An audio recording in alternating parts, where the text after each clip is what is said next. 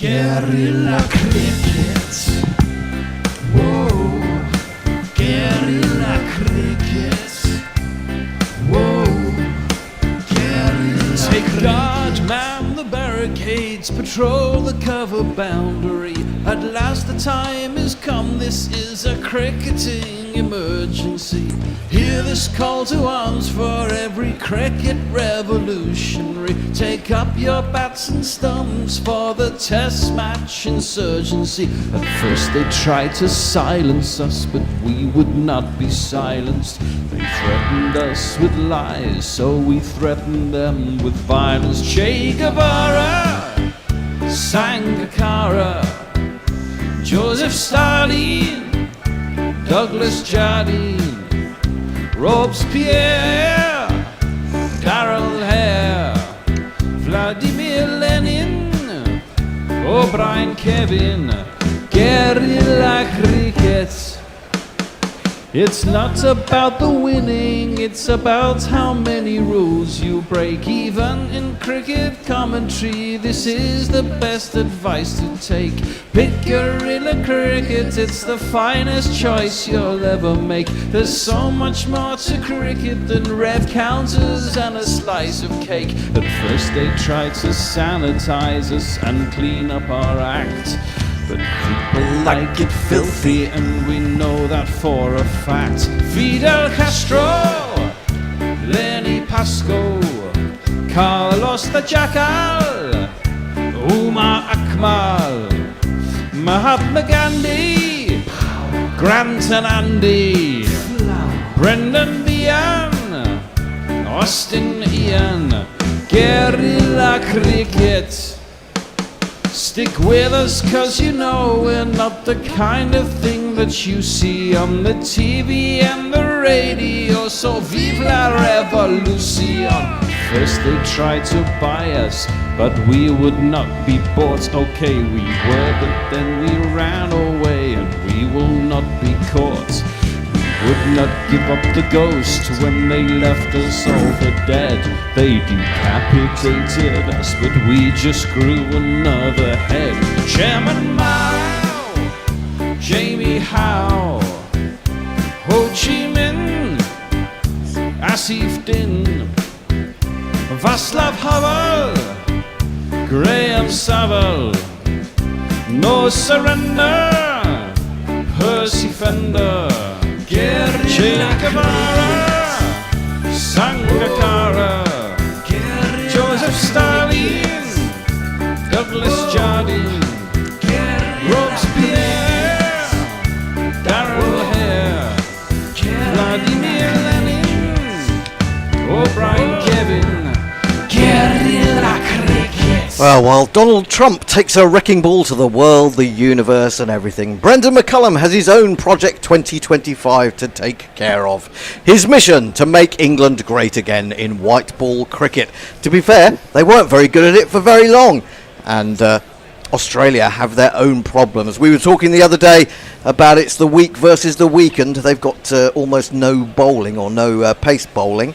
Good morning, good afternoon, good dawn, good dusk, wherever you are in the world. Welcome to Guerrilla Cricket's sunny day in Lahore. I'm Guerrilla Hendo, Nigel Henderson. I'm joined as the anthems are being played out there on the outfield in front of a smattering of Pakistan fans, it would appear. I have alongside me the Bear, an Englishman through and through. Oh yes, definitely, Hendo. We're going to slaughter the Australians. I'm a bit worried. Out there in the weather cave, way away from the sunshine of Perth, deep in the bowels, it is a man who was English, but he went over to the dark side. He went over the dark side in 1970, and he hasn't been back since. It's Messi Jez. Hello, Messi. Hello. I actually think that England will thrash Australia today, but we shall see. We shall see. Well, there's a lot of talk about how flat this wicket is going to be, and there should be lots and lots of runs in it, which would be good. Although I remain unconvinced about England's ability to make lots of runs generally, because they just give wickets away. But you were... I mean, the Bear, he answered the door within seconds this morning. He was like leaping around with excitement and the joy of youth. and was basically saying, "Oh yeah, look at that batting lineup that England have got." You know, but yeah, we have got this problem in the sense that we haven't got a fifth bowler. I did say it had potential. I mean, I just like the balance of this side looks better with Livingston at 7 and an extra batter in the top order. Yeah, we got to finagle 6 overs out of Root and 6 overs, 10 overs even. Yeah, out of Livingston and Root. But you know, I think pace will be more effective here than it was in India, because I think spin doesn't really do a lot unless, as we saw the other day. I mean, they were saying this before in the run up to the game. Aaron Finch was saying that, you know, Pakistan expected the dew to come in the other day in Karachi, and it didn't, which allowed the pitch to spin. Yes, so I mean it was turning, wasn't it? Bracewell. Yeah. And they were finger spinners as well. You know, absolutely. And in the first innings, it really was doing nothing. The same, not so much yesterday actually, but although what's his name? Lefty. Santner. No, South African. Oh, I don't Keshav. know. Yes, Maharaj. Yeah. Maharaj. So the yeah. most important thing is that we've actually got a super chat already. Oh wow. Okay. Oh yeah, well we've got people listening in all the time from YouTube and joining us there. It's great to see all of you this morning. I'm just hoping for a great game that England win, basically. Australia won the toss, put England into bat, and Ben Duckett and his opening partner Phil Salt, who won't be keeping wicket today, are out there. Let's jingle them up, Mr. Vape. Okay, we have this man. Get up on this. So salt, yeah, Phil is here. Want you to push it good into the offside. Scores runs around the park. There's no way you can hide. Push it. So salt, yeah, Phil is here. And this man. And Duckett. Is not very tall. And Duckett. But sometimes he hits the ball Hard.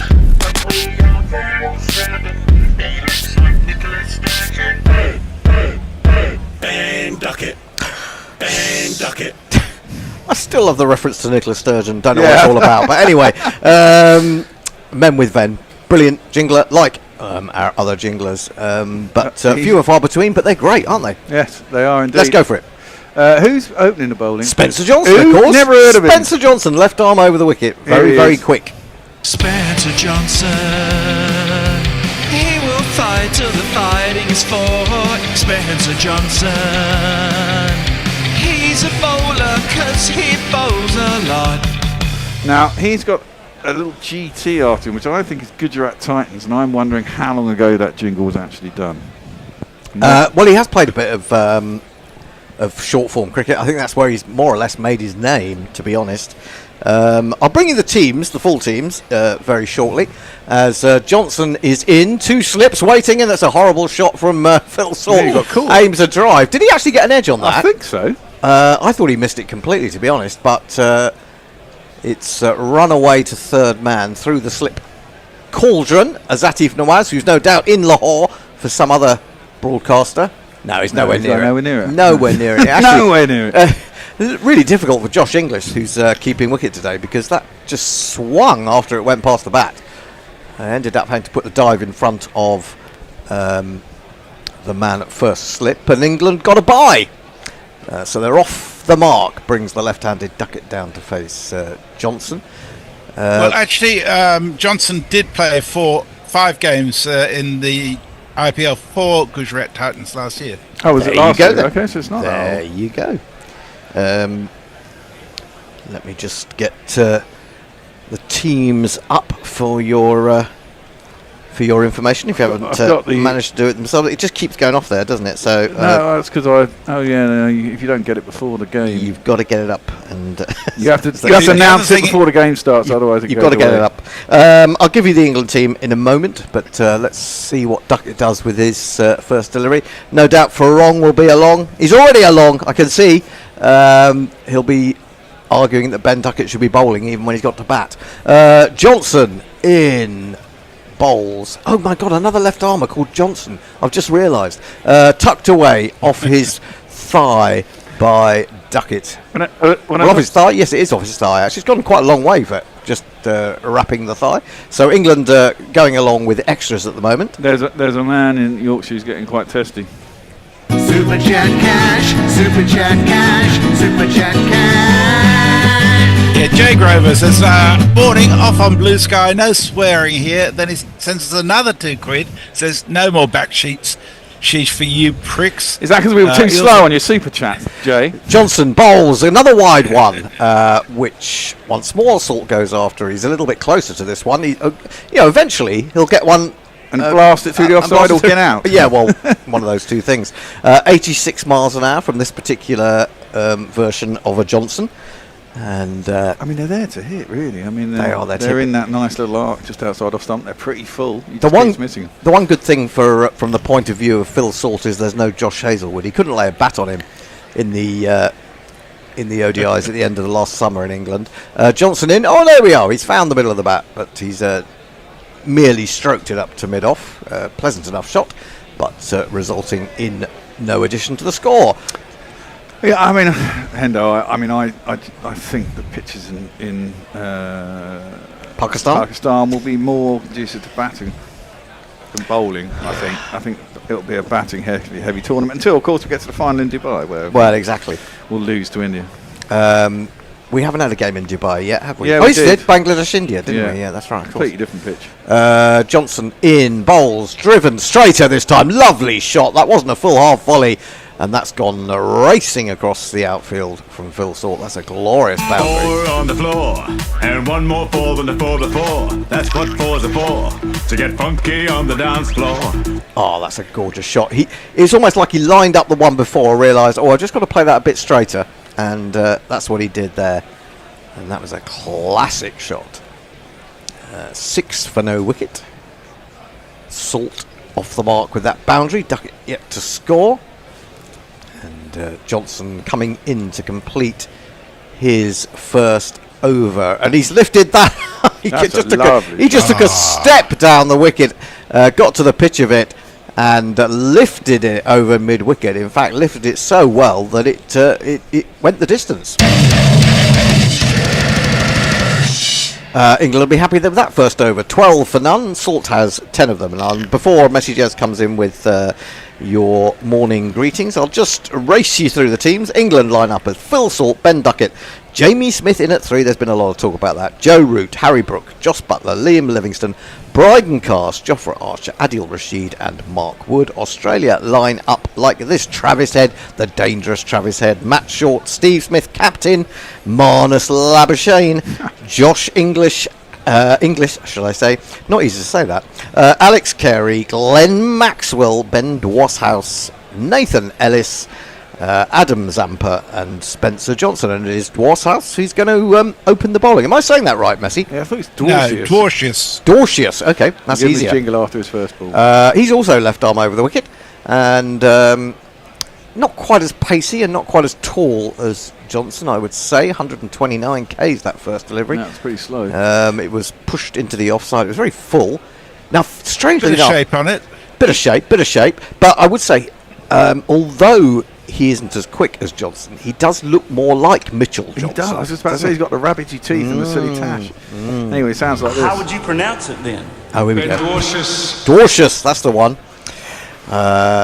Thank you for that. I do feel sorry for spectators because this refurbished Lahore, as Dorcius comes in again, bowls, just getting it to straighten from about leg stump in the air, and it's clipped to square leg by Duckett for finding the fielder, no run.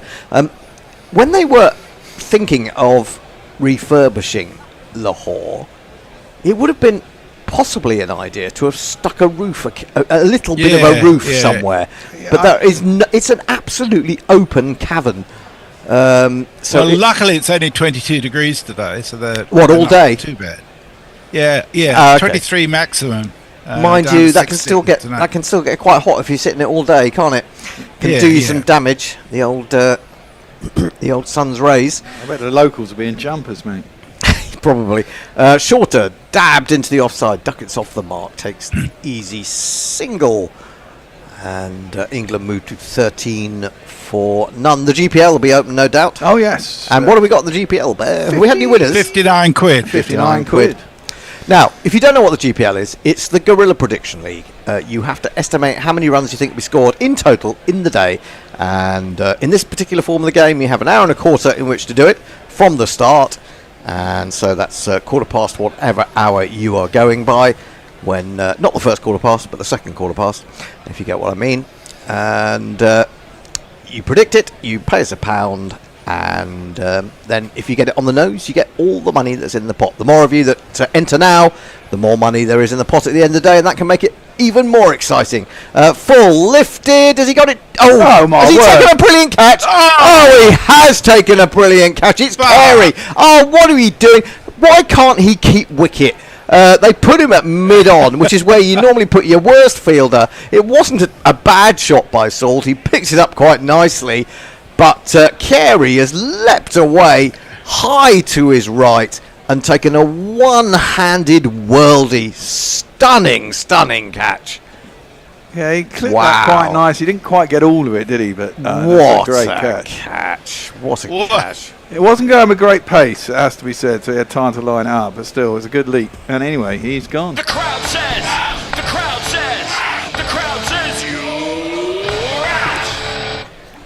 out. It's a very good reason for not wasting your wicket when you get in, really. I'm not saying that Phil Salt was in there, but I'm just looking back over games that they played in India and players getting to 60 or getting to 40 and getting themselves out. And then he looks like he's played 2 wonderful shots in that previous over, and then he thinks he's about to play another one, almost gets it, and someone snatches the ball out of the air, and your game is over. He's not even keeping wicket. There you go. Jamie Smith in at 3, much earlier than he would have hoped. And how do you say it again? Dwarcius. No. Dwarcius. Okay. I don't know. I have trouble with that. It's Jamie Smith on his way. Hey there, Jamie Smith. Are you a good keeper or batsman? Either way, all your hopes of getting a game are fucked. One of the reasons that I'm a little bit perturbed about Jamie Smith keeping wicket as well is the fact that I thought Phil Salt kept really well. Well, sure. Especially to Adil Rashid. And, Smith's coming in without having played any cricket. Salt has played a lot in recent weeks. And I just feel that, it could be the difference between an important wicket or the ball going down. But anyway, we shall see. Dwarcius is going to continue 1 for 1. Bowling to Smith. How many slips have we got in there now? Just the one, just wide-ish.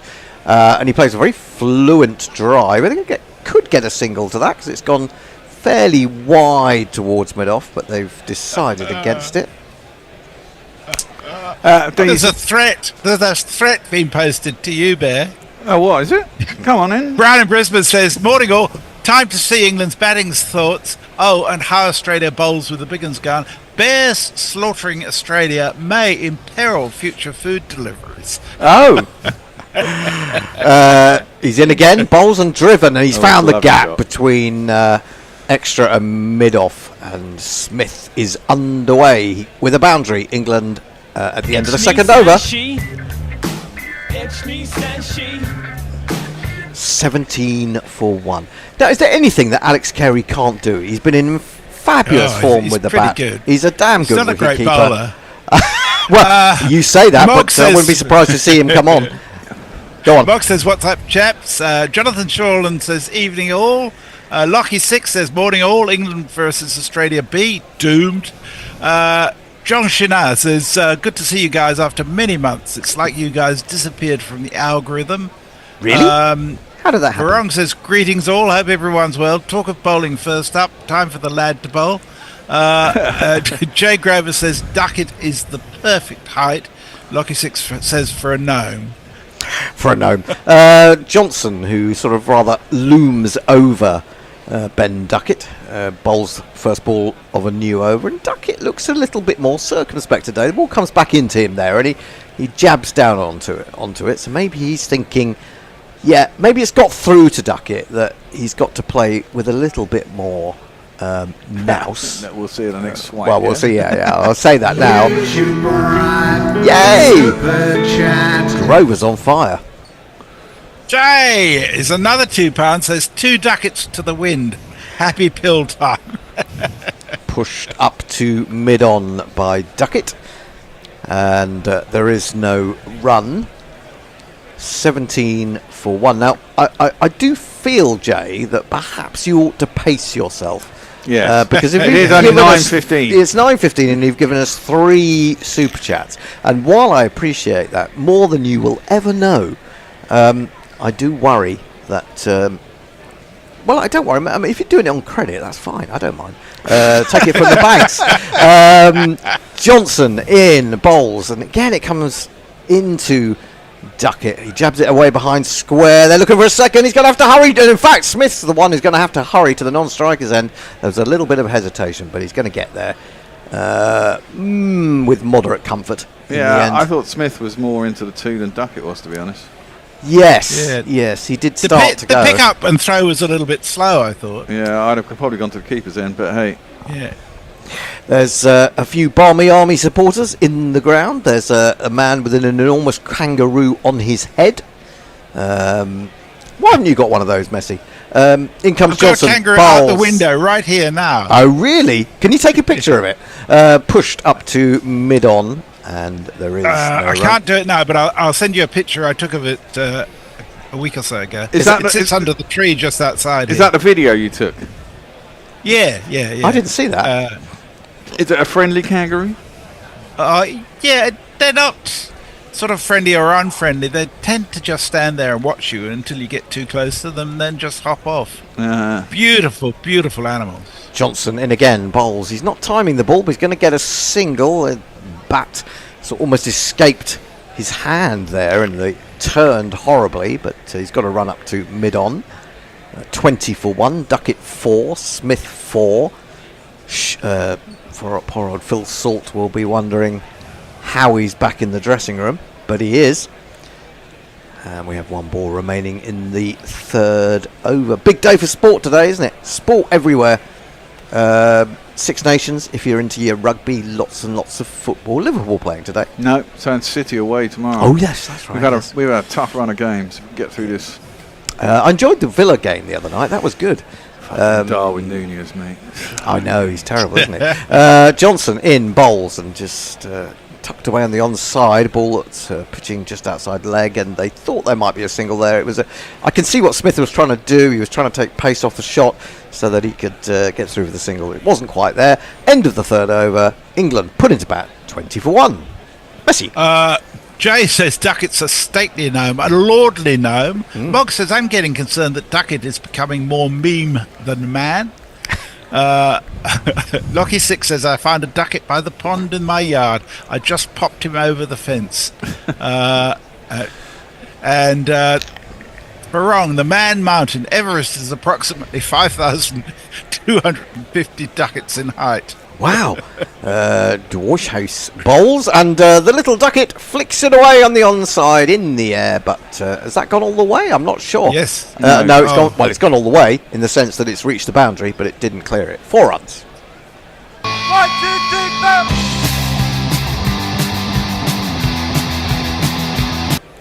I'm trying to think where oh, of course, Pakistan. I was just to say, where's the Pakistan-India game coming from tomorrow? And then I realised it's in Dubai, because I was just looking at a lot of Pakistani fans enjoying this game so far, and I thought, why isn't the crowd a little bit bigger? And then I thought, oh, they're all saving themselves for tomorrow, but of course they're not.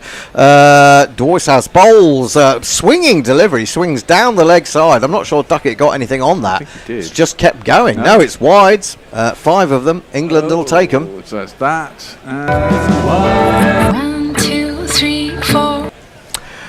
29 for 1. Yeah, Dwarf House is definitely getting the ball to swing, and that swung very late indeed, but unfortunately it started too straight, so it went away down the leg side. But if that had been another 8 inches to the offside, that 9 off the first delivery there. Oh, in effect, yeah, because they've only had one delivery. Yeah, absolutely. That's pretty good, isn't it? But yeah, that could have been a dangerous ball for the gnome, but he survives. And House is it? I can't say it. I'm going to call him, I don't know. He's driven at that one, got an inside edge down onto his pad. That was a little bit loose from Duckett. We saw England absolutely infuriatingly, especially in that final ODI in India, where I think, was it 3 or 4 players chopped on as England faded badly. I think the way that England play, the techniques that England's batsmen have, is always going to make them sort of susceptible to that. This is forced off the back foot. They will take a run to wide mid-off. Well, yeah, a lot of bats don't come down straight these days, Hendo. That's just the way it is. They leave big gaps, don't they? The notion of bat and pad close together just doesn't. There are a few batsmen who do. Root is one who does. Yes, but there aren't many. Kane Williamson does still. They've got correctness in there. Even Shubman Gill doesn't. He looks correct, but you watch him and his feet go down the track and he still follows the ball with his eyes. His eye is amazing. Yeah. Whose eyes? Shubman Gill.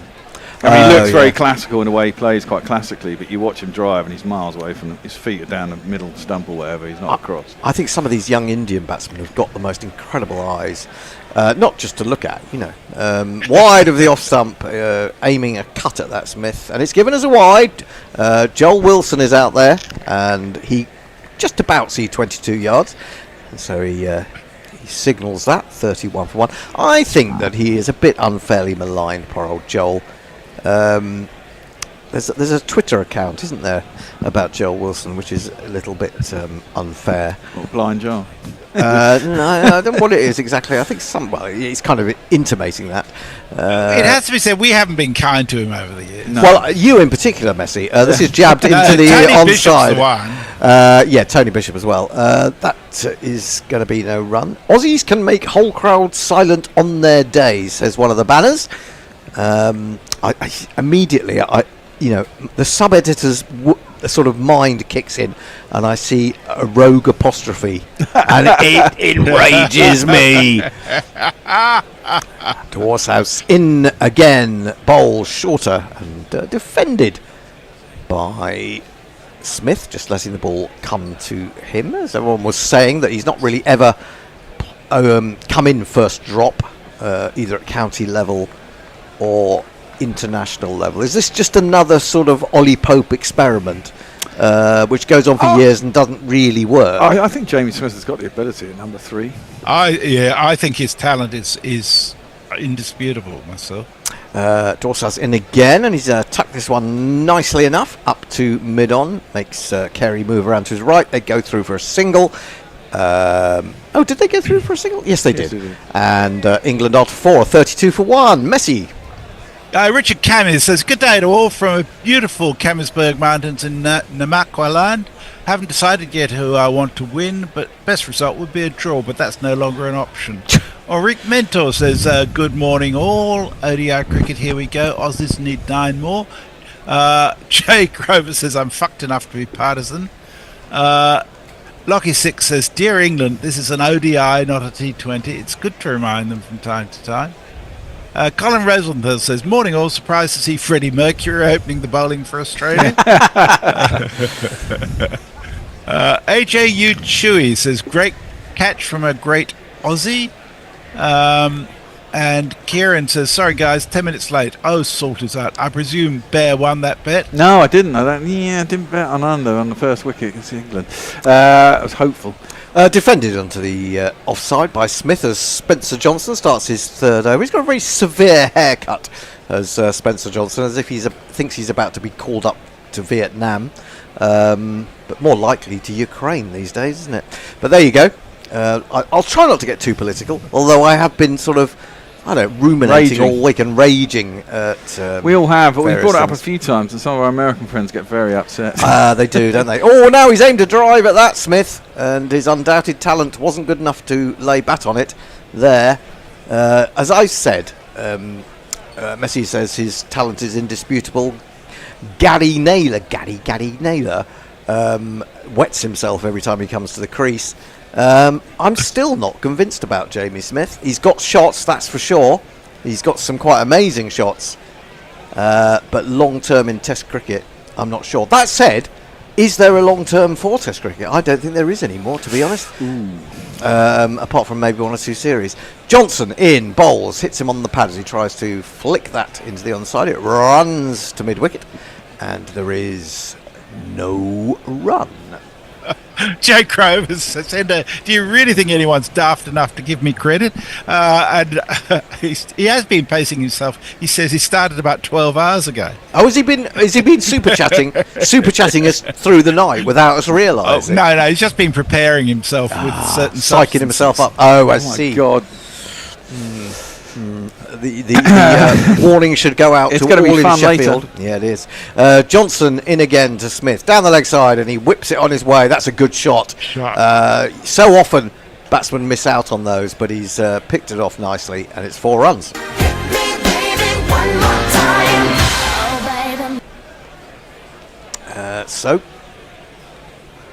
Yeah, I mean, you would have to say that England must feel they have a chance. If Stark, Cummins and Hazelwood were playing in this team, and of course Stoinis, even though, I've never been a great Stoinis fan. often goes for runs. No, I'm talking more about his batting, right. really. But Of late, it hadn't been great either, had it?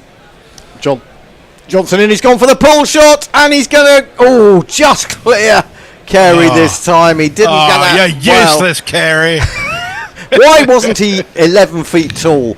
He would have had that, no problem. They've got back for a rather fortuitous 2 there. Smith goes into double figures. Now, if he'd hold out there again, and in this, I wouldn't say that Salt hold out really, but that was a poor shot. Mistimed. Totally mistimed, but Enough. it still nearly went to the boundary. Yeah, these outfields in Pakistan are pretty quick. They are. It's like the one at Karachi was. Johnson in again, and that's better. Much more fluent Oh, drive. that's a There's lovely shot. an effort from the extra cover, but the mid-off who has to chase it gives up very early on, because that's glorious. He's got undoubted talent, this man. Indisputable. Well, it's massive. 42 for 1 of 5. What is that? That's just over 8 and over, isn't it? So Yes, that's right. Pretty decent start. Rick Mentor says, we need a couple of beers today. I'm enjoying your commentary. Thank you. Dave Wood says, was the kangaroo sitting in the old gum tree? No, it was sitting under the old crabapple tree just outside my window. And Lockie 6 says, Joel has a 90% overturn rate on reviews. The average is 40. I think that's an exaggeration, Lockie. I suspect it has to be, doesn't it? It has to be. If that's his stat, then that's not good. Dwarsau starts a new over, finds the inside edge of Duckett's bat. Duckett's struggling to find the middle at the moment. He's going to get a single nonetheless. Sometimes those slight mishits go to corners of the ground that fielders aren't expecting or bowlers aren't expecting, and that is one of them. Gets another run. Now we've got some milestone. Oh my goodness me! Now this is a really important one. Liam Livingstone needs 1/6 for 50 in ODIs, as does Joe Root. Josh Butler needs 31 runs for 1,000 runs in ODIs versus Australia. Geez, that's a deep barrel. He's in the air and he has holed out. The indisputable talent has not learned his lesson. He's offered up the simplest of catches yet again to mid-on. Really, England? Really? Talk me through that. Talk me through it, please. He's gone for 15. Fuck off! Just fuck off! Another one bites the dust. I think that is going to be out, Fred. Another one bites the dust. It's a bit of an easier catch for Carey compared with the Salt one. Takes it right in front of his face.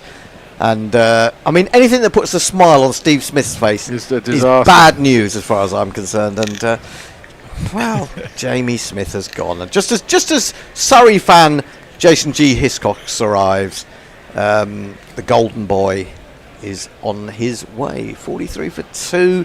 Duckett looking out of touch. This is not good from England. Well, at least Duckett's still there. I mean,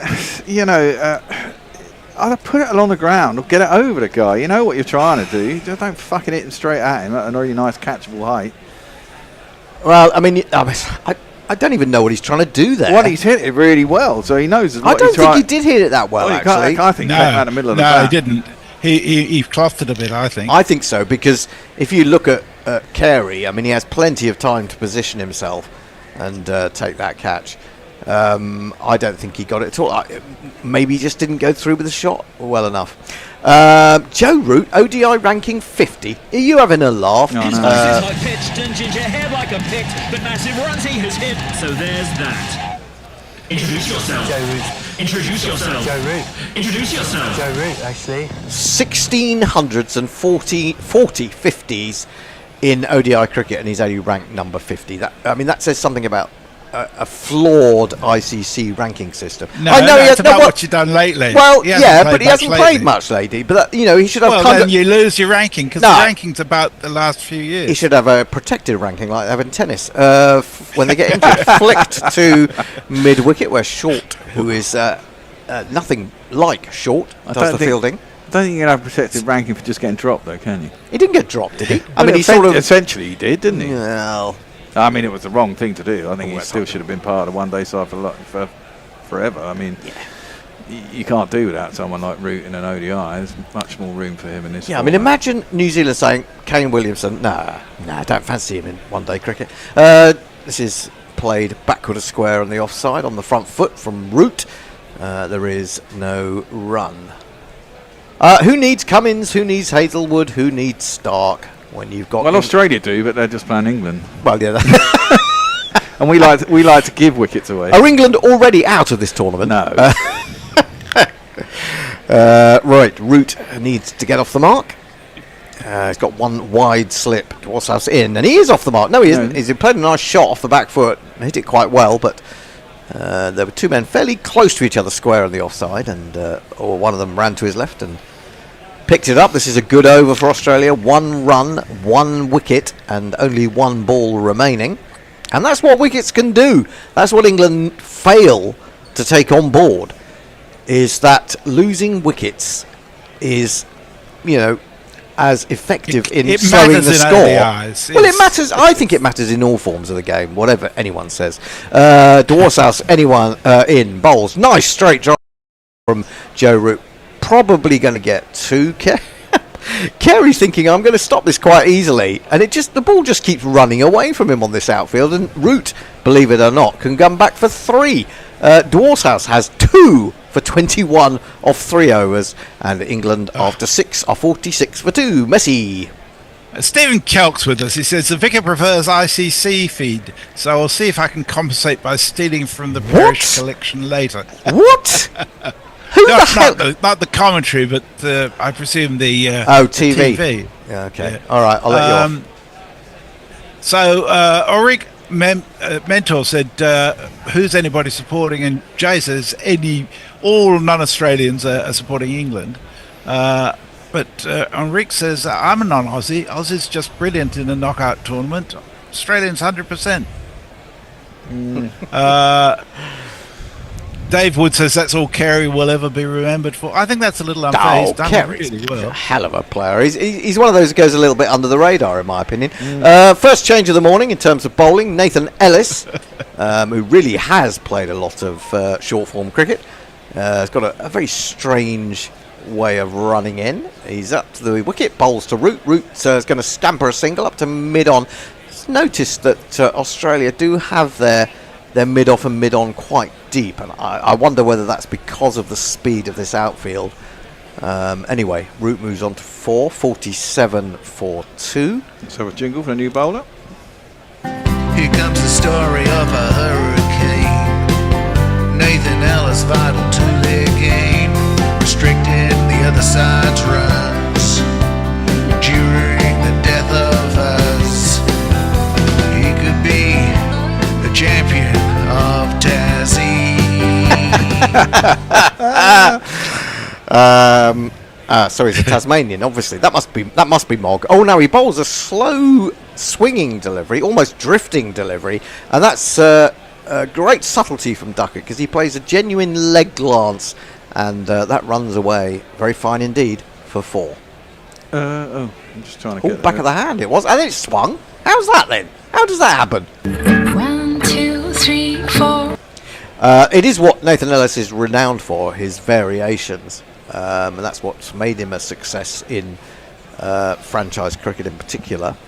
But that was very subtly played by Duckett, who moves to 14, and he's looking for another single out on the offside. He's not going to get it this time as the man moves round to his right. The 50 came up for England with that boundary, 51 for 2. And just looking at this field, who are the men out? We've got the man at deep square leg and the man at deep backward point. Of course, only 2 men or 2 players allowed outside the circle for the first 10 overs. And Ellis is running in again, and Duckett forces out to the offside once again, finds the fielder. He's a strange bowler, isn't he? His run-up suggests that he's going to ping it down at enormous pace, and he doesn't really. No. But, as I say, he has got these variations. That was out the back of the hand. That's another one out the back of the hand. I was going to say, that just seemed like a very slow delivery. Yes, it's good control, really. He's 2 of those in this over. It's really hard to do that, isn't it? Yeah, he's the Jay Dernbach of Australia. He's in again. Oh, he's gone through Duckett there. I don't know what Duckett was doing. Don't think it did a lot in terms of movement, but he missed it on the inside edge, as did Inglis. Not on the inside edge, but he just fell over the top of it, really, and it's run away for 4 byes. We'll have those, thank you. And we will indeed. Not going to give it a jingle. Nah. That outfield is incredibly quick, isn't it? It is. That didn't miss the stumps by much. I mean, he was late on it, wasn't he, if anything? Maybe just kept a bit low. That could have been what it was. But England are sort of benefiting from quite a few extras here, aren't they? Even if their batsmen aren't taking the game. We'll take the runs. We'll take the runs, however we can get them. Absolutely. Ellis in again. This one squeezed out square again. Pretty good over from Ellis. 5 runs. Well, I suppose 8 plus. runs Well, more than that. Yeah, because of the 9. 4 byes. 9 runs from it. 55 for 2 after 7. Root has 4. Duckett 14. Messi. Jay says, I did say I was tying one on Friday, and then he says, sorry Jeremy, I got banned from another pub I wanted to take you to. Jay's taking me on a pub crawl in Sheffield in May. My God, which would be interesting. Actually, I think we should have a YouTube video of that. That could be messy. It'd be more than one Messi way. with Messi. Messi gets messy with Jay in Sheffield. I think we need. I do think we need a film crew for that one. Ooh. And perhaps we should probably get in touch, if there is such a thing, the Sheffield Tourist Board. Come to Sheffield. I think we should go with bodyguards.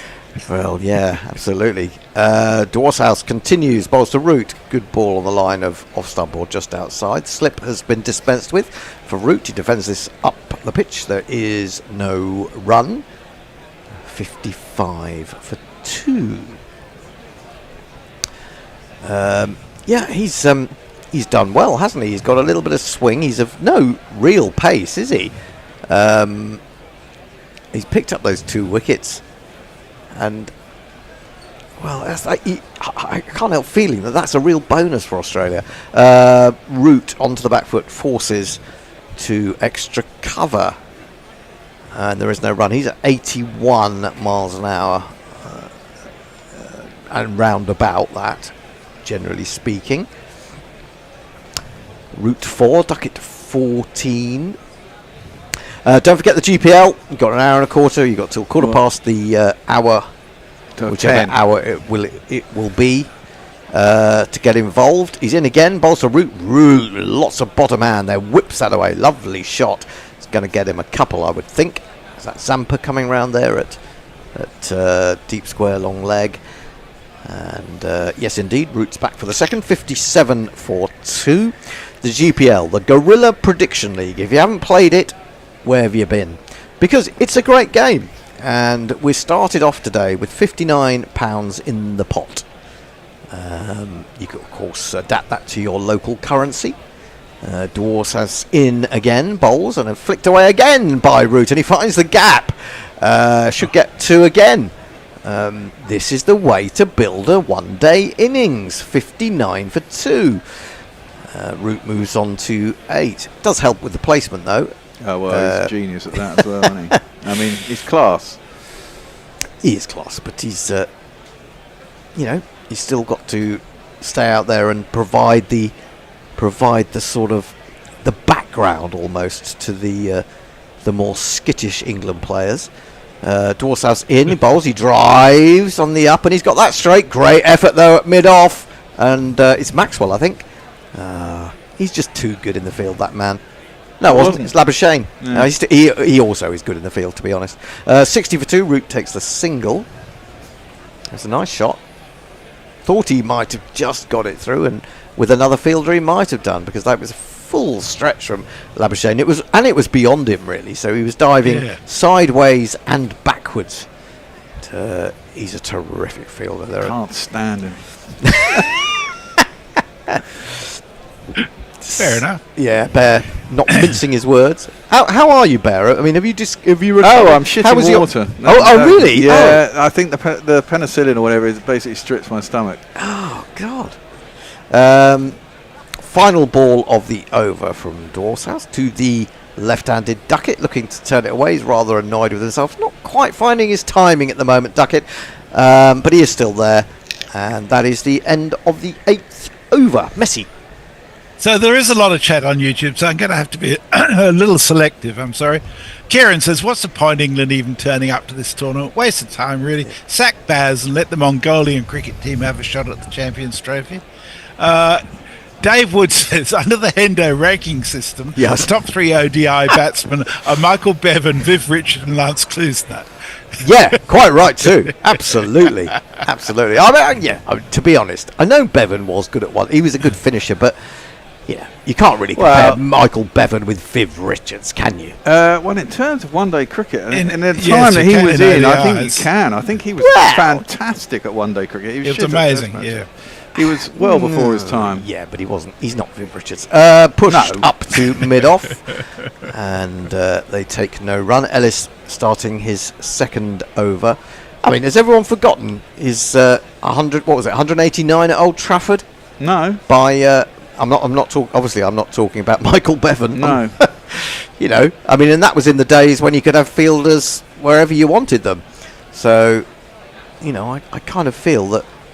I mean, Viv in modern day, at his best, one-day cricket would have been absolutely phenomenal to watch. This is played gently square of the wicket by Root, and again no run. 60 for 2. Well, Viv in his pomp was fucking marvellous, wasn't he? Yeah, absolutely. And Lance Klusener. I mean, he wasn't really. He wasn't Viv either. He was a clobber. He was a clubber. A clobber or a clubber? Clubber. He clubbed it, didn't he? I mean, he was just a log. In comes Ellis, bowls, and flicked through square leg. Another 2 on the cards here for Joe Root. Nicely played. It's Johnson, I think, down there. Had a fairly square long leg. He's picking his spot well. He goes into double figures, 11 from 13. Duckett has 14 from 19. And England are 62 for 2. Put into bat this morning. The GPL is open. Guerrilla Prediction League. For every £1 you spend, you can have a guess of how many runs will be scored in the day. Go to guerillacricket.com/competition. Follow the prompts, and you will potentially win lots of money. Ellis in, bowl slower, ball waited for by Root, and then just angling the bat, opening it, and running it down to third man. Easy single. That was 68 miles an hour. And already the Australians have worked out pace off the ball. Yeah. Whereas England have Viv Richards had an ODI batting average of 47. Michael Bevan of 53.5. Strike rates? I mean, they're different eras, aren't they? I mean, that's the thing. Yeah. Viv had a better strike rate of 90. Wow. Bevan was 74. Wow, is that low? That is interesting, isn't it? Yeah. That is interesting. Ellis in bowls, and for a moment Duckett thought it might be short enough to pull. You could almost see his mind ticking over as he lined up a pull shot and decided it possibly wasn't quite there and ended up dabbing it defensively into the onside. I hate to say it, but I think Duckett has a bit of a cricket brain. Oh, steady on. Steady Until on. he gets to about 40 or 50, and then he says, no. Yeah, well, yeah, there is that. But I mean, considering he is a very explosive batsman, he sometimes does rein it in a bit. Well, I don't think he's reining it in so much as just looking a little bit out of touch, I would say. I mean... yeah, but he doesn't feel the need then to try and do something stupid, maybe. Well, steady on, Bear. In he comes, bowls, flicked away. That one's pitching outside leg stump. He's tucked that away quite nicely. He's found his timing there, but it's only a single out to deep square. End of another Ellis over. He's bowled 2 and conceded 9. And England after 9. 1 over left in the 2-man power play. And it's 64 for 2. Jay says under the Hendo ranking system, Chris Tavares should open the batting in 2020. Yep. Mog says, still can't tell the difference between Jeff and me then, Hendo. I can't. Hombre Nuevo says, morning, fantastic GC. Great hurricane jingle there. What are the betting odds on this game? I think Australia was slight favourites. They were when I looked yesterday, I think it was. Let's have a look what the betting app says, shall we? Say something about England if Australia with this and team Cat are Martin favourites. says, good evening from Vegas. Like the smash button and such. Wow. Down the leg side. And it's a wide. It was well taken by Inglis, but yet another extra. There have already been, I would reckon, at least 10 runs in extras in this total so far. We've lost Salt for, was it 10? We've lost Jamie Smith for 15, both caught by Carey, but in an unfamiliar position for Carey at mid-on. This is down the leg side. I mean, that would have been a wide, but actually Duckett lays bat on it and takes a single to long leg. And probably could have left it alone. Anyway, he moves to 16. Match odds, England are evens and Australia 5-4 on, so there's not much in it. Yeah. Des Reynolds asking who the England quick bowlers are. That's Archer, Wood and Cass. Yeah, I mean, you wonder whether they're going to bowl at full pelt. You would hope not. I mean, obviously for the first couple of overs and see what's happening out there. Forced off the back foot by Root. It requires a dive to prevent it running away towards the boundary, but they have time to come through for the single. Root goes to 13. England 67 for 2. The run rate is 7.18, perhaps restricted a little bit by losing those 2 wickets. Sorry, Jay Grover in the pub crawl, he says, Jeremy's going to be so disappointed when I take him to a middle-aged indie pub which Forthy would find too soft. Crunched! And I thought for a moment he'd been caught there at extra. Did he put that down? There was something in the... it's Maxwell, isn't it? No. I don't think he did put it down. No, it's Short. He's trying to look like Glenn Maxwell with that luxuriant beard. But, I think just Duckett was more disappointed that he didn't find the gap. Dorshouse in again, bowls, and he waits for this one and forces. Going to have to hurry through for the single, up to mid-off. Labuschagne does the fielding, 70 miles an hour that one. So he's bowled with great intelligence, I have to say. Dorshouse. That makes it sound as if I think Australians aren't intelligent. Actually, no, it's people with those moustaches normally aren't. Oh, well, that's true. I think that in terms of cricket intelligence, they're far more intelligent than English players. Onto the back foot goes Root, finds the gap, but there's Labuschagne again. Nothing gets away from him. They'll only get a single. And Root moves on to 14. There's just not enough pace. They're taking the pace off so well that when Root plays those shots, even though he's timing them quite nicely, he's not getting it away from the fielder, as it were. Right, we're going to have a change at the end of this over. Bear's going to come into ball by ball. Mog is going to come in and sing some Jeff-like jingles to you. And Jason is going to make his debut of the morning. Smashed, crunched by Duckett. Finally. That's the Duckett we know and love. Raced away to the extra cover stroke, long off boundary. 4 runs. England after 10, 73 for 2. 1, 2, buckle my shoe. 3, 4, shut the door. I'll do one message so Mark knows where we're at. Brown in Brisbane says, how many boundaries have been scored as extras? There's been 4 byes and 5 wides as boundaries. There's 13 extras in total, Brown. Yep. And I'll hand over to Mark. And we've only had 10 overs. Or this morning you're Inim Naeem Bala. Is that correct? The N with a tilde over the top is the NG sound. Nga. Ngay. Okay, fair one enough. of those sort of nice words like they have in South Africa, where you have to do glottal stops and all Yes. A lot of those in Africa. That's you're quite quiet actually, Mark. That's clipped out to deep mid wicket for a single. It sounded quite distant. But he is quite distant. It's emotional only, don't worry. Well, that's an interesting power play. No, objectively, if you think it's a good pitch, that's honours even, 2 wickets and 70 odd runs. Yeah, I mean, but there's 2 English wickets, which means it's advantage Australia. Well, I think we've got a better batting line. Maybe it works that you get Jamie Smith in, you have a couple of people try and get off to a really good start, and then you milk the middle overs and then see where you. I mean, I don't want England to lose another wicket for another 20 overs now, really. No. That's down to third man, and it'll be a single. The one Duckett, second ball of the over. The one good thing is it gets Joe Root in early, taking the chance to build the innings. Well, yeah, I mean, I think that's the idea. Then again, he should be in at 3, not 4. Isn't that the idea? If you have another one pinch hitter, you've got 2 chances to go off at quick pace. If you get them out, then you slow it down and you get Root in at 4 rather than. So you give yourself an extra chance at the top, and then hopefully you settle in from there on in. That one came in a little bit off the pitch from Ellis. It was particularly quick. And Root just times it out to cover, and there's no run. Yeah, he's looked a bit scratchy in terms of sort of timing the ball, Root. I mean, he's worked it nicely off his legs, but no, when trying to play through the offside, he's looking a bit as though he can't get the pace of the pitch yet. Well, they've all taken pace off. They've done that quite well. I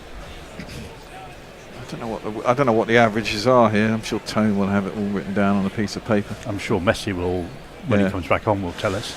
That's a slower delivery into the pads. Root clips it nicely between mid-wicket. Off his legs again. Off his legs. He's good at that.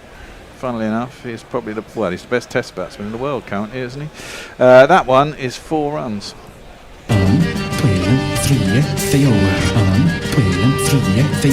Out through, beats mid-wicket and a wide mid-on between 2 out the back of the hand. Yeah. Yes, he's probably, over the last year, 18 months, his best test batsman in the world. After the last 3 months, it's probably Steve Smith, because he's hit 400 in 3 games. Yeah, he did. He's finally fell to form. He's typical coming into an Ashes year, isn't it? But anyway, that's driven by Root. Can't beat the inside of Marnus. I think it's probably Marnus down at mid-off, and there is no run. 79 for 2, 10.5 overs done. Pretty good start by England, really. Yeah, even allowing for the Salt dismissal and the Jamie Smith brain fade. Yeah. And I think every team has got a Centurion now, except for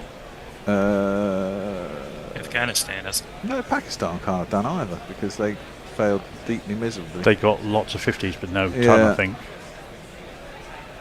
That one is nicely played into the offside by Root, wide enough of cover of it through for a single. Yeah. No, because Kushtil got 70, batting at about 7. Yeah. I think that was the highest. That was the highest. And Afghanistan yesterday were poor chasing. I mean, they fucked it up early, I suppose, but... Turgid. Fucking turgid. It was very turgid. You were here with us, weren't you? Yeah, Christ. Yeah. I was doing a better job of staying awake than you were, but it was a struggle. It was a struggle. It was a struggle. Lockie 6 says, Root has more cricket IQ in his arse than the entire Bazball matrix. Well, that kind of is true. Well, he's not part of the Bazball matrix, is he? He's finally worked out that he needs to bat in real life conditions, not in the matrix. Well, indeed. Oh, this is interesting. Well, interesting times indeed. Straight at the end of the power play. God, this man. It's going to be some flat filth. If I had $1 million, if I had $1 million, I'll buy you a Glen Maxwell. Then we are no longer friends. So this is going to be the floated up stuff. Is going to be the darty stuff. It's going to be very darty, and it's Shit gets wickets. Yeah. Well, that's floated up. And Root will just milk singles down to long on every time. We'll get some funky shit. This is where Duckett gets out, or scores some quick runs, possibly. Sweepstake on the reverse sweep first ball. I'm up for it. I think that's it's a good possibility. He will confound all expectations. He won't be doing that. Wow. Famous last words. Where have we got? So, the 2 men short are a man on 45 and a man on round the wicket, so there's definitely a chance on here. No. Just plays it back up towards mid-on. But will it be his first scoring shot against Maxwell? Well, possibly. No, keep changing those goalposts. Come on. Yep, that's the English way. Yeah, indeed. He's waiting for the line, I guess. Australian way too, funnily enough. Around the wicket, Maxwell. Again, into the pads. You're not going to reverse sweep those, are you? Too short as well. And they're into the easy shot round the corner for a single. Well, take a look first. Yeah, take what's offered for an over. Or 2. Yeah, I mean, this is it. You don't really need to... look, we're on for... 350 if we don't well, that's what I mean. I mean, even if you go along now and run a ball for the next 20 overs, you're up at 200 by 30. And that's where you want to be, you know. And then you've got 20 overs with 8 wickets in hand to stick on another 150, 160 with a bit of luck. That one's played out to deep point, and that's a no run. And that's going to put enormous pressure on any side, isn't it? I don't think there's a batting in the Australian side, but there are some dangerous people in there. There are some people who are in form. I mean, the people I'd be scared of, Travis Head, Matty Short. I've seen do it against England, but I'd hope to get him early. Yeah. But, you know, Piggy, as you say, is in decent just as form. well it's not his brother. Darcy Short, who would absolutely smash it. He's the Warner replacement, I think, potentially.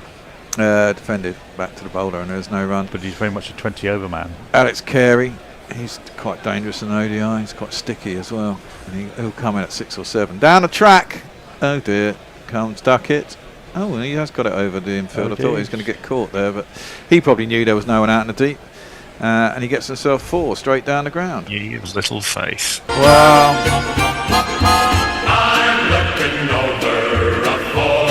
Mog, it's the evidence of experience over potential, I think, there. Well, yes. And I would say, before we hear from Mog, I mean, Messi was saying earlier that there's too many messages on YouTube to read them all out, but that's why you super chat, you see? Then you're guaranteed to get read out. And also smash the like button and subscribe. And there you go, right on cue. You see? Jay knows what he's doing. YouTube right, super chat. Can you see it? I just spotted the message directly above that one. But Jack Rover, £2 English. Duckett now represents all the 5'8" kings. All the fucking short asses, I believe is correct. Yeah. Root clips that one again out to deep mid wicket. This time he can't get to. Good choice. He would have been run out by about 2 yards. Yeah, he would have been. Has Ellis bowled a quicker ball yet? I haven't seen anything other than off-pace off ball. He's bowled some 83, 84, but is that quick? Is that his normal pace? Not sure he's going to get much quicker than that. Yeah, exactly. He's got a strange little run-up. He does. Dear, into the pads. There's a big appeal from behind. It's given us a wide. Yeah, that's just the from Joss wide anti-wide appeal. When was the last time an umpire fell for that shit? Seriously. They often don't. Should be penalty runs when they do that shit. But I have seen it work. Yeah. Occasionally, it's got to be a lot closer to the pads than that, though. Yeah, it's miles away from everything. Yeah, just going back to that Ellis action, he runs up with his hands like this so you can't see the ball. Yeah. So he does a little hop and a little bip, bip, bip, and then he's into the crease. Around the wicket, Nathan Ellis. Oh, wow. Now that either have real pace off, but it really kept Very quite slow. low as well, didn't it? Yeah, 68 miles an hour. Didn't get up at all. He's looking at his bat, Duckett, thinking, well, it doesn't matter where I hit it on the bat with that pace. There's no middle there. And it's yeah, missed the bat by a long way. missed a Gee, pad what a by shock. him. I mean, England got a good rate here. Yeah, it just gives you the evidence that this might be actually a belter of a pitch if you don't F up and play a stupid shot. Wow, I mean, his bowling attack isn't exactly fucking high class, is it? Let's face it. That's clipped out to deep square leg compared to what's been left behind. And they'll get a single. Nothing really to fear if you're an opposition batsman. Yeah, but this is the beauty of the Champions League. This is that every match matters, and this is, I think, tactically for England, a must-win game. I think, I think the first game because I think really they won't win against South Africa. I don't know. South Africa will be a good game. And you need 2 wins to go through, effectively, so you've got to beat Afghanistan and one other. South Africa and England are very well matched. Very similar sides, really. Defended back down the track and there's no run. And England will certainly want revenge for that World Cup clattering that they got. Which also makes tomorrow's game, India-Pakistan, absolutely crucial Well, for Pakistan. Pakistan have to win, don't they? There's no question about it. I just. And their record in ICC trophy tournaments is not great against Well, they India. beat them in the last final, though, didn't they? They In this did, tournament, but, and they've held the trophy for 8 years, which is a pretty good going.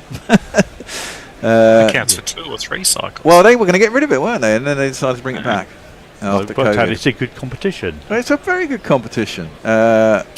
Guided by Root, can't beat the man at short backward point. I think it's Maxwell. Quality probably. of competition has nothing to do with it. It's all about who's going to make some money out of the broadcasts. Well, yeah, there's that too. But I mean, it is a good competition because it's short, sharp, and sweet. And I think every match matters. Every match matters, and therefore it does become a bit fun. I mean, the point is that we've had 3 pretty dull games so far. Been really one-sided. And okay, you can kind of stomach that for a couple of weeks if you get a couple of close games and the result This is meant gets to be good. big game weekend 1 with 2 belters of games. Root does beat cover, and therefore they might think about 2, but they didn't go off quick enough because they thought it was going to be stopped in the cover. Was that so they can't Maxwell get on the back to 2. boundary? No, Maxwell's at backward point. End of the over and there's no run. Mog. Oh, we should do some of these things. Stephen Cook says Glashuis is Dutch for diagonal cross sideways house, by the way. Sure, we've had that before, yeah. Enrique Mentor asks, is Stark not playing? No, he withdrew for personal reasons. I thought it was he withdrew for personal reasons. Cummins and Hazelwood are injured. Cummins was injury and paternity leave, I think. Something like that, yeah. Something along those lines. And Hazelwood just doesn't like to travel, something like that. Lockie 6 says, Jay will become disoriented and accidentally take messes to a gay bar. What do you mean, accidentally? It's where the best time will be had anyway. You should see Messi on the dance floor. He's just Messi. Yeah. There's too many puns there. You can just use it in every situation. Maxwell is going to come in. He's going to bowl at Root.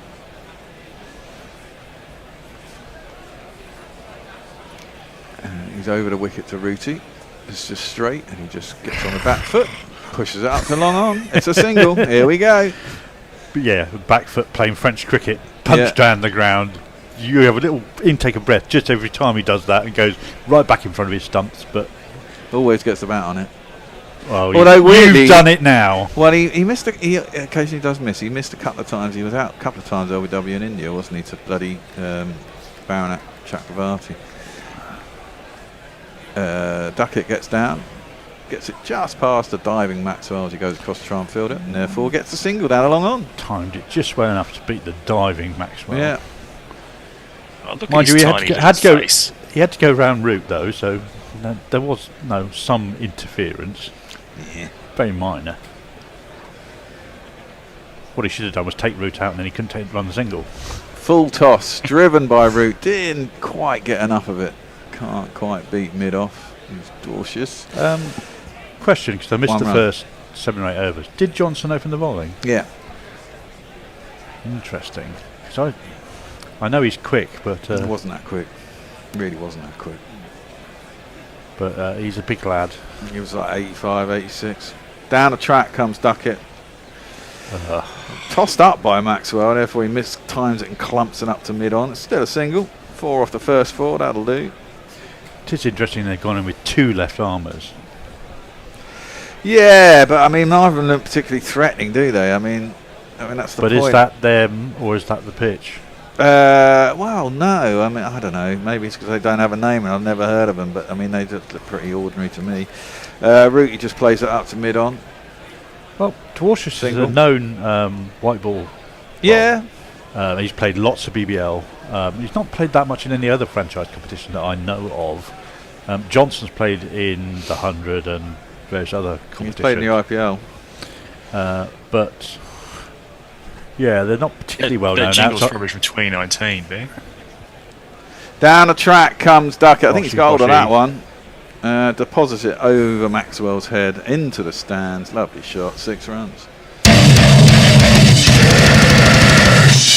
Well, that's ruined a good over. That's gone for 11. Just to let you know, you have 12 minutes left on a GPL. Estimate, as I always say, or guesstimate the amount of runs scored in the day. You can win the pot. Stood at 59 quid before the start of play. It's not guesstimate, it's a game of skill. It is a game of skill. That's what I guesstimate. Same thing. Luke Hallahan asks, is the Bishop on later? Yes. He's coming in remotely, I believe. He is coming in remotely. Zoominating in. Mike says they should get rid of the ODI World Cup, just have the Champions Trophy every 2 years, and then keep the T20 World Cup every 2 years, as is. I'm not sure about that. What about the teams that aren't ranked in the top 8? It gives you an incentive to be in the top 8, but...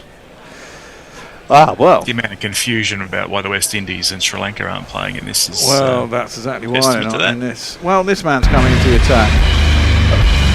The enemies of the mighty fear many things. Yet there is one thing they fear above all others. They fear Adam Zampa. Well, England fear Adam Zampa. Yeah, his first ball just gets pumped up to long on for a single. I saw his ICC ranking as 12. I thought that's a bit low. He's been a lot better than that for quite a long time. Well, yeah. Especially in tournaments. Well, this is the thing, isn't it? They play so little ODI cricket, these rankings don't change a lot. Maxwell was 71. And quite deservedly 71, I think. What, in bowling? For his bowling. Oh, right, yeah. Yeah, that's his average as a bowler, I think. Yeah. Duckett against Zampa will be the interesting one. What would he do? He's tossed that one up and he's just played it up to long on. It'll be a single. Wow. Sensible stuff. Indeed, indeed, indeed. Stephen Kelt gets the gist of things here. Super chat! A super chat from a huge YouTube hero! They're awesome and smart and they're playing their part. Super chat, super chat, super chat! Full toss. Works into the leg side. Can't beat the man. Missed out a little bit there, Rooty, but takes a single to a man on 45. Give us that super chat, Mog. Stephen Kelk for €2.49 says Duckett is truly a master of both ends. Bracket, snigger, close bracket. Yes. I think Root was just surprised. Super chat, and you too can have it read out in my bestest possible voice. Absolutely. Duckett this time doesn't get a single. Mid off is up. That was to Google, I think. Possibly. So just played it no. I mean, this is it. I mean, against this Australia side, without those other, without Stark, Cummins and Hazelwood, you go, okay, well, we don't have to take that many runs off Zampa. There should be plenty others on offer. Cut. Not cut particularly hard. Oh, there is a man back there. It's going to be 2. There's a guy out in deep cover. And they'll get back for 2. England move on to 107 for 2. Well, without his assorted fast bowling bully boy France, maybe they can now break him mentally by smacking him around the park. I've seen him hit occasionally.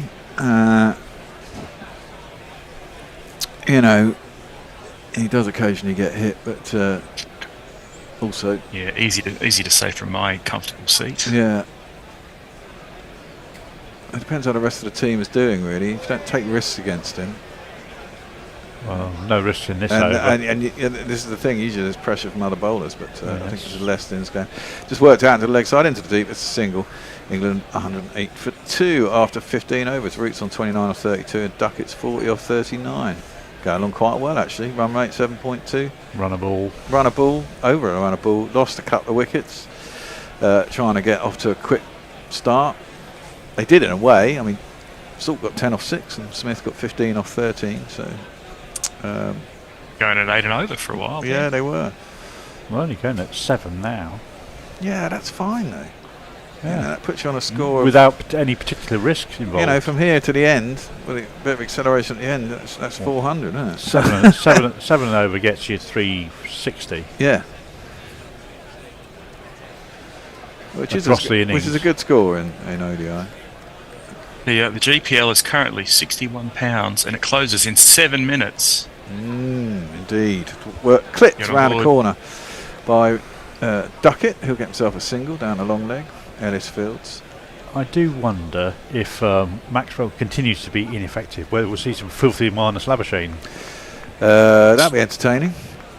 With his slingy, leggy darts. Yeah. And he's hit with a shovel-worthy face. Yes. Maxwell straight and Root just adjusts. Turns it around the corner. They still get a quick single to the man on the 45. Look, all the pace off the ball. He's so good at that. It's really...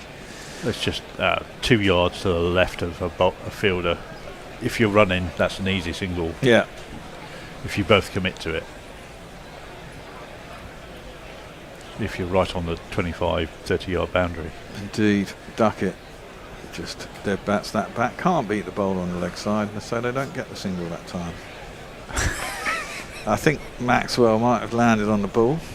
Typical fact. He's getting old enough now that a fall like that could break a hip. Yeah, I was going to say he's getting on a bit. How old is Maxwell now? 36? 36. Yeah. Did he get an IPL contract this year? I presume he did. Down the track comes Maxwell. Comes Duckett to Maxwell. Sees him coming, bangs it in a little bit short and down leg. He can only work it up to long on, gets a single. Just well manoeuvred in the end. Yeah. Given that he had to adjust his shot, because I think he was going to try an expansive shot there. He was looking to, wasn't he? He was looking to go over the top again. Partnership, 68 or 64. Root just goes back, works it up to long on. It'll be a single. Yeah. Rinse and repeat, Joe Root, for at least another 20 overs. Exactly that. Till 30, 35. Don't you dare think about that reverse scoop yet. No, exactly that. Get yourself to 50, 60, 70. I'd like to see Root get a ton. First game of the tournament would be great for England. Duckett sort of works that kind of shoveled it really, past mid-wicket just. Gets himself a single. 5 off the over. Perfectly reasonable. England 113 for 2. I think I got an over there. Don't often go over, but I was thinking over. And whilst you're looking at your odds, Mog, some tweets. Messi says Stark is on baby making leave, which I didn't know was an official thing. But baby making rather than baby delivering. Presumably baby delivering. I guess he's just busy fucking like a rabbit in that case. He also says, at least in a gay bar I won't be overwhelmed by my legions of female groupies. Yeah, that sounds right. Lucky 6 says, my doctor's from Sheffield. Explains a lot. Yeah. Gosh. 302311 says, good morning everyone. Hello. Good morning. And my answer says, Zampa with no mullet is just wrong. Zampa with no hair is no long top hair is exactly very odd. He looks Spencer like Johnson had some beautiful hair during the BBL, but he shaved it off too. Yeah, now he looks like an army recruit. Well, maybe there's a bit of a lice infestation going through the place.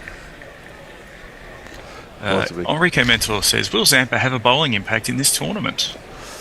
Well, on the basis of previous ICC tournaments, yes. Yeah. But it is a very short tournament, so there's less chance for him to pick up easy wickets and against lesser opposition. Yeah, and the wickets there are quite flat, I think. Knock over a few tail enders, away you go.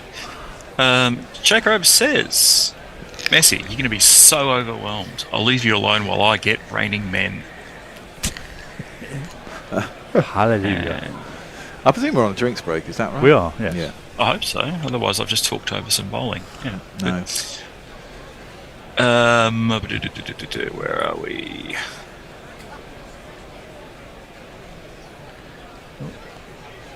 Stephen Kelp. He's the last one. Oh, there we go. Andres Rousseau says, back in the day, anything from 250 to 280 was a good score. Now 350 can be chased. Do you think T20 has affected the good old-fashioned game? Very much so.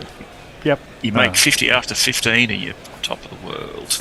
Well, this is it, isn't it? I mean, Andreas, I think that... I think people are now re-evaluating how to play a 50-over innings in the light of T20. Exactly. I think that they now go, no. You just got to get somewhere by 30. Steady the ship for 30 overs and then go Burko for 20. Exactly that. Keep wickets in hand. If you can keep 8 in hand, all the better. I mean, obviously, you'd like to lose none, but I think there's still a reason to try and get a good amount of runs in the power play because it gives you a proper start. Chill out in the middle overs. Keep the wickets in hand. I don't think it all changed probably about 5 or 6 years ago. And then basically go Burko for the last 20. Burko. A lot of use of Burko in those senses there. Well, Mr. Steve says this must go over 350 runs. I've put £120 on over 342.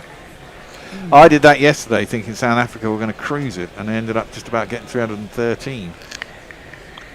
They didn't go Burko early enough. Oh, they kept losing wickets when they were just about to start. Yeah, just Burko. When their men were well set, they would get out. Like Bavuma got out for 15. Yeah, exactly. Ripperton got a ton and then got out. Now that's a horrible full toss. Duckett throws his head in the air. Missed out on that one. As it goes down along on. Lavishane's down there and it'll just be the 1 run. Zampa's having Have you got problems. the filth mate, you're bowling filth mate jingle ready just in case? I can't remember where That's that 2 of them is. in 7 balls, which is not great. Yeah. And he's got away with it, 2 singles, because people have been surprised by them. Got filth mate somewhere, but I just can't find it.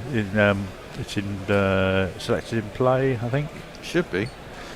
Root can't beat mid or wicket this time, and there is no run. There it is. Where? Filth. Oh yeah. Mate, you're bowling filth, mate, disgusting. Filth, mate, you're bowling filth. Ooh, I don't like it. Nicely driven by Roots. Beats cover out to Maxwell in the deep. There'll be just the 1 run though. England just milking the singles in the boring middle overs. Off the spinners. Indeed. I've got a break for 20 at the end of this one though. I know. I'm on for 30, I think, pretty much in a row. Oh dear. That one there it is. There, that was the googly. It went across Duckett and then just went a little bit further. English took the bails, but I don't think his foot moved and no one's really appealing. More a top spinner. More a top spinner really, wasn't it, than a... Duckett just planted himself in a start and followed it with his hands. Yeah. But it was so wide, Nick could never really catch up to it. That one's on his legs, works it into the leg side. Thinking about 2 this time. It's gone between the 2 fielders in the deep, but it is Maxwell, and he's a good fielder, so they decide on 1. Better over by Zampa. Dot. Single, dot, single, dot, single. Yeah, this is it. I don't think England will worry about getting too many off Zampa. There's plenty of runs elsewhere. You want? That's if they were sensible. If they had a game plan, that's what my game plan would be. That's very full, and again, Root feels like he missed out. Couldn't hit it either side of the man as a wide mid-on. Smash straight mid-wicket and gets a dot ball. 3 off the over, 116 for 2. Mog. In answer to Joe's question, the language is Sumerian. Messi says, to be fair, ODIs already had sped up considerably before T20 came into vogue. They were getting up to 70 off the first 15 overs. Yeah, they were, but it was the way, it was the really implicit way that the tactic changed, that people realised what you could get in 20 overs, and if you then had wickets in hand. 1991. Kalu and Jayasuriya who. Well, that was 1996. That was the original. Right, so pinch hit at the top, exactly that, and then everything would slow down still, right? So you got loads of runs at the top of the order, and then you could bat serenely through. Although, to be fair, it did happen in the '92 World Cup before that when they punched Mark Greatbatch up the order and someone else by New Zealand. But here we go. Johnson's back into the attack. I'm not surprised. Maxwell has been ineffective. Yep, he's coming over the wicket to Duckett. Gets it just about wide enough of point. Oh, they didn't go for a single. I thought they should have gone for a single there, but they decided not to. Don't run on Not this being field. very aggressive with the running. Yeah, but that was wide enough initially that they should have gone straight away. Put pressure on the fielder.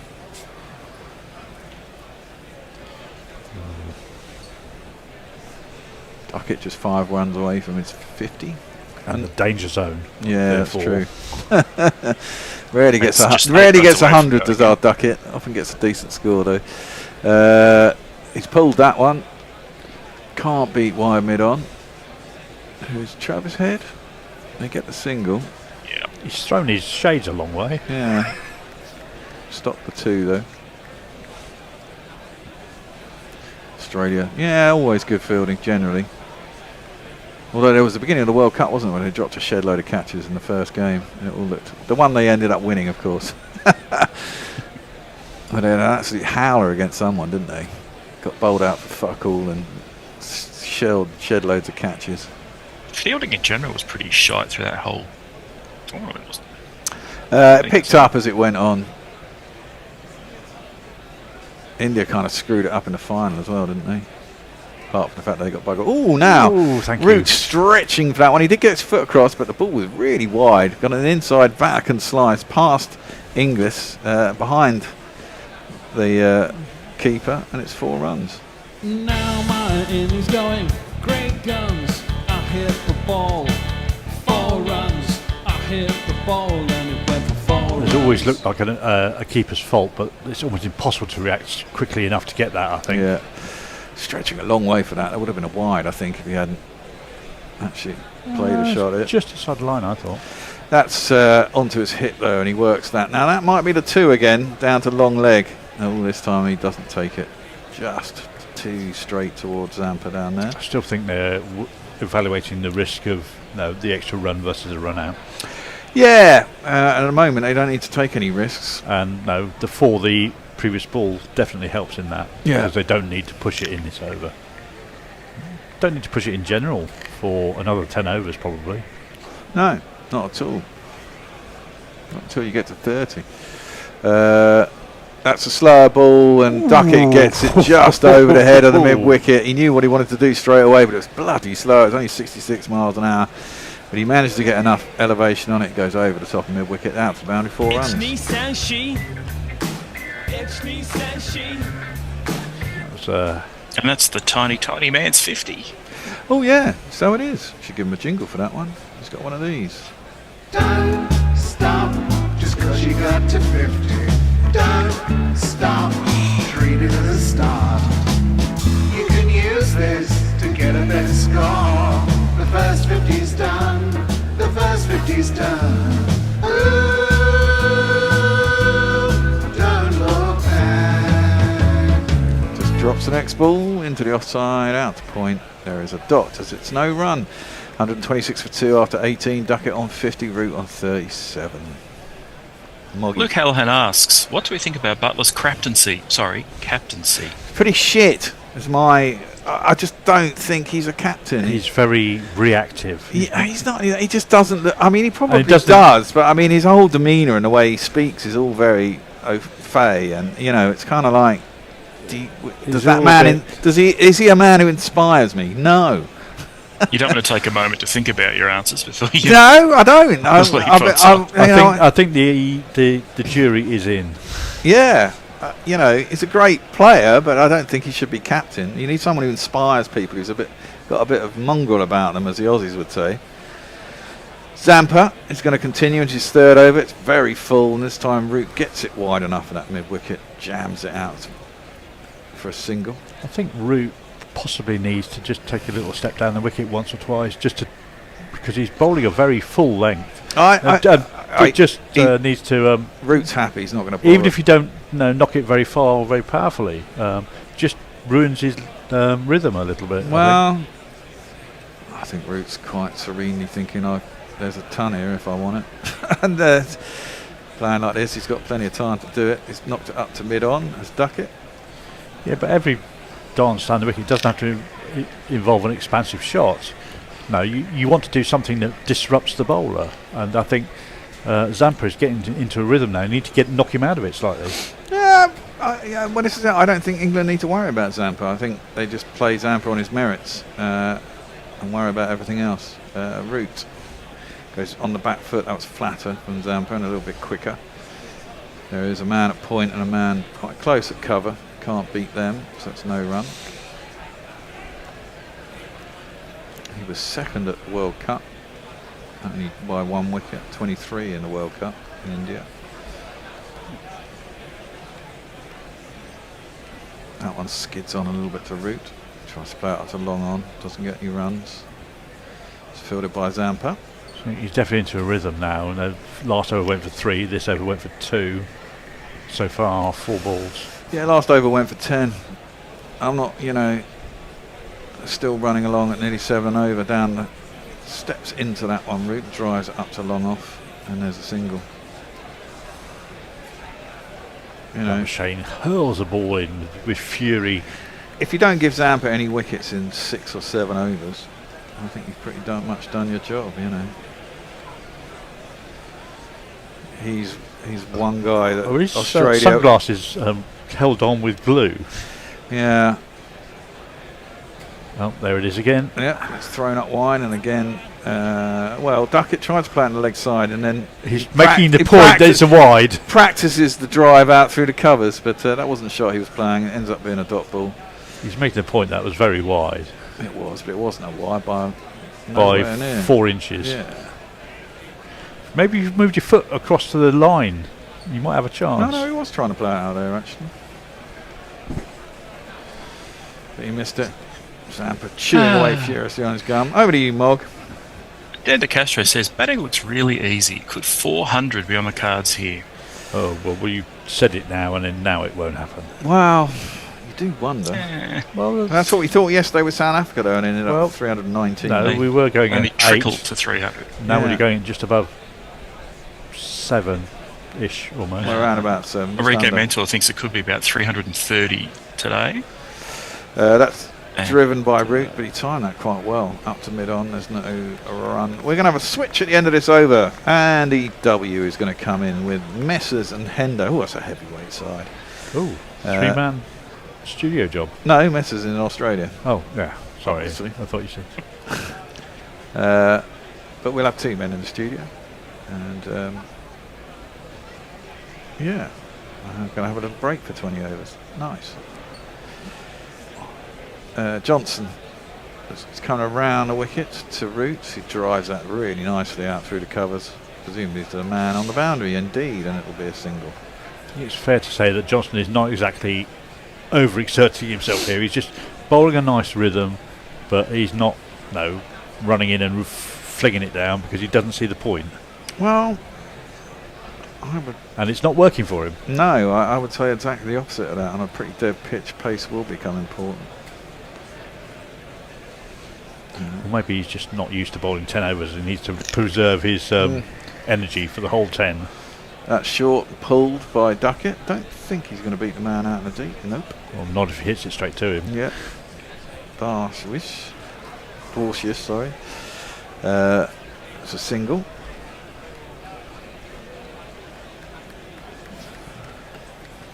So tomorrow's a must-win game for Pakistan, and they've got to get some run rate back, presumably. Well, no, India's run rate isn't that positive, actually, after they dawdled. Well, yeah, any win when India's run rate will decrease. So it's a question of how much Pakistan's winning. Well, that's what I mean. I mean, they like to think they'd have tried to chase down Bangladesh's score a lot quicker. It was only 219, and they took them to the 40s to get there. That one seemed to keep a little low, and Root jabbed it into the ground. It went behind to Joss English, and there is no run. Yeah, but Bangladesh's bowling is probably a lot better than their batting. Yeah. I mean, they've got fairly experienced campaigners. They've got Taskin, they've got Mustafizur, they've got one of the leggy, whose name I can't remember. And they've got another decent spinner as well. Yeah, they do have decent spinning, but India at the time were well ahead of the rate, and he thought they should have taken a little bit more risk. Driven up to mid-off, and there is no run. One ball left, then we're going to have a switcheroo. I'll let Andy get into position before I leave. Hendo is going to come back in. Piggyback captaining. I think that's... well, they're not going to take it off Cummins, are they, whilst he's still playing in the test side, so that's not going to happen. But I think he's a pretty good captain. What, Piggy? Yeah. Yeah, he's been around long he's enough. he's the kind of guy that does inspire his side, because he doesn't like losing and he's quite spiky. Butler just isn't that. And he's man. prepared to cheat out of his arse to win. Well, there is that too, of course. That one's guided down to third man. It'll be a single. 3 off the over after 30 overs. 20 overs, sorry. England are 132 for 2. I shall vacate so that one of these men standing up can get in. Indeed, and I'll see you in 10 overs. I shall read some tweets. You do that then. Steve Bruce says, "Hello, gorillas. Is it beer o'clock already, or is it too early?" Also, side question: which gorilla snores loudest in the green room? Jay Grover says, "The way Butler speaks is that of a serial killer. The posh bastard collects eyelids." I hope he does. That'd be great. And with that avuncular chuckle, I shall hand it over to Mr. Messi. Thank you, Marg. G'day, Andy. Good to see you. I hope you guys have been making the best of the green room while we've still got one. Absolutely. Zampa is in again, and it bowls very full, almost York's route, plays it into the ground, and Zampa scampers across, and there's no run. Yeah, 132 for 2, England, just after 20 overs, and, well, we're saying in the green room, Hendo, at least they're not, 60 for 4 after 10, and we've got a game. Yes. Yes. Yes. Just feel they could get a bit bogged down here, though. They've got to keep rotating. I think they've got to be looking to keep going at 7 here. I know the guys, they thought about coming back for 2 there into deep square leg, but they decided against, probably wisely. But yeah, I don't think you can allow this to coast too much. I mean, we've all seen it at every level. Oh yeah, we're going okay, but when a couple of batsmen are set and the going's good, you've got to start taking the game away from the opposition. Yeah, and I think Smith, talking about captaincy, I think he's rotated his bowlers pretty well. Short and pulled by Duckett out into the wide open spaces. A couple of fielders converge, but they should get 2. Maxwell with the fielding. I mean, apart from the fact that we forget things, and Smith should never captain Australia again in anything. And everybody said that at the time, but a couple of years later, you just forget. Yeah, this is it. It's like politicians, isn't it? They're shamed, they resign, and then suddenly they slip back into a ministerial post. This is on us for just forgetting about it, and oh well, we're not Australian, so. Played back to the bowler for no run. As someone living in Australia, Jez, do you think everybody's forgotten that, or are a few people still going, No, I think everybody still remembers it. I think, actually, they served penalties that were much stronger than most other countries would have given them, to be honest, in terms of suspensions. There's been plenty of cheating go on without suspensions. Yes, indeed. Yep, that's cut by Duckett, and he's got that into the gap. He beats the man at short cover, he beats the man at deep point, and it's gone for 4. And if you kids can't listen, then you bound to see the way you get shot for crossing a boundary.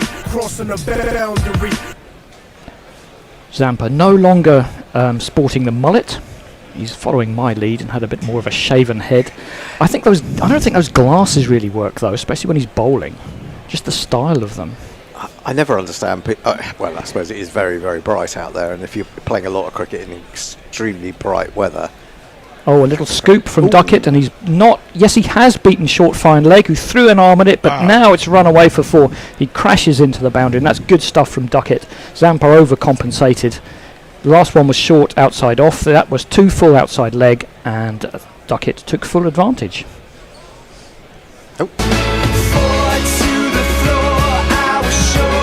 That's a great effort by Nathan Ellis there at short fine leg to get to that. It was one of those where if he hadn't tried to stop it, he might have caught it up, but you have to make a decision quite quickly.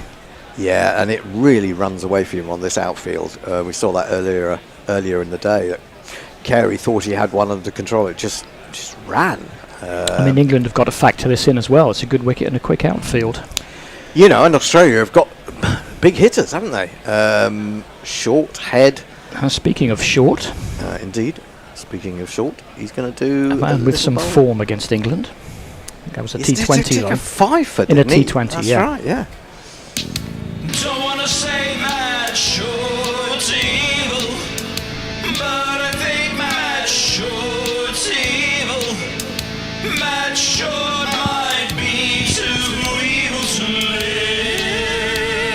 live. Well, he's bowling his off spin, and it's a drive by Root into the wide open spaces. Is that that's going to tick away for 4 as well?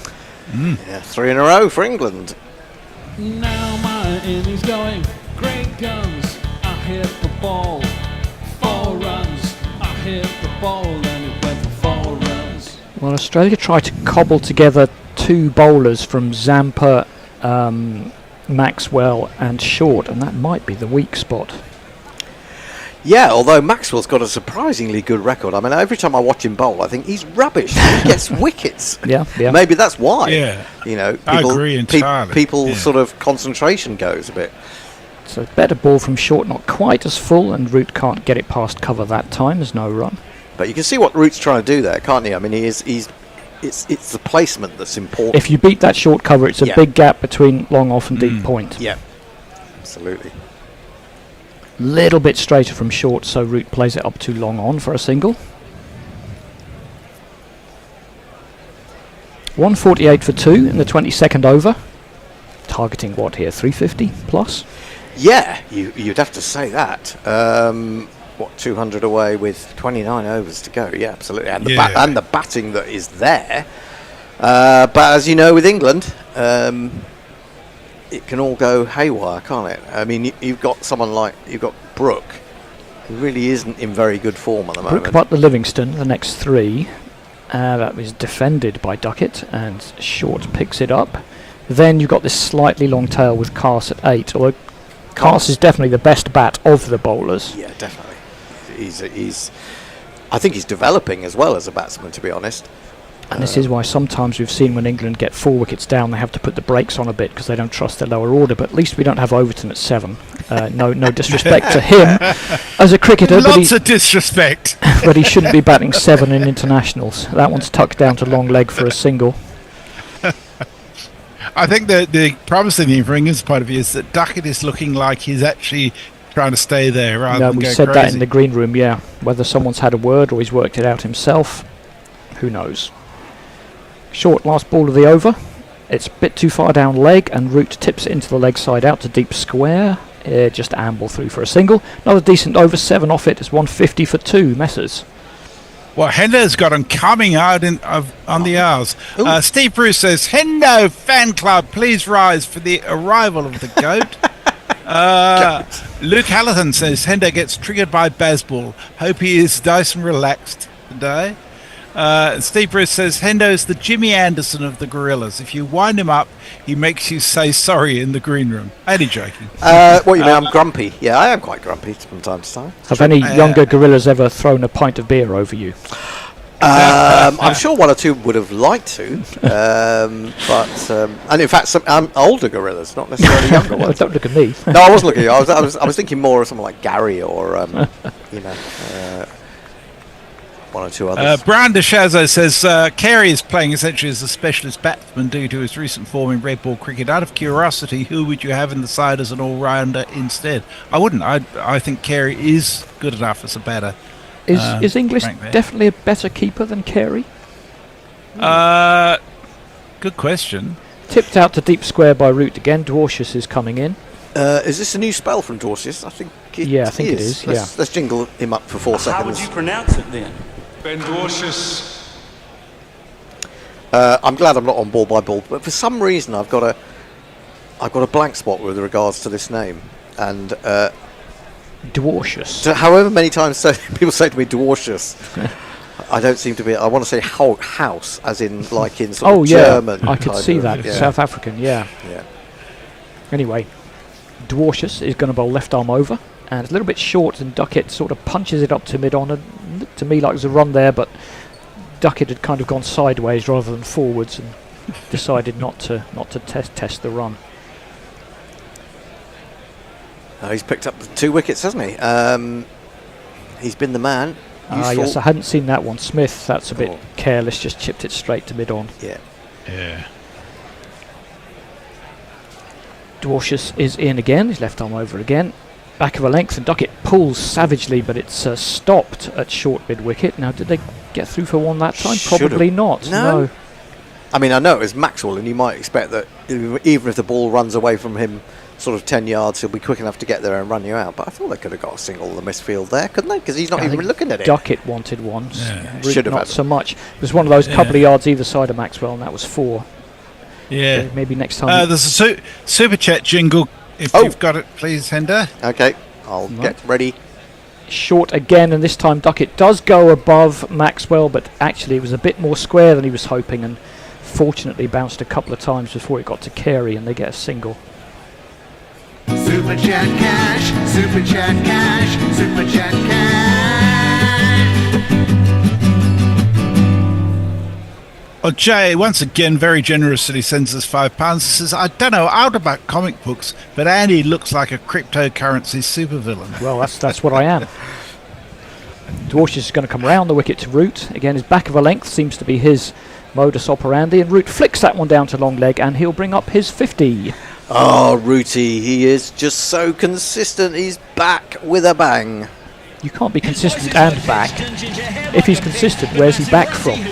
Well, he's consistent with his 1600s and now 4150s. Introduce yourself. Joe Root, actually. I didn't mean to play that. I meant to play this. Long drawn out grinds and flashing cameos. Quite accumulation that just grows and grows. Plucky or lucky, inducing reverie. These are a few types of half century. That's more like short from Dwarshuis rather than back of a length, but Duckett can only pull it out to deep square for a single. Well, Dwarshuis had a plan, back of a length and short, and he got away with 4 runs off the over.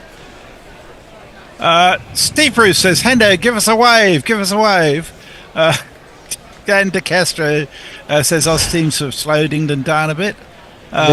Jay says, hooray, Andy, new hoodie. The only man who sensibly censors me. It is a new hoodie. I got this from TK Maxx in the week. Very good, very good. I think I'm still the grey man. Although Andy's got grey jeans on. I got my nice purple hoodie. Washed out grey jeans, aren't they? Yeah. Jay, if I'm not talking out of school, sent me a grateful tweet after the last time I was on saying thank you for not reading that tweet I sent out. I really regretted it after I sent it. Oh, what tweet was that? It was a Michael Jackson related tweet, which I didn't read out. Change your bowling. Thumped out to deep cover now. Can they get 2 here? No. The fielder is in place. Well, interestingly enough, they've had 1 over of short, and now they've gone back to Maxwell, who went for 23 from his first 3 overs. So that's curious. Yeah, well, short, as Stephen Kelk says, short does look pretty innocuous. Well, like you say, Maxwell doesn't look much better. Down to deep square again. Duckett wants a second. The Root doesn't. They'll settle for 1. Jingle a bowler. If I had $1 million, if I had $1 million, I'll buy you a Glenn Maxwell. Then we are no longer friends. This is the first time England have played Australia in Pakistan. Oh, is it? Is that right? That's what I read this morning. Yeah. Well, I suppose.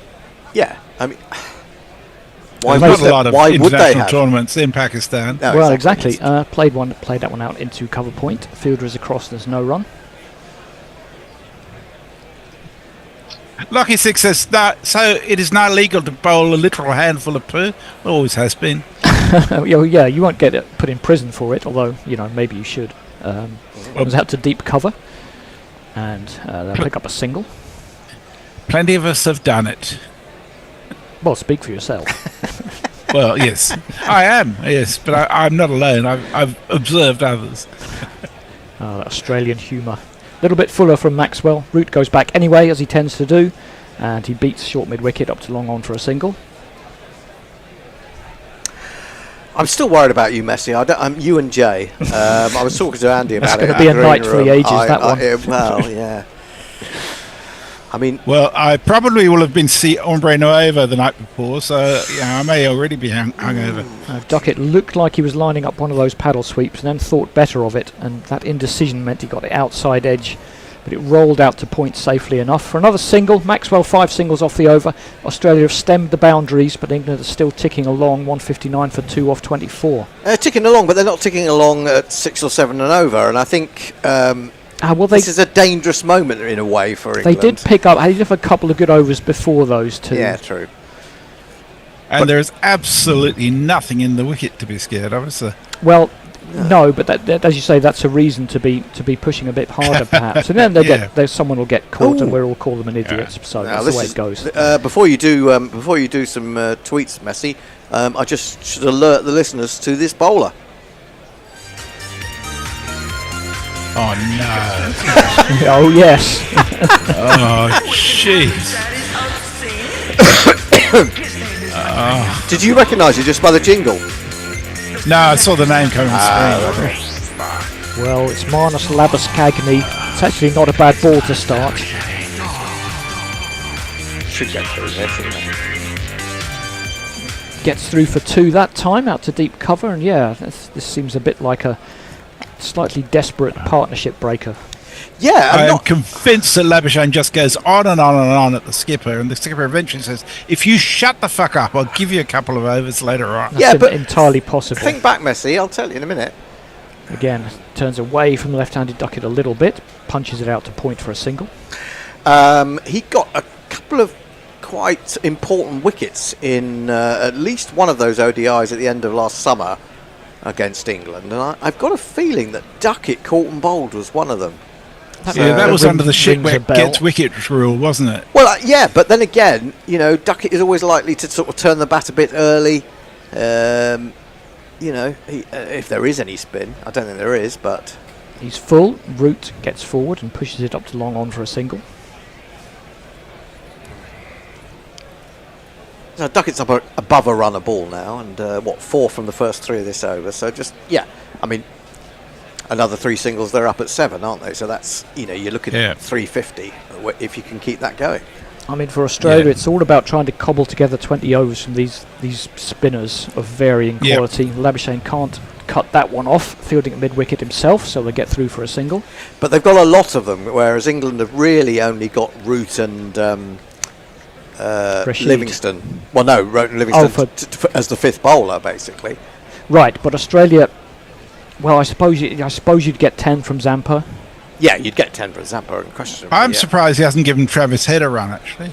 Yeah. Well, I mean, you could almost give all of them 3 or 4 overs. Yeah. That's pushed up to long on for a single, but I think they didn't like the look of Short. England seemed to play him away quite easily. Yes. And picked up a couple of 4s. Travis Head is another of those guys who just picks up wickets. Might not even bowl. Only bowl 3 or 4 overs, but he just has this habit of picking up wickets. Labuschagne has gone for 6 so far off his 5 balls. That one comes into Duckett a little bit, but he's able to get it out to point for another single. So 7 off the over without a boundary, because they scored off every ball, and that's England will be happy enough with that. They reach the halfway point, 25 overs, they're 166 for 2. Yeah, 7 and over is just about Labuschagne's wheelhouse. Yeah. Yeah. And Head is actually about 5.5 and over, so there you go. Lockie 6 says $1 million wouldn't get Maxi out of bed. Great jingle. Stephen Kelk says, I would never disown the 5'8" brethren, for I too am one of the chosen ones. And we have another super chat. Wow. And it's not Jay. Good God. It's somebody new. Yes, Medal in Both Legs sends us £5. He says, if Bear acquires a stump cam, I'll be a cameraman and my donkey old video Volvo as GC taxi. Cheers, Messi and Jay. Oh, yeah. This is for the Sheffield pub crawl, is it? Okay, well, let's mark that one. Super chat! A super chat from a huge YouTube hero! They're all awesome and smart, and they're playing their part. Super chat, super chat, super chat. Where is Hombre Nuevo in the country these days? Where he describes himself as in the Pyreneum between Coventry and Birmingham. Oh, that's a horrible place to be. In both senses. Yes, indeed. Having lived in Coventry. Well, there's some lovely countryside around there. There is actually. There's some very nice countryside, I should say. Right, Ellis is going to come back. Oh, He's going to bowl round the wicket to Duckett. He's got that whippy action, and he's full. And Duckett tips that one down to long leg. They might think about 2 here. Throw comes in. No, good bit of fielding and just 1. I think they could have got that, but there you go. It is indeed Nathan Ellis coming back onto bowl. Here comes the story of a hurricane. Nathan Ellis vital to their game, restricting the other side's runs. During the death of us, he could be the champion of Tassie. Or was he a Tasmanian devil? I believe he is. Yep.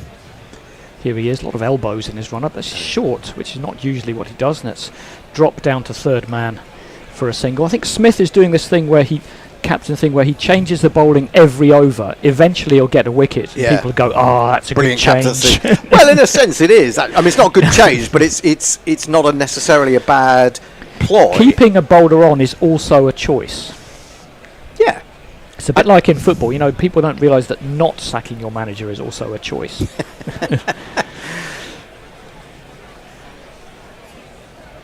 Absolutely. I mean, a lot of captaincy is there's luck in captaincy as in every other part of the game, really. Almost all luck. I mean, you can't make your players better than the opposition's. Drop down to long leg, be another single. No, but you can motivate them in a way that makes them play above themselves. Yeah, I was never a motivator. I always felt that no amount of motivation will help someone bring their bat down straight if they don't already do that. Yeah, that's probably right. I don't think cricket is it's not like rugby. Yeah, smash 'em, lads. I don't think it's a motivational game. Did you need to be motivated before you had to play? Motivated. It depends what you mean by that, really, isn't it? Did you need a captain to give you a big speech? I think it was a good thing if they were good at doing it. I mean, it depends on the most speech. People aren't. Yeah, well, exactly. Yeah. And single to middle. Yes. If it was a sort of, come on, boys. Well, you don't need that. Yeah, no, yeah. But yeah. if someone's got something, tactical to say, or but that's not motivation, is it? Well, if it's said in a kind of motivational way, perhaps I don't know. I think from my own perspective, a captain who had faith in your ability and would tell you that more often than not would be a thing that would be helpful, especially as a batsman when you're in and out of form. Ellis is round the wicket and slower ball and bouncer, and Duckett, a bit fooled by that one, just left it really. Wasn't a wide though. No. I felt that the main thing with captaincy was just stopping people from sulking when they weren't getting what they wanted as an individual. I'd say most of my captaincy was done as a sort of under 18, and I would say that the most difficult thing in Colts cricket was actually to keep at least 4 of your players interested in the field. The ones that weren't particularly good, making up the numbers. Well, I captained over 50s, and I can tell you it wasn't much different. Well, drops that down to long leg, and surely they'll get 2 this time. Well, especially because the fielder has not picked the ball up. His mate had to do it. Didn't go for it. Oh, they surely that's not running the first one hard. Surely. It's almost like England have gone to the opposite extreme today, isn't it? From what the way that they were playing in India. Anyway, it's all yours, Messi. Jay says in relation to the pub crawl, I will have my camera card. Messrs will be in safe hands. I'm also middle-aged, and any narcotics are his choice. I've just Googled Sheffield Gay Bar, and I'm not being funny, but I'm not going anywhere called the Boiler Room. Sorry, Miss. I do think, Messi, that you need. I really think that you need a day off between Hombre and Jay. I think you need. You just go like a 36-hour bender. He's 74, for goodness' sake. I mean, well, I was saying to you in the green room. I'm sure Messi's been on a few 36-hour benders in his time. Very few, actually. The last time I got really pissed was with Hendo back in 2016. Yeah, well, I lead everyone astray. Absolutely. Yeah. God, the people I've seen off, drunk them under the table. Hollow legs, they called him. Well, Australia, Labuschagne's had 1 over, and that was enough for Steve Smith. I mean, it's almost OCD captaincy at this point. Maxwell's back, punched up to wide mid-off, who makes a diving stop. Yeah, I really feel Duckett should have got that through, to be honest. He had enough time, he rocked back, and his placement needs to be a little bit better. He'd not give the opportunity to Short to get around to that. Yeah, because they've got, it looks like they've got mid-off and extra cover in the circle and no one covering them. We do have yet another super chat, by the way. We do, I'll get ready for Walking in, yeah. He's over the wicket to Root, who just plays a regulation shot up to long on for a single. Here we go. My favourite jingle. Super chat cash, super chat cash, super chat cash. Lucky Six sends us $2. He says, if I had $1 million, I would do a Grover. Oh, yeah. Duckett plays that one out to cover. There'll be no run, and I approve of the TV graphics because reasonably regularly in this tournament they're showing you the whole field, like where everyone is. Yes, that's very helpful. And indeed, there's a deep sort of cover point, but there's no one deep straighter on the offside. That one's into the leg stump, and Duckett pushes it up too long on off the back foot. He's 78 off 78. Very encouraging for him, and not something he's done for a while. Well, he got some good scores, or he got going and got some decent scores in that ODI series against India, and of course at the back end of the year against Australia. But yeah, he's just got to go on, hasn't he? Well, you want your openers to be. Your opener getting up to 100 is, such a base for a good ODI innings. Yep. Plays that one up too long on for a single again. Been a while since a boundary. That's the only thing that might concern England a little bit. Although keeping wickets in hand and the ability of the hitters to come is... It doesn't always work. Doesn't work like that. No, it doesn't always work. Hitters can come in and get straight out. Now he's beaten mid off that time, although he did rather dive over it for me. But he's got it through, and just as I bemoan the absence of a boundary, Duckett provides. Now my innings going, great guns, I hit the ball, 4 runs, I hit the ball and it went for 4 runs. He was able to give that a bit more force, wasn't he? Because he was hitting much more with the bottom hand. Much it's more just a bit wider as well. I think that's right. Messi? Yes, Stephen Kelk says, just watching Ellis run in makes me feel tired and a bit stressed. Matthew Cullen says, something about a lot of elbows made me chuckle. Matthew Cullen also says, surely good motivation helps the fielding side, cutting off the singles a little bit, and the like. Muttley says, I've seen off. I was worried where you were going there. And I didn't see off Messi Jazz, no. Ellis pulls out. There's too many elbows in that run-up because he didn't get it right and he had to pull out so we can continue. Did he clash elbows with himself? With himself, yeah. I think he might have done. One of football things where you trip over your own feet and get a penalty. Muttley's another gorilla I'm planning to visit in deepest Wales on my travels. Goodness me, you're going to be keeping the train network very busy, aren't you? I'm driving. You're driving? Blimey. It's too expensive by rail. Yeah, you used to be able to get a good deal to sort of rail around the country as a tourist, but we don't want people coming here doing that, obviously. God, no. Played out to Short and there's no run. Plus, with a 30% chance the train will be cancelled, it can be very, very aggravating. Well, I was saying on the way in, I thought it was going to be late because I'm not sure they thought this through. They've named all these overground lines over really, progressive. Sorry, I shouldn't sneer like that. Yeah, I was going to say there was a bit of a tone to that one. Ellis comes in. Root comes down the wicket a little bit. We haven't seen that yet. Plays out to deep square. But they've named them after all these, noble things. Not realising that people go, the bloody Windrush line, it's crap. yeah, exactly. Yes. Best to get the quality right before, before you name it. Yeah. Attribute the name. Yeah. Absolutely. Well, I just think I saw that Hombre Nuevo is in Balsall Common. So if you get pissed in Balsall Common, you've then got to drive from Balsall Common to Sheffield with a hangover, Messi. I'm even more worried, and I'm even more worried for other road users. Well, Ellis in again. He has a little hop halfway through his run-up. Duckett swats it down to deep square. Should just be one. I've never heard of Balsall Common. I would have guessed English Village, but it could be West Indies cricketer. Balsall Common, yeah. Well, actually, that's where I gloriously got thrown out of my ex-girlfriend's 40th birthday for being absolutely rat-arsed. Were you together at the time? No, we were no longer together. Oh, well, I'm not surprised then. No, indeed. I think her husband took great glee in giving you the bum's rush. Indeed. Mind you, I didn't know because I was so pissed I wasn't even aware I was being thrown out. Ellis is in again. Slower ball. Root tips it down to deep square leg. Has a little bit of ground to cover, but once again, Carey with the fielding.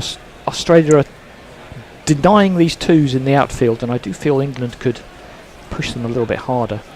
Yeah, I agree. Ellis was all the way down to 68 miles an hour there. It was almost Jadeja pace. Well, he's bowling a lot out the back of the hand, which is hard to control, but he's doing it quite well. No, he's a very skilled death bowler in T20. Yeah, absolutely. And he's Australia missing their 3 test bowlers.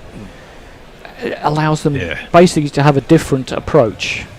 I mean, they're not going to be as good, but they're going to do things in a different way and hope that it's still going to be effective. And it's opportunities for these guys as well, Although, people have said Hazelwood's numbers have not been good in any format for a couple of years. Oh, I don't know, that's true. I thought he bowled pretty well. I mean, he certainly had Phil Salt's number last summer, and I still think Hazelwood is, I'm going to say arguably the best of the 3, just the most consistent of the 3, I would say. Although that said, I haven't looked at his figures, so you may be right. But certainly when I watch him, he always seems to me incredibly dangerous. Just to emphasise, he's so consistent, isn't he? Yeah, I think so. Yeah, in terms of his length and line, he's a bit of a Glenn McGrath, isn't he? 3 singles off his over so far. England 182 for 2, approaching 30 overs, and there will come a time when you've got enough wickets in hand to start accelerating. Duckett swats again, but it only goes to Travis Head at mid-wicket, and there's no run. Yeah, this is the problem. They're bowling the pace off. They're bowling it very well indeed. I mean, it's not just about pace off. You've got to bowl pace off in the right areas. Absolutely, without it being a full toss or halfway down the wicket. Indeed. Well, I mean, it can be halfway down the wicket as long as you kind of fool the batsman enough. Yes, yeah. 3 singles off the over so far, as I said. And England have got to gauge how many they need here, or how many they should be aiming at. Ellis is round the wicket to Duckett. Length ball. Duckett punches it out to deep cover point. Again, I don't like. I know it's hot. I expect it is. Well, it's not that hot. It's 22 degrees today. I don't like the way they amble so many of these first runs. Yes, okay, when it goes to long on, yes, you can wander through. But yeah, I agree. There was at least one that was misfielded and they weren't through quick enough on the first run. You don't know that the fielder's going to pick it up cleanly. So you've got to put pressure on, haven't you? Yeah. Jay says, I'm not sure of many things in this life, but out drinking Andy and Hendo is one of them. Yeah, no doubt, yeah. But Mog says Hendo is a noted booze hound even around these parts. Oh, God, yes. Muttley says, you're driving, Messi. I was going to ask if you needed a taxi service via the Muttmobile at some point, to which Jay says, I have no reason, but I really want to ride in the Muttmobile now. Me too. Change of bowling. Again. The enemies of the mighty fear many things. Yet there is one thing they fear above all others. They fear Adam Zampa. Nope. Hendo gave me an ooh, but Duckett knew there was no one back at long off or deep extra cover, so it was a pretty safe shot. He didn't get hold of all of it, but it bounced a yard in front of the rope and it's gone over long off for 4. I did go because I didn't think he'd caught it that well. No, he didn't really. It was a little bit of a scoop, but it's into a safe. I mean, it's long off, it's straight down his throat, but he knows and he's not there. Yeah. He didn't really. Even Duckett had a little bit of concern on his face as that ball went up. That short overcompensates again, and Duckett can he beat the gap there? No. Deep mid wicket? Nope. Brilliant. Labuschagne is through, but poor throw though, miles away, and they did get through for 2 that time. Yeah, it's a brilliant pickup though. The throw not so good, but as you say, he got around really well, and it was a well placed shot actually from Duckett between those two men out in the deep at mid wicket and long on.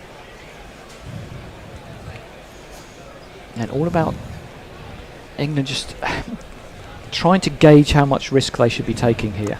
It's tricky, isn't it? It is. Tricky It's to know not what's easy. a good score.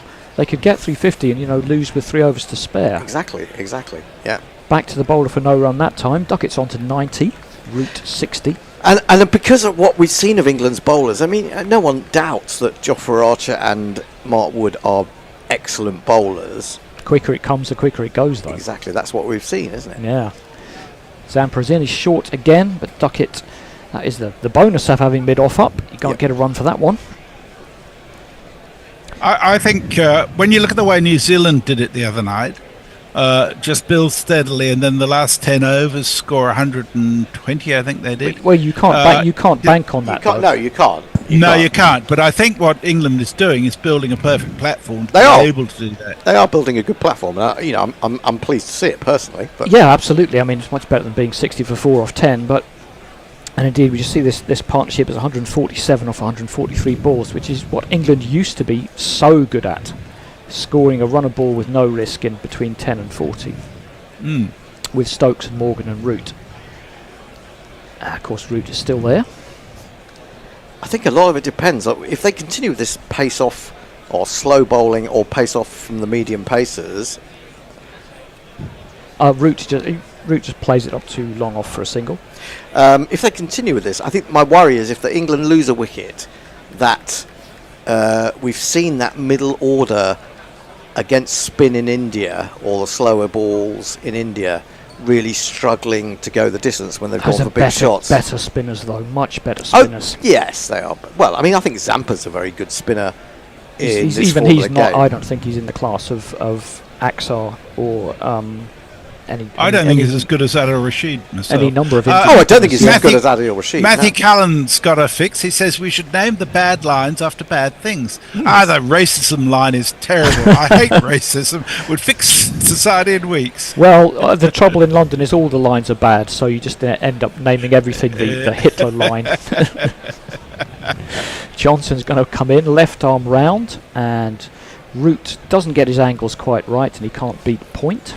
Well, I live on the right, almost at the end of the Northern Line, and I've had a campaign to start calling it Northern Line. I think that's reasonable, isn't it? Yeah. Northern Line.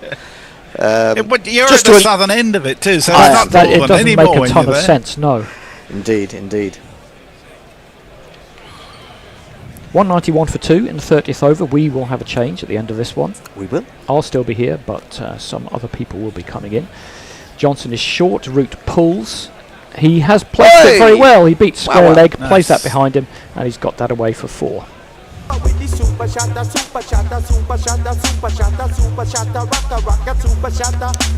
Seems an age since Root hit a boundary, I have to say. A little bit. Again, he tends to. He goes on the front foot, and he's really played the pull. He just rocks back a little bit and helps it around the corner.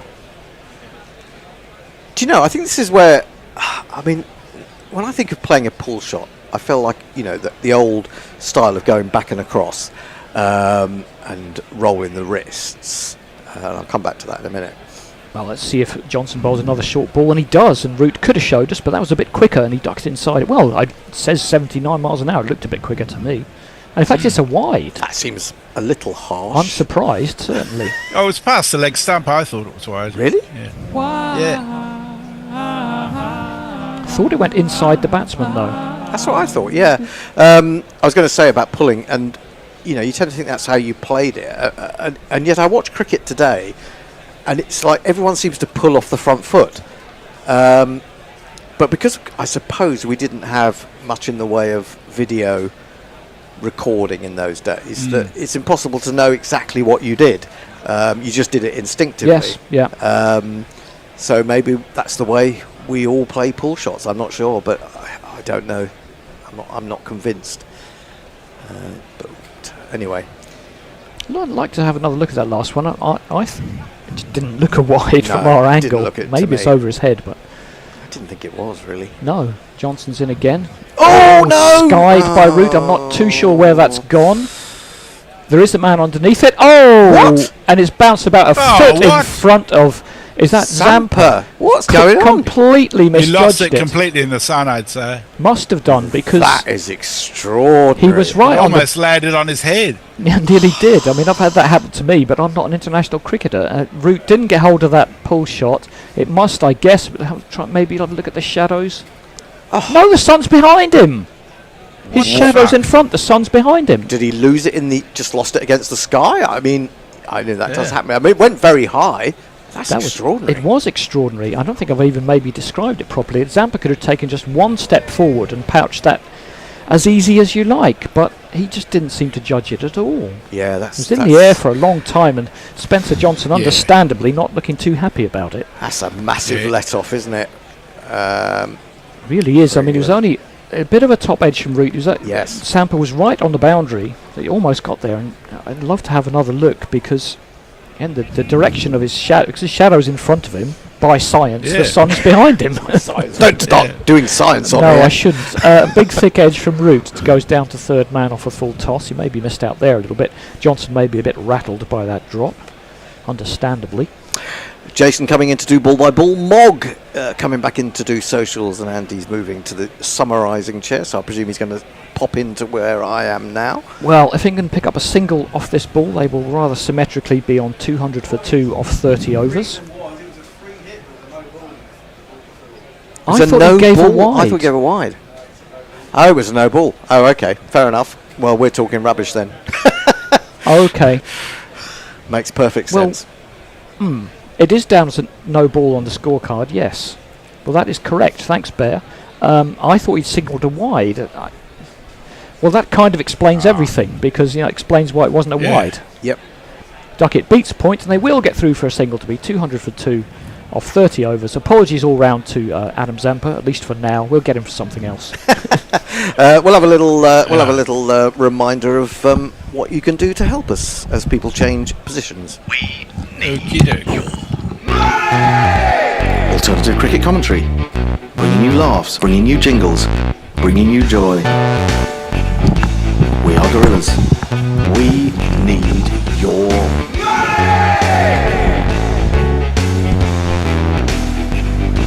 patreon.com/gorilla cricket. Well, that was very strange indeed. Well, I think it just shows how we make stuff up sometimes, because either the bowler didn't know it was a no ball, or the fielder certainly knew, or we were imagining that he looked really angry about it. Well, so I think the he's no ball wasn't the one that we thought was a wide; it was the one that Zampa didn't catch. Anyway, no, it was the wide, the one we thought was wide. And Zampa's going to continue. First ball is punched off the back foot, back to the bowler, and there is no run. Hendo wants his pillow. He's probably going to have a sleep in the green room. Well, I think Spencer Johnson looks annoyed because he's bowled 6 overs for about 45. Maybe that's all it is, yeah. Zampa, that's the wide ball again. That's flashed away by Duckett in the previous early overs from Zampa. He was missing that ball. He's now getting hold of that. Well, he's been in 30 overs, so I'd hope so, yeah. And that's out to point for a single. Yes, they're pretty much on target for where Bear and I thought they would be at 30 overs. 200, 210 for 2. They have got the possibility, if Butler or Livingston or Brooke get going, they could be pushing 370, 380 here. Floated up almost into the block hole for Root, who just digs it out and can't beat mid-wicket. What's interesting is you haven't seen any reverse sweeps at all from either of the batsmen. They don't seem to want to take the risk on this wicket. Duckett played a lap, I think. It's just the one, though. Yeah. Zampa in, that's quicker, and Root mistimes that. Well, it's an interesting point. I mean, Duckett is usually reverse sweeping all over the shop. Yeah, certainly in India, it was pretty much every other ball. And but we haven't seen one. Now he's on 93 not out, so maybe it does. It is a data point to refer to. Fifth ball the over, again, flat and quick. It's good over. And Root defends. I think he's gone back into his shell very slightly after having been dropped the last over. Off a no ball, which hopefully he knew was a free hit. Yeah. Anyway, as we said, good over from Zampa, only one off it so far. Root waits, and that's a sweep, and he's not got hold of that, and it's been given. Oh, I don't know about that one. I think we should review that. I think we should definitely, and it's been reviewed straight away. It was full. Root went for the sweep. Looked like he was going down the leg side. Let's see what the replay says. I don't like that jingle anyway. But yeah, I was with you, Andy. I thought that one was sliding down. Leg side. Looked leg side to me. But it only has to be umpire's call hitting, and he's on his true. way. That's true. And he'll be a bit annoyed if it does hit the stump by a millimetre, because it didn't really look out. Yeah. I mean, I'm hoping for a bottom edge as the bat was flaying around. It's a decent over from Zampa, and he built some pressure, and he made Root, as we've just said, they haven't been sweeping a lot. He made Root do something different, and that's opened up an opportunity. So but fair play for that. It's not hit a bat. So the question is, did it spin back enough? And on that basis, I'm looking at that. That might be umpire's call on leg stump. It's a bit unfortunate, I think, if it is. He's missed it by a long way, though, to be fair. Yeah, he's late on the sweep. He's not played it, really. As we watch the third umpire deliberating in the TV well, you can see he's nowhere near it. Let's get to ball tracking. Yeah. Australia look quite happy. They look happy about it. It's just because they're a bunch of smug pricks. You could argue they look like a bunch of smug pricks, yes. Root looks slightly worried. Have I done something stupid? Well, we're thrown away a 17th ton. Taking their time to get this ball tracking up. Oh no, technical issues. We can't give you ball tracking. Yeah, well, fortunately, you know, the two neutral teams playing here, so people can't call shenanigans. This is taking a long time. Come on, get on with it. It's worse than VAR. Here we go. Here we go. And or not. Oh, here we go. Yeah, that's pitched in line with mid and leg. Impact in line. Umpire's call. And unfortunately, Root is going to have to go. There's a reasonable chunk of the ball on the stump, but yep, that's a little bit unfortunate. But also give Zampa a bit of credit for building a little bit of pressure, forcing a shot that Root hadn't been playing, and it's paid dividends.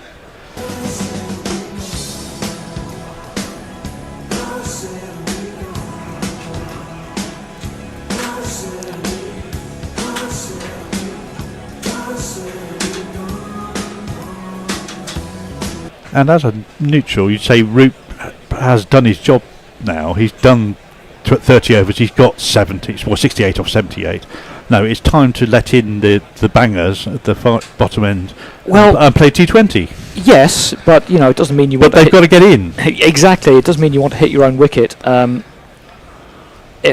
Australia now will feel they've got a foot in the door, and if they can chip, maybe get Butler in pretty soon. Maybe they'll hope to just break the impetus of this innings. This is we'll see this new batsman. He has got a great record in Pakistan. That's true. Admittedly, not in this format. Not against Australia either. Harry Brook is the future. Unless he bats the way Simon Carrigan bowls. As that was the last ball of the over, we missed out on socials. Can we catch up a little bit there, Fourthie? Yeah, it is Johnson, so we can do it in between balls. Fourthie, yeah, sorry. Insult to injury. Have they started bowling? You look a bit like Fourthie in that little square. Yeah, but there's no bookcase behind him. I've changed the bookcase picture out. So. Camilla Kocher says 200 for 2 at 30 is excellent. Is there any grumbling afoot? 200 for 3, actually. 200 for 3 now, Yeah, but no grumbling that might yet. Be slightly dated. Yeah. Slightly dated message. Right. Well, it's going to be. Shaw says, has there been a jingle done to the chorus of Smooth Criminal but Smooth Cricketer? That's not a bad shout. Yeah. Well, here comes Johnson to Duckett, who's going to face up. That's on the stumps, and Duckett quite ungainly defends that. Yeah, for a test opener, sometimes his defence does look a bit agricultural. And he goes to mid-wicket, and there is no run.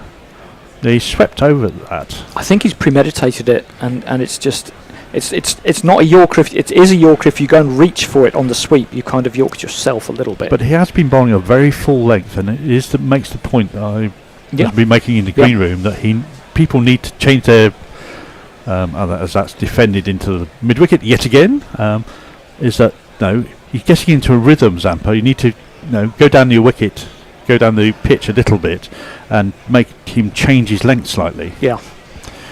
You don't have to play an expansive shot. You just need to change the length. Put it in his mind to change the length in which he's bowling. Well, it's important for Duckett to keep it going here while Brook finds his way. Although Brook hasn't faced a ball yet. Johnson 2 dots with little nurdles to mid wicket so far. More of the same, I imagine. And exactly same ball. Yeah, he's firing into leg stump on a length, and Duckett's not really dealing with it at the moment. He's just working out, I think, in his head how much he can attack now with a new batsman at the crease. But at the moment, he's not attacking at all. Well, I think you should be able to, especially if you've been in 30 overs, just glide that down to long leg for a single. You don't need to attack it per se. Yeah, but he's backing away to leg stump, being cramped up by the ball that's angling in by Johnson. Anyway, the tall Johnson is in. That's shorter. It's another one of those flap pulls. In fact, it's a strapple, and it's gone past Johnson along the floor, back behind the umpire and the bowler for 4 runs. He's managed to pull a ball gun barrel straight. There's not one boy for me. I must have 2 or 3. I need 4. Very much a baseball line drive. He's gone right back on his stumps before the bowler's bowled. So again, credit to the bowler for making the batsman do something different. And he's on 97 now, off 94 balls. Yep. I won't cart up the 100 just yet. Just to. That's a short ball. As much the same. Is that the same result? It is. That's his ton. Well done, Ben Duckett. Fucking hell. And if you kids can't listen, then you bound to see the way you get shot for crossing a boundary. That's 101. 10, 20, 30, 40, 50, 60, 70, 80, 90, 100. Congratulations, sir. You are a centurion. But not over-celebrating. Well, no, I think he knows his job is not yet done. He needs to keep going. Probably bat for at least another 7-8 overs. Doesn't have to, but just keep it. Particularly with Brook just come to the wicket. Keep scoring off a lot. I know people say rotating the strike, but I'm fine with a 4 that doesn't rotate the strike. Keep scoring off every ball. And that's a better shot to a ball that's trying to tuck him up. That's just nurdled inside the line, round the corner. Out to in between square leg and fine leg, and they take a signal. That's the end of the over. England are 210 for 3 off 32. Andres Rousseau says, is 330 still on the cards? Oh, we're definitely looking for more than that. Yeah, lots of wickets in play. Jay suggests only if we get another Yorkshireman in. Other side of the fence says, go Australia, have to support our friends across the ditch. I'm going to assume that means they're from New Zealand. Be proper rivals, yeah. Can't do that. Lucky Six says, this innings is making it pretty obvious that the lad is England's best all-rounder. Well, I assume after his successful batting stint, he'll be allowed to turn a few over the bowling. Find someone who loves you as much as Farong loves Ben Duckett. I don't think that's possible. Really don't. We got a drinks break after 32 overs, and England are reasonably well placed. It's good to see because I think the tournament. I know it's only 4 games in, but it's also a very short tournament, and the tournament needs an exciting game because the first 3 have been crap, really. Well, they've been bare games to some extent. Yeah, to a full extent, I would argue. We've had New Zealand put up a decent total and Pakistan not really get hold of it at all. Well, they didn't really get any impetus in their chase. They were 50 runs short? Yeah. We've had Bangladesh 30 for 5 and actually do well from there to get 220 did they get? 228. Yeah. But India... then India dawdled to get in the runs. They were never really in danger, and then we had yesterday Afghanistan again. I just, even at the end of their power play, they were like 36 for 2 or something, and you just know they're not getting anywhere near. Never making the effort.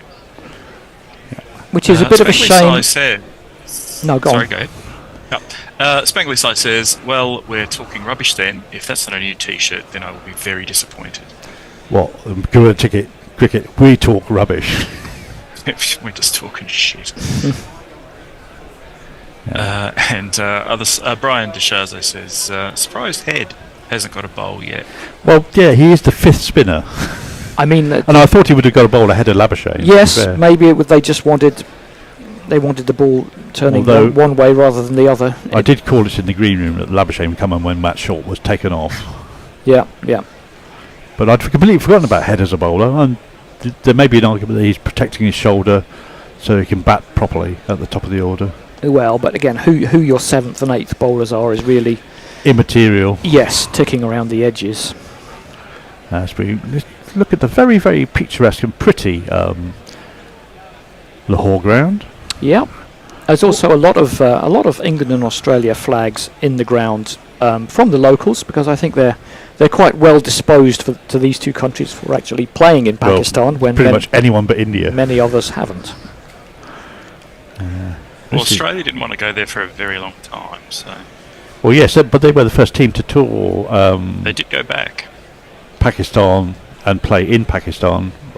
Yeah. When they were reintroduced into Test cricket, as we watched various matches of the past in Pakistan, I think. I don't know. That was a Centurion, so that must be South Africa. But it was Tim Bresnan top scoring for England, which is never a particularly good sign. Zampa is going to continue once he gets the nod from the umpire. And Duckett will face on 102 off 96 balls. I mean, you don't want to hold yourself back to achieve this, but if England can get down to 10-12 overs left with Butler and Livingston in the shed, everything should be in place. Yeah. That doesn't mean you score 4 and over off the next 8 overs, though. No, you want at least to run a ball, and arguably more than that. Yeah. With relatively risk-free shots, and that's a risk-free shot from Duckett. That's just glided out to long on. Labuschagne with slightly less vim than normal. Yeah. Sort of bowls the ball back almost. Now, this can be a bit disconcerting as a batsman. You've been out there 10 minutes and haven't faced a ball because of the way the striker's gone. But I'm sure Brooks can deal with it. Well, yeah, I'm not sure he's a man that particularly worries about things like that. Shouldn't think so. Well, that's just doomed him. Hopefully not, from an England point of view. Double bluff. 211 for 3.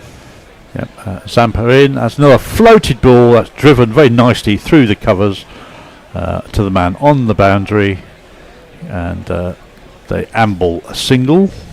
It's 2-1-2 for 3 now. Duckett moves to 103, and he gives Brook finally a chance to get on strike. That was Brook on strike. Yes. Yeah. And short and backed away and flogged by Duckett, but he can't beat the man at it's I mean, it's a small win for Australia because it was a dot ball, but if Duckett does get that through, it's 4, so it is a risk. And it was skiddy from Zampa, that ball. Very much the ball that he's bowling across Duckett earlier. There it is again, and that's gone in the air, and that's just short to the man on the 45. Duckett planted his foot into the leg side, opened himself up, hit across the line of the ball. Well, it was quite clever bowling because Zampa's tossed it up wide. He said to Duckett, go and hit this one up towards long off, and he really had to reach for it, and that's why he got the edge. Didn't quite carry to short third man. Bear and I were mentioning in the green room that Duckett doesn't really move across to the ball. He moves everything to the leg side and opens himself up, and that's defended straight back to Zampa for no run. Another good over from Zampa. He's looking like the best shot for Australia here. He's only got 3 overs left after this one. But again, people aren't really attacking him in the same way they would attack some of the other bowlers. No. They're just playing him out and getting what they can, I think. Oh, there we are. It's the first one I've seen for a while. There's the reverse sweep, and it's perfectly placed and perfectly timed, and gets his due reward. It's all the way along for 4 runs.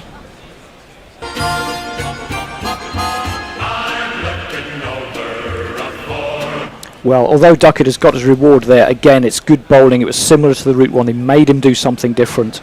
And he's done that twice, but got 1 wicket for 4. He would certainly take it. We have some super chats. We do. 2 of them, in fact. Let's have at it then. And we'll play the jingle after. Oh, Right, yeah, sorry. Brisbane, Yeah. $2 says What's that? 3547 is the food pin. Bear has the code too. And Jack Rover coughs up £2 marketing, because Brian is mint. Marketing 2, is it, perhaps? Yes, super chat. YouTube Brian, super chat. No shipping unlike the bucket hat. And Ellis is going to come back. He's had 29 taken off his 6 overs. All arms and legs, and cut to point. Labuschagne dives on it and prevents the single. And Brooke. I mean, this is exactly it. Even though it looks very like a sort of 350 game, you've got to keep that mindset of saving every run. Yeah, because the little things matter. Sure. And it's the maximisation of those, as in Team Sky. Well, hopefully not like Team Sky. Yeah. It turned out worked into the leg most side. of that maximise 1% was bollocks, and in fact we were just shooting lots of performance-enhancing drugs. Worked into the leg side by Brooke, and he very root-like, and he just walks a single to square leg. But enough of cycling, which isn't even a sport. And Brooke. Like golf, darts and Formula 1. Yeah, they're more tests against yourself rather than tests against anybody else to some extent. Round the wicket now by Ellis to Duckett, who just shows the full face of the bat and defends it back to the bowler and mid-off. Yeah, I'm just thinking about that. I suppose cycling it depends a little bit. You have time trials, but you also have, actual races. Yeah, the pursuits. That very much is man on man. Yeah, but I'm just Doing so some sort of road race over 12 ill Ks. disposed to cyclists in North London. We spent tens of millions on cycle lanes, and they're still on the fucking pavement all the time. I'm not so disposed towards cyclists because they're mainly on the road, but all the people with scooters and electric vehicles. Yeah, on the pavement. Yeah, they're right pain. Anyway, in Epping Forest, the bastards are everywhere. That's his short arm pull by Duckett round to square leg, and that is a single to him. He moves to 108. England 218 for 3. I'm thinking about going on a rant about line bikes now, but I'll probably just leave it. Well, you never see anyone riding them. I very rarely see anyone ride them, and it's usually about 20. They're always discarded. 20 of in them the middle of the pavement. 20 of them right outside our building, often lying on the ground in a tangled heap. Most of ours end up in the river. Yeah. So you don't have to look at them quite so much. Well, there's that, yeah. Except when they dredge them up every 6 months. Ellis, and that's defended by Brooke, who's taking a while to get into his work. Yeah. That is no real footwork there. He just plonked a bat on that and let it dribble out towards point. Well, you'd think England won't allow more than a couple of tight overs, and then they'll start doing things like we saw from Duckett with the reverse sweep off the last ball of the inning. Well, I expect Brooke to be the one that breaks first, and Duckett to continue rotating the strike probably for the next 6-7 overs until 40 at least. And that is played nicely through point by Brooke, but there's a man on the boundary. It's Dwarshuis, and it is indeed. And that is the end of the over. Well, Leah says hello. Hello. Hello, Leah. Hello. Other side of the fence says Anzacs are only rivals when we play each other. No, you can't be like that. Either be rivals or don't, Pick a side. Yes. Take the splinters out of your backside. Jagger says, but who created the pavlova? Was it Australia or was it Pavlov? Dun, dun, dun. Yes. Enrique Mental says, well done, Ben Duckett. Not out. 100. It's always big for England if they make big scores against the Aussies. Yeah, fuck you, Australia. Yeah, just prolongs the agony of losing to Australia, potentially. Well, Australia are going to continue with Zampa, which I think is probably a good move. And that's a wonderful catch by... Another good catch by Carey. Yep. That's skewed off the outside edge. He's taken... Brooke has gone down the wicket, tried to force the issue, and he's gone off the outside edge and moving backwards from point. Carey's taking a good diving catch. And that is the end of Brooke. They're right off the outside edge.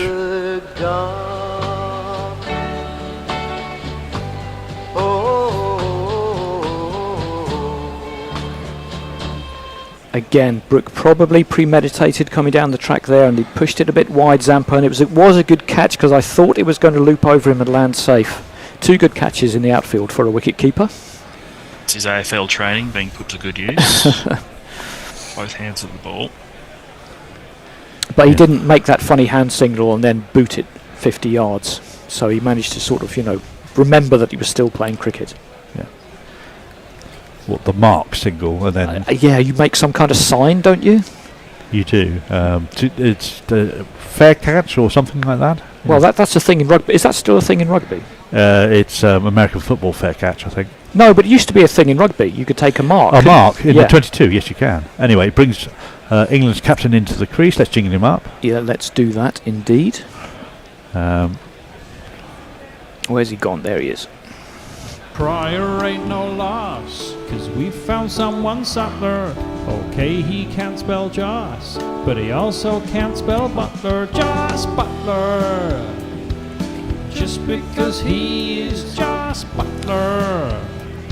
1 S and 2 T's, Joss Butler. Interesting for England's premier one-day batsman in this format. He's only in the ICC ranking at number 40. I wouldn't have called him England's premier ODI batsman, well, either now or historically. Possibly the most destructive. He's got 5 of the 7 fastest hundreds in ODI cricket for England, I think. Well, yeah, but that would be where he's batting further up the order. Well, only one place further up the order, generally. He scored those at 5? Most of them, I think, he scored at 5. Oh, okay. They all tend to be weighted at the far bottom end of them, as that is worked into the leg side. They think about 2, but Duckett was looking at it. Duckett wanted it, but it was Butler who was coming back to the danger end.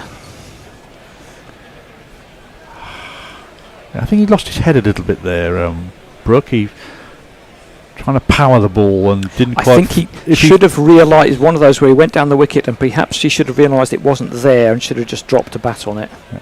Anyway, full Duckett plonks the ball down to long on. That is the end of... No, it's not. No, it's not. It's not the end of anything. It is in fact halfway through the 35th over. It's the end of that delivery. And the single is taken. 2-2-1 for 4 at the moment. Another full ball. That's nicely timed by Butler, but there's a man at long on. He needed to get that direction right, though, because it was catchable height. I mean, he put it the right side of the umpire. If he had just skewed that a little bit, he could have been in trouble. Yeah, it was very much... There's a bit of bottom hand coming into that, which forced it past the umpire on the onside. If he was a bit wider, he would have been in a bit of more trouble, I think. Then it would have come back straight. Yeah.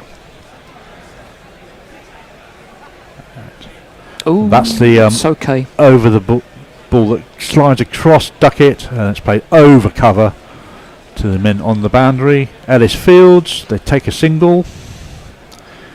Duckett moves to Nelson. No, they got... Did they got 2 for that one, yeah. Wow, they got 2. Didn't think they would have time to get 2 there. Well, he did loop it up sort of into the space, because he knows he's got that space over extra cover and long and mid off. Anyway, last ball of the over. There's that ball that whips across Duckett, tries to play it with the open stance. It's through him too quickly. English takes the bails off. That's the end of the over. Leah says, and since everyone is requesting jingles, could we please have one, I don't care what for, set to the tune of Ich töte meine Nachbarn und verprügel seine Leica, which I think means I kill my neighbour and something his corpse. Let me have a look. I don't want to know what to his corpse. Or her corpse. Beat up, punch, pound. Defile. It says beautiful language, German. Defile. Well, it's all the compound nouns, isn't it, that they have? Yeah. Which, we pile a whole pile of adjectives on the front to mean something. And therefore end up with a word that's like 60 characters long. We're going to see Dwarcius. He's going to replace Ellis. He's got very much the Aussie... he does. I was just going to say he's got the Aussie tash. Military moustache. He didn't have the moustache, he'd look even like more of a tool, so it's a tough situation for the poor fella. And Australia have gone for the wall with two players at sort of short cover right next to each other. That's where full and very nicely bowled by Dwarcius, and that's pumped just past the straighter of the two men in the wall, and Butler walks a single. That's what we used to call it at our club. We were playing once a sort of friendly game between ourselves, and the fielding captain put 4 men in that position, and when the batsman was caught by one of them, there were great celebrations. They're like standing on each other's shoulders. Yeah. It's like our club, but we had a guy who used to love cutting the ball. We had about 5 gullies for him. That's full and rising, very slightly off the back foot by Duckett, who just defends, and there is no run. Bit slower from Dwarcius. England bowlers should be taking note. So you've got to be varying your pace. It's perhaps not their strength, Wood and Archer. And they've really not gone very far in these 5 overs I've been on air. They've only got about 25-30 runs in them, and they've lost 2 wickets. Yep, fortunately they had enough of a platform to still be in a good position at this point, but they don't want to lose. They wouldn't want to lose. That's a on-pace ball, and that's punched with some authority through the point area off the back foot. I mean, at least, if England... But it's still only a single. Yeah, I mean, if England was still having Overton in next, it would definitely be holding them back. You would hope that Livingston at 7 and Carrs at 8 is enough to keep batting with freedom, trusting that those players can do a job if you get out. We've got Butler Butler cricket captain 1996 style graphics. Yeah, that's again Butler just drops that into the offside. They think about a single for very briefly, but decide against it. Another cheap over, only 2 runs off 4 balls. Is Butler going to open his shoulders like Brooke did? Well, hopefully not exactly like Brooke did from England's point of view. But yeah, Steve Smith is working his changes and managing his players intelligently here. You say that. He's getting the results of 2 wickets. It looks to me that he's just changing the bowling all the time, and then when he gets a wicket, everyone says that's great. If you fire enough shots, something yes. will hit. Again, Butler doesn't really time that. It's off the bottom corner of the bat. Goes past mid-off. Mid-on comes around to field it. They take a single.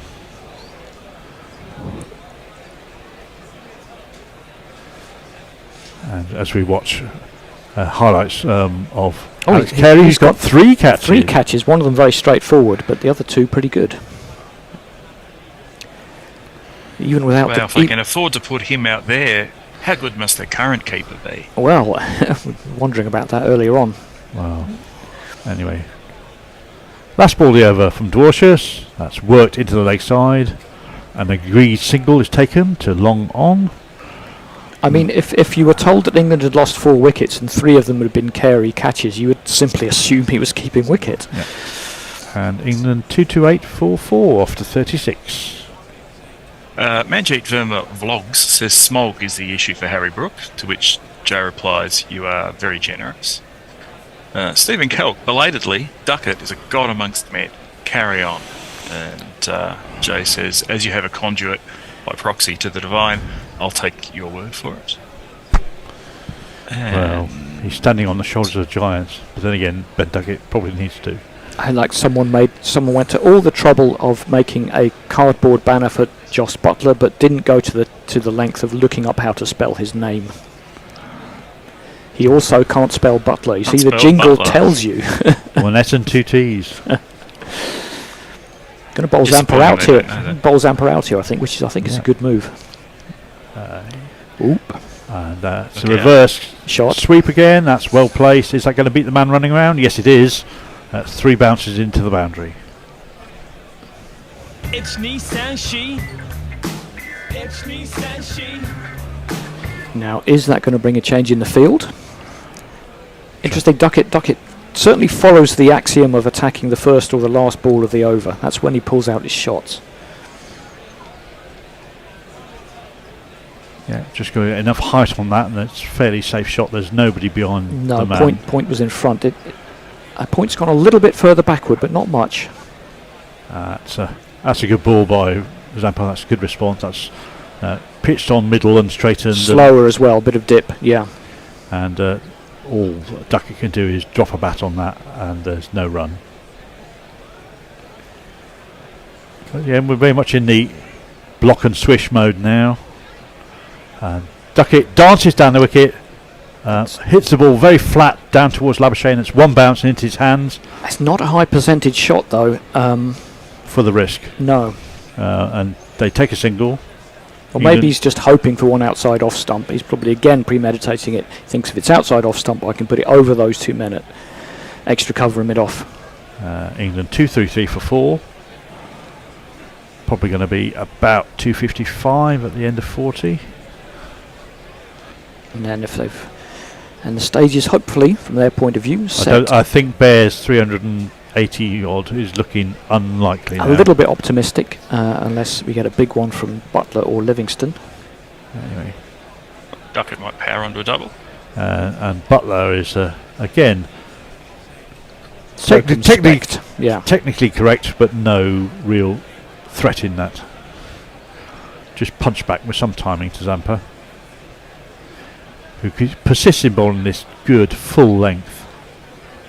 Oh, and that's a googly, and that's big inside edge, I think, there from Butler onto his pads. Good comeback from Zampa. First ball went for 4, just 1 off the last 4 balls. He's getting a bit of dip, you can see it.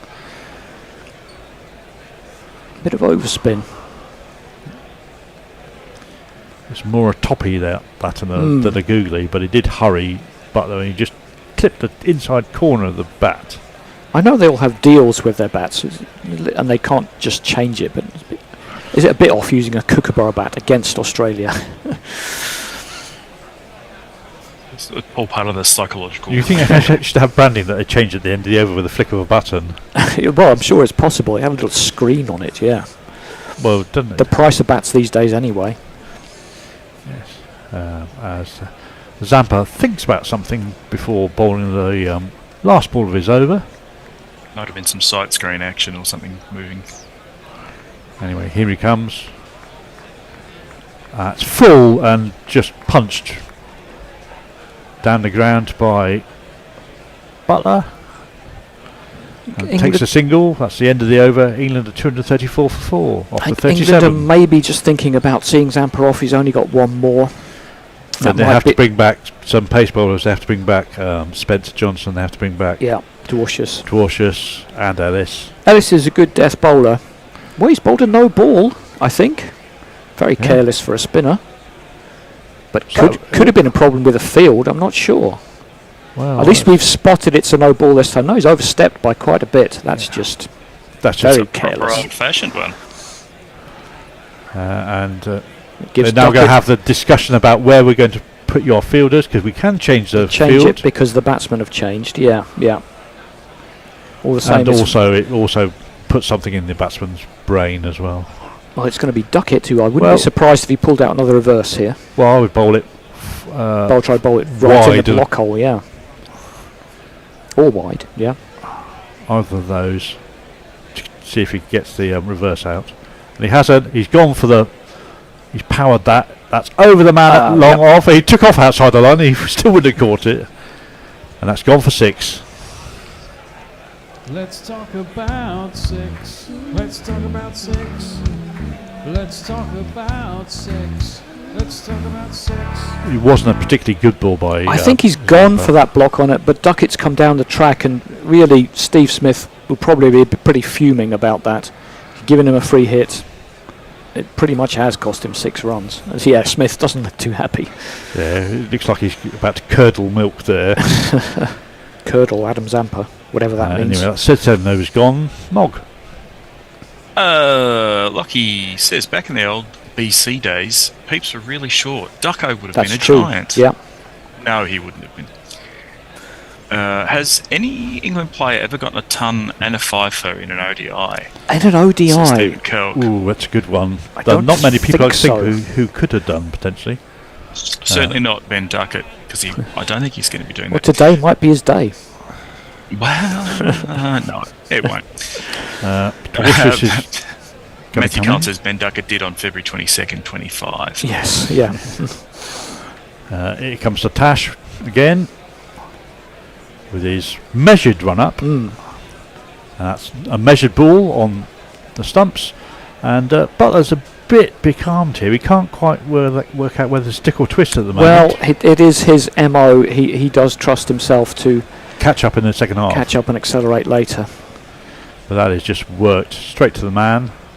You can see with Duckett, he's not really a natural straight hitter. He's got a big full toss and he's But it's clothed more of it a little bit. Yeah, It's more of a... He hits across the line somewhat with his straight balls. Yeah. Again, Dwarshuis bowls and Butler tries to push that through the wall, but can't get past the blocks in the way. There is no run. England 2 for 1 for 4. I think. Have a look at this. They'll probably Zampa will bowl the next over because they don't want to bring him on for 1 at any stage, and then England might get going. And Butler defends and times it, and thinks about a single for about 2 seconds, and then they decide, oh, we'll have one now. Yeah. And they amble it down to long off. It's the kind of thing that does give you a bit of encouragement as a batsman. You just defend the ball and it pings off. It's Ben Duckett has the highest. He's the highest score in this tournament. Sorry, this tournament, which yes. isn't Of the saying a 5 lot. Centurions that have scored a century so far. Well, all the previous 4 ones, games. all the previous ones won the game, so there's that. And that's short and slapped through the bare mid wicket. Head fields. Is that head? Yes. He is rocking the proper, very early 80s Australian cricketer look, though. It's the hair, isn't it? It's the mullet. Yeah. Yeah. Plus, he's just a little bit dishevelled. Just looks a little bit like he's had a few too many pies. I was going to say, he's a little bit paunchy. There's a mini David Boone. Butler flicks that into the leg side. They take a quick single. Short is there, but he can't. No, not Short. It's Maxwell there, but he can't stop a single. And as we turn and look at the very, very laid-back Brendan McCullum.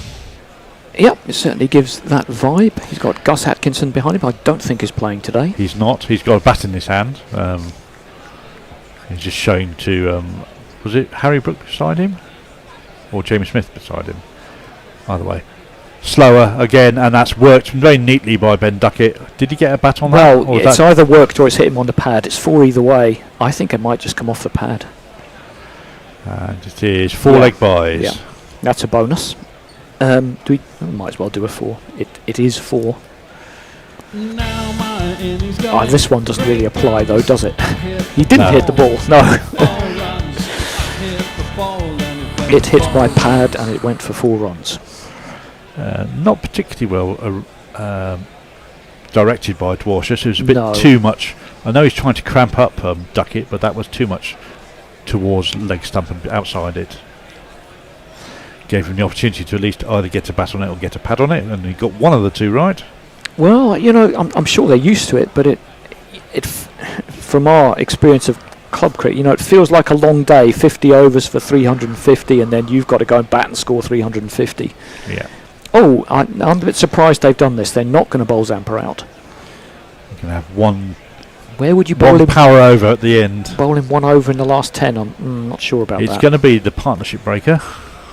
Give him the 49th over. There you go.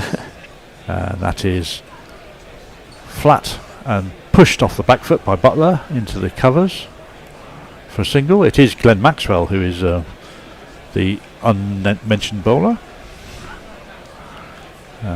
Maybe they'll just swap Zampa to bowl from the other end. A Well, motivational sign there. Come on, England, today is my birthday. Well, now they know that, they will be trying a lot harder. Well, they will be scoring 150 in the next 10 overs.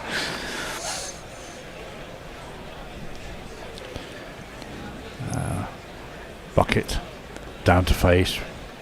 Round the wicket by Maxwell. That's a good ball. Angled in but straightened slightly. And all Duckett can do is drop it into the leg side, and Inglis is out quickly. Yes, I don't know if you can quickly catch up on YouTube there, Mod, because we have some examples of England players scoring 100 and taking 5 wickets in an ODI. Oh, and that's a nice shot. Yeah. Oh, like I say, he's not natural at that, Duckett, but that was a good one. He's just chassé down the wicket and played it beautifully straight over, long, off for one of these. I mean, he has got a licence because there is no long off. He's up at mid off. And I think it's easier to do that against Maxwell than it is for Zampa, who's going to get more. Well, everything's better, really. He's get more dip. You can turn it both ways. Oh, and safe. Got away with that. That's gone for the sweep, and that's got a top edge over Inglis, and it's almost got it all the way to the boundary. They should take 2, possibly 3. No, just 2. I just feel Australia have taken the pressure off here. I think 1 extra over of Zampa, they could have possibly got. Could have got a wicket. Yeah, someone to play an injudicious shot trying to force the issue. But England looking okay at 2.57 for 4. Yeah, so this is 10 from here would get them to 370, which is definitely in play. That's good bowling by Maxwell. He saw Duckett advancing, threw the ball wide. Duckett went through with a shot and hit it nicely, but it's just straight at the mid-off fielder. He actually hit that very nicely. As you say, Maxwell threw it wide, but he just hit through the line, and again, if a couple of yards either side would have been 4. There's the round arm. It's the very slingy Kedar Jadab version of the ball. That's worked into the leg side. They take a single. That's the end of the 39th over, and England 258 for 4. Well, there are 5 one-day players who have scored a century and a fifer, and Paul Collingwood is one of them. Yes. 122 and took 6 for 31 against Bangladesh in 2005. And the others, Viv Richards, Melia Kerr, Rowan Mustafa and Baz Deleda. Oh yes, Baz Deleda was reasonably recently, I think. Was against Zimbabwe. Do you want to let man in? 40. This actually is 40 this time, yeah. Dwarshus, 2 for 46 off 8 to bowl his 9th over. Who are they going to bowl at the end, I'm wondering? Ellis. Short and hit into the leg side. Not really timed, but then again, unless he gets a really placed well, that's only going to go for 1 in any case. Well, Ellis is definitely going to bowl the last 3 or 4 from one end, and I guess they'll just have to. Well, Dwarshus, as you say, has only got 1 more after this one. He's going to mix and match. It's going to be Johnson potentially. Yeah, and you wouldn't want to bowl much spin after the 45th. So they are slightly backed into a corner. Unless you take a gamble on a 1 over from one of your occasionals. That's but none of them on the stumps seamers. and nicely played by Butler. He just flicks that into the leg side. Wide of Maxwell. They will take 2. But none of your occasionals are seamers. No, you don't want to bowl a spinner. You don't want to bowl an occasional spinner in the last 5. Surely Alex Carey can throw down some mini pace. Well, if he throws, he'll be throwing. Well, he's doing everything else in this game. He's going to bat. He's taken 3 catches despite being banished to the outfield. Promoted to the outfield. Depends on your perspective on wicket keeping, really. Well, you get someone who's more yappy behind the scenes. Well, I was just going to say the main thing they do is talk shit anyway. Dorcius round the wicket. Short of a length, that's nicely played by Butler, but it's straight to the man. And there's only a single there. That went really well to Carey, who can't get out, can't get away. It's Carey camp today. Yep. Well, I think Butler knows what he's doing, and England are getting through to the last 10 in a good position. I mean, yes, two wickets could change it, but you know that can happen at any point. You do think at 40 overs, Duckett is going to be told to get on with it? I think he can figure that out for himself, probably. Yeah, he'll get it out. I mean, he has upped his rate a little bit. He started playing some more adventurous shots. It's not as though he's not trying to score quickly now. Yeah, but look, there's nothing wrong with 135 off 121 balls. He looks like such a mouth breather. He does a bit. Dorcius, short. Again, it's that sort of short arm pull, yeah. To deep square, and there's one taken. England 263 for 4. It's going to be Tony. We'll have a change at the end of this over in 2 balls time. Tony will come in for his first stint today. Is he with us? I think he is. I mean, not in the sense of the Pope. I'm sure he's alive, but he's with us in the studio. The current Pope's not doing too well either. They keep Arrested developing their announcements. That's angled in around the wicket. That is, they take 1. Do they take 2? No. Butler moves to 12 off 16. Scored off every ball in this over, which is good. Yeah, just need the boundary to finish it off. That would be great from England's perspective. 6 off 5 balls. Last 24 balls have been scoring at 9. Yep, it's again, but I do feel Australia are managing the well, took the pressure off a little bit, I thought, by taking Zampa off. Short and flashed away, and that is the boundary. Backward a point. Steve Smith looks disconsolate, and that's Dorcius goes to 2 for 56 off 9. England 268 for 4. That's the end of my stint, and you will hear new voices at the change of the spell.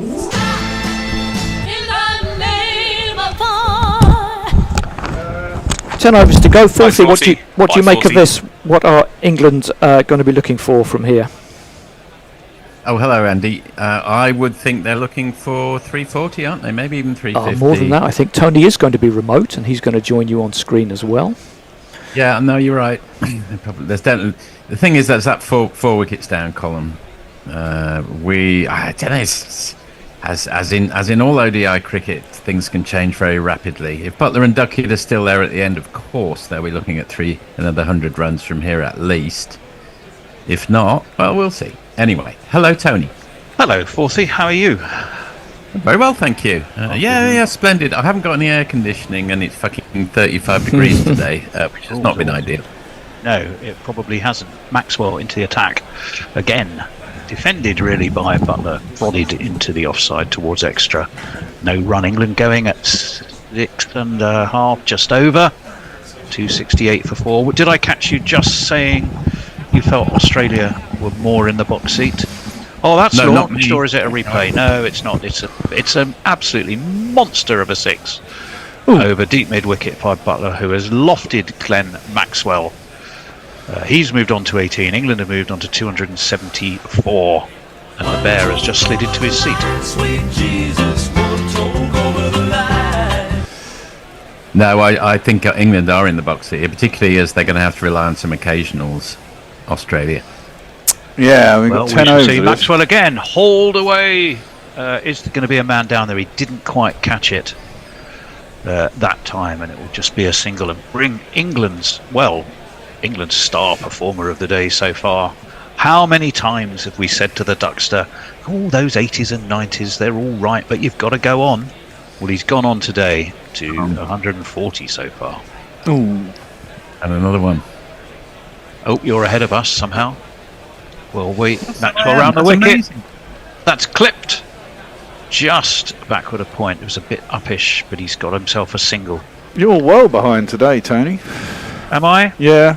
I don't know where you are, Tony, because that feels like it's about 3 overs ago. Yeah. 40.4 in my world. Yeah, 40.4, but it wasn't a clip anyway. Maxwell in. Powered away by Butler. Is that going to have the legs? You bet it is. It's beaten the fielder on the onside. It's 4 more. Yeah, you're about. 1, 2, 3, 4. It's okay. I don't mind you going where you're going, Tony, because it matches my TV. It's just Bear who's going to be ahead of us. I'm about 5 or 6 seconds ahead of you. Okay, well, it comes and goes. I could try my other channel for the afternoon. I'm not going to change it now. It's just like if I can look at the TV and then at my notes on the screen, that's a lot easier than just looking at the screen. That's been walloped away again, but caught down at deep mid-wicket. Nathan Ellis, I think it was. Butler has to go. He's gone for 23. He was trying to power England onwards, but he has perished for 23. Caught off Maxwell. He'd hit him for 6. He'd hit him for 4.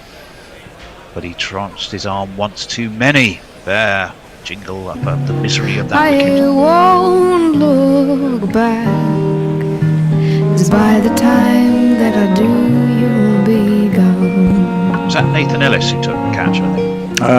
It was. And he took it very, very well indeed, because it was coming at him not only very quickly, but dipping quite fast, and he was down on the deep mid-wicket boundary, and he took it very solidly. It's been an exemplary fielding performance from Australia so far, both catching and ground fielding. As you do tend to expect, I think, with Australia. I mean, yes. Pakistan, Bangladesh, they've had their moments in the field. In Karachi, this of course is the first game in Lahore. But you tend to expect exemplary fielding from Australia, and you're absolutely right. I mean, particularly Alex Carey, is it 3 catches? Well, one of them was regulation, but 2 of them are outstanding. Yeah, there was. I think the first wicket was that Salt. Yeah, that was a great catch. That was the worldie. Who was the second wicket? Because I thought that was rather giving it away. It didn't. Harry Brook was. And there was someone between Salt and Brook. There certainly was. It can't have been that many people. Oh, it was Smith. Yeah, Jamie Smith, and that looked a bit of a loose shot. He just seemed to shovel he didn't get enough elevation on that. Let's have a jingle for the next man. Swiss Army knife man. I am Liam Livingston. I play for the Lightning. My one-day key is blue, but for the test it's white. Yeah, this is a tricky period for England because everything that we're saying, go hard, go hard, go hard. They're 5 wickets down. They really should regroup for 2 to 3 overs, in my opinion, and then assault. Yeah. I mean, they should be looking at 340, 350 from here, shouldn't they, really? But they should, but it's how they get there, isn't it, Bear? I mean, if they lose 2 wickets quickly now, they'll have thrown away that opportunity to target the part-time bowlers, and Australia will have managed it perfectly. Well, here's one. You've got to target this man, haven't you? Well, it is. It's our old friend Loose Bus Change, who does a very Adil Rashid-like cough into his hand before he bowls. In he wheels, squirts off an outside edge to backward point. They can just jog an easy single. That was more in the 40 school of caution than the Bear school of go hard, go fast. You know what I mean, though, because they play so much T20 cricket. They think, like, yes, must pile on. But there's nine overs to go. There's 5 wickets in hand. You want to manage it so that next 2 or go along at 5 to 6 and over for 2 or 3 overs, and then start assaulting. In my opinion, for the last 45 on, yeah. Well, 5 down. I mean, I always work on the Gary Naylor principle of look at who your number 8 is. Well, at number 8, we're with Bryden Carse, aren't we? And one of the how many Naylor principles are there? That's probably the biggest one, or indeed only one. Oh no, there are others, aren't there? There are others. Something about run rates, blah blah blah. Up onto his nose. There are quite a few Naylorisms. Yes, sure are. One of them is the value of a good number 8. So look at England's number 8, and it is Bryden Carse, who we know can go either way. He could nail you a 30 out of next to no balls at all. Short, wide, cut by Livingston, but fielded very sharply indeed by, is that Stephen Smith? Yeah, Stephen Peter Devereux Smith, that's who it was. Problem with Livingston, he hasn't got the full range. Actually, as Stephen Smith, he might be going off here. I think. No, he's not going off. Don't be daft. Sure? No, he's just No. no. All right, okay. He's a tough Aussie. Australians, they're notoriously tough. Except when he's doing press conferences apologising for sandpaper, which then he bursts into tears. That's wide of the leg stump Duckett. Talking of which, I was under the impression he couldn't captain again, and I obviously got that wrong. Yeah, didn't they rescind that last year? I think they rescinded that after a period of time. Then it depends where you stand on that morally. I have to say, I think, I can kind of put it behind me. It will never be forgotten. But he certainly served his time, and I seriously don't think he'll ever do it again. Short and pulled by Livingstone, but there's a man on the deep mid-wicket boundary. It's Glenn Maxwell, the wicket taker, the crucial wicket taker indeed of Joss Buttler in the final over. I once read a very clever thing by Samuel Butler, the novelist, who said you can recover your financial position in life, you can recover your health in life, but you can never recover your reputation if it's lost. And I think that's possibly very wise. Listen, you'll always be remembered for a bad thing. Well, fuck it. More than a good thing. That's tickled round the corner for a single. It was a tiny bit of cheating in a fucking test match. Shit, everybody's fucking done it. They went totally overboard. The fact he got banned from being captain for life was nonsense.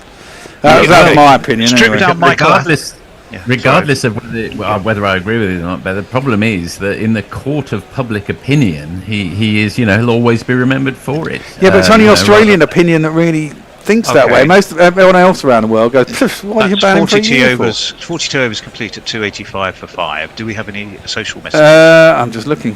We probably do. I don't know where we were. Lockie Sixers, we always forget Atherton standing on the ball on TV. Exactly. Zampa, he had fucking dust in his pockets. Pakistan were quite good with a bottle. It's been going on throughout history.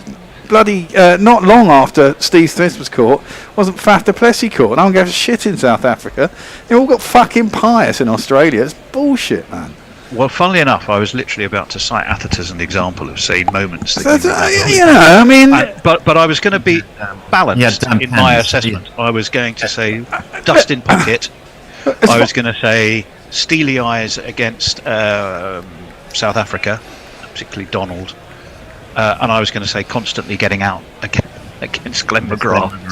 So of three things of a man I massively admire. Two of them are on the debit side, if you will. Right, Nathan Ellis. He needed to keep them dry.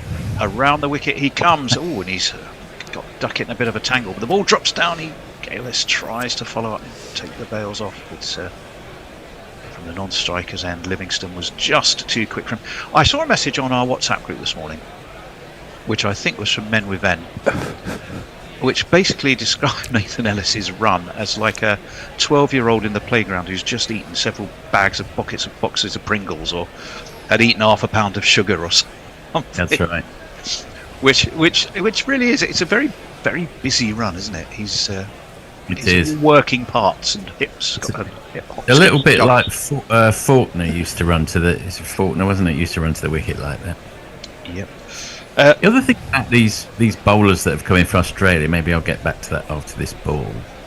Yeah, well, which is going to be faced by Livingstone, having had to throw in the dive as he was chased by the hopping, jumping, skipping Nathan Ellis. And he can't the hop. Sorry. Short of the off stump. So dot ball, because he can only guide it to backward point, fourth you were saying. Yeah, they're all about kind of like 29 or 30. Ellis and the other two have come in, Johnson and Warhoose. Which rather reminds me... Dorsius. Sorry, Dorsius. Which rather reminds me of the situation, 20 years ago when all those batsmen had to wait forever until the sort of golden age heroes had moved along, and Gilchrist came in at 30, Hayden at 30, Hussey at 30. Bit like that with the three fantastic bowlers. Again, squirts off an outside edge. However, it's going to go down to third man, and he'll get a single. England move on to 287 or 5. Have you had a delivery? Yeah, it's just arrived. I think he went to the wrong door first time. Blow me. The one day I decided, I actually thought this morning, so many in the studio, and I've got other things I have to be doing, and the lady V is not particularly well, so I thought, okay, I will. She's just had a bit of a tummy So I thought I'll stay at home today and phone in my contributions, because I knew the bear would be in good company. He's only there till lunchtime anyway. That one's steered away to point. Another single. England are dealing in the ones and twos. They are following the 40 school of early caution. Well, they're nearly at 300 with 7 overs to go. I mean, they're in a very good position here to launch for 5 overs and try and get close to 350, 360. Anyway, the upshot of all of that is I am here on via Zoom rather than there in person. Also, we were so well stocked today, which is I'm thrilled about. It's an England game, with people, because and it's a weekend. But there are a few folks on the commentary list who thought it'd be good to give more airtime to, who were in. That's driven beautifully straight. Is it going to go all the way? No, there's a man down there. Which again mean just a single. It means this over from the hopping, jumping, skipping. Ellis has gone for 4 and England are on 2, 89 for 5. The 2 tri-series games, the average first innings score there was about 322. England would want to pass that on what appears to be a very, very good wicket, wouldn't they? They are going to pass that. They have to get another 30 off the last 7 or 8, and they're going to do that. Other things, I'm trying to find reasons to be cheerful. That I'm going to give you some, and it rather fooled the Duckster, who swung and bottom edged it. No run. We've had Grover and our friend Morgan slating me. Oh Lord! For having I think Morg stands on the side of what Forthy was saying. I just think it's moral bollocks. And Jay is telling me stop talking about that shit. Luke Hallahan loves Tony. No, that's nice. Well, good. Is that all he said? Just I love Tony. Yeah, he says I love you. He says love you, Tony.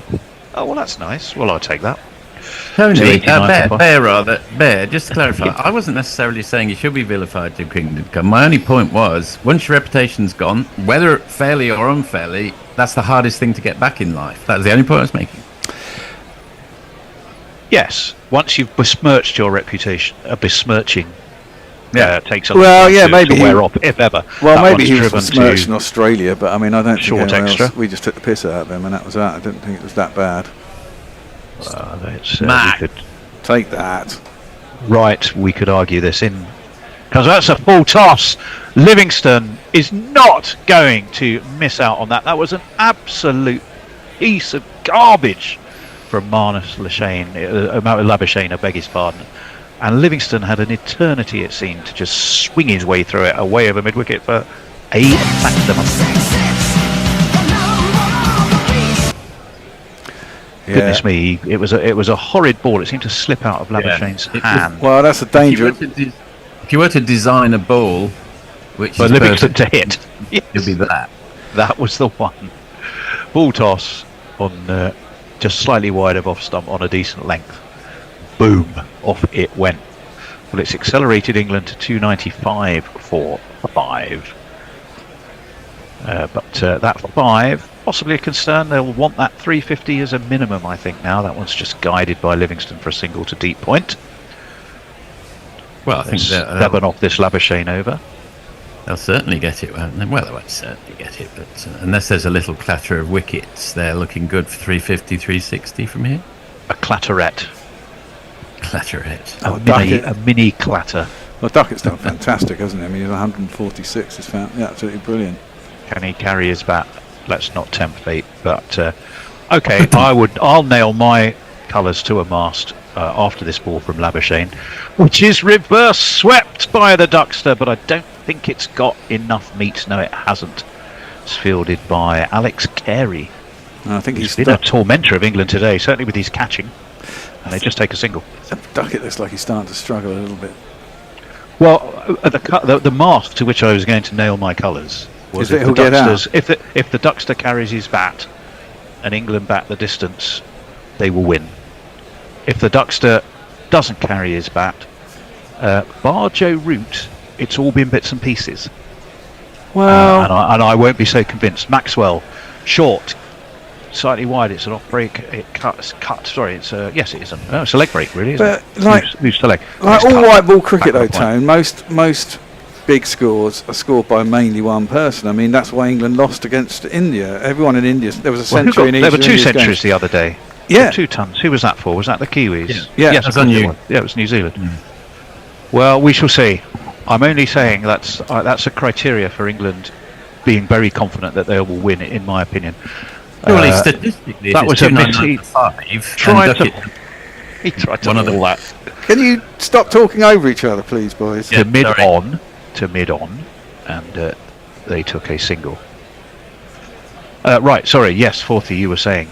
No, very quickly. If someone's 299 for 5 and someone is on 148, statistically, the rest of them are going to be bits and pieces, aren't they? Yes, that's my point. But in a big score, it just takes one of those to actually get there, and everyone else does bits and pieces. If you get someone else who gets a big score, you get an enormous score, right? Well, Joe Root got 50. More than a bits and pieces with his what 60 something. Yeah, well, exactly. He was terrific. Right, Nathan Ellis, the enthusiastic 12-year-old in the playground full of sugar, is going to be bowling from, I think, the college end, if I'm right in my knowledge of Lahore. No, I think the pavilion end. Oh, that's a horrible ball. Well, that's one extra for nothing. Ashan Raza says, goodness me, spreads his... Oh, I was going to say chubby. You can't say chubby arms, can you? That's these we days. can. We're gorilla. Slightly. He's a man of a fuller figure, as respected by most gorillas. Obviously, there are thin gorillas available. And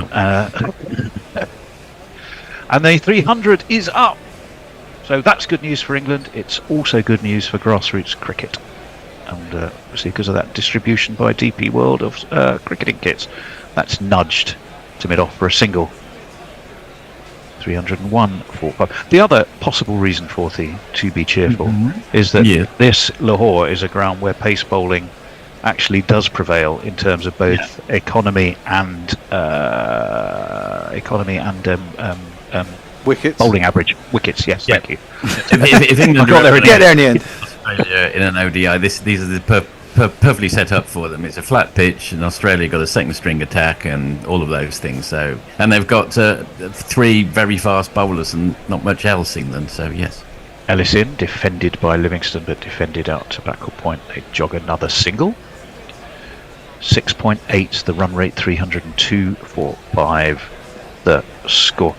England's record against Australia of late is horrible.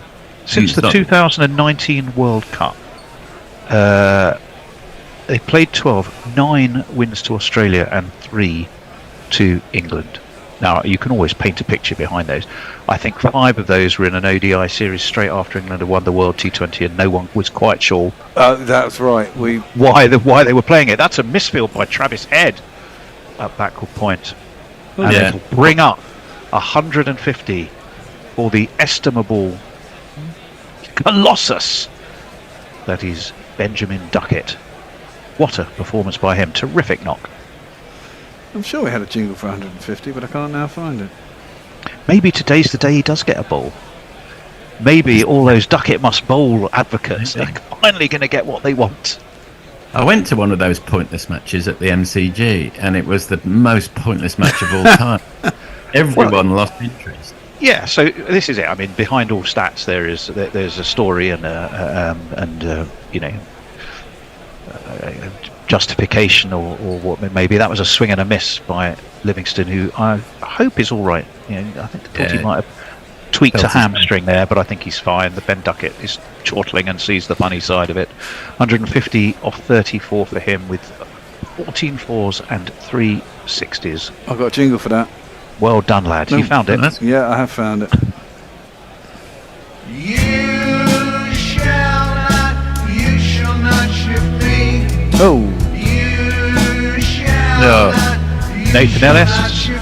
That's a big shout. I think he might be in trouble. Yes. Livingston was looking to work that to leg. Up goes Ashan Raja's chubby finger. And it's not a good sight for Liam Livingston, who is immediately reviewed because, fourthly, I thought that might have been heading down leg. But Ashan Raja has already proven he's got a pretty eagle eye already once today. Well, I thought Joe Roots was heading down the leg, but that was the one that Ashan Raja gave, and they reviewed, and it was umpire's call on hitting. Very just umpire's call, but that's the way it goes. Livingston seems to be Livingston seems to be looking at the inside of his bat. I think he thinks he might have got an inside edge. It was quite close to the edge. I thought it was going. I thought it was going down. There was as they were. Duckett had gone up to stand next to Livingston. No, I don't think there's an inside edge. And he was crouched down on his haunches, obviously somewhat exhausted from his considerable efforts. And one of the Australian players, and I couldn't quite see who it was, just tapped him on the head like he was a dog as he went past. There's a big inside edge. Ultra edge. I think that's an inside. Massive inside edge. Yes.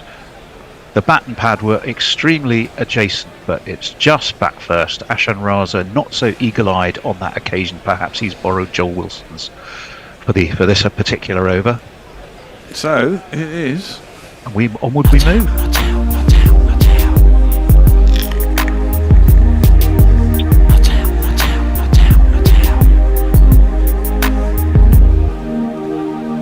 He's possibly looking a little crestfallen. Is Ashan Raza? Be hard to tell under that big sun hat.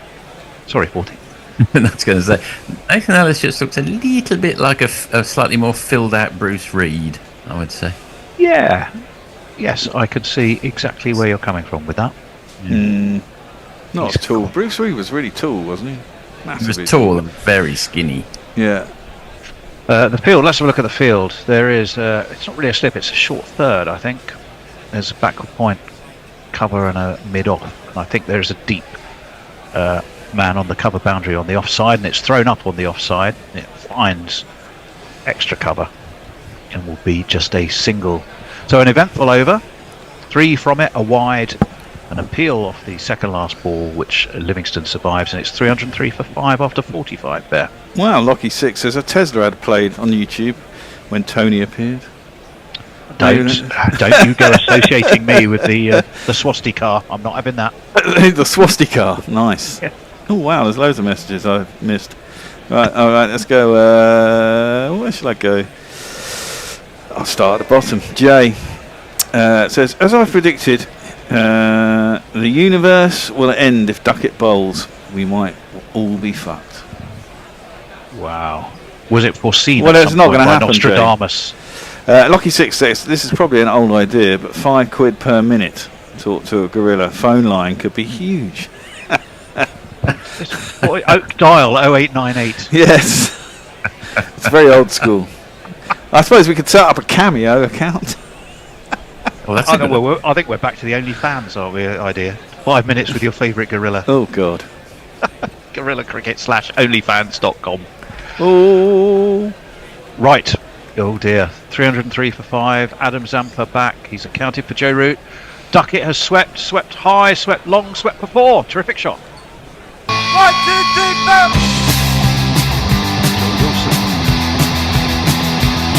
4. The man. Yeah, they've got his dark glasses. Yeah, Zampa and Ellis are going to bowl 2 of the last 5, and they can't afford just to let those slide by, because that'll be 40% of the remaining allocation. So they're right, Trevor. He's right, Trevor. Go, Zampa. Well, this is Zampa's last. Yeah, it is. And they've got 4 overs. He has the number on Joe Root for some reason a little bit, doesn't he? If you look at previous matches, I think Zampa's got Joe Root to his name on any number of occasions.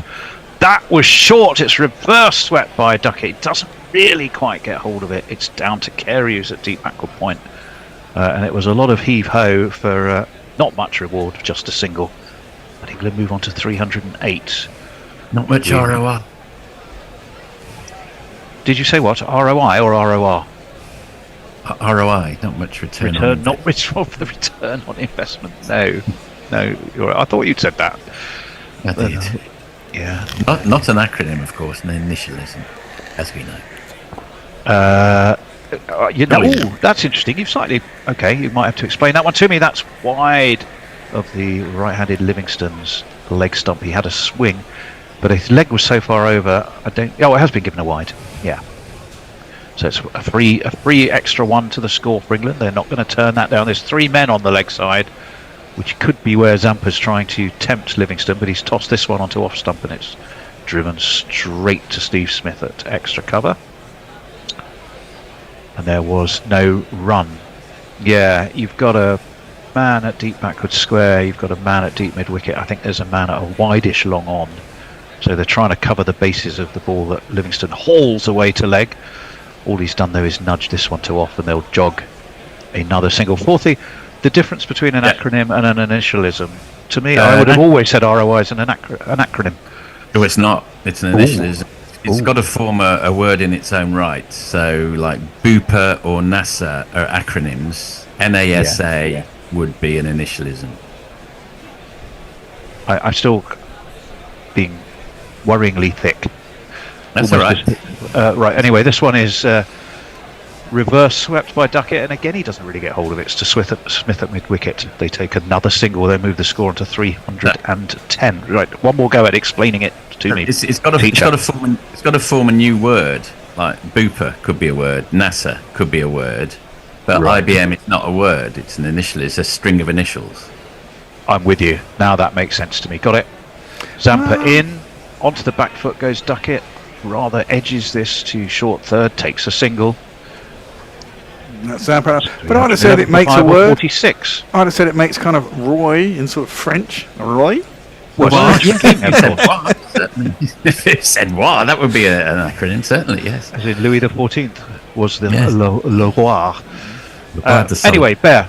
Oh God, yeah. Yes. You put me on these fucking social things, jog didn't him you? when he's on social duties. Well, you know. Memory of a... Kieran says, at Luke, that won't worry Tony. Things that will worry Tony are getting up from a low chair, a slip or a fall, picking up something is dropped, and putting on his socks. Putting on my socks? Hang on. When have we ever discussed putting on my socks at any point ever? Well, we are now. Well, apparently. Well, these are things that will worry you as you get older, I presume. Oh, I see what you mean. Right. It's our friend Ben, a sergeant major or oh, shot. Flight Sergeant Dorcius, whose left arm over, and it's smashed away past extra cover and four runs by the Duckster, who is in towering form. And one more four than the four before. That's what fours are for, to get funky on the dance floor. I don't worry about putting my socks on. I have no problem at all. Vivian worries about me putting my socks on because I tend to get up before Vivian does, and then if I put my feet on the bed to stick the socks on, I get all sorts of grumbles. Yes. Apparently because there's a chair next to the bed. Right, in comes White Sergeant Dorcius. That's shoveled round the corner by the Duckett. I don't think he will get a single on this occasion. No, he won't. So it's a 4 and a dot ball from this Dorcius over. He played for Durham, I think, in the Blast this year. Did Ben Dorcius? Okay. Took a few wickets from memory.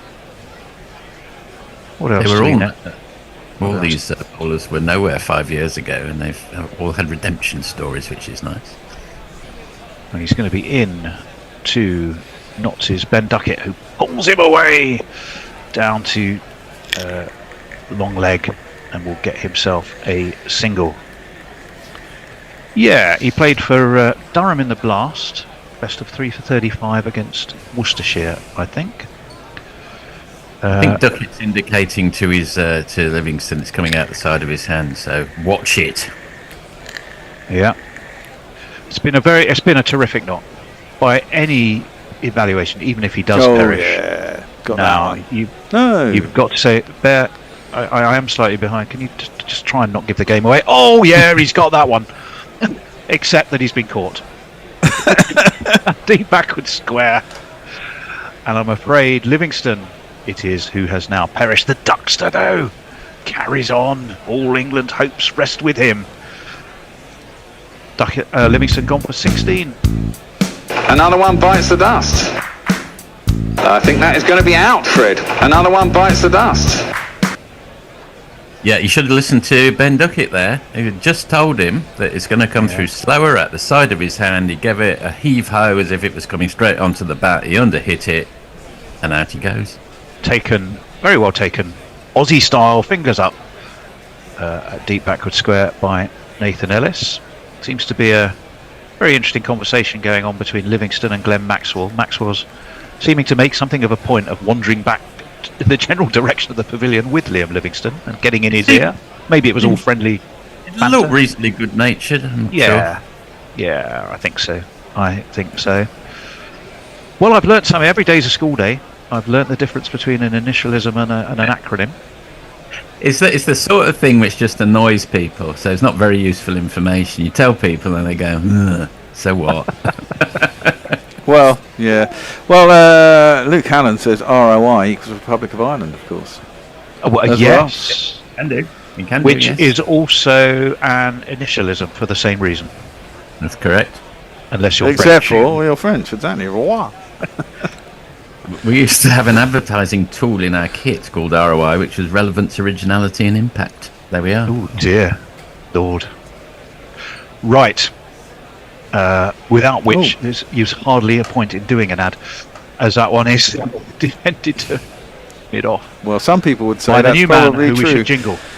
Stick your hopes of victory up your broadcast. Your hopes and dreams are flying at half mast. When the Brighton comes a calling, all your fears will be falling. Stick it all right up your Brighton cast. Those things you can always look at. Well, if you just looked at their opposites, it would be like what? Relevance, unoriginal, and completely lacking in any impact at all. Oh, sure. And you probably described 90% of a lot of advertising today. Short and pulled by the Ducks. Pulled 4 through mid-wicket. England may lose wickets at the other end. The Duckster just carries on. 321 for 6 or 47. 1, 2, 3, 4. What a shot, Paul. What a shot. Yeah, brilliant shot. Yep, they'll be looking for 360 from here. They'll be disappointed if they don't get it, and that would be very hard to chase down, even on a good pitch. It's not only it's a good pitch, it's a very quick outfield. Still bowling Labuschagne, man. I mean, Christ, in the 48th over? That seems a bit risky. I think they have to, don't they? They've got. Who else can they bowl? Oh, is that really the case? Let's have a look at the bowl. I haven't really kept an eye on who's bowled what, but that's pretty poor planning if you're thinking you're going to end up with Marnus bowling in the last 4 overs of the game. I think they risked putting, bowling Zampa through the middle. They would have preferred to keep him back, but they almost had to bowl him. If anything queues up 3 quick wickets for Labuschagne, it will be that. Well, that one's thrown up, just prodded off his off stump in towards leg, and Cast takes a quick single, which is exactly the right thing to do, because he can certainly give it a powerful biff, but the Duckster is in imperious, powerful form. This is the 48th over. No, they could have bowled. Spencer Johnson's here's got 3 left if they want to put pace on. Yeah, that's out. Pretty easily. Bear. Sorry. Bear. I think that the Duckett is possibly LBW because that was straight. He tried to pull. He almost fell over. He was still in front of his stumps. Labuschagne has got the first of the 3 that we've inevitably teed him up for. And I think even Ben Duckett's thinking, I'm not. Do England have a review left? They do. Do they take it because it's Duckett? Well, they might. Has he got any chance at all? No. No. It was dying on him completely. It did sort of. It's bang in front of middle. It's going down, not up. Yeah, it's going to hit halfway up middle.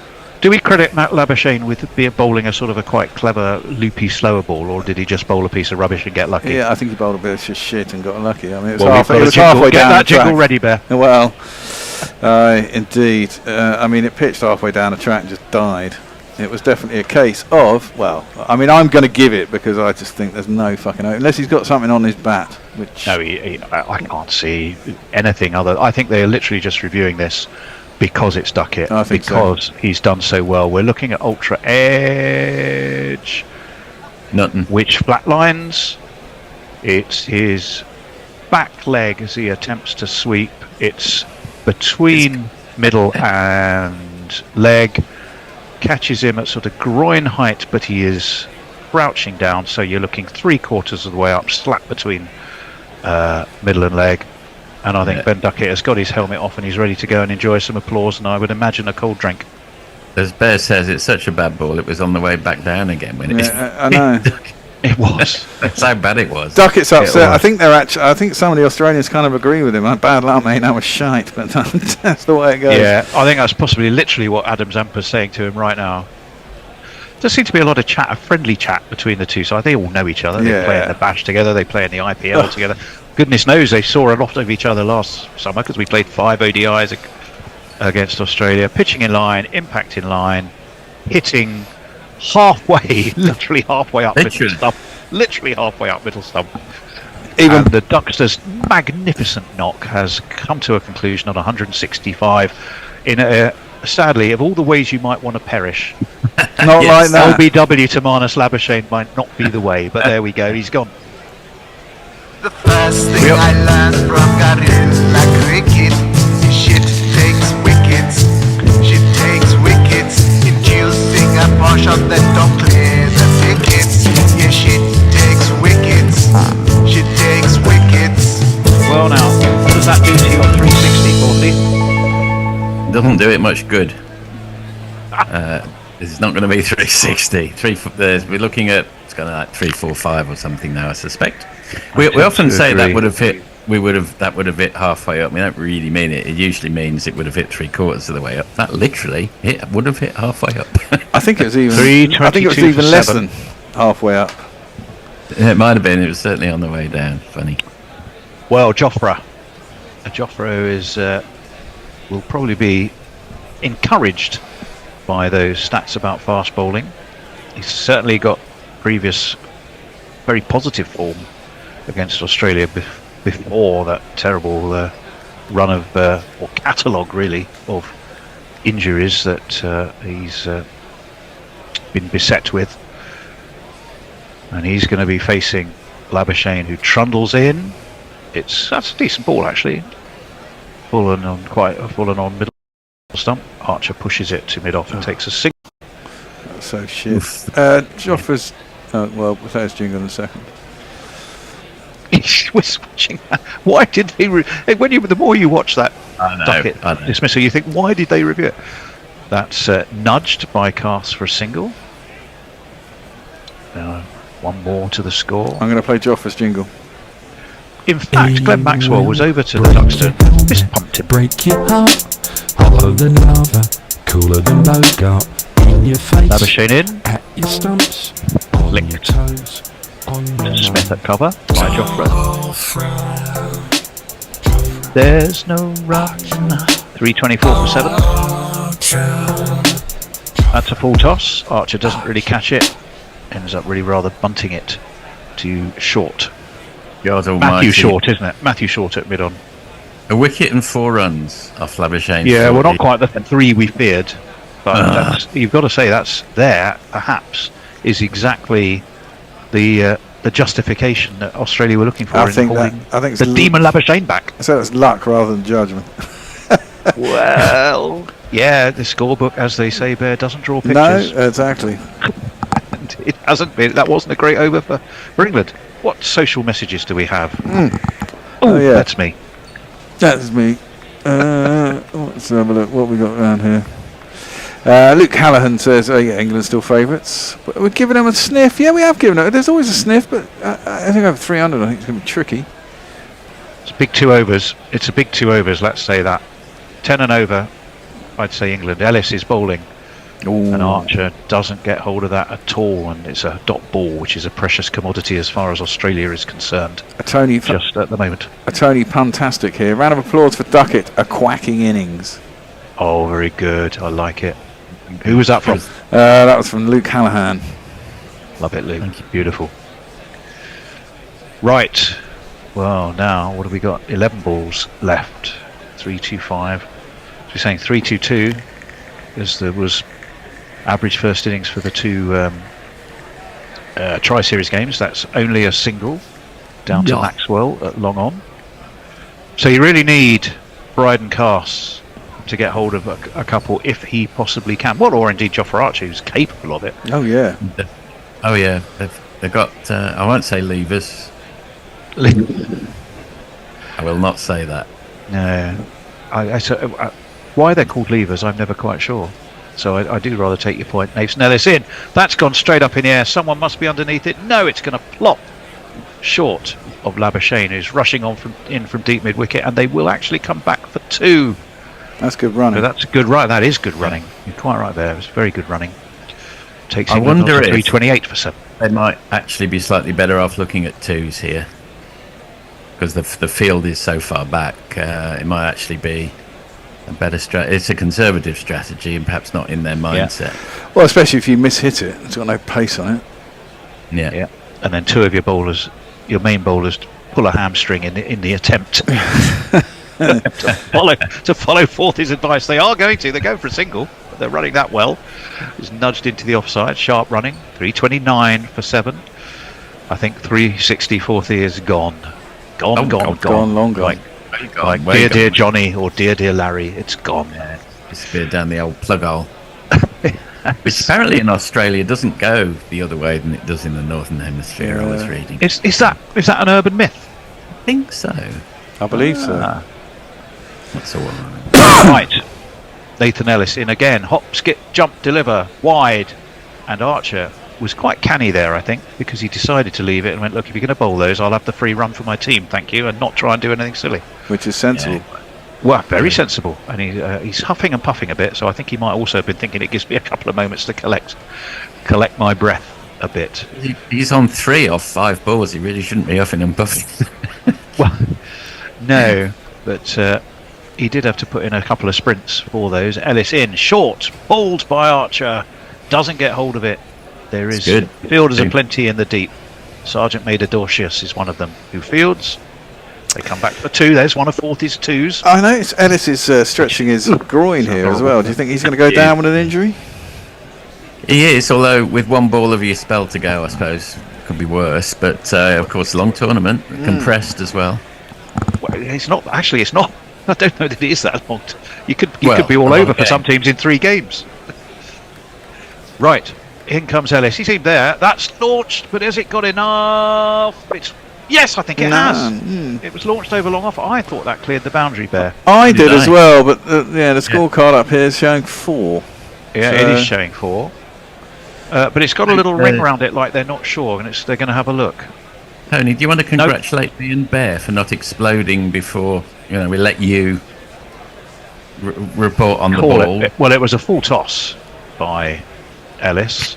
It was launched straight. It was a sort of a lofted off smack, really. Yeah, they haven't changed it. They haven't changed it. Ellis is furious with himself.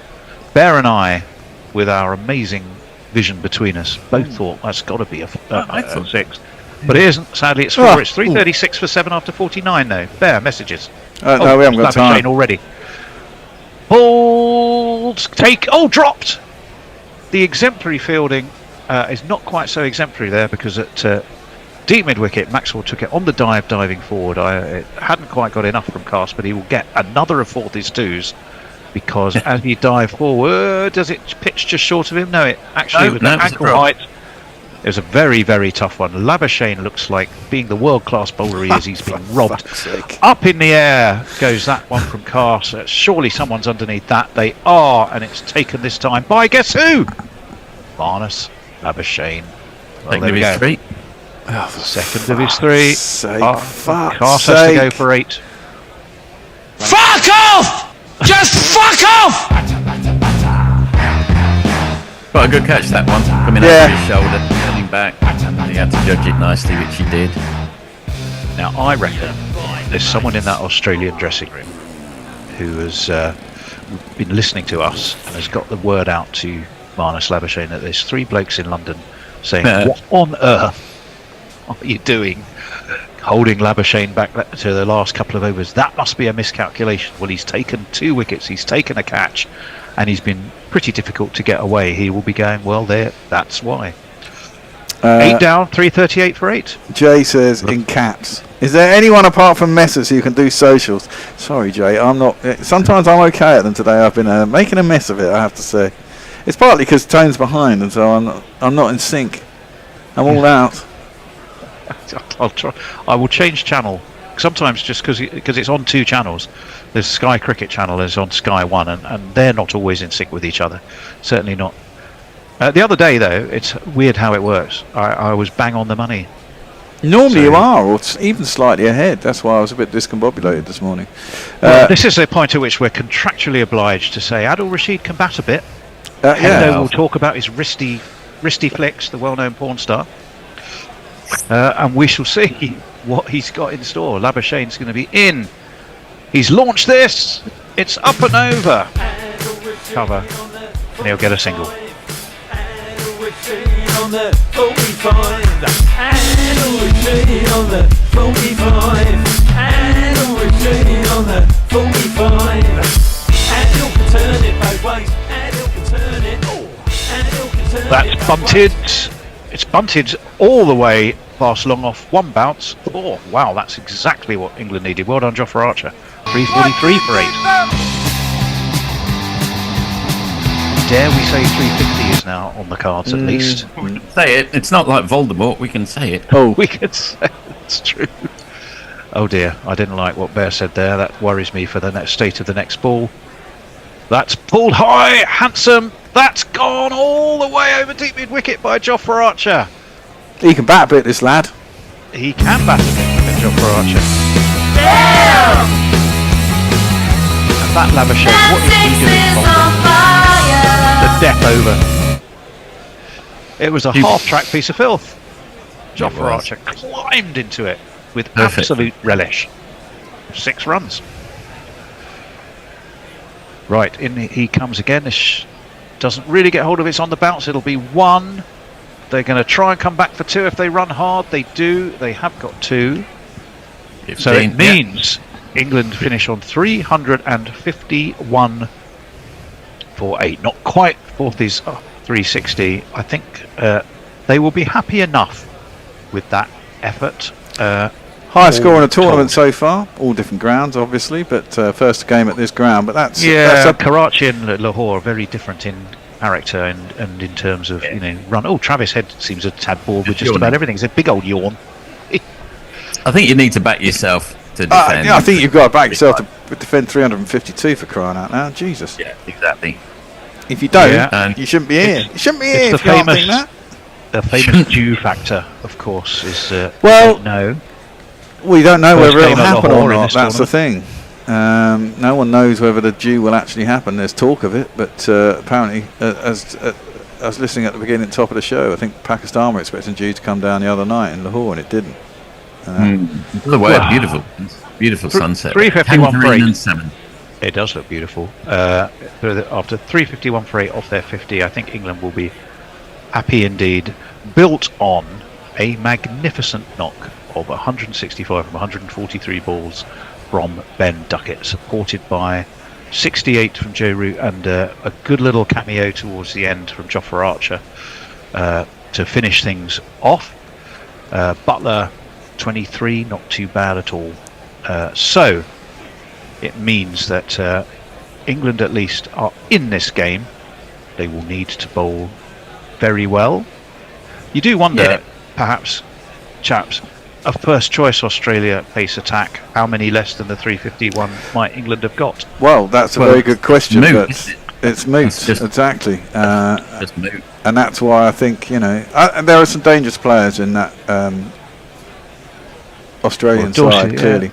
But Dorsey has 3 for 66, 2 wickets for 64 for Zampa, 2 wickets for 41 for Labuschagne, who also took a couple of catches, 3 catches for Alex Carey, not behind the stumps either, because that's where Josh Inglis is.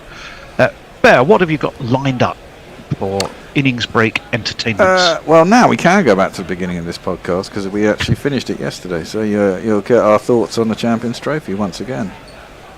Well, thank you, and we're going to tell you some more when we come back, I am sure, about becoming a Patreon. We are indeed. The last socials were just Luke Hallahan's thoughts going through his head as the last 3 balls came down, which was quite interesting. Yeah. Well, share them then. Well, no, it was just it was get Woody in. It was basically what was going through his brain. So it's get Woody in. They're going to get this. No, they're not going to get that. What's known as a stream of consciousness. Yes, stream of consciousness. A 3-ball stream of consciousness. Indeed. We shall be back in about. Well, I won't be actually. I'm off the afternoon, aren't I? You are. You've got for good behaviour. Yeah. Ish. But I'm sure I'll just be watching this at home, which kind of makes me think I should have just stayed. But hey, I've got a couple of things to do. You were. Well, I don't take actual notice of what the actual games are. I just, it's the weekend, isn't it? And I'm here all week. We'll see you. Comedians. Yes, exactly. I'll see you. Well, I'll see you on Monday. Yep, see you. Monday. Well, or tomorrow night. Hopefully you're at least on. I'm available. Remote duty tomorrow morning. I'm on remote duties. All right, Hendo and Jace. We'll see you after lunch. Take care. Bye.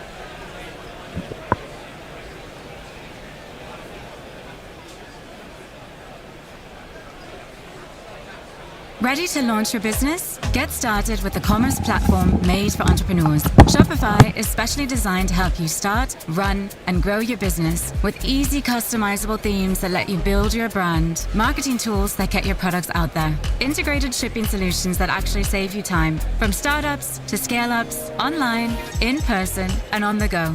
Shopify is made for entrepreneurs like you. Sign up for your $1 a month trial at shopify.com/setup.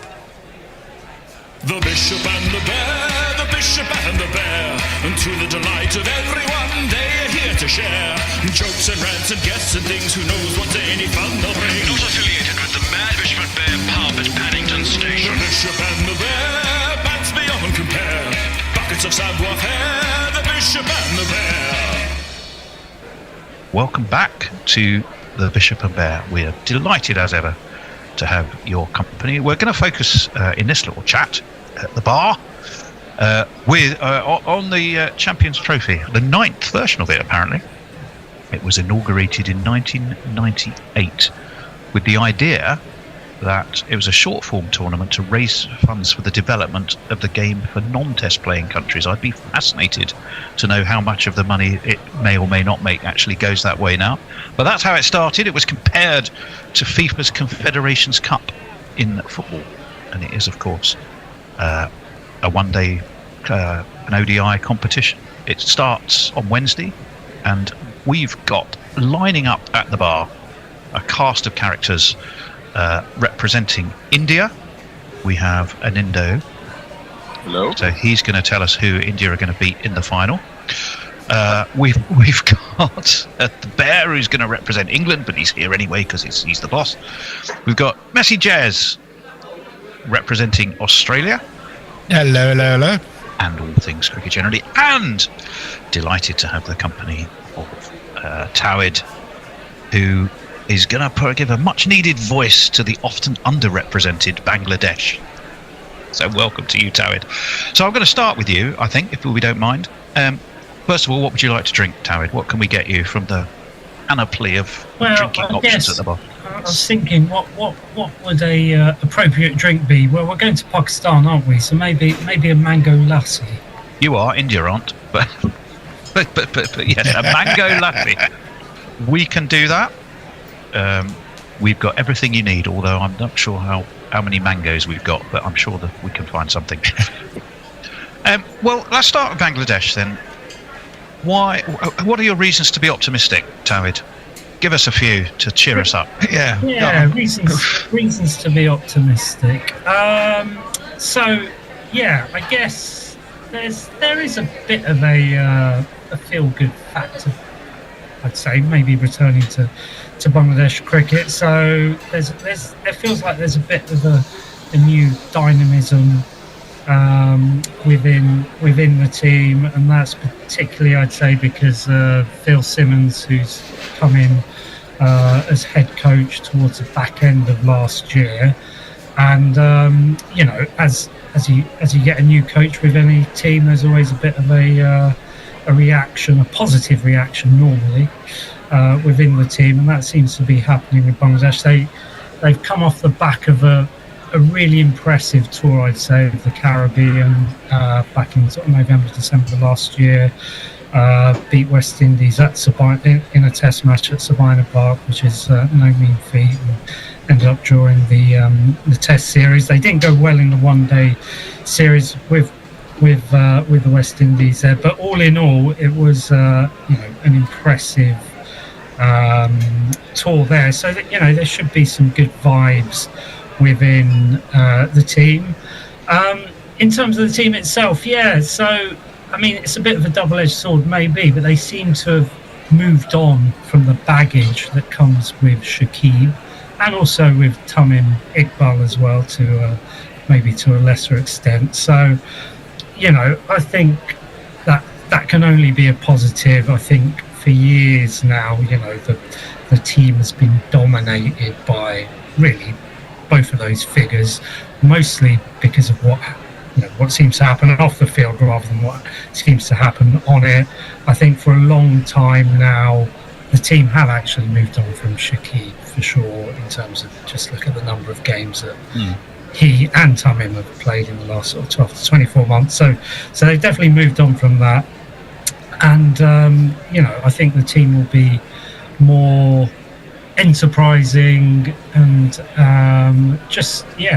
more dynamic. Isn't it the pace attack that seems to be getting quite a few people excited from a Bangladesh perspective, which is not normally where you think first. If you think Bangladesh, you don't go great pace attack, but they've got the likes of they've got a Fizz.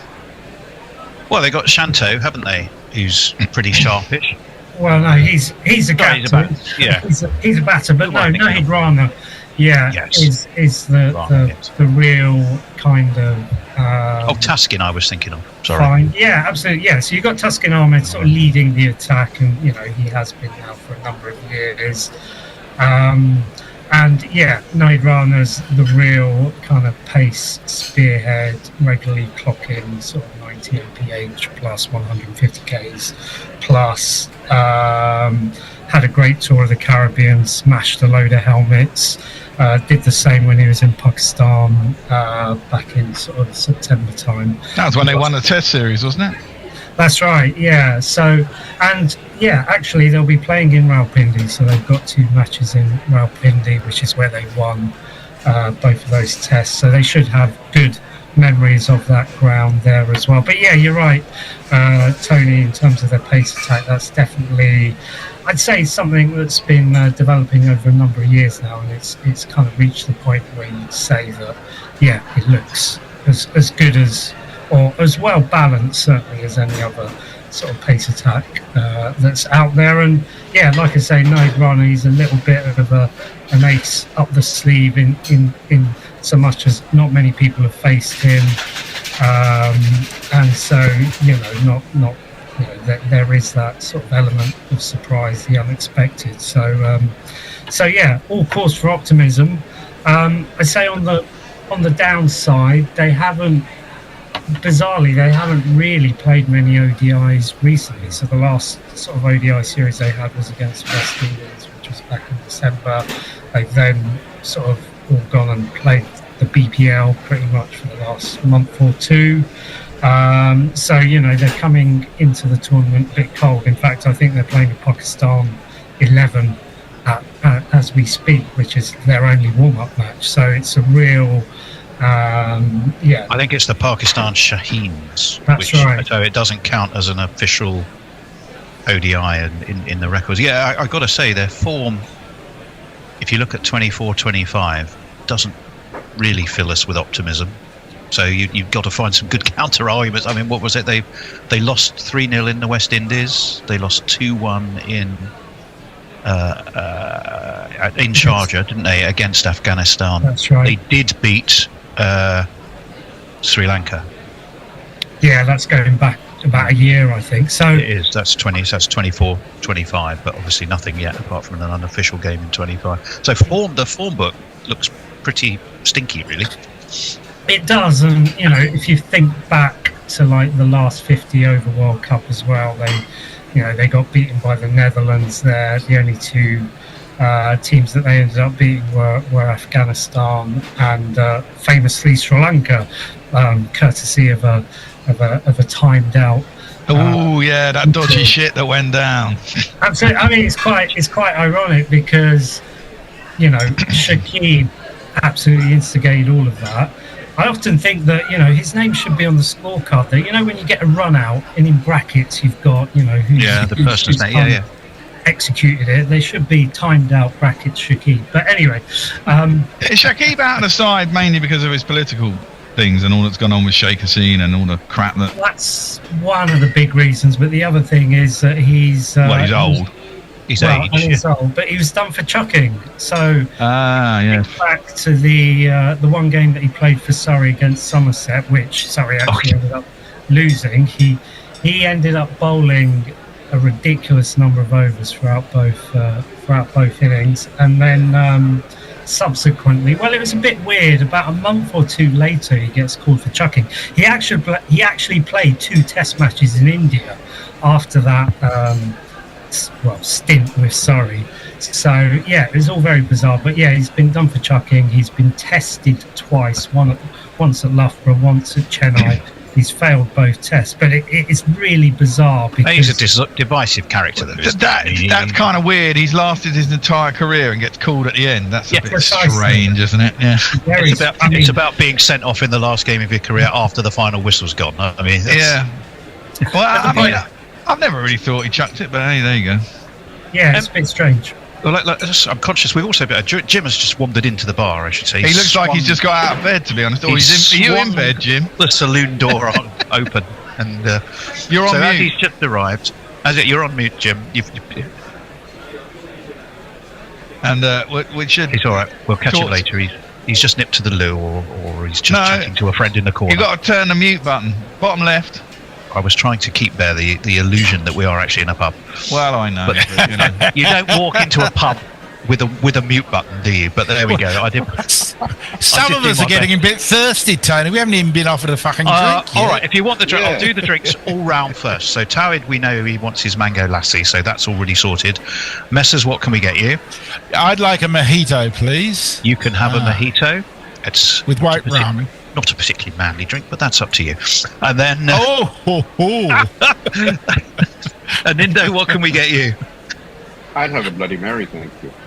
A very wise choice. We do Late a particularly afternoon. good Bloody Mary here. It's the ideal sundowner in my book, and we do a fabulous one in the Bishop and Bear. Well, I hate fucking Bloody Marys because they got tomato juice in, which is obviously... But aren't they? They're a hangover cure, aren't they? Supposedly. Can be. Well, you first got to get the hangover, so I'm okay with it. Well, I'm not offering you a drink because you're the landlord. You can just help yourself to whatever. I've got a bottle of Jameson's next to me. Don't you worry. Right. And Jim, are you with us now? Can you hear me now? You walked in like it was a western. You smashed the saloon doors open. You strode to the bar, and then you didn't say a word. Oh no, my bad, man. Sorry, I've been up. Well, I've stayed up, obviously, to join in with the esteemed company that's on here. I've spent the whole day putting together my newspaper. You see, we've got it goes print on Wednesday, so just Mondays are a big day. Okay. And she's well after midnight. Summer's all settling and at the bar, as you say. And what can we get you then? Well, I'm a teetotaler, you see, so I remember that from before. I'm just going to stick to Coke, no sugar. That's pretty much you want a strong coffee? Just to see you through this chat. I don't drink coffee either, but I'll have a Coke, no sugar, but it'll be a large pint glass filled with ice because it's hot as a bastard at the moment. So we can definitely do that. Such a changed man from when I first met you, Jim. Yeah, I know. I have changed, man. Yeah, bags full of beer you used to come into the studio with, but hey, but you look a lot healthier for it, must be said. Yeah. Let's get back to Tawid because we rather cut him off to ensure everyone got their drinks. I mean, one question I had for you is you've got a nice, gentle, easy start. You know, when you look at the Bangladesh's games, underdogs India. So how do you fancy what can Bangladesh do to beat India? And don't just say score more runs and take more wickets. But I think you've kind of. Kind of alluded to it there, really. I think they just need to treat it as a free hit. It's, no one's expecting them to win. If ever, it's such a cliche, isn't it, to go out, play with freedom, blah, blah, blah, fearless cricket, etc., etc. But if ever there was a time to do it, it would be in that very first game against India. Like you say, no one's expecting them to win. I suppose in their favour, they've always had a reasonable record actually against India. They did beat them in a bilateral series. It was in Duckett a few years ago. I was at that series. Phenomenal. A couple of matches that they won from. They ended up. I think they were about 6 or 7 down, and they still had over 100 odd to chase in both of those games that they ended up winning. But they did so. And famously at the 2007 World Cup. That's right, of course. Yeah, with a very young Tamim Iqbal smacking Zahir Khan over his head. So, yeah, there's good memories there for them, but yeah, I guess Semi-finals in 2017, wasn't it? That's the furthest they've got, I think. If I'm right. that's right.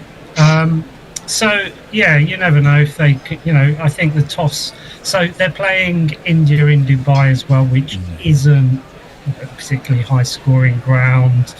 I think it's a day-night game, so the dew could well come into it. So the toss could well be important if they win that toss, manage to restrict India to something, I don't know, half gettable, and then if the dew comes into it, hopefully the ball will come on nicely for the Bangladesh batters, and off they go. I mean, what I would say is that they're a team that they've always been a bit fragile in terms of their confidence. So, if somehow they do end up beating India, they can get on to a bit of a roll. And you only need to win 2 games really to potentially get through to the semis. So, who knows? So, do you see them getting to the semis? Yes or no?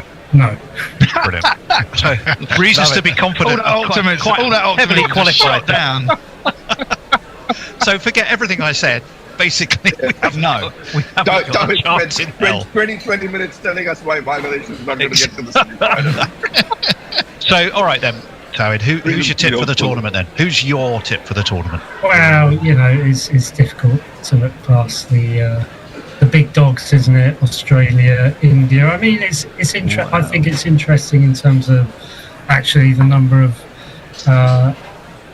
players that are absent from both of those lineups, and just how big a part that might play. Obviously, Jasprit Bumrah's going to be missing the tournament, and he's been such a linchpin, more than a linchpin, a match winner for India in all formats, really.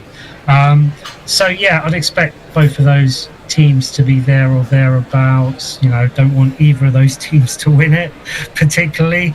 So let's go with who wouldn't we mind winning it? Well, I always hesitate to say South Africa, but maybe New Zealand, as we've got Jim on the call. Well, funny you should say that, because that tees us up very nicely, because I'm very conscious poor old Jim, he's now slumped. He came in all perky with his Diet Coke, and he's sort of slumped now in the corner of the bar, conscious with his newspaper though has been put to bed for the day. Jim, what are you? First of all, Kane Williamson today signs for Middlesex. He's playing for us next season. I just saw that on Instagram. Actually, that was news to me until 5 minutes ago. So. Middlesex were obviously very proud of it. They didn't even send out an advance press release. They sent it out. Yeah. Well, he's barely been sighted all summer here, so he's kind of fallen off the radar a little bit, to be perfectly honest. He hasn't been playing the domestic competition. The Super Smash here, he's been flogging himself in South Africa for more rand, as they say. So yeah, but it's good. I mean, it's good to have him back in the team. He's not someone I particularly enjoy watching bat. That might be a little bit controversial, but I just like sort of guys that are a bit more agricultural. I think just like to crash and bash. And he does have elements of root. You look up and he's on 40. He but does. You don't actually quite remember how he got to it. Yeah, I think there is a bit of that about him. Well, for me, it's more the annoying bat flick he does every delivery. And he rolls the bat a few times in his hands, a bit Steve Smith-esque, but without he gets a few hundreds for Middlesex. He can twiddle his sodding bat. I'm sure he'll get a few hundreds for Middlesex. Christ, fan over here, yeah. That's right. Yeah, are they still in Division 2 or are they? Yes, we are still in Division 2. But anyway, so let's get to New Zealand though, rather than Kane specifically. Reasons to be cheerful. What's good? What fills you with optimism for your Kiwis? Well, yeah, I am actually quite optimistic about this. They're in good form, given they won this little tri-series thing they had the other day, which is probably more of a lead-in or better lead-in than a lot of the teams have had. They've got a settled lineup. I think that's part of it. Devon Conway appears to be scoring a few runs again. I think Lockie Ferguson's been withdrawn now, but he was, it was good to see him back. But I think he's injured again, and they've called Duffy, I think, who hits the deck pretty hard. I actually saw him a bit this domestic summer, and he might surprise, actually. I mean, the pitches won't probably suit him that much, but he bowls a heavy ball, as they say. And I think with the ever-improving Will O'Rourke, who's rapidly developing into a pretty good bowler, actually. Yeah, he's rapid. He's good, yeah. I mean, he's from Kingston Bear. 150 mark, yeah. He's going to be good, isn't he? He comes from Kingston on Thames. That's right. We breed some good cricketers in Kingston on Thames. Well, I thought he was the pick of the Kiwi bowlers in that Test series, which he lost to us not that long ago. But he was good. There were some spells in that were properly testing. Yeah, I mean, as I said, he's definitely come along and rapidly. Ben Sears is another guy who's got a bit of gas about him, and he gets a bit of white line fever too. Sears off the field, he's quite a feisty. He's always a lot more subdued than he is on the field. He just it's red rag to a ball once he gets a ball in his hand, which is good. But and I felt like Nathan Smith, who's come into the team, sort of an all-rounder, bit of a farm boy, I think, originally from down south, but he's got a little bit about him. I think he played for one of the counties this year. I can tell you he's got a cracking jingle. Got sent to it, yeah. Got sent to us. Yeah. Well, no, because Mog's only just sent us to a spare, and I don't know you don't listen to him in advance. No. Whereas I do quality control. of all there is no jingles. Control of quality. I don't know what you're on about. The fact is 100% of them pass, but I like to listen to them. And it's let me think. What is it? It's an old Westlife song, I think. Definitely into Ronan Keating in there, but it's great. Unfortunately, I've worked out that we can't use Shreyas Iyer's jingle anymore, which is really annoying because that got dinged on fucking YouTube. Anyway, we're back to poor old Jim. But yes, Nathan Smith does have a great jingle. So you were talking about Nathan Smith, Jim.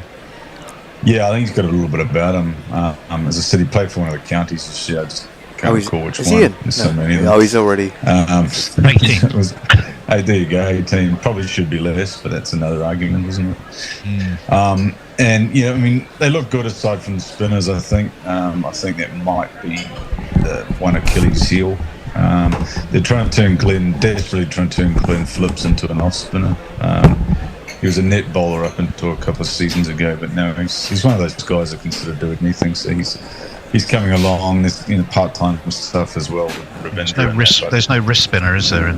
No, Michael Bracewell is pretty much a part-timer as well. Well, he's a bit more than that now, but they picked those. Glenn Phillips, yeah. I have to say, I don't really rate him. He doesn't look like a bowler, but he's a bit like Glenn Maxwell. He gets the odd wicket here and there, and he's done a job for New Zealand. Anyway, doing a job for us this afternoon, we welcome on Ball by Ball, it's Billy! Hello everyone, hello Hendo. Hello, how you doing? Have you recovered from your Liverpool exertions during the week? I've recovered from my Liverpool exertions. I've recovered from 2 rather hefty nights out, and I'm feeling. Tony very kindly gave me a later slot today, so I can recover from my hangover from last night. So it's. We have to look after our youngsters. I'm ready to go. Yeah, good stuff. Fourthie's with us too. Hello there. Hello there. Fourthie is there, and you haven't got your avocado toast with you today, Fourthie. must apologise to the world for that. Most unfortunate. Well, it's over to you. Avocado. It's over to you, Billy. Yeah, well, England. I think England would be pretty happy with 351, to be honest, especially considering the fact that they were 43 for 2, and considering that they hadn't. All of their preparation had been pretty poor in India. I mean, I really thought anything beginning with a 3 would be a good score for England, to be honest, even though it was a pretty flat track. But what did you guys think? 40? I thought that it's probably about 60-40 England, maybe even 2/3, 1/3 England. I think they'll be quite happy with 350. And if you can't back yourself to defend 350, then, you really should. I think you should. I think England would have, before the start of the game, 350 would have been what they were aiming for. I think Australia did bowl quite well. I mean, they took pace off the ball really well and bowled a lot of spinners, even though several of them are only part-time. But I think the difference was with England in India is that the spinners weren't really getting any spin on this pitch. Well, Yeah, I think it's less than interesting. 2 degrees. I think it's interesting you talk about Australia taking pace off the ball, because it's one of my problems. Everyone always talks about the raw pace of Wood and Archer. Oh, I know. But one of my issues is that they don't vary it enough. Oh, not at all. Pitch in particular. I'm totally with you, Billy. I've been Exactly bashing on about that for ages. Yeah.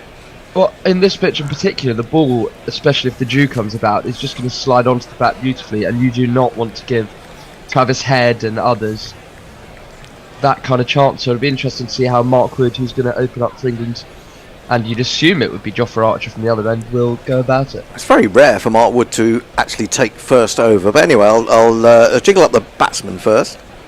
Don't wanna say Matt Short's evil, but I think Matt Short's evil.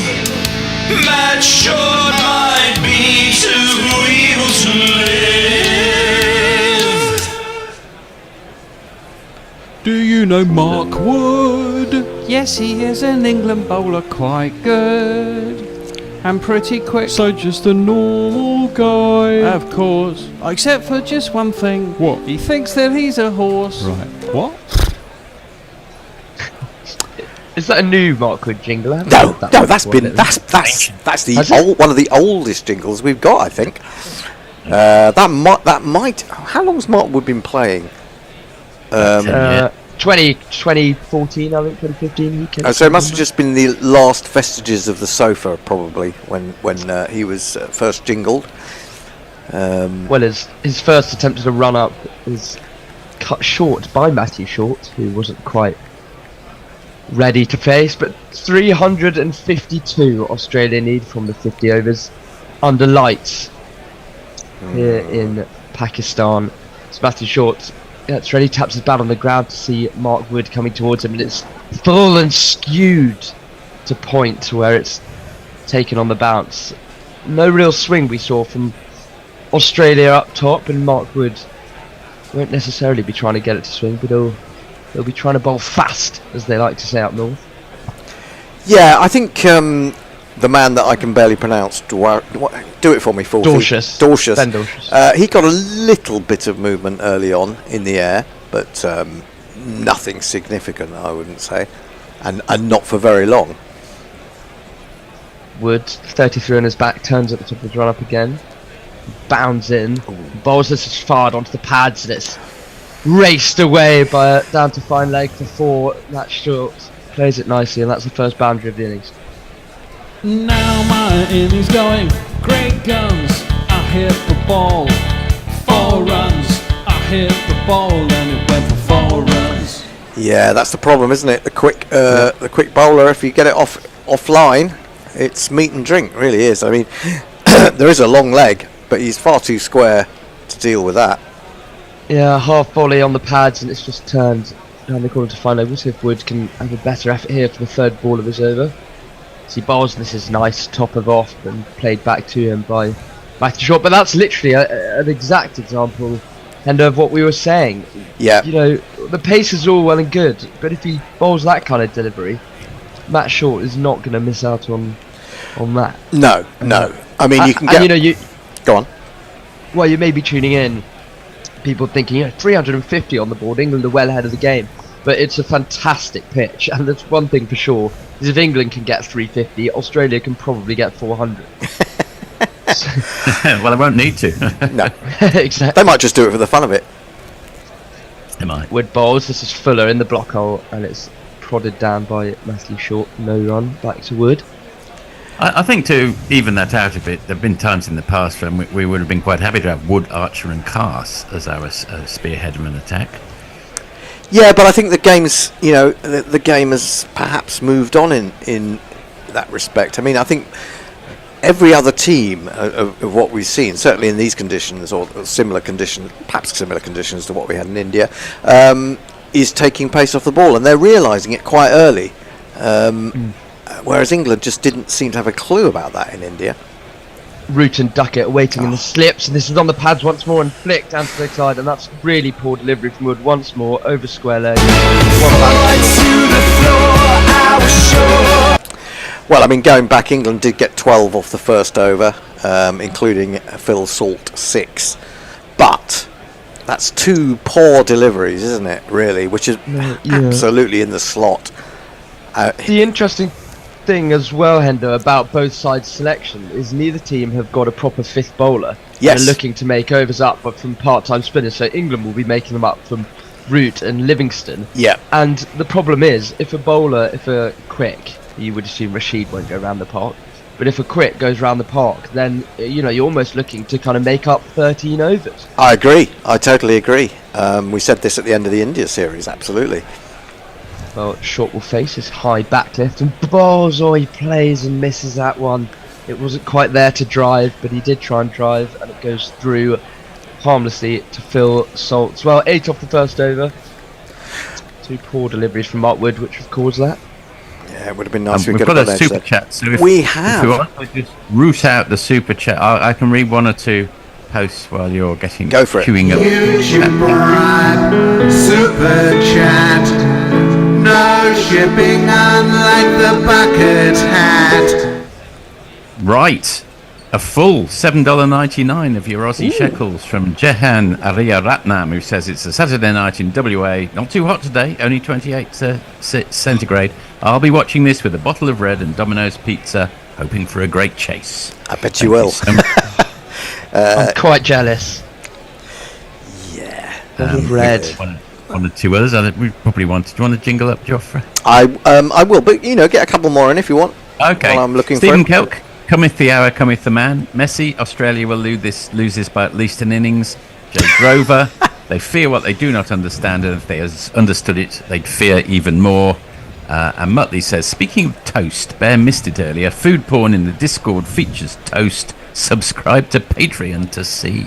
Oh, you must read the next one when you get the moment from Martin King. Yeah, sure. Old mate of mine that we were in Australia together for a brief period. We worked together and we were in Australia together in 94, 95 at Adelaide and Perth. And we kind of got back in contact. He's moved to Australia now, and we got back in contact after about 30 years the other day. Head will face up to Archer from around the wicket, and this is full, and it's edgy from Travis Head. They might get a couple here, but will potentially just settle for 1. Yes, they do. Good fielding by Rashida. Third man, a nice delivery, full from Archer. Well, that's just queued up by Hendo there. Martin King says, good day, Nigel from Sydney. Dinner party guests have left, and I see England have posted 350 plus.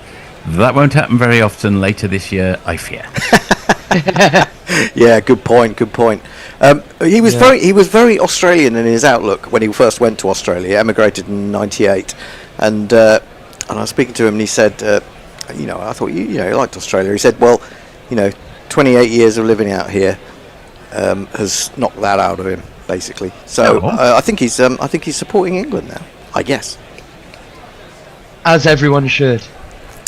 Yeah. Well, Messi Jez we know, doesn't Archer will come in at the top of Martin. No, Messi can get away with it. Bowls this is shortened the ribs of Matthew Short, turned away into the leg side. They'll trot through for a single. I haven't seen a speed gun yet. Oh, there we go. 89 mile an hour from Joffrey Archer, so he's just slowly ramping up. Wood, of course, is the quicker of the two, which does seem to be a slightly common misconception amongst various cricket lovers. Don't you think people always seem to think Archer's the quicker one, but it isn't? Yeah, but I think, with Archer it's about his bounce as much as anything, isn't it? And the fact that he gets so close to the stumps, so he's coming at you in a really straight line, whereas Wood's a bit more skiddy. It seems strange to say that about someone so quick.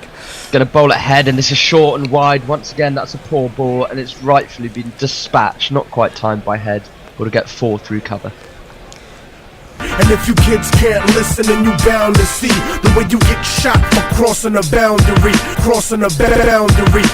I did suggest to Martin that while he was having his dinner party, that he could have put his iPad on the end of the table, had us on as sort of special guests. Didn't seem keen on that idea. Don't know why. Unbelievable. I know, some people, eh? Well, most of Australia's runs so far are coming in boundaries, all from pretty poor deliveries from England, but they've started to put them away, and this is edgy from Travis Head. He just fished at 1, and Rashid will once more do the fielding at third man. Not much foot movement there, Hendo, from Head. That's a good channel for Archer to bowl in. Yeah, I mean, I don't know what England are going to do if they don't take wickets in the power play. I think that's a worry. Yes. I think we kind of saw that in India quite a bit.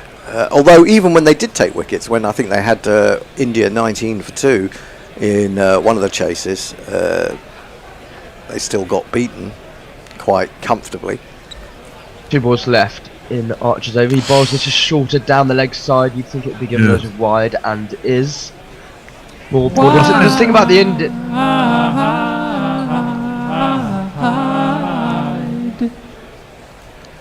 You don't necessarily have to discount the India series because, of course, it's incredibly important for preparation. But I think it's important to note that conditions are markedly different in Pakistan to India. Well, it depends. I mean, I mean they are. They although Indian conditions aren't what Indian conditions used to be, really. Archer bowls. This is on the hip of Matthew Short, who turns it down to fine leg for a single. I mean, and also it depends how you set out to prepare your wickets. I mean, India know that England struggle against spin, so when they're playing test matches against them, they make those pitches spin, don't they? And obviously Pakistan caught on to that quite late when after England had smashed them in the first test before Christmas, and then England were all at sea once they brought in 2 aged spinners. They absolutely were. 7 off the Archer over so far. 1 ball to come around the wicket. This is a nice line and length head. Plays it into the offside where there'll be no run. One thing I love about Lahore, as with lots of grounds in England, is the practice pitches that line the outfield. I think there are 12 of them. Yeah, a proper square. That's what I like to see. Yeah. Like the oval. Yeah, and I kind of felt that watching the Australia-India series this year, the Test series, that with all these drop-in pitches, you're not getting that effect in Australia anymore, are you? It's I don't know. It didn't look right to me, but there you go. I apologise on behalf of our nation. Leah says, hello, Billy. Jay says, if the only sin on Forth's conscience is eating avocado rice cakes on air, I proper envy him. Oh, I've got darker secrets than that, Jay. Brian the Shazzo says, I don't rate Matt Short at all in this format, but I hope he proves me wrong. And back to the it is Short who's on strike, and Wood bowls to him, and he flashes at one wide outside the off stump, but doesn't make contact. Yeah, it's a very true pitch. They're just relying on hand-eye coordination really at the moment. Head and short, not much foot movement, but 8 Short is currently on. It was a tempting delivery from Wood, wasn't it, Hendo? Yeah, I mean you can understand why he's gone after it. It's a bit of width, and only 2 men in the circle. Not quite sure where those 2 men are at the moment. There's certainly one at long leg. Maybe they've got a deep cover, but possibly not at this stage. Well, England's line's been slightly all over the place. It doesn't necessarily look like there's a plan. They've got a 3rd man and a deep square leg is what they've got, and this is a better delivery from Wood as he once again falls over at the crease as he delivers it. Yeah, was there a bowler, you guys will be able to tell me, Mark Wood is about the only person in my life who I can remember who falls over in his delivery stride that consistently. Was there a bowler in kind of the early 2000s, 90s who did similar things? No, I think this is his trademark. It's unique. I think, yeah. I mean, there have been a couple of people doing it occasionally since. It's almost as if, he's set a trend, but no one does it as regularly and as with such style, in my opinion. Elegance, yes. Yes, indeed. It's almost like for a fast. It's almost dressage-like. The way he falls. I mean, his knees and arms must be absolutely covered in cuts and scratches. I think the umpire's just talking to Mark Wood here. I don't know if he's discussing the ball or running on the pitch, or seems to be a slightly animated discussion. But Butler is smiling at him. Surely blind Joe Wilson wouldn't notice if someone was running on the pitch. Well, that's the only thing I can think it would be. I can't think of anything else. Well, Mark Wood will come in again to Matthew Short. 2 dots off the over so far as he bowls wider on the crease, and this is skewed. He falls over once again, Wood, as Butler does the fielding at mid-off. What point is it? Maybe the Joel Wilson is saying, look, you can't keep rolling in the danger area, the bowler's footmark area. Yeah, that might be it. Well, I thought it was that. I wonder if I don't know. It seems to be something, some sort with his of finger, bandage was or it? something on his finger Yeah. that they were querying. I was the umpires have to check in case they're changing the condition of the ball. So I think you might well be right. It could be some kind of plaster. something Yeah, like I was that only that would being maybe- half serious about the idea that he was running on the pitch or falling on the pitch. Wood comes in again. Oh, this is wide once more. Short doesn't connect with his slash through cover. That's the third shot he's tried to play there, short, and he's missed each of them. 4 dots so far. That is the one where England can get a wicket if they just continue to make pressure. These two Aussie batsmen won't like to be tied down. Yeah, just one thing perhaps picking up from the series at the end of last summer, that Short was particularly strong on pulling anything straightish or leg stumpish or middle and leggish over mid-wicket. I wonder whether they're just maybe overcompensating outside the off stump there, or trying to anyway. Well, it's a far better line length than bowling down the leg side, and he stays on that line length once more, and it's carved beautifully with wonderful timing by Matthew Short to the point boundary as he gets 4 more. Well, they might have been trying to do that, but it hasn't worked. There's not one boy for me, I must have 2 or 3, I need 4. Have we done the latest? Did we do the latest super chat? Forthy? We've done what? From Jay. Oh, we haven't done this. Have we done Jay's? Have we done Jay's latest one? No, we have not. Okay, I'll do it at the end of this over. I'll get the jingle ready. Well, there's one ball to go in it from Wood. 4 off the over so far. That solitary boundary. 21 for none. Australia at the moment, and this is full and defended by Matthew Short. So just the 4 from it. Australia dealing with boundaries mostly. 21 for none. Here we go. Super chat cash, super chat cash, super chat cash. Yeah, it's Jay with £2. Jay, Jay with £2 saying to stop Hendo giving me tinnitus with the wine. I think that's unfair. I think Hendo's in optimistic mood. I think Jay likes to insult me on a regular basis. I mean, yeah, He insults us, it's not just you. Oh no, not just me. Yeah, Lucky 6 says £5 says Woody falls on his arse this over. Your £5 would have been well invested. Jay Grover, reckon they might be scuppered by runs. Sorry to go all algorithmic to ye there, and adds, if we were on the ground, I could see 5ers changing hands for all 10 overs. Archer comes in from round the wicket. This is now back in him, miscued by Head, and he takes it and follow through. An amazing caught and bowled by Jofra Archer.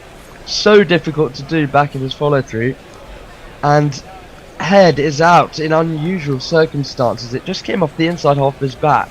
I hope Archer's okay. That would have really hurt. He did brilliantly to hang on to it.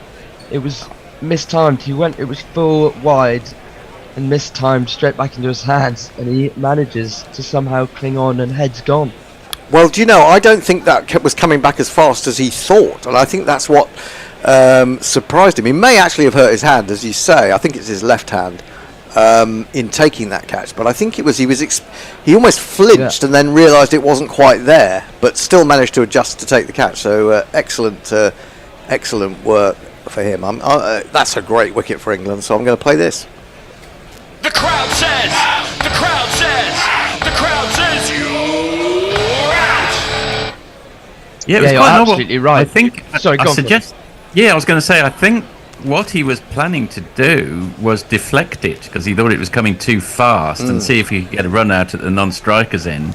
And then he almost surprised himself by actually catching it, and there was a moment of stunned silence. Yeah, it could easily have gone down that. Anyway, it's the Australia captain coming to the wicket. Oh my God! When will he retire? Just stand still. Stop playing with yourself. Oh, it's very unsightly. Stop thinking. Stop fiddling about. Stop playing with yourself. Oh dear. Stop thinking. You look a bit mental. Stop playing with yourself. Keep your hands to yourself. Stop thinking. Stupid. Oh. Stop playing with yourself. You will go blind. Now, I wouldn't wish that upon anyone, but I wouldn't mind if his eye went a little bit over the next few months. Well, whatever your thoughts are on him, you cannot deny that he's one of Australia and cricket's best ever batsmen in modern times. Archer is just grimacing to himself at the top of his run-up. didn't go quite cleanly in the hand, but a wonderful caught and bowled. Are we allowed as a finger concussion substitute? Well, he's going to come in to bowl to Steve Smith with a good wicket to get early, and he cuts him in half. It just moved and nibbled a bit off the seam, and Smith just moved over to the off stump, and it completely cut him in half. We'll see. We won't see on a replay. We'll see the catch again, but it just jagged back, and well, if it was a bit fuller, Smith would have been in a lot of trouble. I do think Smith's obviously he's a great batsman. You can't argue with his figures, but I do think he's a bit jammy on occasions. And that was a really good ball from Archer. You know what, Forthy, I absolutely agree with you on that catch. He flinched, and it's down the leg side. This one from Archer. Smith has a little tickle it. That should be called wide, and is. You're absolutely right. He flinched, and it almost accidentally looks like it went into his hands rather than on purpose. Very strange one, wasn't it? I mean, I think he sensed, as you know, he had his peripheral vision that the guy was out of his crease and he could just deflect it back onto the wicket, and his instinct took over, and he caught it instead. Well, he turns at the top of his mark. A fruitful over so far. He'll come into Smith again. This is shorter. He played into the offside, where there'll be no run. Smith and Archer, of course, had that amazing battle in the 2019 Ashes, where Archer gave Smith a couple of wonderful bounces. But they get to resume it once more. I mean, I'd rather watch Smith bat than Labuschagne, Hendo, I'd have to say. I think. I don't. I mean, I think Labuschagne has got uglier, actually, in the last year or two. But when he was at his best, I think Labuschagne, I enjoyed watching him, to be honest. Archer bowls Smith and it's defended into the offside for no run. It's kind of a difficult thing, isn't it, when you've got a great batsman, but they're not particularly easy on the eye. I mean, I suppose Alistair Cook is an example of that. You can't argue with his figures, and he's, one of England's most solid batsmen. Yeah, it's better than them not being easy on the eye and being a very average batsman like Chris Tabarez. Is Smith adored? Is Smith adored throughout Australia, Forthy? Or are there pockets that don't really like him? I don't think Smith faces up, and this is wide outside the off stump. It's a bad delivery from Archer, and he's not going to miss out on that one. It's cut hard to the point boundary, and he gets off the mark with a 4. 1 and 2 and 3 and 4. No, I think Shane Warne, for all his foibles, was kind of adored in Australia. He was iconic, certainly. I don't think Steve Smith holds the same fondness in the general public's regard. Yeah, he doesn't. He doesn't. I mean, Warney was, he's always sort of smiley and chatty, wasn't he? Whereas Smith, larrikin, yeah. Yeah, where Smith is, I don't know, a little bit more grumpy looking. Can't help his face, but that. I think he's a weirdo. And the ball tampering scandal didn't help his his image. No. I mean, the last delivery of Archer's over, and the 4 so far. Australia 26 for none, chasing 352. Smith crouches in that unusual style, and it's nearly an inside edge to the waiting leg slip. But Rashid, who's been involved in the field quite a lot so far, will do the fielding. It almost looks like a bit of a plan, that one, Hendo, wouldn't you think, to Steve Smith, trying to tuck him up and get the leg slipping? I do, but I think when the ball's going at that pace, you're going to have to be a bit lucky that it'll go straight to the man, and taking a catch at leg slip when someone's bowling that pace also, not easy at all, because you see the ball late, really. So I can see why they're doing it, and they've done it in test matches as well, I think, but I don't think it's something that they will pursue for too long, put it that way. Got another super chat? Oh yes, indeed. They're flowing in, and so they should. We need the money to keep us going. Super chat cash, super chat cash, super chat cash. Lucky Six has asked me for a random guess the book, please, from the 19th century. I will oblige at the end of the next over, Lucky Six. Well, it's Wood to come in, number 12 so far from Wood. Edge! Smith and Edges! Gone! Steve Smith goes well pouched at first slip. Mark was absolutely delighted. It was a wide outside the off stump, a really nice ball. Back of a length, it's slightly jagged in. and dangerous Smith has nicked one behind, and he's gone to 5. Australia 27 for 2. Well, I'm going to hold off on doing the wickets jingle because I'm almost certain that someone will suddenly say it's a no ball. He didn't move his feet, did he? I'm pretty sure it's not. He didn't move his feet at all. It was really well parked by Ben Duckett, and Mark Wood absolutely delighted. England have started this well. That is a vital wicket. Head and Smith, the two big guns in Australia's order, both back in the shed. Yeah, that's incredible. It really was a poor shot from Smith, and at such an early stage it seemed a bit weird, but there you go, he's gone.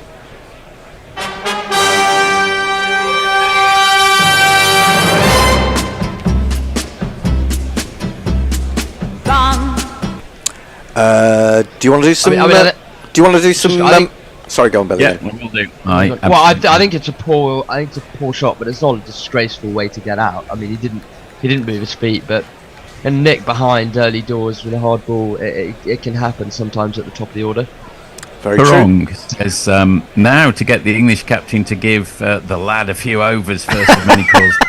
Well, it's also a quick request. He's referring to a football match that's happening at the moment. Wonder if I could just put a little request out that we don't post scores in on the basis that some of us are keeping our powder dry to watch some football later without knowing the result. Is that okay? Oh God, do you still do that?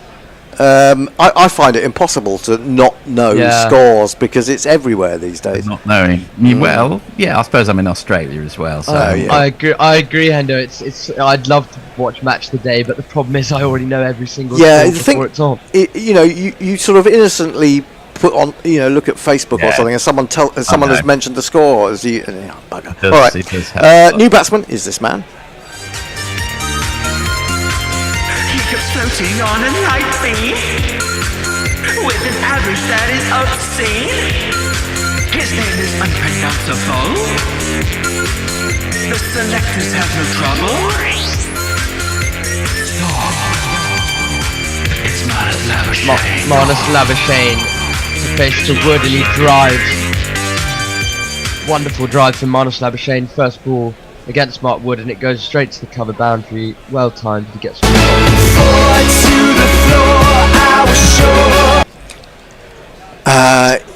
yeah, I mean, he didn't really have to go through with the shot there. It was just timing, wasn't it? And opening the face. He didn't try to overhit it at all. Controlled it. Well, it's a big lesson to England, of course. Posted a decent score, but Jamie Smith's wicket, I have to say, really frustrated me. I mean, it was a bit of a hack, really. Well, that's the kind of timing and poise that you need. Yeah. So we'll try again to Marnus Labuschagne. This is back the length again, and he nearly falls over in his follow through, but there'll be no run. Of course, we should remember that England were 43 for 2, and then Duckett and Root rebuilt. So, Australians needn't feel too disheartened. Although, as you say, it's probably two of the big danger men in this team, really. Well, Steve Smith was so square on there; it was almost Shivering Chanderpaul like. Yeah, but a really horrible position to get himself into. But you're not in line. You're not in line with the ball. No, but he very often gets into that position, and that's what I mean about a certain amount of good fortune. Bowl again. This is straight and back the length, and Labuschagne will defend comfortably for no run. 94 mile an hour. That one, Mark Wood. He's cranking up. The speed. I'll just say quickly, there would have been times under other captains, perhaps, when there wouldn't have been a slip in place. So well done for keeping one in. Even in the fifth over, one might have gone in the past, and that's where the wicket went. I think when you're only allowed 2 out anyway, you might as well have a slip as long as you can, really. Just thinking some of the conservative captains we've had in the past. Oh yeah, it's true. So 4 runs and a wicket so far off this third Mark Wood over. Australia 31-2.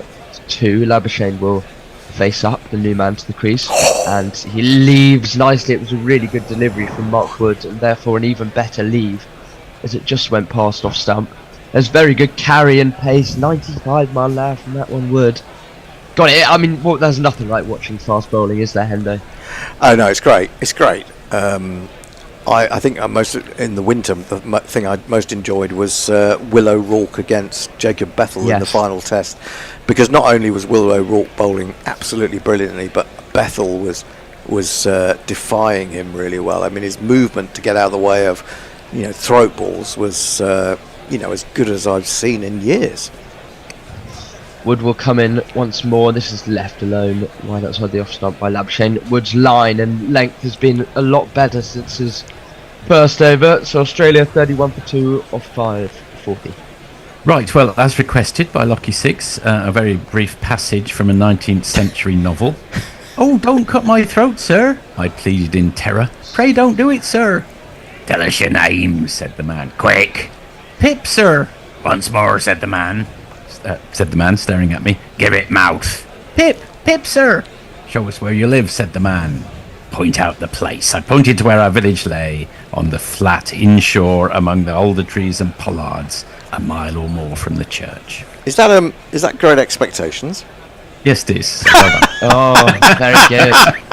I've never read it, although I do know where Pip comes from, that's why. Archer comes in and this is cut inside to Matthew Short off his thigh pad. I think a couple of the England players were interested in the fact that whether he edged it on to his thigh pad, but he didn't, and there is no run. It was good pace and bounce from Archer. He's got it to jag back a couple of times, hasn't he? Yeah, I mean, one most notably to Smith. This one just did a bit off the seam. A fabulous seam position there, and it's making me wonder. He is definitely getting movement. Whether the atmosphere has changed because of the lights a little bit, maybe. Archer comes in. This is wider and carved once more really nicely from Matthew Short. Wonderful timing, and that is 4 more out to the point boundary. Poor ball.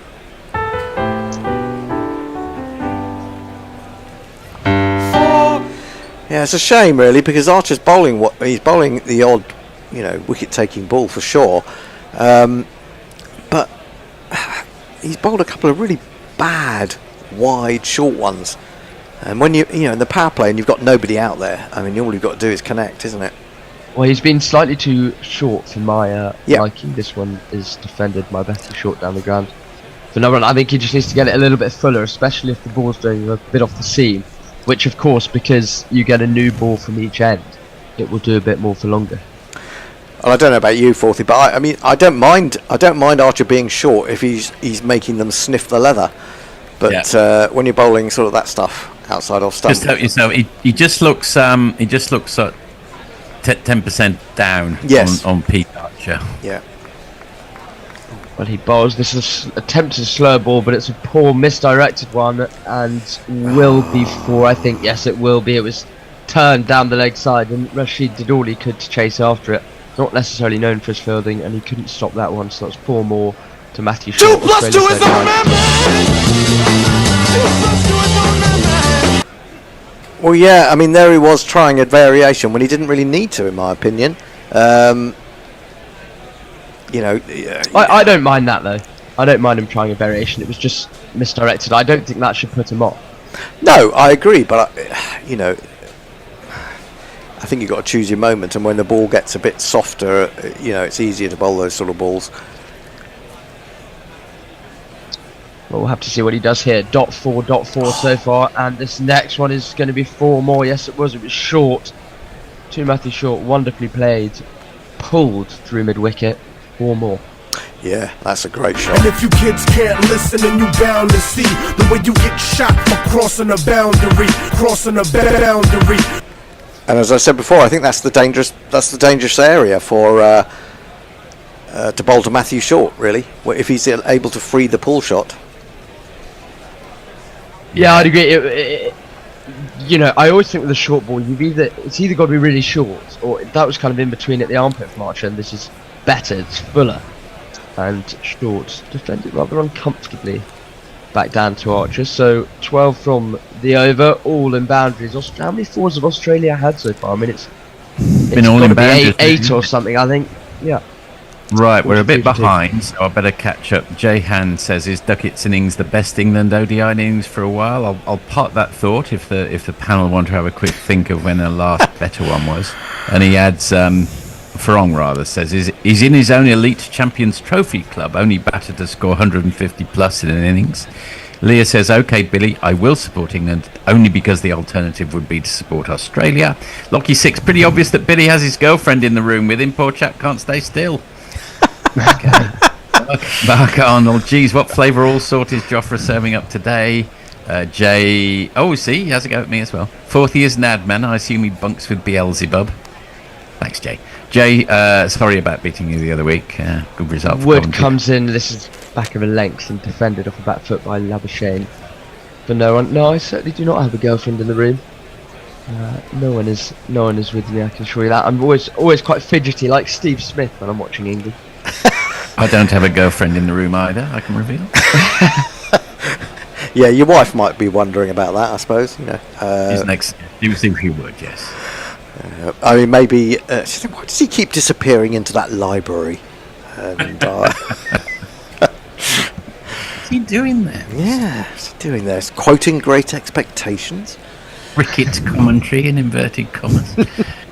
Wood comes in, this is back of a length, and they'll race through for a quick single here. Australia could be tight to shy at the stumps at the non-striker's end, but Labuschagne is home comfortably. Good running from Australia. They're usually good between the wickets, these two, aren't they?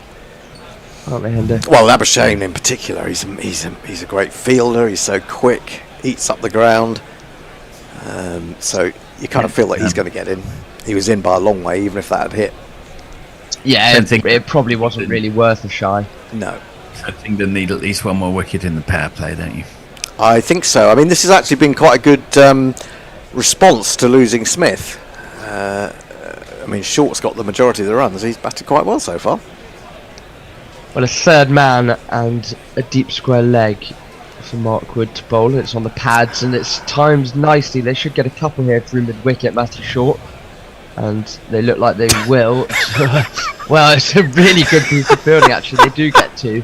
It was when he threw it, he fell and did a little roly-poly, or a backward somersault, whatever you want to call it. Liam Livingston.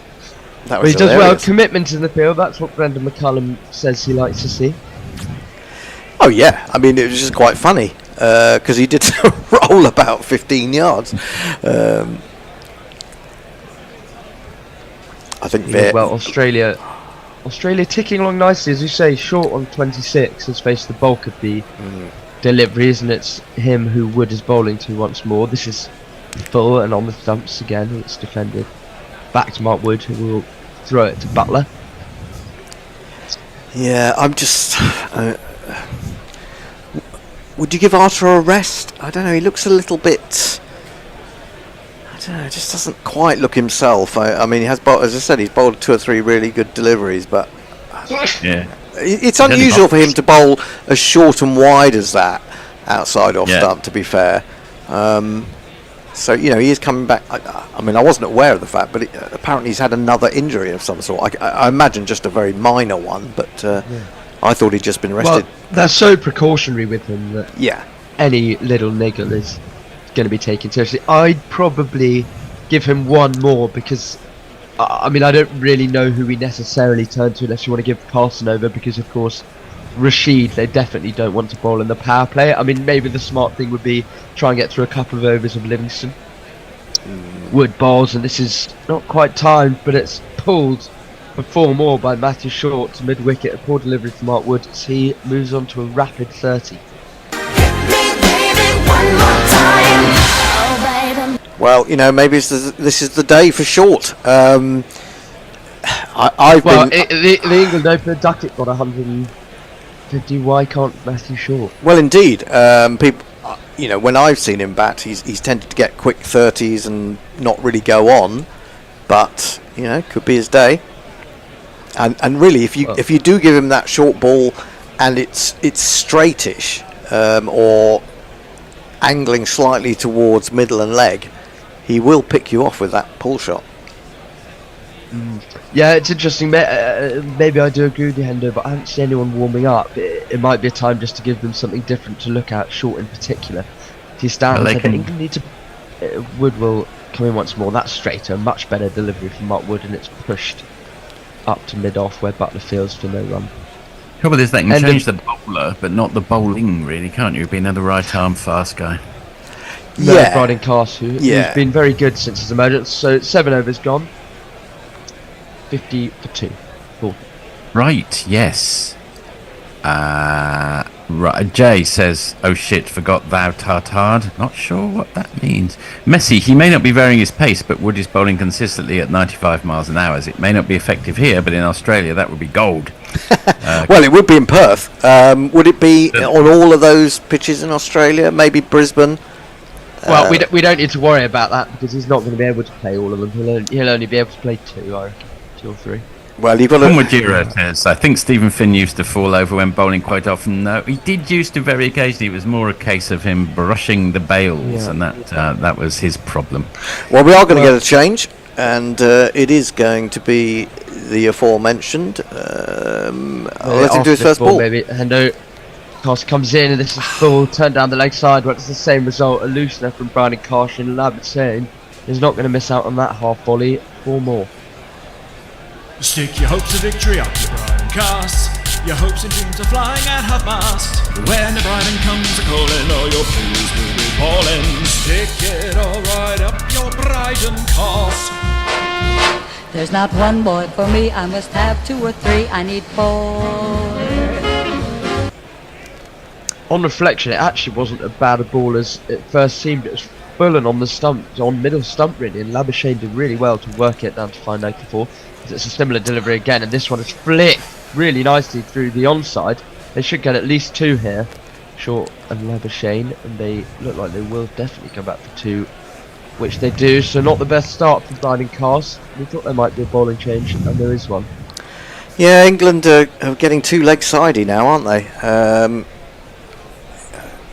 You know, I mean, the field's set for offside bowling, really, and we haven't quite been consistent enough with the line and length.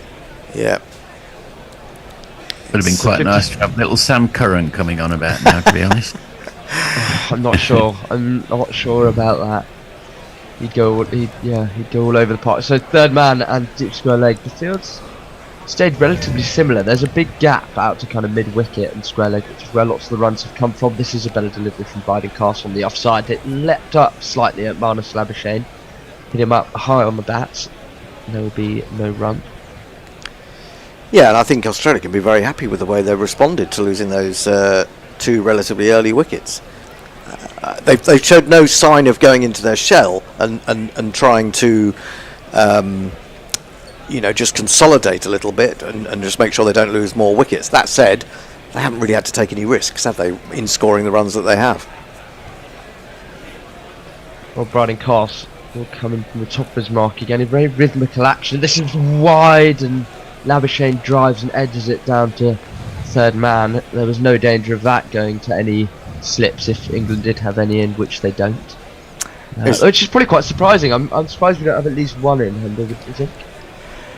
Yeah, I mean, I said really, you know, unless you're going all around the park, which England aren't really, but they are going for a few boundaries. But unless you're going around the park, it's worth keeping a slip in, I would have said. But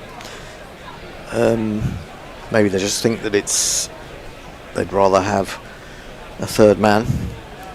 2 balls left in Castle's over. If he can be full again, that would be good, and he is. And Matthew Short tried to really overhit that one and through mid-wicket, but he skews it to short mid-wicket where there is no run. So 30 off 25 so far, Matthew Short. You said, Hendo, that he likes to get starts but doesn't necessarily go on. Well, he certainly seems to look in decent enough form. I mean, from an England perspective, that's what I'm hoping. But, you know, as I said, it could be his day. And they do need so. It's got to be him or Labuschagne, really, hasn't it? They've got Inglis, what in next? They've got Carey. Am I missing someone else out? I probably am. I'm trying to think of their order. Well, Cast will come into Matthew Short while you ponder that. And he bowls this is short, and Matthew Short turns, and I think it almost looked like it hit him on the body, that one, but I'm not quite sure it necessarily did. He certainly doesn't seem to be any pain if it did. So end of the 8th over, Australia rebuilding nicely at 57 for 2. We'll just see a replay of that. Yes, it did. He got through the shot so early, Matthew Short, and it hit him on the ribs as he turned around.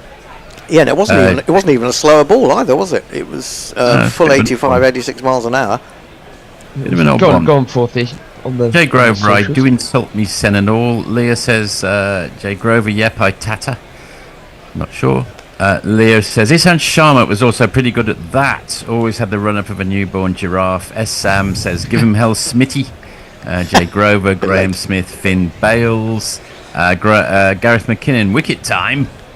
S. Sam Smithy, I think they forgot to give him hell. Yes, he did. And Brian the Shazzo, rubbish shot, needed a captain's innings there. Oz seemed to lack focus. Archer bowls, and this is turned away nicely by Labuschagne, got on top of it and rolled his wrists over it nicely down to deep square leg, and they'll come through for a couple. It was interesting looking down England's scorecard. Of course, Duckett got that monstrous innings, Joe Root with a very handy contribution, but behind them it was very, very little. Butler made a little 20 odd and Archer with a quick 21 at the end. But do you think, Hendo, it's the kind of pitch where, as flat as we all think it is, that, you know, if you get in you can cash in, but it's slightly harder to start than maybe it looks? Or is that just the format as Archer comes in to Labuschagne and this is guided nicely down to third man for a single? Well, no, I totally think that the pitch gets slower once the ball loses its hardness, and if you bowl, your quicker bowlers that have got the variations, and you're taking pace off the ball the whole time, and then you've got a bundle of spinners who aren't the best, but they kind of get away with it. If the ball's not coming onto the bat really that well from with that pace, it is hard to hit sixes. And you've got to find the gap to hit the four rather than going over the top. So I think that said, it may have quickened up a little bit if there's any dew and under the lights. Archer's switching ends, by the looks, hasn't he? Oh no, Wood started the first over, didn't he? That's No. Archer bowls, and this is hacked into the ground by Matthew Short. But there's no one. Yeah, it will be interesting to see how England go about it. So Archer has bowled 3. He'll have. I mean, I think he'll. Will he get one more after this? Maybe. Well, and then England Go on, sir. I'm pretty sure he switched ends because Mark Wood bowled the first over. I was just counting. I think he has. Yeah, he has switched ends. Yeah, it's come back because he did get taken off. Brydencast took over. As Archer bowls, this is pushed nicely by Matthew Short, and they'll come round for a single with Butler doing the fielding. Yeah, I think he has. So maybe, they've spoken. Would Archer have spoken, and Archer thinks that he might fare better from this end. I mean, it's interesting. I wonder who is the senior in that pair who gets to choose the end that they want to bowl at. You'd suggest that it would be Mark Wood. So maybe they both wanted to bowl at this end. It could be that, and it may just be also that Archer's and Butler are thinking, well, let's just give him a go from the other end. I mean, he's only bowled 3 overs. Let's see if there's something at that end for him. Well, his wonderful rhythmical action comes in. This is turned into the leg side by Labuschagne, who'll move to 16 from 14. It was a little slower ball cutter from Archer, something that I hope he continues to bowl and we see more of throughout the innings and the tournament. The thing with Archer, when he bowls that, he does tend to push it a little bit leg-sidey. And the bear is off. We've seen the last of the bear. He's going off to fight with some more dogs, and no doubt. Is he on parental duties for that? I don't know what he's on today. I think as Archer bowls, this is defended. So no run into the leg side by Matthew Short. We better rattle through some. Go for it. Yes, go on, 40, 62 for 2, end of the night. Jay Grover, 40's a likely lad. Other side of the fence, all over for Australia now, and Brian DeShazzo agrees. Yep. It's funny when you get people who support the other team. Getting negative, yeah. Messi says great expectations. Lucky 6 says great expectations. Jay Grover says great expectation. Pib gives it away again. Messi pulls up Jay for being too slow. And Lucky adds, thanks, Forthy, my favourite book. And Leah asks, okay, here's one for Forthy. I'll throw it wider open to the panel. What novel begins with, the sky above the port was the colour of television turned to a dead channel? I don't know, but I will say something by Philip K. Dick or a more recent sci-fi writer. Carlos Bowles and Labuschagne got in a slightly awkward position there as he tried to guide it down to third man, and he missed it and it went through to Salt. Yeah, that'd be a bonus if he tried to play that shot and just got a little thin edge, wouldn't it? It's ever so slightly risky shot. Well, we've seen Root loves to play that little dab, and he's certainly got himself into a little bit of trouble at times. I think Ruti plays that a bit better, to be honest. He plays it far better than Labuschagne. I'm just pointing out that even if you play it consistently well, it does still have an element of risk to it. Brian Cost comes in and cuts Marnus Labuschagne in the half. I think he got a little inside edge on it, which he did, and it will race away to the final leg boundary for 4. That's really good bowling from Bradley Cost. This ball continues to do a little bit off the seam. Yeah, it did, didn't it? It did do a bit, and he's got really lucky there. Well, it didn't quite go over the stumps. It almost went in between his hit and the stumps, that one, Marnus. But yes, he does get away with one. I didn't realise how far you were behind Forthy, because those great expectations one came through about half an hour ago. I really am. Well, it's good that we've got a very vibrant post bag. Indeed. Absolutely. Castle coming again. This is a good battle ensuing currently, and Labuschagne will look for 2. We previously mentioned he's so quick between the wickets, and that's really good running from Australia, and they will get 2 more to so my brother messaged me earlier saying that he didn't think England were quite running hard enough between the wickets at times. Well, Australia certainly are. Yeah, we said that. I think Andy and I, when we were on, that you've got to run anticipating a misfield, haven't you? You know, you're not, most of the time you're not going to get it, but just jogging. I mean, you're coached to run the first one hard from about the age of 5. Exactly. Yes, that's correct. Yeah, that's right. Is anyone coached anymore? That's the question. Oh, philosophical questions. Yes. Well, Australia 68 for 2. Labuschagne faces up. This is full. Nice delivery from Biden Cast, but it's turned away really well by Marnus Labuschagne.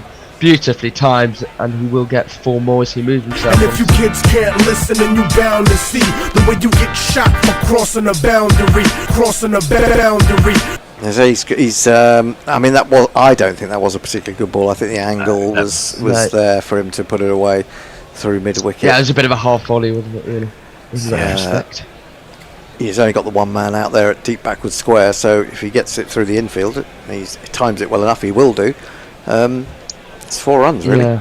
We have been slightly leg side England so far, and Labuschagne just pushes it, really. This is a poor delivery once more. It's short, and Labuschagne gets on top of the bounce and nails it through a similar region of mid wicket. That's 4 more as he rolls to the field.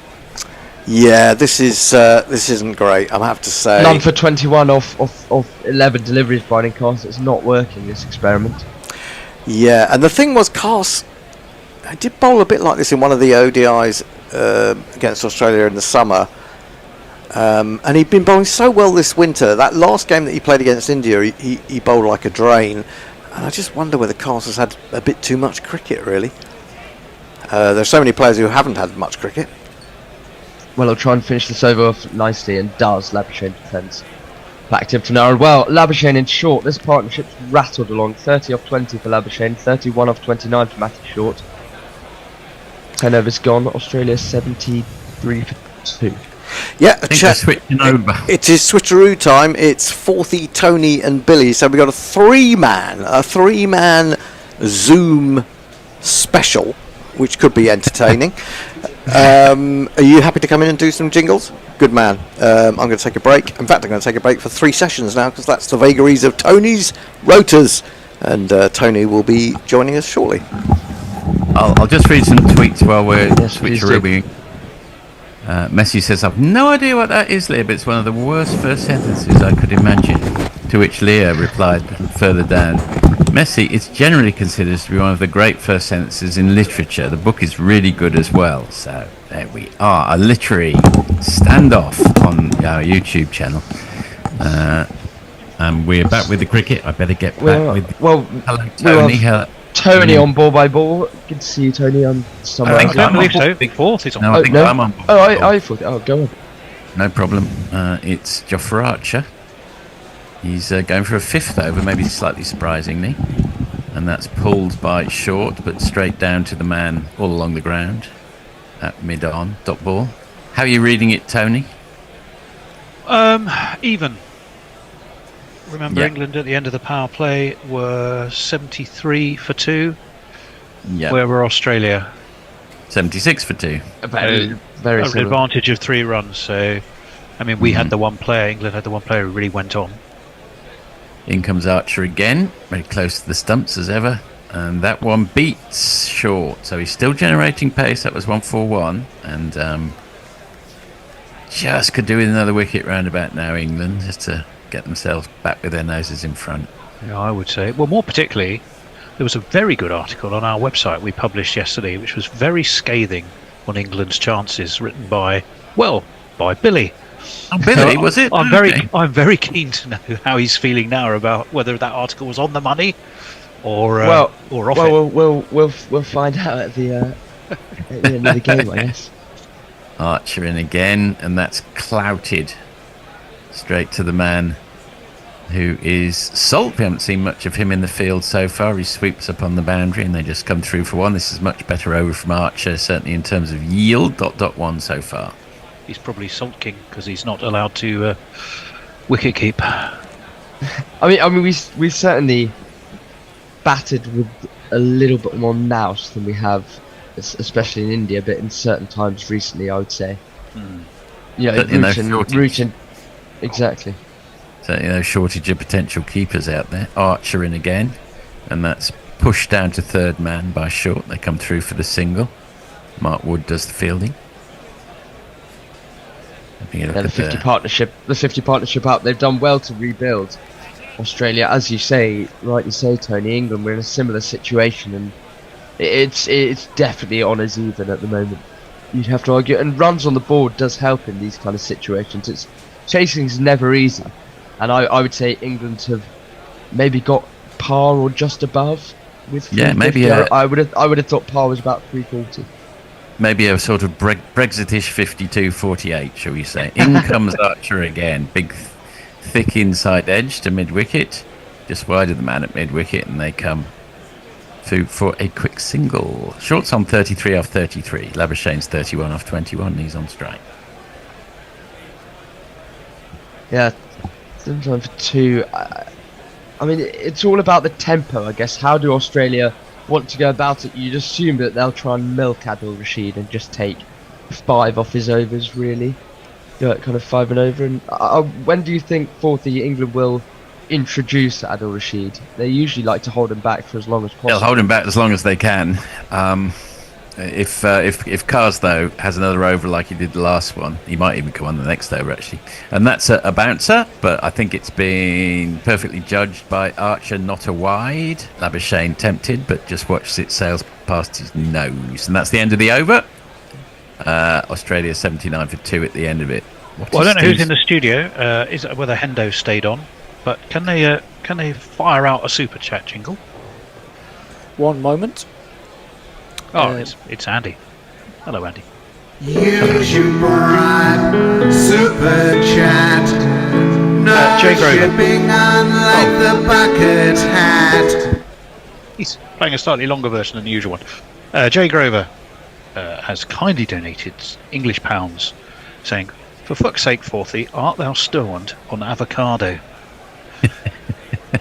I do have a lot of avocado, it's true. It's very good for you, avocado, but it's a weird vegetable, or is it a fruit? Which I'm a fan.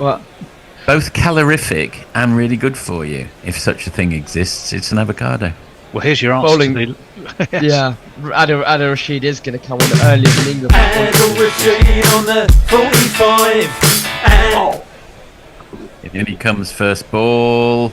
Smack straight back to him. I think that might actually have been a drop chance, but it came back so rapidly it'd be tough to call it one. I think it was. We'll have a look from here. Yep. Catches win matches. That would have been a heck of a catch, but it would have been a massive one if he'd have taken it. Yeah, his right hand low down to the ground, Adil Rashid, and he just couldn't quite. It's one of those where it either sticks or it doesn't, and on this occasion, it didn't quite manage to. that doesn't get taken very often. It was a long way away from him, and it was coming back very rapidly, but could have stuck, didn't. And he dragged that one down a touch, and it's been pulled to the man at deep mid-wicket, probably Phil Salt. The thing that will be interesting is if Australia manage to get slightly stuck into Adil Rashid, who and what will Joss Butler turn to? Because England have 10 overs of spin to make up, of course. From I think that's unlikely. Not many teams get stuck into it. I agree. It's just not worth it to see him off in the same way that Adam Zampa gets seen off and make your runs elsewhere. His first 3 balls have gone 1-1-1. Yeah, Livingston and Root. There's plenty of other bowlers to target. The 5th bowler, whoever that turns out to be, Livingston, and also Broden Cars is bowling terribly. In comes Adil Rashid, and that's classic leg spinner. It's pushed wide of the man at point, and they come through for a single, and the score ticks up to 83. Couldn't be more accurate about milking for singles so far. Yeah, it's exactly the point you make with Brydon Cast is the problem with only going with 4 frontline bowlers. Is if one of them has an off day, then what do they do? Well, not only that, you've got 3 slightly identikit bowlers right arm fast, so if the pitch turns out not to suit them, where else would you go? You've nowhere else to go. And that's pushed out into the sweeper on the offside. They come through for another single. Quite happy to milk Adil for a single a ball, and it's 5 singles so far. Cast is arguably the one cast more in the Plunkett mould of 4th seam holding bowler, as it were. Well, he didn't do a very good job of it. Well, no, and again, even Adil is not bowling at his best. That one was dragged short. He slightly got away with that one. But 6 singles off the out at the end of the 12th. Australia 85 for 2. Right, Lockie 6, and may I say again, what a fantastic name that is. Says, Jay, do realise that £2 is more money than a Peruvian guano miner makes in a decade. Why would you mine guano? It's bird shit, isn't it, guano? Yeah, they anyway, do. Do they? How do you mine it? Well, I don't know. You get lots of little birds, and then you not mine it. The thought of actually excavating it is a disgusting thought. Right. Sean says England will win this time. Well, Sean, let's see whether you're right. Eric J. Harry Brook is known for his metronomic accuracy. Not so much today. In what context? You might want to explain that a bit more, Eric. I think he's talking about the bowling, of course. Oh, the bowling. He has got the dismissal of Kane Williamson under his belt. I mean, he could bowl. It would be grim news if Harry Brook came on to bowl. Brydon Cast. And that one has been deflected down to 3rd man by Labuschagne. He's moved. You look up, and Labuschagne's on 35 already, which is a bit alarming, particularly since it's off 26. Well, he bowled okay as well, didn't he? Rather annoyingly. Yeah, he's had a good game, Marnus. I mean, he usually likes to be slightly more sedated than this. It just once again shows what a fantastic batting pitch in Lahore it does seem to be. Yes, we don't want to give the impression that they're playing high risk cricket. They're not. They haven't really taken too many chances getting to 86 off 12. The balls have been there. Now with 4 fielders out of the ring, it will hopefully that might slow the scoring rate down a bit, but opens up the opportunity. It will slow the scoring, but they won't be too fussed if they go along at 6 or maybe 7 and over for a while. They'll be quite happy with that, or even 5 for a bit. Anyway, straight to Matthew Short, straight to the man at short cover, dot ball. Yeah, they've currently got a deep point, deep square leg, 3rd man, and fine leg are the ones out of the ring. And I think that kind of slightly all over the place field with 2 out on each side kind of shows the potential inaccuracies that England and Brydon Cast have shown so far. Butler's trying to give him a little bit of protection. In comes Cars again.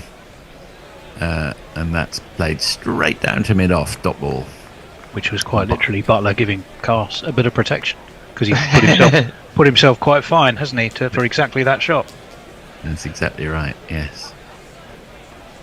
Phil Salt looks really... he looks almost as if he's got a quivery lower lip out there in the field, but he often looks like that. He wants those gloves on. He's thinking, what have I lost those gloves? What have I done wrong? Well, he had a shocking What last game against India. Alex Carey took an absolute stunner without the gloves, so if you try and do the quite same right. behind. Oh, well, Car's in again. And it's been heaved to cow for a huge 6. By Matthew Shaw. Took me by surprise there a little bit. It's the hardest job in the world, being the fourth wheel of a 3-man virtual commentary crew. It is when you're mostly looking at your phone. It's so easy to drift away, or in the Bears' case, quite drift off. Yeah, a really nice shot. There's been more than one occasion when he's been doing it, and I've been in the green room, and I've suddenly thought, should have been a jingle there. Should have been a... And I look round the corner, and he's just gently, gone. Yeah, he's gone, yes. I do remember one occasion in the green room when I was asleep on the settee, Bear was asleep on the settee, and I woke up to hear Tony tut-tutting as we were both snoring. No. Okay. Carr's in again, 5th ball of his 3rd over, and he has not bowled well so far. Oh, that's a good ball, though. That's rather takes short, slightly by surprise, but he jams down on a Yorker. Yeah, it's some variation from Brian Carson. I mean, he needs to do something to try and mix it up, in all honesty. He does, he's so far been absolutely dispatched to all sides of the ground, to be honest. Oh. I mean, when do England... I think it could be time for spin at both ends, to be honest. Because, you know, maybe England are struggling. Yes, maybe. And that's a mistime pull, which goes off the hip, and is Jamie Smith does a good job to smother it, make sure it doesn't go under his glove. At the end of the 13th over, Australia 92 for 2. Right, plenty of messages on YouTube. Yo-Yo, who's had an up and down sort of day, says if spinners don't get wickets, Australia will win easily. Diana Patterson says guano comes from an open pit mine. Glocky tells us guano is fossilised bird shit, apparently. Hi, all, says Dara, so hello to you. Metal in both legs, Struth, Tectony, Batshite. Bats live in old mines and caves, ho-hum. Oh, I thought guano was bird shit, but it isn't. Apparently it's bat shit. Leah, at least Short is not the one called Darcy. Caucasian people should not have the first names that invite apostrophes. Jay Grover says, hooray, Dara. Hooray, Dara. Locky 6, I'm surprised at the lack of guano awareness. Maybe that sounds like something you should have a week for, Guano Awareness Week. We'd all learn about it. Right, so you over, Rashid in again, and that's just plays straight to the point. I must apologise, Tony, but there's a bit of a backlog. You might want to have a look back as far as Jay Grover, 12:49 a.m. Talking about a postmodern bluff. Don't feel obliged to read them all. Is this on YouTube? Yes, on YouTube. All and that's my YouTube played... messages aren't timed. Ah, right. Jay says, I thought it was a postmodern bluff. We all know 4th is venal history. Anyway, so that was about, I don't know, half an hour ago or something. You might want to have a quick look down and see if there are any messages that are worthy of mention, just in case we missed any good ones out there. You missed the single, which was bunted at deep square leg by Labuschagne. Matthew Short is on strike, and there's pretty average bit of fielding. It evades the man at mid-off, and Harry Brooks sweeps up behind him. That's another single. Do you know what? In the interests of everyone's sanity, I'm just going to focus on that, the current, the here and now and the future, and leave the past in the past. Oh, goodness me. And there were loads about me there as well. But it's okay. It's fine. I thought you were pressing it. Yeah, a little bit. A little bit. And that's a good ball from Adil Rashid. That beats the outside edge. That's classic leg spinner. Yeah, it wasn't quite there to cut, was it? Should be the googly this ball. Rashid bowling nicely. Oh, no. It's not the googly. It's just thrown up a bit higher by Adil. And that's another dot. This has been a good over. .11 in England's cause. But as we say, they're not going to target Adil Rashid. That's not where they're thinking the runs are going to come from. Chuckles off scene, off stage. Last ball of Adil's over. Big forward defensive. Big dot balls finish the over. At the end of the 14th, Australia 94 for 2. the Alan Ayckbourn noises off chuckles were largely because Muttley wants to know how do we post in the future. But there we go. Eric J says, get Alistair Campbell on. Spin. We need spin. I like it. Stephen Kelk, it was a transcendent Dara Azizi. I'm not quite sure how or why that. How was Duckett's innings, asked Dara. Honestly, Dara, it was fantastic. It's the best I've seen him. Not just because it was powerful and all the shots you expect, but because it was well paced. And I think I can't remember a chance, but even if there was, he seemed to be very aware that wickets were falling around him, and that if he got a big score, England were in the game, and he didn't fall to what he usually does, which is a daft shot in the 90s. I will just quickly reveal after this ball what that book that Leah read the first sentence out was, in case anyone's running. That was first ball of Cars is over, which went straight to Duckett, who sees the funny side. It was Neuromancer by William Gibson. It was, I suppose I was half right. It is a modern classic sci-fi writer. Do you know Jason actually guessed that in the green room? So, full credit to him. Oh, well done, Jason. Good get. I was off. Very good get. So I think after one more over from Adil Rashid here, Bryden Tass needs to come off and Livingston should come on, I reckon. Sure. More calls from Sydenham and elsewhere. Oh, that's a lovely shot by Matthew Sharp, bisecting the two men vaguely at mid-off for one of these. One of these indeed.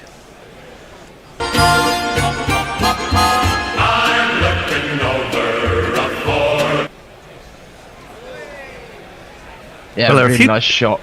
Wonderful high elbow, held the pose. Wasn't it? A few negative comments about Matthew Shaw early on before we started this innings. He's looking pretty good, Billy, isn't he? Yeah, he is. 47. It's looked pretty serene so far. As we mentioned, Duckett went on to get a big 100, so he'll be looking to do the same. Big purse, that's smeared down the leg side. Oh, a big appeal. Jamie Smith's convinced. Smith looks interested. I don't think so. I think it just came off the hip, maybe. But maybe review it. I think, it's Joel Wilson, but I think that's I'd better appeal, and maybe I can get away with it not being a wide. That's exactly what I think, Tony. I think they're appealing because it's flicked the hip. Is what I think they're doing. But what happens then if it has flicked the hip? Do they reverse the wide? Yes, they do. Do they? Yeah. They do. Because he's got something on it, I think. Well, he might counter the leg by if it was a run. It wouldn't be leg buys. Well, there is no run, but the wide's been given. Doesn't seem to be any bat. So the next question is it a wide? We think that. All right. So, but if they roll the camera on, it's a fairly small point, but. Yeah, there we go. So no wide. It's just flicked. It's flicked the top edge of the pad. So that wide decision should be overturned. We assume it will be. Joel Wilson. Well, when have we seen him put his arms across his chest like that before? I've never seen only that. About 10,000 times. I don't think I've ever seen that happen. Dot 4 dots so far in Bryden Cars is over. England's 100 came up in, well, they say 13.6, so basically that's 14 overs. You couldn't really slide a cigarette paper between them at the moment, could you? No, you could not. Not Fred likes to say that Joel Wilson will be buried like an Egyptian. not walk like one. It's just a manic Monday to end in a couple of days' time. And that's a half volley on off stump, which is driven but straight to the man at mid-off. If it was getting really tight at the end of an innings and every run counted, and that situation occurred, you knew it hadn't hit the bat, but it had been given as a wide, and you were convinced that it had flicked. That would you go upstairs knowing it hadn't hit the bat, but hoping to get the single runner? Yeah, I think you would. Well, in the IPL, you can now review wides and no balls. Various things, which I think is a bit ridiculous. Because again, that's a pretty horrible ball, which is a leg stump. Half volley, which is flicked down to fine leg for a big old 4. 50 for short as well. It's a 4, and it's one of these. Half a half a half a half a half a half a half a half a half a half a half a half a half a century. 1, 2, 3, 4. Good shot that. Yeah. Beautifully Yeah, flicked good off shot. his legs. But I mean, England's have bowled too many of those deliveries. Yeah. They've just been slightly erratic with their lengths, especially straying down the leg side. We saw it early on. I mean, Bryden Cast, 0 for 36 off 4 overs, so far well about to be voided. I think slightly erratic is a bit generous. They've been very, and that's a slower ball. There's some hesitation. Oh, and there's a shot at the stumps. Had it hit, it would have been absolutely touch and go. But I think he was out. I think he was out if he hit. He was. He's got the full length dive in one assumption. Harry Brook, who frankly needs something good to come his way at the moment because not much is. Right, plenty of happening on YouTube. Locky 6. There has been a lot of speculation about the next James Bond. Today it's been put to bed. The name's Duckett, Ben Duckett. He will be the next Bond. Well, you could do worse. Who knows what Amazon will do? I'm a little bit fearful, I have to say. Luke Hallahan, come on, Bish, get us a wicket. Well, I'll do my best. Stephen Kelk, are you sure you're not just pretending to avoid a wide? Are you sure? Locky 6 says, Jay, I wash both off my car every day. What a waste. I think that refers to batshit and or bird shit, whichever it may be. Luke Hallahan says, another Captain Butler special so far. Couldn't inspire a Morris dance. I'm not sure anyone would want to do that, to be honest. Would you want to... Morris, where do you stand on Morris dancing, Billy? Can't really see it being up your street. Morris dancing, no, I've heard of it, but you might have to explain to me what it actually is, Tony. It's basically weird people in hats with bells on tapping sticks together and dancing around in circles. No, that's definitely not up my street. And what's the origin, Forthy? You know everything. Yes, I do know the answer to this. It comes from Moorish dancing. When the Crusaders came back, Crusades, some of them came back through Spain, and they picked up on this Moorish dancing, and they brought it back to England, and it became Morris dancing as an Anglicisation. But I sort of sense it in sort of the 1300s, 1400s. Am I about the right sort of period, dancing around maypoles and tapping their sticks together? It would depend which crusade. If it was the Third Crusade, which is the one everyone remembers, then that was sort of broke up around about the end of the 1190s. Yeah. So I'm not far off because it takes time to adopt. I know we have it in our street market. We have a street market in Claygate every so often, and sometimes the Morris dancers turn up for that. You're wandering along trying to look for bargains and various nice things. You have to tiptoe your way through these deranged idiots smacking sticks together and generally looking weird. Apologies to any Morris dancers listening. Well, my old history teacher was a Morris Sounds like a Newcastle night out, Tony. Yeah. Avoid being smashed by a stick. His name was Frank Scotford, but we knew him as Fossil, and he was a Morris dancer. Hopefully not fossilised batshit, although he'd have been worth a bob or two apparently if he was. Well,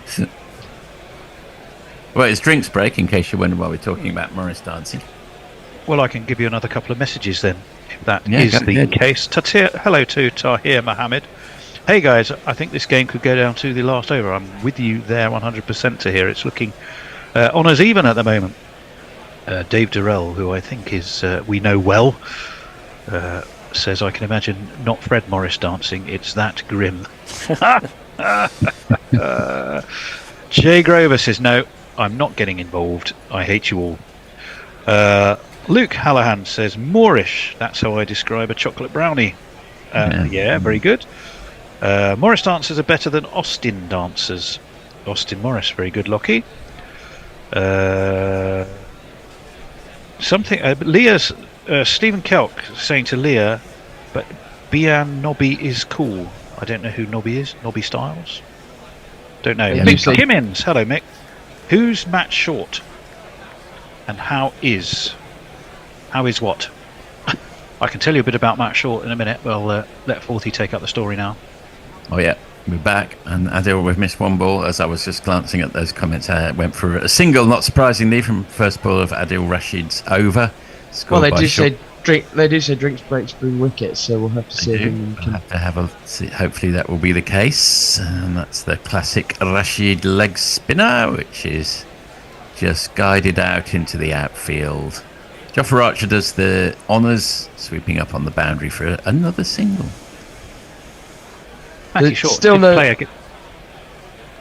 Sorry, Tony. It's just going to say it's just so interesting to see. We were discussing earlier Australia how they hang on. And that's reached for a beat by Matthew Short. Not his best shot. Just goes straight down to long on, where Liam Livingstone, who must be feeling slightly nervous about when he's undoubtedly going to have to come on and bowl. Mr. Tony, do you think the balance of the side means that England have to get through 10 overs of Root and Livingstone combined? And I was just wondering how you think England will go about that, and if you feel they should have picked a different balance to their side. And that I'll go for 2, as Archer again has to do quite a lot of running for a fast bowler on that side of the ground. I've got no problem with Smith at 3. It didn't work for him today, and it was a rather feeble dismissal, but generally I think he's got potential there. You put Root in to reinforce the early middle order, and he did that job very well. In comes Rashid again. And again. What do you know? It's a single out to Jofra Archer. Carry on, Tony. I think I hate to say it, if I have a couple of concerns, one is we don't have a genuinely reliable second spinner, and I think that's a shame, and that would really be in my wish list for England. In comes Rashid for the last ball of the over, and to make sure that we get 6 runs off the over, the 2 earlier in the over is compensated for by a dot ball there. At the end of the 16th, Australia 109 for 2. Who could that, Billy or Tony, who could that additional spinner be? Any candidates on the county circuit or elsewhere on the franchise circuit? Well, the continually ignoring Dawson will always come to mind. Exactly. But they took the same thing. who's the leggy? Very young, but Ran Ahmed. You took him to the best place of all possible places, and didn't give him a bowl in India, which seemed a bit strange. I mean, the other thing, and it's a bit more contentious, but to me, is I think Wood and Archer, whilst they're both incredibly potent and pace is a fantastic weapon, quite often, if it's going to go quickly off the bat on good batting tracks, you're doubling your risk. And here is Livingstone, just as we had been suspecting. Yeah, I think this is exactly the right approach from England, to be honest. Okay, I'll jingle him up here quickly. Thank you, Andy. Very quickly. And it starts with the leg spinner, which is hit out to Phil Salt, who comes in at some velocity. Angry.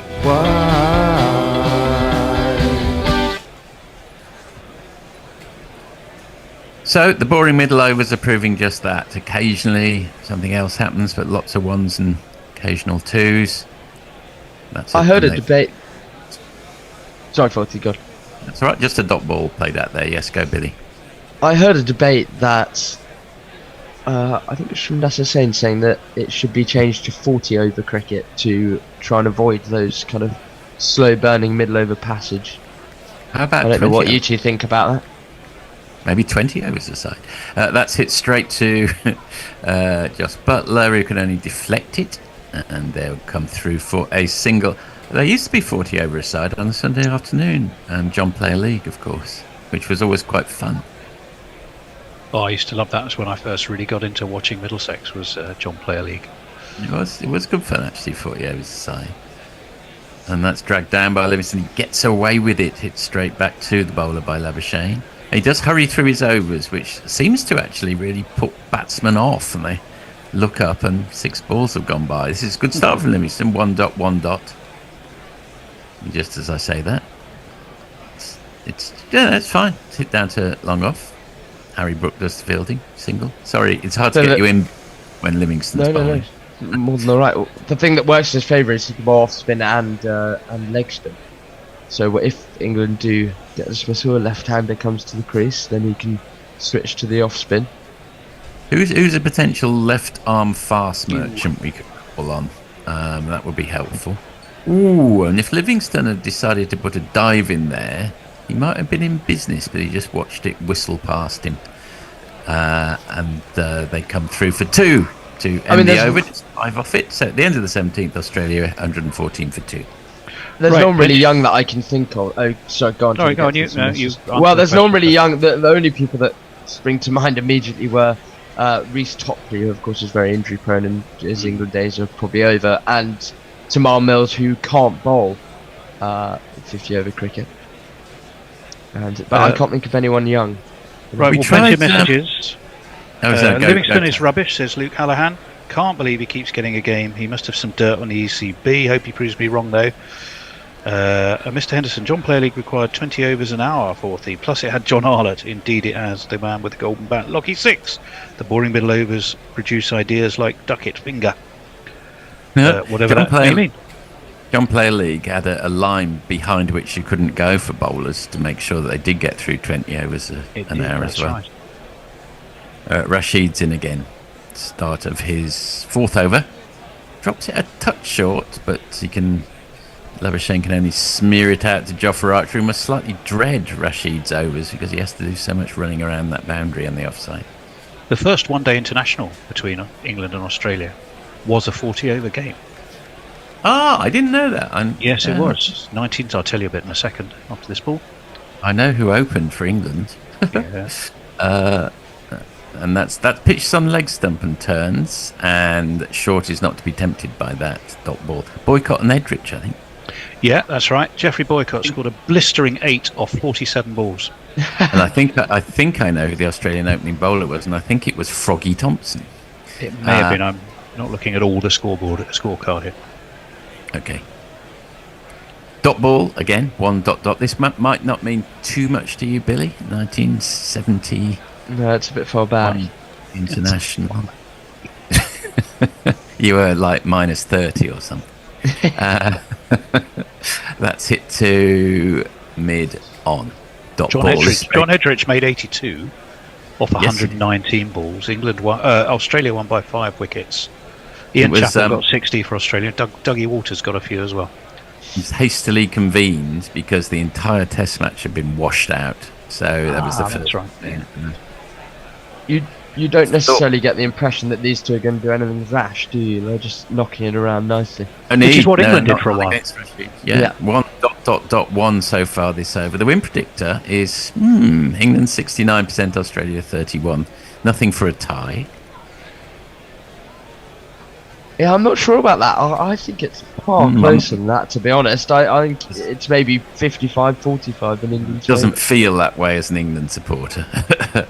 And that's pulled by Labuschagne, wide of the man Livingston at long on, who scurries round. They come back for 2, but good over. Just 4 off it at the end of the 18th. Australia 118 for 2. Our own Jeremy Henderson of this Paris said, yes, Forthy, it was Froggy. So there you are. It was indeed. Loved the JPL, John Player League, says Eric J. Don't blame you. For a lot of us, well, I think for a few gorillas, it was of sort of an era to be our introductions to cricket. I'm going to have a little look over on Blue Sky. Biggest action on Blue Sky is Annie's book, which is getting huge amounts of love. So we're all looking forward to going to the launch of that, which I think is in April sometime. But I think that Annie's problem is she's going to have to sell tickets for the actual book launch itself because there's going to be so many people wanting to go. Well, that's a nice problem to have, as they say. Livingston throws it up on outside leg stump, but they're just not interested in going for anything rash. They're just patting it down to long on for a single. So Livingston is being successfully, as it were, hidden in the middle overs here by England. So that's good so far, at least. And Labuschagne thinks about something more aggressive, but pulls out. It's got also to be said, we're being quite critical of England going in with just 4 bowlers, but effectively that's what Australia did as well, and they had to conjure up a 5th bowler. Yeah, exactly. In comes Livingston again, almost like he's in the nets, the way he runs up, like the batsman who's been asked to throw a few down at the end of a session. It's a very casual run-up. 3, 4 steps, throws his arm over, and it's actually pretty accurate stuff. It's the polar opposite of Nathan Smith. Yes, that's right. With his what's the dressage? It's dressage bowling. Like a show pony. 1 ... 1 so far for Livingston. 7 runs conceded off 10 balls so far. This is precisely what Root and Duckett did so well for a period, and just trying to set themselves the platform, Australia. Well, they are, but 1.1 is pretty good news for England, and there's another single off Livingston, because we've all been dreading the fifth bowler syndrome, and it's not. Well, he's only 11 balls into his. Well, that's true. That's The thing true. is, if you look at the run rate, they're going at about 6.4. The required rate is 7.4. So one run you can catch up pretty quickly with wickets in hand. Very, very true. And he pulls that one down, Livingston. And he has been pulled, but straight to the man at long on. And it'll only be Bryden Cars. Whips it back in. It'll just be a single. So just 4 off the over. At the end of the 19th, we've got 1 over left in us. 1, 2, 2 for 2. Right, I've got some messages, plenty of them. Stay positive, Forthy says Luke. I like what Dougie Walters says. Leah, he was not that good. Somehow managed to get into the team and then outdrank and outsmoked the rest of the team. Ben Deshazo, I am very against reducing the amount of cricket played in any format. Just require them to get through the overs quicker and impose run penalties for unbowled overs. More cricket, less dawdling. Brian, may we introduce you to the Mr. Naylor of Tooting, who I'm sure would be delighted to have that particular conversations. One brings two, says Luke. Tahir Mohammed says, I think before the free hit it was just 1 run. Hugh Sheridan said, and his book launches on the 28th of April, Tony. Thank you, Hugh. Thank you, Hugh. And yes, you're right, it is the end of April, and yes, we are all very keen to be there. Dot ball. First ball of Rashid's over to Labuschagne. He shapes up again. You're not missing any action. A much more purposeful run from Adil Rashid compared to Livingston, and that is Smith, and it's caught. He's gone for all money. Rashid has struck and really needed that one, and it's Labuschagne. He's gone for 47. Was it Butler there who snaffled that one? And, well, having just said he wouldn't do anything rash, that's a really terrible shot. Labuschagne would be furious with himself to get out for 47 in that particular manner. Somebody said, ask me to get us a wicket. There you go. Delivered it right at the end. It was explosive. The crowd says you're out. It was floated up with a lot of flight by it. Adil Rashid and Marnus is walking off, looking at his bat in absolute disgust, and as he Looking should at be, his 47 yeah, 47 from 45. Hey, it's not your bat; it's your head that got you out there. That's. I mean, he could not handle being tied down. He knew what the strategy was. He just couldn't help himself. I think he was being tied down because he had slowed down a bit. He was about 10 runs ahead of his balls faced, and it had almost caught up. Yes, indeed. Very, very important stuff. And Adil Rashid doing such an important job for England, not for the first time for the last 15 years or so. Well, it's great persistence as well from Rashid. 1 for 18 off 4.2 overs. I mean, he's just such a reliable bowler. He is. It's like a cellared wine. He matures with age, it seems. No need for him to retire yet. Yeah, absolutely. 122 for 3. I wonder what that's done to the win predictor. I mean, Josh Inglis, who's explosive as lots of the Australian middle order. He won't hang around necessarily. He'll look to get going. I think he'll look to try and put the pressure back on England. He's one of the many wicket keepers in these two teams. He's come out to take guard. Does he have? Do you want to jingle him up? Oh yeah, okay, thank you. Probably have to give him. All right, I'll sneak him in now. Watch as he wows the crowd. Marvel at the skills he sets out. Josh QPR about to kick off, Andy, I imagine. Yeah, we've got Portsmouth away. Tricky one. Okay. Adil Rashid, and again he drops that one down a bit short, and that one has been dispatched by English first ball for one of these. I think that's the third Australian batsman to get off the mark with the boundary, and I think Inglis and Marnus have both got off the boundary with the full first ball. A pretty poor drag down from Rashid, not the kind of delivery you want to give to someone who's new to the crease. Yeah, indeed. And he tempts Inglis with the next ball, pushes it wider, flushed with his success after the first ball. Such a canny bowler. Rashid, just having a look at the catch again. Joss Butler took it well. Indeed it was, took it very well. It must have been going like a tracer bullet. He snuffled it out of the Lahore air. We are in Lahore, aren't we? In comes Rashid again, and that is pushed out to the outer field on the leg side. They hurry back for 2. Known as the City of Gardens, Fourthly, apparently, in Lahore. Oh, very, very nice. It's supposed to be very green, loads and loads of sort of public garden spaces, which are very beautifully maintained. At least that's what people always used to tell us. My mental map of Pakistan is a bit lacking here. I'd be hard pushed to locate the cities on a map a bit. My apologies to our Pakistanis. Upper northwest, I think, Lahore. Northeast, sorry, my geography is right. Towards the Afghan border, maybe. And that is the final ball, 20th over. It's pushed out for 1. Rashid is 1 for 25 off 5. At the end of the 20th over, Australia were 129 for 3. That's me done for this match, and I wish everyone luck for this. Lovely job. Jason, if you're next, Eric J, after me, after I just type something, is your next on YouTube. Well, it's 129 for 3. England have been plugging away, and they've picked up that big wicket of Marcus Labuschagne, and we're joined by Ajit. If you can unmute yourself and pop yourself on video there, Ajit, because I have let you in. There you are. How are you doing, Ajit? I'm doing good. Well, England will have a battle on their hands yet. They may have taken 3 wickets, no doubt.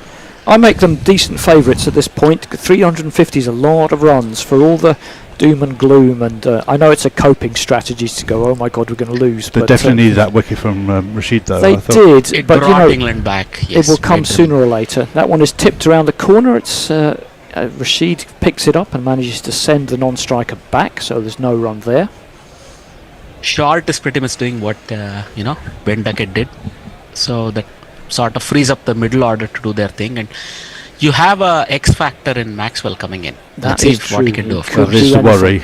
Livingston pitches it up. It's pushed up to long on. For a single, Australia will need to do short to follow up and at least get close to what Ben Duckett did. 160 in the end. Rather bailed England out a little bit, I thought. What did you think, Ajit? Well, absolutely. I mean, I was expecting them to make a bit more from 200 for 2, frankly. Yeah. But it was not bad in the end, right? So he made sure they were going to get a good score. A bit of a hack, that one from short, but he's got a bottom of a half of the bat onto it down to deep square. Joffre with the fielding, they'll pick up 2. He's a bit more of a cannier bowler than we all like to give him credit, Livingston.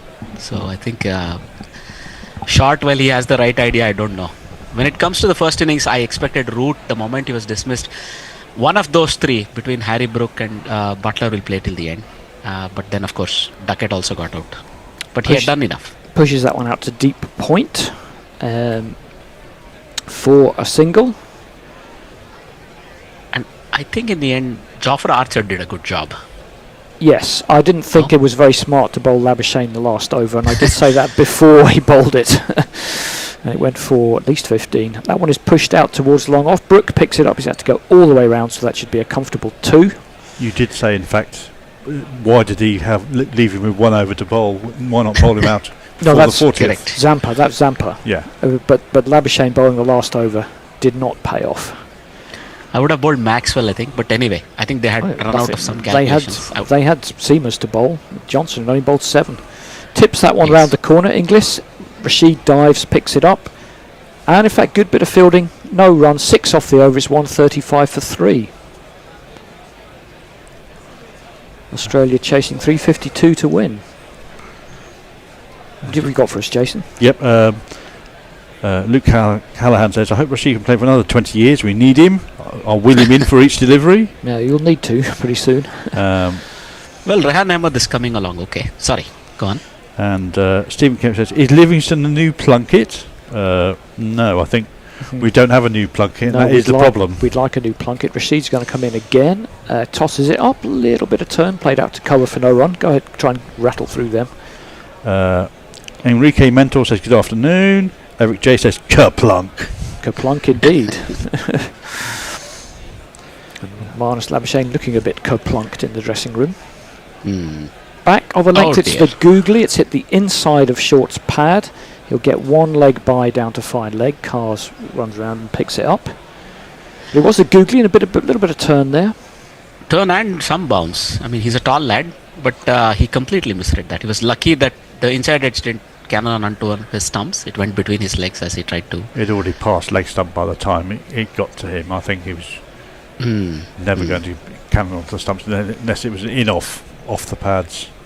Nah, it doesn't matter. But yeah, you're right in as much that he was completely beaten. However, I mean that's a moral victory for a bowler. As much as they count. Inglis tosses it up wide, and Inglis has a swish and almost falls over. It's a full wide ball, and he didn't really get out to it. No. I like what Rashid is doing here. Slower and well outside his reach. Inglis likes to get a few balls well into the middle of his bat as he starts, like most batsmen. Oh, that one's closer, and it was a leading edge from Inglis. It didn't quite carry up to cover, but it wasn't far away. Definitely playing on the walk there, really. Yeah, and Inglis only faced 10 balls, but he's been going over by Rashid so far.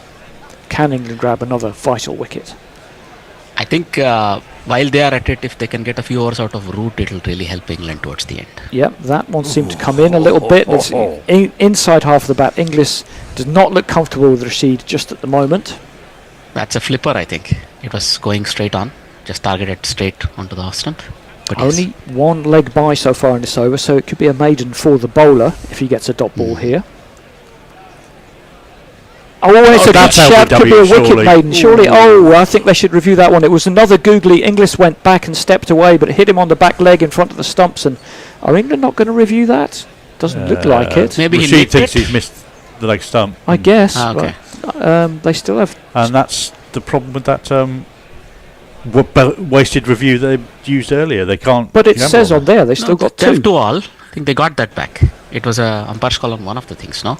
No, well, it was funny actually. They went for a catch down the leg side. It missed the bat, but it hit the pad, so it wasn't a wide. Oh dear, that should be reviewed. I think it should, and I guess that means you keep the review. But honestly, I think England might come to regret that when we see the ball tracking. Or has he got an inside edge? Yes, he has. That's the only thing that saved him because it was crashing into leg stumps. So. Good work by the umpire and by England not to review it. I'll take that one back. And Livingston is going to continue. But Inglis, all at sea it seemed against Rashid there. Now Livingston's not going to be quite so much of a challenge. He gets down well to stop that one from short, and cover runs round Duckett to save the run. So the leg spinners putting a bit of a break on for England. Absolutely. Look, also building up the dots, I think that will be good. It will also frustrate Short. Absolutely. It could be out. He caught bowled. Yes, he has. Well, he thinks he has. The batsman's still standing there. Short. This will be a big wicket, and surely that is out. I think he's disappointed at the shot. I guess very hard. One of those hard and low. Off he tromps, and yes, England well in command now. That was the wicket they really wanted. I was just saying that Short needed to do what Duckett did. He has not.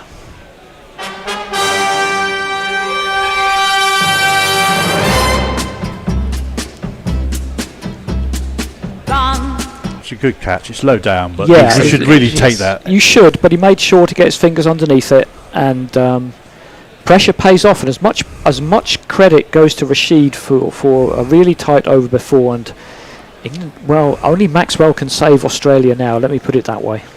There's also carry, but yeah. Yeah. Lockie 6 says, "Why is Duckett Bonds not bowling?" Well, we don't need him at the moment. And James Wilson says, "Needed the wicket. Quite finely poised, you say now." Well, it's even more finely poised now. No, England are way on top now. Enrique now they're on top. Yeah. Not bad. England taking 3 wickets of the Aussies. But remember, England also lost 2 or 3 wickets like the Aussies and went on to make 3-5-1. Yes, but they had a man who batted almost all the way through for 160 something. And I think they batted through to about the 32nd before they lost the 3rd wicket. Well, if Glenn Maxwell is going to save Australia, he's not going to do it just yet because they've sent Alex Carey in, and there's a jingle here saying Alex Carey cheat. But okay, I'm going to play it. Yeah, I think it's a bit much. It's not cheating, but it's wrong just the same.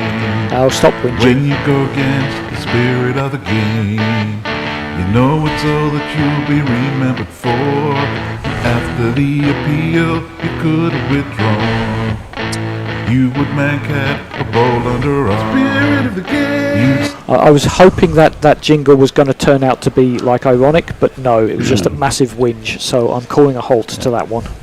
Bairstow's an idiot, and it was his own fault. Yep, I agree. Lockie Sex says, this win Coming would be back so to much here. better if Australia cared. They don't. Get home ASAP is the plan. I think that's a bit harsh. That's just nonsense. Sorry.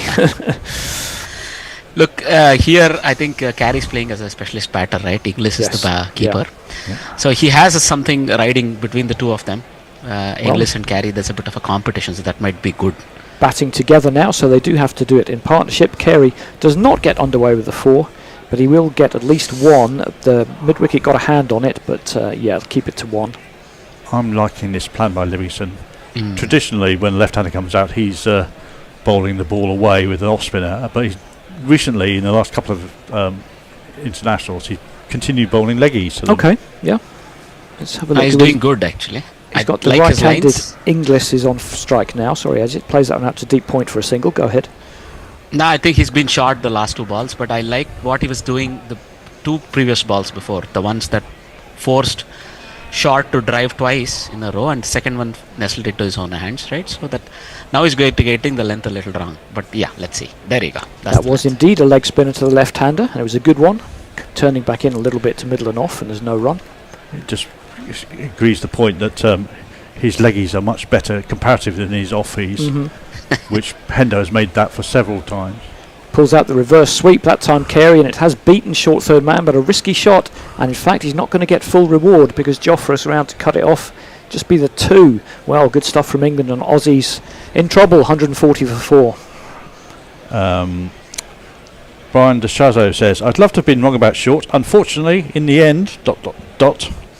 Stephen Kelly says, England locking the Australians down with Livingstone and Rashid. Hadn't expected it, but welcome nonetheless. And Luke Hallahan says, Aussies will come up short. Maybe so. Short shrift from Eric J. Lockie 6 says, anyone who saw the Maxwell flapping salmon double ton knows how good he is. How good he can be. Not going to do that every week, though. No, that was quite an amazing game where he basically single-handedly pulled his side, kicking and screaming over the line. Against Afghanistan, yes. No, but it was on a spinning pitch, but you had back spasms to contend with, so it was very heroic. But nonetheless, I think he might be required to do far less. They'll settle for a 70-ball 100. And here we go with the off-spin bowler. Yep, round the wicket, and it's played up to long on for a single, and it's this guy. His voice is high-pitched and ginger hair like a pick, but massive runs he has hit, so there's that. Introduce yourself. Joe Root. Introduce yourself. Joe Root. Introduce yourself. Joe Root, actually. We saw a little bit in that India series, Root bowling over the wicket to the right-handers, which didn't go too well, so he's back round the wicket now. Yeah, right. And he's going to be trying to contain them on leg stump. I think he's going to keep to around the wicket because he's sort of making ready to also bowl the ball away from the left-hander. From right? the left-hander, yeah. That's more of what I'm looking at. Joe Root will attack the left-hander. I think that's why he's been given the ball. And Carey is indeed on strike, and he does a good ball on off stump. Carey just drops it out to cover for no run. 7.8 is the required run rate, which is getting up there when you're 4 wickets down. Look, the 30th over will be the crucial part. Defended again by Carey, out to cover. England were sort of a bit ahead of them at this stage, but also it's okay. They've lost 2 more wickets, but if you can put that out of your mind, these two will need to bat until the 40th over or so. Well, yeah, they've got a lot to do. They can't be dawdling. Almost 8 and over needed. Carey plays that one out to deep point. They'll get a single. Phil Salt with the fielding. The run rate they'll not be so much worried about, I think, simply because they're also very accomplished T20 batters. And Inglis hit a better than run a ball debut century in tests. So I think that way they're okay. Just that how do they contend with, maybe getting their eye in and keep this motor going, right? Onto middle stump, and Carey, Inglis gets an inside edge past the umpire. They're quick runners, these two. They'll get through for 2. One thing is, I'm maybe a bit surprised that Adil Rashid was taken off when he was giving Inglis a very hard time. I think he may come back from the other end. That's my feeling. Yes, possibly, yep. So Joe Root might bowl only 1 over. They might switch ends, what I'm thinking. But yes, I could be wrong. This over's only gone for 4 with 1 ball to go. A Root full on leg stump, and again it's hard for the Australians to get more than 1 or 2 for that, though they will get 2, put it in the gap. Salt throws it to Livingston, which isn't going to make any difference. They'll still get a comfortable 2. 6 off the over, 146 for 4. Enrique Mentor says Maxi will have to bat like he did against Afghanistan in the World Cup. Tim Cook, could this really be the day that the Duckster fulfills his destiny? Yes, give the lad the ball, says Lockie 6. Luke Callahan says, I actually agree with what Captain Butler is doing so far.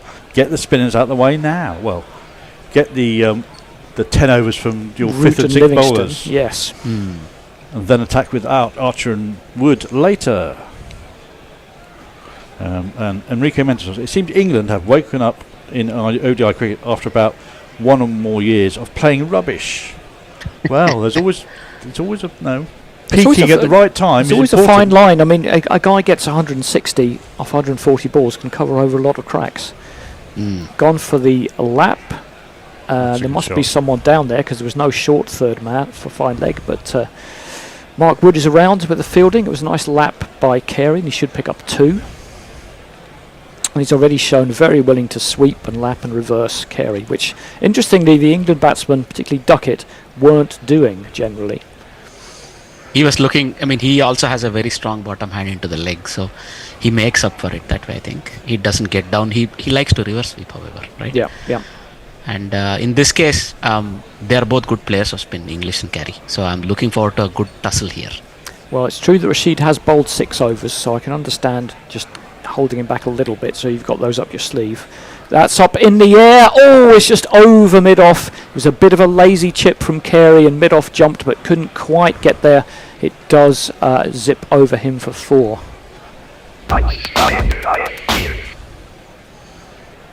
Yeah. But I thought he was in business there for half a second.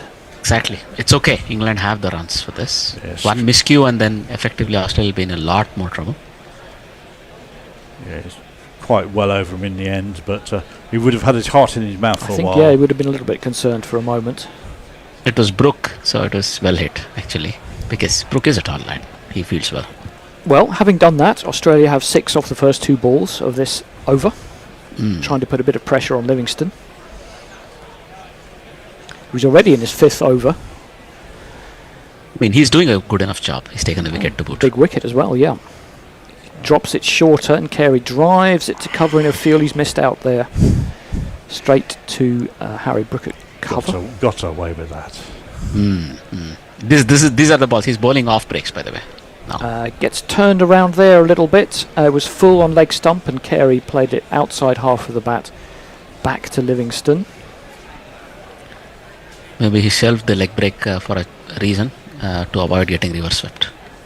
Driven past cover that time, and he should be getting 4 for that one. Yes, he is. Just click the ring.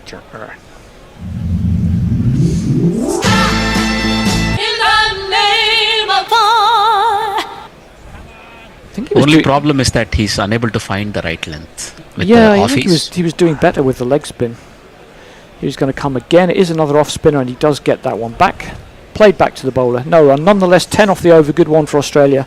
156 for 4 at the halfway point. Lockie 6 says, no, Duck Bond must bowl. Duck Bond? And Luke Callahan says, how does one get a strong bottom hand? Any particular training for it? Question mark, winky face. Well, Brian Deshaw says, OF, heart in throat moment there from Carey. Well, if you support Australia, yes, definitely. Correct. Well, the traditional way of batting is your dominant hand is on the bottom, although a lot of people do turn that round. Yeah, a lot of fake Australians lefties, lots of fake lefties. Yeah. That's what Jay Grover says, yeah. oh my lord, this translation is horrid, even by my standards. Ironically, I only need to change the pronouns. I'm sending it to Hendo for his sub-editing skills because I'm toasted for this filth. Root is in, it's short, and it's hit a good shot by Inglis out towards deep mid-wicket. Salt will field and does well, keeps them to 1.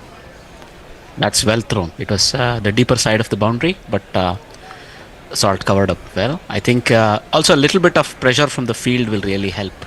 Keeping those 3s to 2s or 2s to 1s. Yep. These two are very fast between the wickets. They look to capitalize on that. Yep, Root's in again. Round the wicket. Oh, and chipped up by Carey, but he's put it in the gap between extra cover and Joe Root, and he'll go up to long off for a single, but it did stop on him a little bit, and he popped it up. It, I think, stood up a bit more than he would have liked, but he did well enough to hit it into a gap. Into the gap, yeah. Now it's Inglis goes for the reverse, hits it well, but he's not going to get full value for it. In fact, he's only going to get one out to Jofra Archer at deep point. That's the thing with the reverse. You've got to find... you've got to have a good chance of getting 4 for the risk to be worth it. Absolutely. Look, also I think Joe Root was bowling a different kind of delivery there. It was not his conventional off break. It was either a top spinner or maybe a carom ball. I don't know if he has one. I doubt it. He might just bowl a straight ball and call it a carom ball. That one's pushed out to deep point. It'll be a single. 4 singles off the over so far. 160 for 4. Australia need another 192 off 24.2 overs. So they do have to keep an eye on that run rate. It's edging. It's almost at 8. Roots into leg stump again, and it was flat and quick, and Inglis could only push it to mid-wicket. So far so good, actually. Root, if you can give them 5 overs at 30 or 5 overs at 28 or something, they'll absolutely take it. Absolutely, yeah.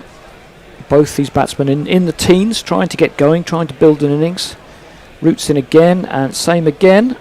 And they will get... Oh, if they took the mid-wicket out for some reason, then that means they're going to get a comfortable one. I guess it's one of those where you're trying to save the boundary off the last ball. Exactly. I thought the line is clear. They wanted to say you can have a 2. We'll not give you 4 at most. Yeah. It's the end of the over. Enrique says, old cricket is something similar to Test cricket. The first 20 to 25 overs, maybe 30 overs, to build the innings, and the back end unleashing big shots. Yes, I think people have now realised that 50 over cricket is much more akin to sort of test modern test pace for most of the innings than it is. Luke Hallahan says, Ajit has such a dulcet tone. Can you and Bishop do a podcast together? That's a bit harder than bear. We can always start a new one. That's always an option. And Lockie6 says, after this, Livingston's going to continue. Inglis is down the track. Catch, no. Nope, no chance of a catch. It's pretty flat, but it's 15 yards back over log on. Nicely played by Inglis, and he's got the second 6 of the innings. That's pressure off the first ball of the over. Comes down the track. I think they've made a bit of a strategy here. Both are now scoring above run a ball comfortably, and they have picked bowlers to target. Which would be good. these That's two. clever. This is England's 5th bowler combined, Livingston and Root. They've got, I think this is the 8th over between them. Mid-wicket comes across there to prevent a run. Inglis on to 25 off 22. Starting to look dangerous. He's gone for the lap there, went down very early, but he has got it past short fine. Adil Rashid is after it. He will cut it off. They should get 2. Excuse me. Yeah. He slowed it down quite considerably after that first ball, I think. That's good bowling as well, to take that risk, but hold the ball a little back. So, as I said, he's maturing nicely, Livingston, into a limited overs, middle overs specialist, let's say. Well, he must be 34 by now, so he should be maturing by now. That one is full, it's driven. Long off should be around for that one, but is that going to be 1 or 2? Yep, going to be a comfortable 2. Brook with the fielding.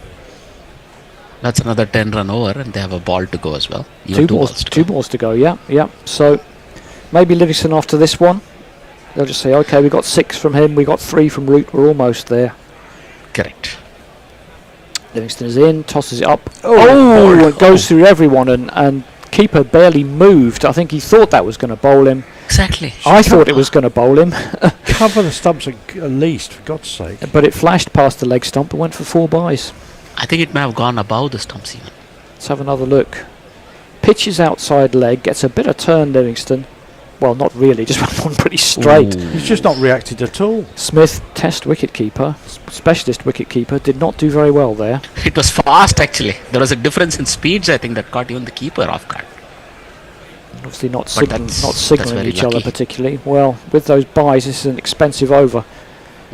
That is 15 off the over. So that's the kind of thing Australia were looking for. And England will have to find an answer. Lockie6 says, the ancient proverb explains it all. The duck stands in the rain and walks in the sun. Enrique asks, how's the weather in Pakistan? Well, dark, I think. At night now, so it's not raining anyway. Jacob says, well, it is here. Sorry. I've been asking Hendo for ASMR tapes for years. For once, the overused Dulcet applies. Yeah, but you have to catch him when he's not enraged with something. Yeah. Enrique says, still 192 to go. Big ask, possibly one or two batsmen will have to stand up. Stand up very tall. Dulcet's 150 was cool, says Stephen Kelk. Is Reece Topley not in this squad, says Jamie Wilson? No, he keeps on being injured. And I think he's lost his central contract as well, as well. Root coming in for his third over. Punched up to long on off the back foot for a single. This is effectively Root's fourth over, I think. So, or third, I'm not sure. But I think they'll take it. It's his third. You're absolutely right. Next, I think Archer, is it? Sort of, I think looks like he's warming up. But he has some niggle. Off the field. I don't know if he actually is off the field or just standing behind the boundary to warm up for some reason. Into the leg side, they shouldn't really get a single there, but they did. Mid-wicket was a little slow around to that. We have the England physio looking at Archer, who's holding onto his left hamstring. Yeah, Archer certainly does look that's not good. Is off the field at the moment, getting some treatment, and England would be in a bit of bother if he can't continue bowling. Well, it brings the point I was going to bring up, which is your fifth and sixth bowler bowling 10 overs between them. It assumes that the front four bowl 10 each, which may not be guaranteed with the pace bowlers. Root is round the wicket. It's pulled by Inglis. Is that into the gap? Not quite. Duckett field, Salt Fields rather, throws it off to Wood, I think, and they'll get back for two. That was a bit short. I think Joe Root got away with it. He couldn't time the ball well, Inglis. It didn't rise up as much as we would have liked. So he sort of ended up dragging it, but he placed it all right. But yeah, this is still going to plan if you're Australia. These two have set up a wonderful partnership. Root tosses that one up a bit more and in a little bit of turn. Clipped into the leg side. England just got to keep going. Hope they can chip away another wicket or two. Correct. I mean, 45 of 32 with not a whole lot of time lost. That's very encouraging. Archer doesn't look very happy. No. He's walking off with the physio. But I wonder what he did, because it wasn't. He hasn't bowled for a little while. Overton's on the field. Correct. And he's only bowled 5 overs. 5 overs England might have to find. That could cost them. Pushed out to deep cover. Salt is busy out there, and they got back for 2 this time. Possibly shouldn't have done, but they are quick runners. And I think England need to make a change. I think bring Rashid back, bring Aseema back. Because I mean, if I may go with the left field idea, I would give Cars a couple of overs here and keep Joe Root on. Okay, yeah.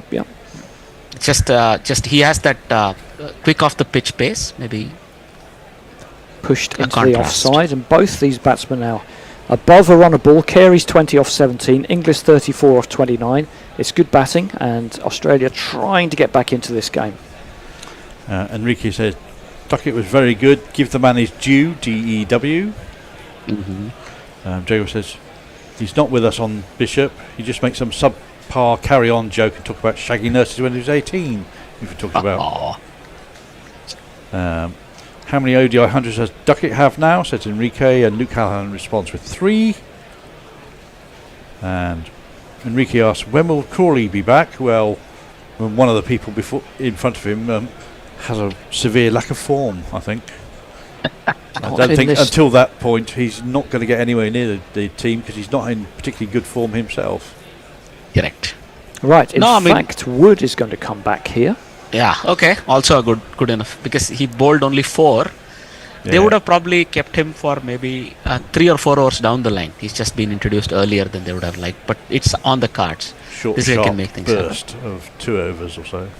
Right, to see what he can do. He's going to bowl to Carey. It is quick. Wood falls over. Get off the pitch. He does seem to be falling over right in line of the stumps. He's going to say, "Not my fault, Governor," but you can't. Yeah, I mean, I was looking at one of the highlights of the, I think it was 2011 World Cup when Sean Tate was bowling. I think the average in the first 6 overs or first 5 or 6 overs of his spell where he bowled, it was 97. Average of 97. That's quick. Yeah. good cards. The ball with which he bowled Strauss, I don't think he barely even saw the ball. And it was good ball, hit the top of his off. Woods in again, that's also on the top of off, and this is giving Carey something to think about. Can only play it out to cover for no run. This is also a good comeback. Let's start from Wood, at least the way he starts back, because with this pace, even if he misguides a little, these two have their eye in. They can really take a toll by just, making use of the pace and scoring behind the wicket. He's really hitting the top of off right away. Well, is Jofra Archer now sitting on the bench? Doesn't look too good. No, it doesn't, does it? Has a bottle of water in his hand, looking pensive. Doesn't look like he's coming back already, otherwise you'd be on the... Consulting bits of paper, maybe see where they find the rest of these overs. They will hope to kind of take some more wickets and finish the game off before that's required. Chop down to deep backward point, and once again, batsmen are back for 2. They're going to need more overs from their part-timers, I think. And that's not great. Haven't really got anyone else. All our listeners were asking for Ben Duckett might get their wish. Well, not impossible that Brooke might have a couple. Correct. Jamie Wilson says, our pace attack is very samey, to be honest. Sakeem bowls a heavy test length at his best, but I'd like to see a left armour or someone who can vary their pace effectively. Like oh dear. Maybe even Benny Howell. Well, Benny Howell's a bit old, but he does bowl 60 kinds of slow ball. Looks like Sam Curran's out of the picture, talking about left armours. Good from Wood again onto the top of middle, and Carey plays it to mid-on. There's no run. Isn't Garton a left armour? Yeah, but he's never really performed for England. He's never played for England, has he? He's played a couple of T20s or something? One days or T20s, but he's never really... He's looked the part in county games and blast tournaments, and then not performed at the highest level. David Payne would be a better option, but he's quite old. It's a big gap now. He's got a gig all around the world as a left-arm pace bowler in franchise tournaments. I don't know what they saw, or maybe he was injured at the wrong time, but he's only played one T20 at Garton. Oh, flashes past the outside edge. This has been a good over from Wood. He's beaten the bat there. It's only gone for 2 with 1 ball remaining. Well, if he's not taking wickets, at least he's stopping the runs very briefly. Yep. Correct. Just put a bit of pressure on them, and it's that pressure that can sometimes just create a loose shot. We saw it with Joe Root earlier on. We saw it with Marnus Labuschagne in this innings. Set batsman just bogged down a little bit, and that was enough to shake them out of their bubble. Correct. No, but I'm also thinking these both can play the waiting game for an over or 2. They built up some buffer the way they tackled Livingston's 2 overs. I think 1 over or 2 they'll not really think too much. But yeah, they also know he's only here for 2 overs, right? So they'll probably just ride it out. Wood is in again, round the wicket. Flashed away, and England had just put 2 men there. England had just moved Brooke to backward point, so there was Brooke and Duckett behind there, and it went straight between the 2 of them. Pretty fortunate there, and that's exactly what I was talking about. Pressure brings a loose shot, but he got away with it for 4. 2 plus 2 is on man. 2 plus 2 is on man. Jeff Perkins says, Archer allergic to not being wrapped in cotton wool. And Enrique Mendes said, was that Bazball batting for England? I suppose Coach Bazball would be a very happy man if England win today. Of course. And at least Marnus made 47 today, not bad. He bowled 2 overs. He took 2 wickets as well. Probably considering the same number of runs. Jamie Wilson says, Curran's been worked out, I think. It's going to happen with overexposure in franchise cricket. And Eric J says, play wristed for me, because of the analysts working out Curran's wrist positions. Well, he lacks that little bit of pace, and also I think he can be worked out because he likes to bang the ball a little bit more. He likes to hit the deck, air quotes, but with a little bit less pace, you would become that much more susceptible outside English conditions. Well, Archer, I think, is back on the field. He is back on the field. Presumably, I mean, don't ask me what the laws are. You can't just come off and bowl immediately, so they've got to try and wheel him back on. Root, in the meantime, continues his very round arm, but it's not a good ball. It's just sat up outside off stump, and the batsman has said TYVM and hit that for 4.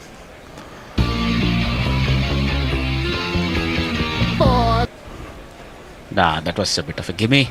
The ball didn't rise up again as much, but good placement, I think. He timed the ball as well as placed it very well. Inglis. He's a short guy. He's shorter compared to Carey, let's say, and he's lower centre of gravity helped there. That's better. He's gone for the reverse. It was outside his leg stump. Shouldn't be wide, Missed no, it. this one? No, because it went wide. off the reverse. Yeah. He'll be fine. Yeah, Root did toss that one up a little bit more. Well, he pulled his length back very slightly when he saw him go for the reverse. And so it went over the top of the bat, I think. Here he is again. Oh, that's more round arm filth. Onto leg stump, clipped outside to deep square. Someone mentioned Kedar Jadhav earlier on. That was a bit of a classic. Absolutely. Classic. That's what I'm thinking here. The Root is much taller. That guy would even crouch while delivering. He was barely 5 foot and a half. If you crouched, that's something else. Going to have a change at the end of the over. I'm going to be here, and we're going to have Tony and Mog will be with us remotely. Here comes Root. Oh, it's more round arm, but it's a fraction aerial from Carey, but he's pushed it away behind point. Salt goes round. That should be 2. And he crouched while delivering. I think he heard us about what Jadhav did. Good cards. Yeah, trying to bowl from as low a release point as possible. It's not really working. 0 for 26 from Root in his 4th over is okay for someone who's filling in the 5th bowler. But it's not as low a release point as any of the Malinga clones, because there's Malinga himself and there's another guy who bowls obviously identical to him, but I can't remember his name. Patirana? That one is more conventional and is pushed out to cover where Duckett fields. Not Patirana. Patirana is also taller and thinner. Yeah. So already all the India-Pakistan banter has started. I can imagine, yes. Pakistan got the win, stay in the tournament. Well, that was played out to point and Root gets out of the over with a couple of dots, so it wasn't too bad in the end. That's 30 overs. Thank you, Ajit. Will you be joining us for that big game tomorrow?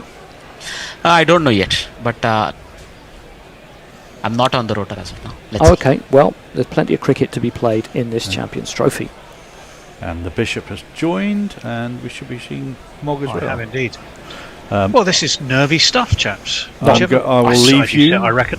I'm still happy enough with England's position. They've got a lot of runs to get, 4 wickets down. Thank you, Jace. Well, so too is Winbiz, it must be said, because they've still got England at about 64%. They're what? They're still a run behind the required rate.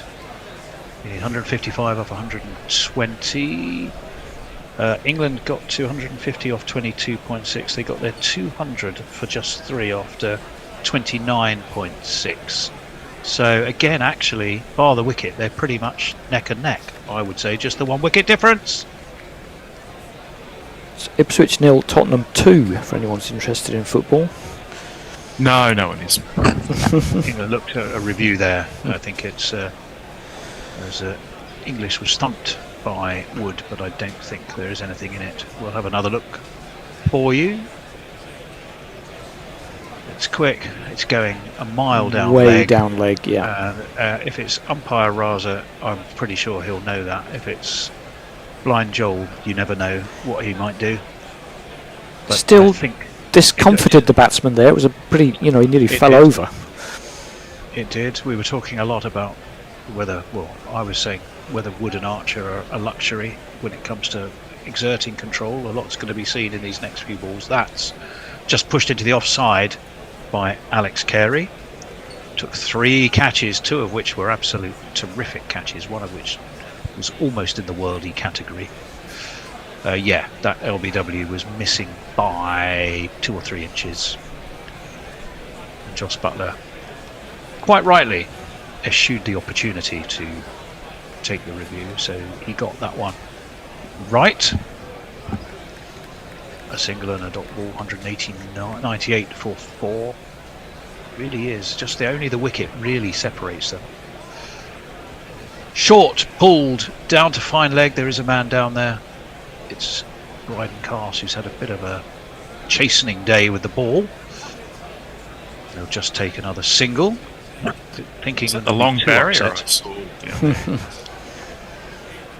63 this partnership of 49. They're trying to do the Duckett Root roll for England, which was England's big partnership, which I thought, Andy, they paced very well. Yes, Yes, I'm on social, by the way, if you want to ask more summarising stuff. No, I'm summarising. Incorrect. Sorry. Yes. In that case, yes. I was looking at YouTube messages when that's not my. I was going to say brief at the moment. There's a man who did attempt the rotor. That's not the way I remember it. Up onto his toes, cut on the bounce. Well, if England win, undoubtedly man of the match. If England don't win, less likely to get man of the match. But it is, of course, the Colossus, Ben Duckett. Well, Australia have diving stop. Had some few good knocks in this innings, but it's that I said earlier on, I thought Duckett getting 160 bailed England out a little bit because only Root really batted well apart from him. I mean, 160 off 140 is going to paper over a lot of cracks. We're looking at the offside field.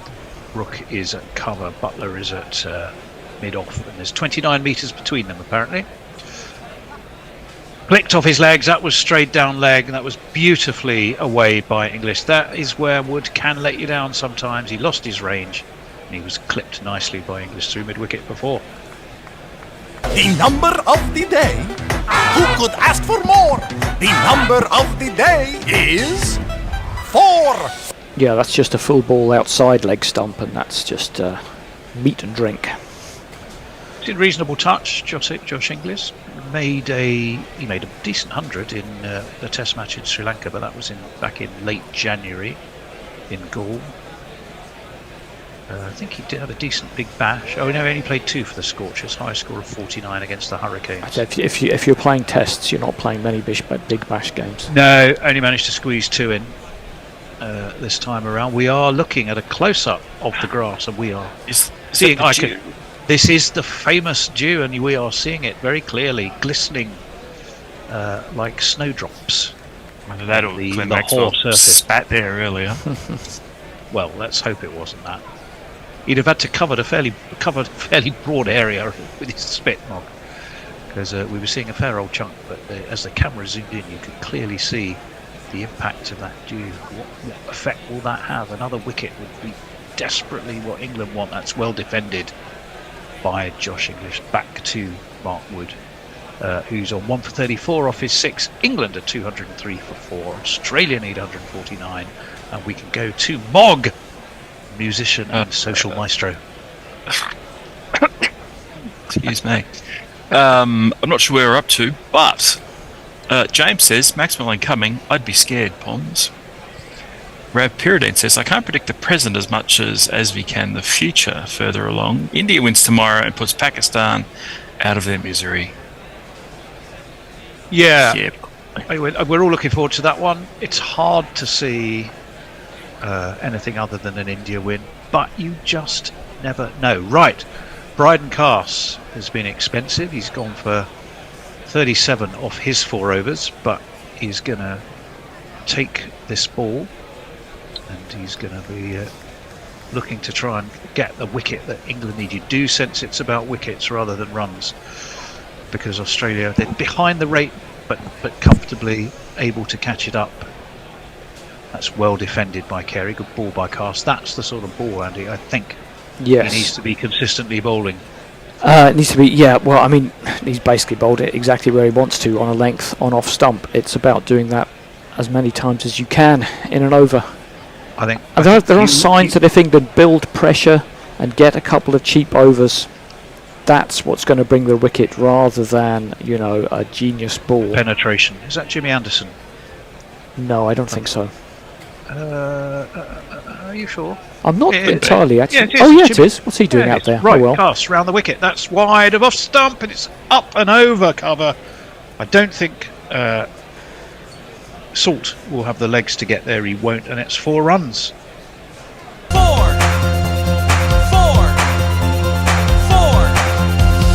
F-O-R. That's what I'm that, talking I'm afraid, about. was short and wide. Yes, that's just a bad ball, really.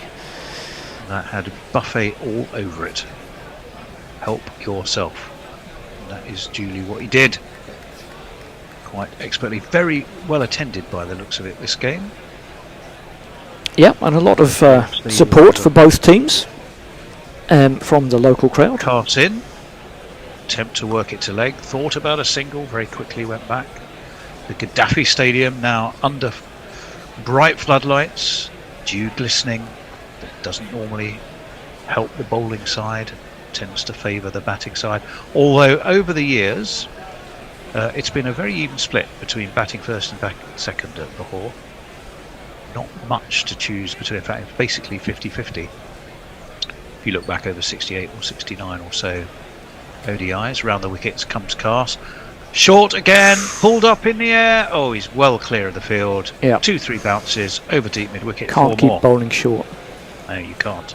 You ask where I live, is the address I give. The phone. If you wanted to take more of a negative view from an England perspective, one, we're a little concerned as to when Jofra Archer may or may not get back on. He did come back onto the field. And two, Cast, if Cast's role is the holding, enforcing role, a la perhaps, or maybe he's off the pitch again, is Jofra Archer. And he's not looking too happy either, and he's limping. So I would say that's none of those are good signs. But if he's going to play the Plunkett role, Andy, he's not quite fulfilling it, is he? Not at all.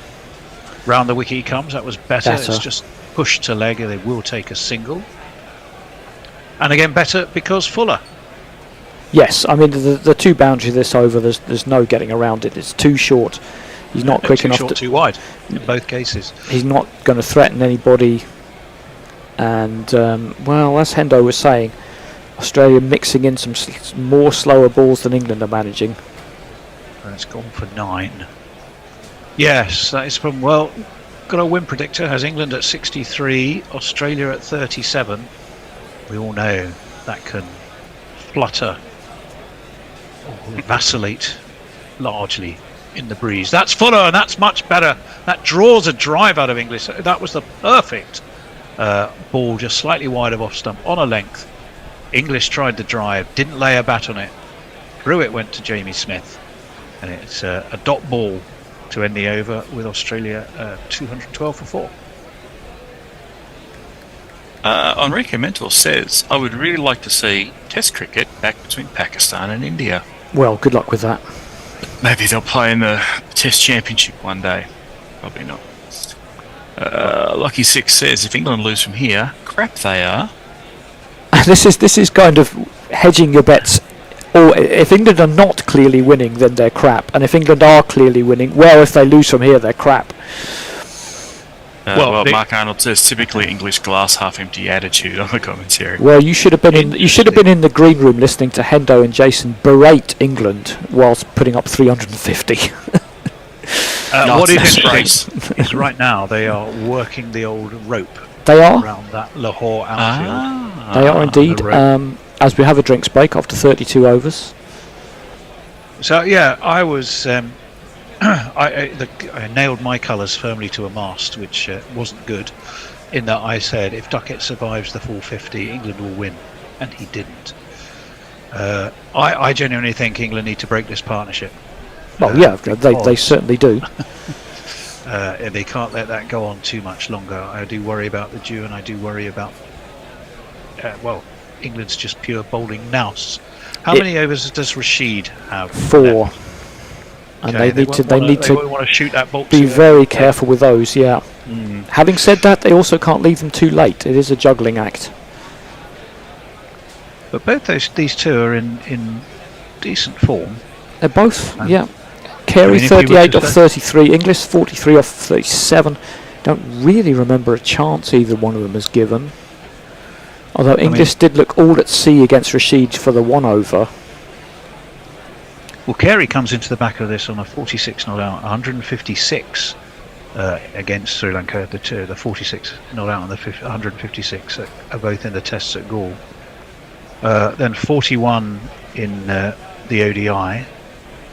I think he had a reasonable. He only played 2 or 3 games in the Bash. Only 1 game in the World T20, which not much came out of that for him. But he's looking in decent order here. He is. I remember he had a terrific season for Sussex a few years back. And he's a quality player. But it's going to be Mark Wood who's going to continue. 32 overs completed. 140 is what Australia will. At least we've got a game after the previous 3. Yeah. Mathematically, if you lose your first one, you simply have to win the Pretty next much, 2. yeah, barring some and then weird really hope for the results. best. Right, Wood in. That's on leg again. No, That's it's well, not. We're watching replays. Thank goodness for that. Straight. You would think Play I the would know Tony by jingle. now, wouldn't you? Play where? Yeah, I don't know if you've got it there. It's a replay. Not the one about my technical incompetence, although apparently we do have a jingle for that as well. Which seem to be any of Where my would that have come from? misdemeanors. Well, I wonder, Bog. Who is writing these wickedly disparaging songs about my shortcomings? Not my Pat Cummings. Right, Wood. Round the wicket he comes. The left-handed Carey dabs him away towards square leg, and they take 1. They think about 2, and they decide it's not a good idea, and indeed it wasn't. Well, Archer's back on, but he still doesn't look very happy. Yeah. Now, so he's bowled how many? 5, I think. So you've got 5 overs there, which potentially either he's under par to bowl, which is a risk, or you're doing it with your bits and pieces bowlers, which is a risk. That said, Labuschagne got hit for a couple, but took 2 or 3 key wickets, didn't he, towards the end? So you just never know. Over the wicket comes Wood. I think that'll be a wide, Mark Wood. Yes. I'm afraid Joel Wilson agrees, who's taken his dark glasses off. He's not under floodlights in dark glasses. He's wearing an ordinary pair of glasses. And they look Probably pretty normal quite to me. ordinary based on his decisions. They don't look like great big sort of bottom of jam jars, Mr. Magoo style glasses. It doesn't They inspire look like confidence fairly if an average. umpire, if an umpire has those. Who else? Oh, Fred Scuttle. Fred Scuttle, the Benny Hill character, would be the other person you think of. Or Les Dawson. It was Les Dawson, wasn't it? Cosmo Smallpiece. They've been a theatrical prop for various characters and comedians. But Mr. Magoo, Cosmo Smallpiece, and Fred Scuttle all come to mind. I don't think Fred Scuttle Best was from jam Futurama. jar either. Right. Mark Wood. Past Joel Wilson. Wide of off stump. Not wide enough to be called a wide. Inglis has a waft. Definitely. I mean, Wood's got his both hands on both hips. I don't think that was anywhere near an edge. We shall just move on. But it's a valuable dot ball. If you can't get a wicket, Try to build trying some to get pressure. those. Yeah. Build pressure. You are absolutely right. It is. What I will say is, it is beautifully in the balance, and you couldn't really ask more for that from a neutral entertainment perspective. If you're English, you might even go, well, we feared we might not even be here. So they are right in the mix. Some say ahead, others might not. That's cut backward a point. That's cut for 4 runs by Inglis. Loose from Wood, loose and wide. You can't offer width, and they did, and they paid for it with a 4. 4.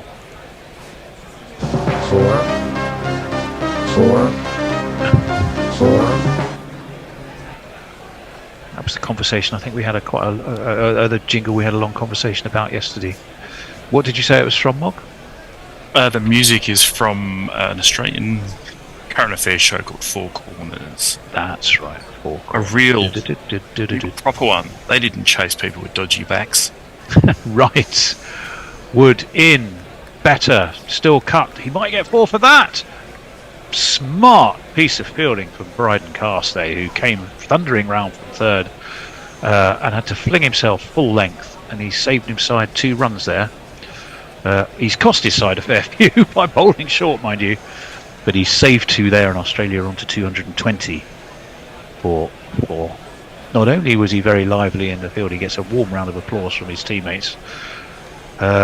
Because not only did he have to dive, he had to be up like a shot. You know when goalkeepers do their warm-up routine, save, get up, save the other side, get up. It's a bit like that, and he did it quite superbly. How are you feeling about 4. tomorrow's game if we are championship chat? Never confident. But they're dog shit though, Luton. Well, yes, but we're not a lot better. A great win at Middlesbrough last week, a battling win against a very poor Middlesbrough.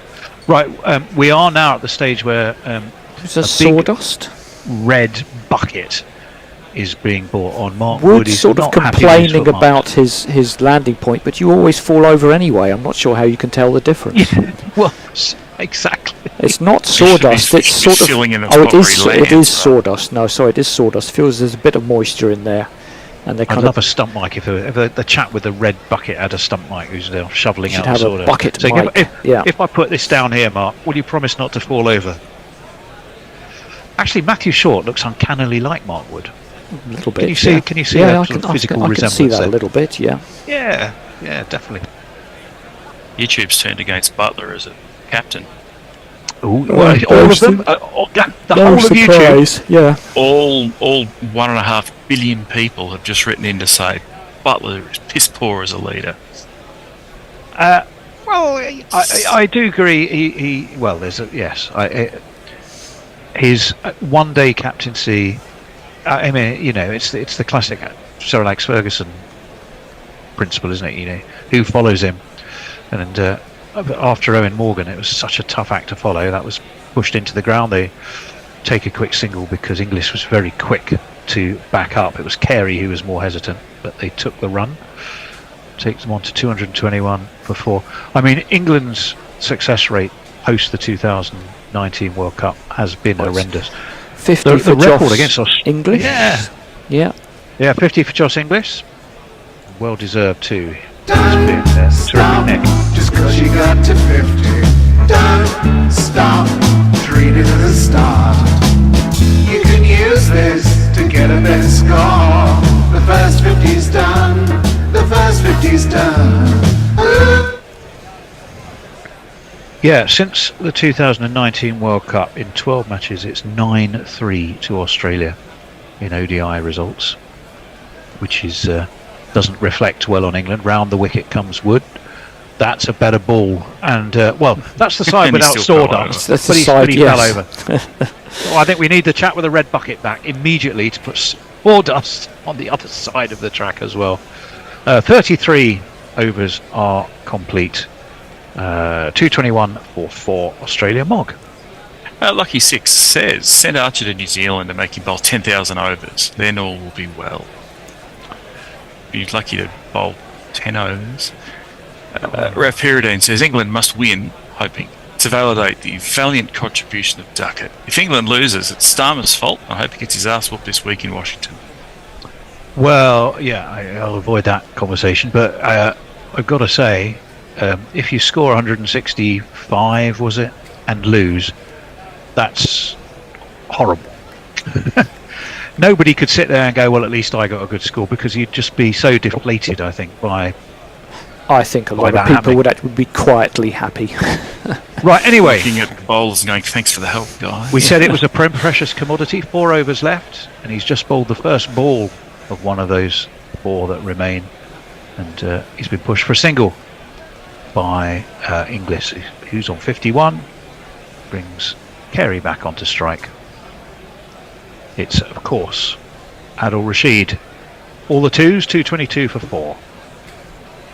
130 from 101. I mean, that's an easily closable equation, and equally closing is the win probability, which has now shrunk England to 57 and Australia 43.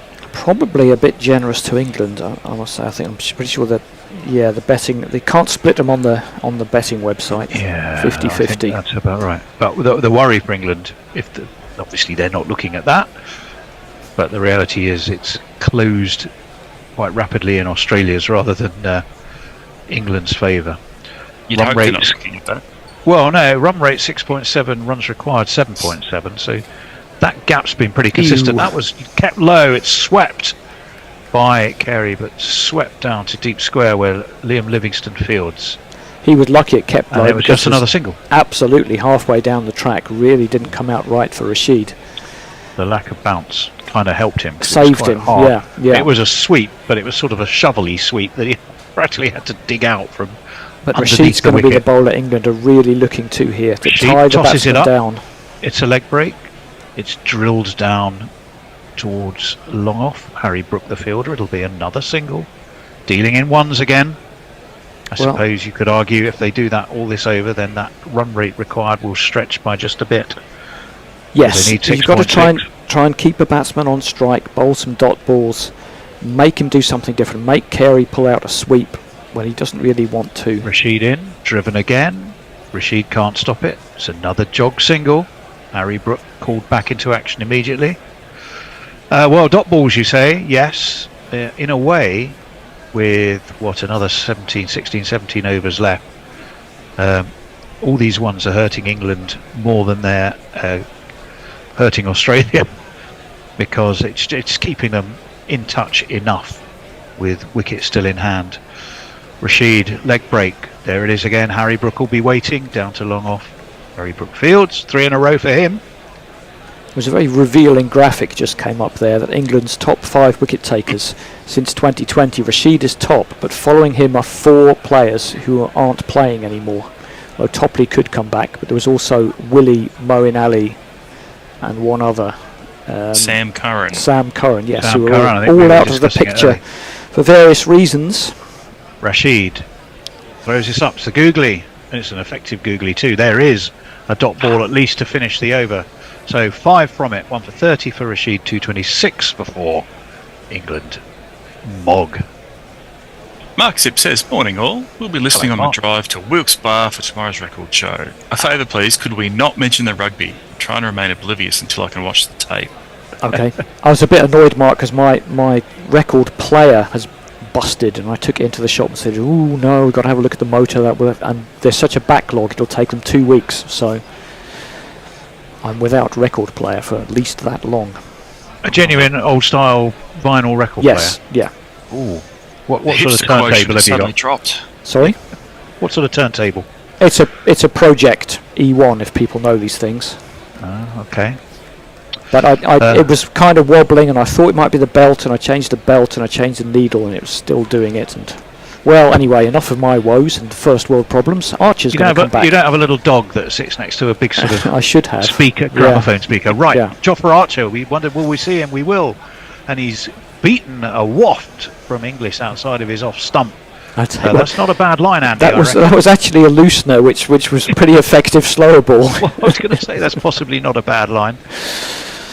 We hope it was a loosener. He rolled No, his it fingers was a across cutter. it, so It was I a think it was cutter. deliberately Yeah. slower. Yeah. Hopefully that isn't as fast as he can now bowl. Well, it No, might not be I the think it was a worst slower thing. ball. Might not be the worst thing if he bowls more slower balls. No, it's what we want to see England do more of. That one was fuller and straighter and has been pulled away. Is it going to be stopped? No, it's not. Gave up on Livingston that was one a little thundering bit. around, but Fielder. I think yes, he did rather. Interestingly enough, he gave up on it in what looks like a very barren field, a barren area where there wasn't any grass. Yeah. Do you want to risk your elbows or not? Yeah. That was really just a half tracker. Again, I think he rolled his fingers across it. He tried to take the pace off, but he just didn't get the line right. They practice pitches out there or something. Yeah, I think so. But certainly Livingston didn't fancy diving on it. That's a much better ball, and it's through English. That's the ball. That is the line. That's the real Jofra Archer. That was a terrific delivery. Just a little bit more pace, a little bit more lift. I think he almost wasn't back, Andy. Almost wasn't No. expecting that, the batsman. That was it. Clever. Lull him in. It was a 3-card trick. Lull him into a full Oh, set of it's very security. close to the top of off stump as well. It did. How England could have done with that. Yeah. How England could have done with that. I mean, Australia probably slightly in front now, but a wicket absolutely turns this on its head. You've got Maxwell. Not could according do to anything. WinViz. It's still 55, Yeah, well, 45. All hail. That's, Put your money straight onto bet leg. Viz. Put your money up. Whipped to Joe Root, who's at short mid-wicket. So it's a dot. It's just that 1-4 from the over. 3 dot balls. If he can get out of this with just another 1, it would be a decent over even without the wicket. It would just stretch that run rate required a little bit more. It's just a shade south He's of got 8 them at the moment. to play and miss a couple of times, which again just gets in the In he batsman's comes. head a little That's bit. short, that's wide, that's cut, that's 4. Yeah. I mean, I had my England hat on, but It's just another score. It's just another four. Well, this pair batted very well. Yes. And you simply cannot stray in line or length because the Well, second not you that do, much. I mean, that was just a bad ball. That was short and wide. I mean, there was a man at backward point, but it was cut beautifully square, and he was never in the game. And as you say, For Tony, Archer. England are a Archer little bit. in. Sorry. Hurries Inglis, who defends really in the end, defends to short mid-on. It's the end of the over. It's 2:34 for 4. Mog. We have a super chat. Oh, fantastic. Oh, yeah. Well, yeah. Go ahead. I'll do that in a minute. Yeah. I keep forgetting that Jay one. Grover with another £2 contribution says, Tony staring upwards looks like Stevie Wonder. YouTube Prime Super Chat. Yeah, well, my telly is my kitchen is raised, so I'm sitting at the island and I'm looking up to the telly. I think I'm also pretty much on the right speed. I did find out that the cricket channel. No, you're just a fraction ahead of us, which is fine. Well, that's interesting because before I was behind, but then I realised I was watching it on Sky Sports Cricket, which is itself behind itself, because if you watch it on the main Sky Sports channel, it's at least a ball ahead. So Sky is not keeping up with itself. 2:34 for 4 anyway. 35 overs complete. Rashid is going to continue. That precious resource is being drilled. Oh, better not say that. It reminds me of Parable for the modern world. Yes. The drilling of precious resources very much in the news, I suppose, rather sadly. Right, Rashid. That's not a bad ball. They're going to get yet another single. Just eased out to cover. Take the score to 235 for 5. Carry on to 42. Inglis is on 61. And this partnership is... I'm just trying to figure out exactly what it is on. 107. Oh, no, they need 117. Sorry. It's 98. 90, so it'll be 99. Pretty good, this yeah. Partnership. Thrown up wide, inside edge, nearly took the off stump, it didn't. It beat Jamie Smith. Duckett is running after it like a man in diving boots. He is. Attempts to field it with his foot. Well, I guess he banged does. for 160, and that's just starting to I kick thought in. it was 4. I think even Josh Butler is laughing. They must have taken 3. Did he get there in time? Yeah, I think so. But he It did. was He thrown chased up after wide. it and put his foot on the ball like I'm playing over 50s again. Yeah, didn't it seem like he wanted nutmegged. It nutmegged Jamie Smith. That inside edge. It wasn't as close to the off stump as I thought. Jamie Smith might be disappointed and needs to remember to keep his pads together. But we move on, and it was 3. 4 off the first 2 balls of this over. Thrown up by Rashid, hit straight back to him. He did drop one of these 2, of course, earlier on. But I mean, it's harsh to call it a super drop. It hard was chance. smashed Yeah, back to him. yeah. But when you take those chances, you often win. If you don't take them, you look back on them and go, if only. It's a 4 and 3 off this over. 238 for 414 needed from 87. It's tighter than a gnat's chuff. That's slapped. Slapped hard, but down to that'll be Harry Brook down there. Yep. Another single. If it wasn't for that, England would be thinking if it wasn't for that inside edge, this would be going all right this over. 103 off 81 balls now, this partnership.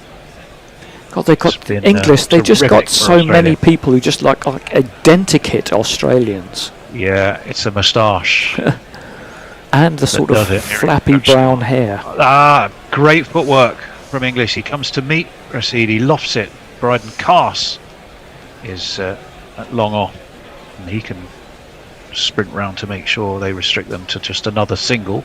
He's bowling quite slowly, Rashid. I think that's what he feels is necessary at the moment, and I think it's not a bad plan.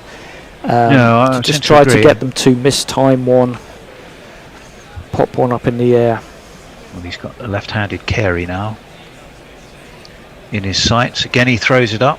Carey drives. He's driven straight to Cass. They've misfielded. They're going to run 2. That's careless. Oh, well, they're going dear. to run 1, but they wouldn't have had any. Well, they're going to run as well. Oh, TOO. Sorry, I TO. needed Oh, subtitles. Yes, sorry about that. Well, that's a run you need not have given away. Oh dear, I hope that doesn't cost England or when judgment comes. It's 241 for 4 after 36, 111 needed. Mog. Eric J has some advice. Wind it up, Andy. Yep. Wind up the gramophone. I hope that means wind up the gramophone, not wind up your story. Mark Zip says, "Oh dear, projects are usually pretty solid. They While are, not yeah. good, might be a variation in the voltage. I might also have tried it on a different power outlet, fuse, plug circuit." Well, Good luck. it's with the experts now, and hopefully they can deal with it, and hopefully not tell me it costs more to fix than it's worth. I took a guitar in to get fixed a few months ago, and it was nearly the cost of the guitar to get the thing repaired. Luckily, it was a shit cheap guitar, so it didn't really matter that much. Did you just give it up and get a new one, or? No, I quite liked it, so I got one to fix it. Jofra Archer then to continue for England, And he didn't look 100%. He didn't look 100% in that last over. And you're right, Tony. England are kind of caught between: do we bowl Jofra when he's not 100%, or do we risk more Root and Livingston? It's a tough one. Root was basically bowling underarm in the last couple of balls. I saw him bowl. It was extraordinary. Whether that's a deliberate ploy or he just can't get his arm over it quite the way he used to, I don't know. Well, you'd hope it's deliberate. 1 for 46 for Jofra. Just so much of a struggle with injury. Let me have a look. We got a couple men short on the leg and offside, protecting Archer. Let's see what he can come up with. So they're thinking about that drive. Certainly set a field for the short ball. All the men back are behind the wicket. Is it going to be short? No, it's full. It's pushed. It is that dangerous take game. a 1-2, one of those short mid-off and mid-ons. It's Smartwood, who, wouldn't you just know it, ends up face down. I think he must do that at home. I think he just must do that everywhere. He probably goes to dinner parties, walks in the front door and immediately throws himself. I'm just thinking onto the carpet. he must know, be a real expert on worms, because he gets up so close to them all the time. Maybe eats a few. He's doing that thing that sometimes doctors tell the slightly more elderly, that if you can fall over and get yourself back up, you need to test it. Yeah. So frequently frequently get yourself up off the ground. If you have trouble, seek help. Well, so maybe he's doing that. Perhaps I should give that a go. Try that a few times and see how I get on. Right, 242 for 4. Archer over the wicket. Full whipped nicely by Inglis. Straight to mid-wicket for Joe Root.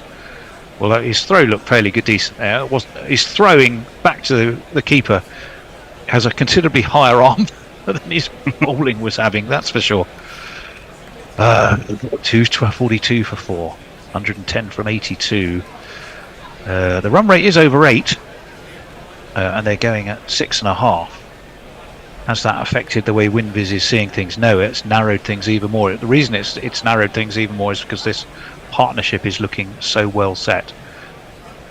WinViz doesn't take the slightest notice of that kind of thing. Well, that was an attempted reverse ramp by Joss English, which didn't work. It's a valuable dot ball. He could easily have got hold of that. Yep. Tries to reverse ramp, misses it. Slightly lower, it could have taken out his middle stump, mind you, but it was probably 7-8 inches above it. I don't think English needed to do that. It's the kind of thing you want to force a batsman to do. I don't think he was forced into that, so he'd be a little bit disappointed with that. I'm sure Joe Root will be having a word. Oi, that's my trick. That's nicely dabbed out towards point. They'll take an easy single. But it's still at this stage with 10 overs, well, what left over? Slightly more than 10. 14 overs left. 13.2. 13.2. Those wickets in hand. It's Josh English's highest ODI score, by the way. And a good time for him to get it. But only 2 off this over so far, off 4 balls. So it could be the cheap over England are looking for. His previous highest, I think, was 65 versus the West Indies, so it's comfortably his highest score. Jofra Archer round the wicket to the left-handed Carey, who steers him down to third and takes a single. Still able to take these 1s or 2s. 3 off the over would be decent. It's Adil Rashid down there. Not really the 45. More a traditional third for him. Closer to a 78. He's more on the 33 these days. We're back to vinyl records and turntables again, are we? I've never Maybe we had a few 78s at the old hospital radio. Do you know, we might have done. I wouldn't be surprised. No way of playing them though. The Ivan Brackenbury of Northwick Park or wherever you. Probably don't need to bring him up. No, oh gosh, no, he's been in. Oh no, quite right. Right, Archer, Bull defended back to him. Yeah, good over. Rather squared Joss Inglis up. So as you heard, Andy appreciatively saying good over. 144 for Archer, but only 3 from that last one. 244 for 4, with 108 needed off 78 balls for Australia. Mog. Robin Marks says, thanks for the feed. Hard to listen to Indian for coverage of every kind. Appreciate. You guys should be busy 24/7, so you're obviously making too much money. Spread your wings, guys.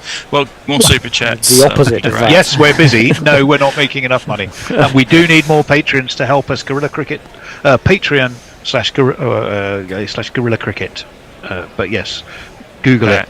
We need your help. Tony's Please feel background. free. Kieran Roseblade says, Jofra isn't fit to play for England. He's mentally fit enough, technically fit enough, but physically he's a wreck. You do. I mean, every time he does anything, you fear for Jofra, don't you?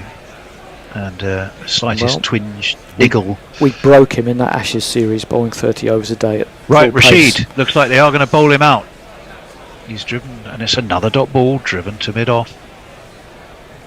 So if you're going to bowl him out, Andy, you really need it to go for next for no runs and to At keep least building, if he building can't, what England have to play with. Yeah, if he can't take a wicket, at least get a couple of overs in for 10. Try to edge that run rate up. I mean, as you say, if these batsmen keep going, a run rate's not going to be an issue. But just try to build some pressure. Do something. Oh, leg slip in here. They are trying something. They are indeed. He's thrown this up. It's piked really by Carey out to deep mid wicket. Jofra Archer fields that well enough, puts in the throw, they come back for 2. But so the bad news is England conceded 2. The less bad news is it appeared that Jofra Archer fielded it comfortably enough, although he's now walking back a tad gingerly. He is. I just think with the leg slip thing, are you really going to get a wicket there? Isn't that just a wasted fielder? Could be somewhere else. Well, yeah, I mean, for a left-hander, you might, well, let me see, is it to the left-hander? Yes, to Carey the left-hander. Have they removed, they still have him for that. And he's shoveled that again down to Harry Brook this time, who's at long on. It's just a single. Rashid doesn't seem to be moving entirely freely. Well, he's no spring chicken. Christ, the whole team's fallen apart and it's only the first game. The first game, yeah. Says the man whose Australian team have basically already fallen apart before they arrived, but they are in with a decent shout here. That forces English onto the back foot, but he guides it nicely to Bryden Castle at long on. They'll take another 1, so 4 from this over so far. 2 balls of it left, 248 for 4. And this partnership just rolls on, frustrating England, building a platform for Australia, keeping them in with a shout. I think they're more than in with a shout. I think they're definitely favourites from here. Winviz is just, well, Winviz can fuck off. Sorry, but it is also quite sort of captivating in a strange way. That will be a dot ball because Carey just pushes it to mid-off. There's no run. It's just edged slightly back in England's favour, but minimally. He's got Australia at 43 and England at 57. It is looking a bit sullen now, so you might have hurt its feelings. Yeah, well, I think it already knew that Andy does sad face because he mentions it. He mentions it on many occasions. 248 for 4. It's just because I do have I'll come on to it in a second. Rashid wheels in. That's short. That's pulled high. He's going to be taken. He's dropped. Has dropped. Carey. Has he dropped the Champions Trophy? I hate to say it. That was straight to him. Would have a fitter Jofra Archer had taken it. It was straight down his throat. It was fairly flat. It bounced into his hands. It bounced straight out again. And Alex Carey has actually got to 50. Yeah. He's got to his 50 with a drop from Jofra Archer. Oh, England. Oh, Jofra. Are they going to rue that? With your 50. Oh, Tempera, oh, Mores. I think it's a case where... Oh, dear. Well, it was first of all, Tony said, "Oh, he's dropped it half a second before he got there." And I was still hoping that he might catch it, but which was a bit foolish.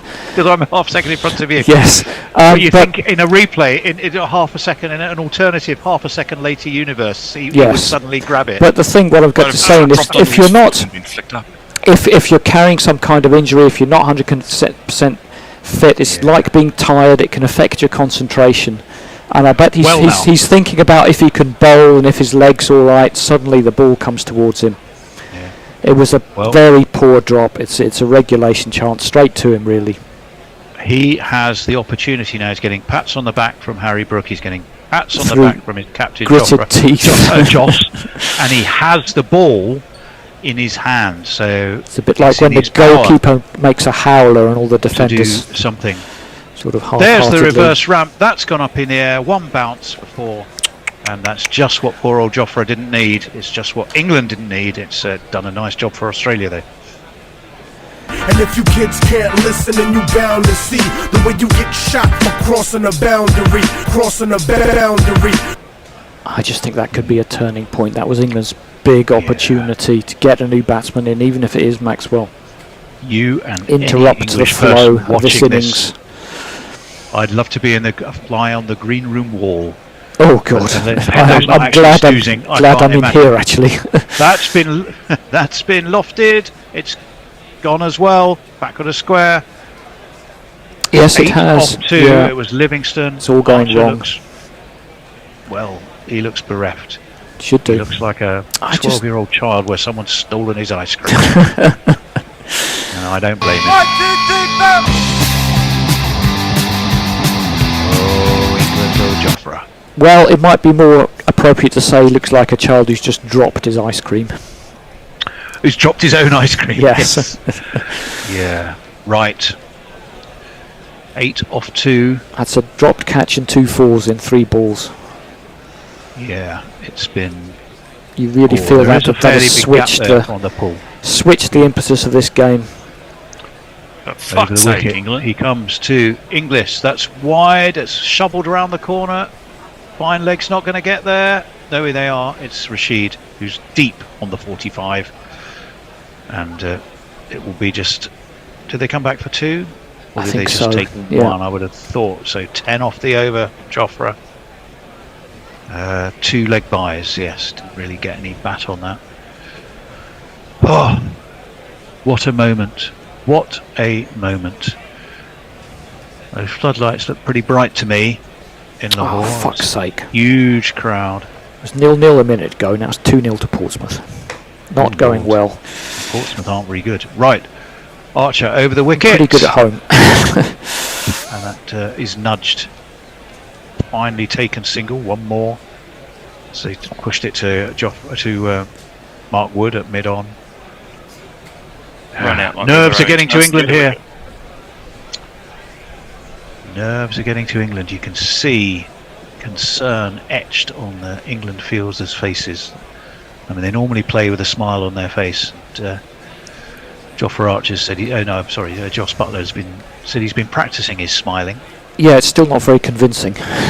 No, if they lose this, and you'll be surprised to hear that their odds have shortened. You need to be an expert smiler to smile if England lose this one. Their odds have lengthened a bit. Right, Jofra Archer, studying concentration, round the wicket to the left-hander. Drilled straight to mid-off. So it's a dot ball. A dot ball. 153 for Archer. He's got 1 ball left, barring wide snowballs or anything too untoward. Well, he's got through 8 overs at least.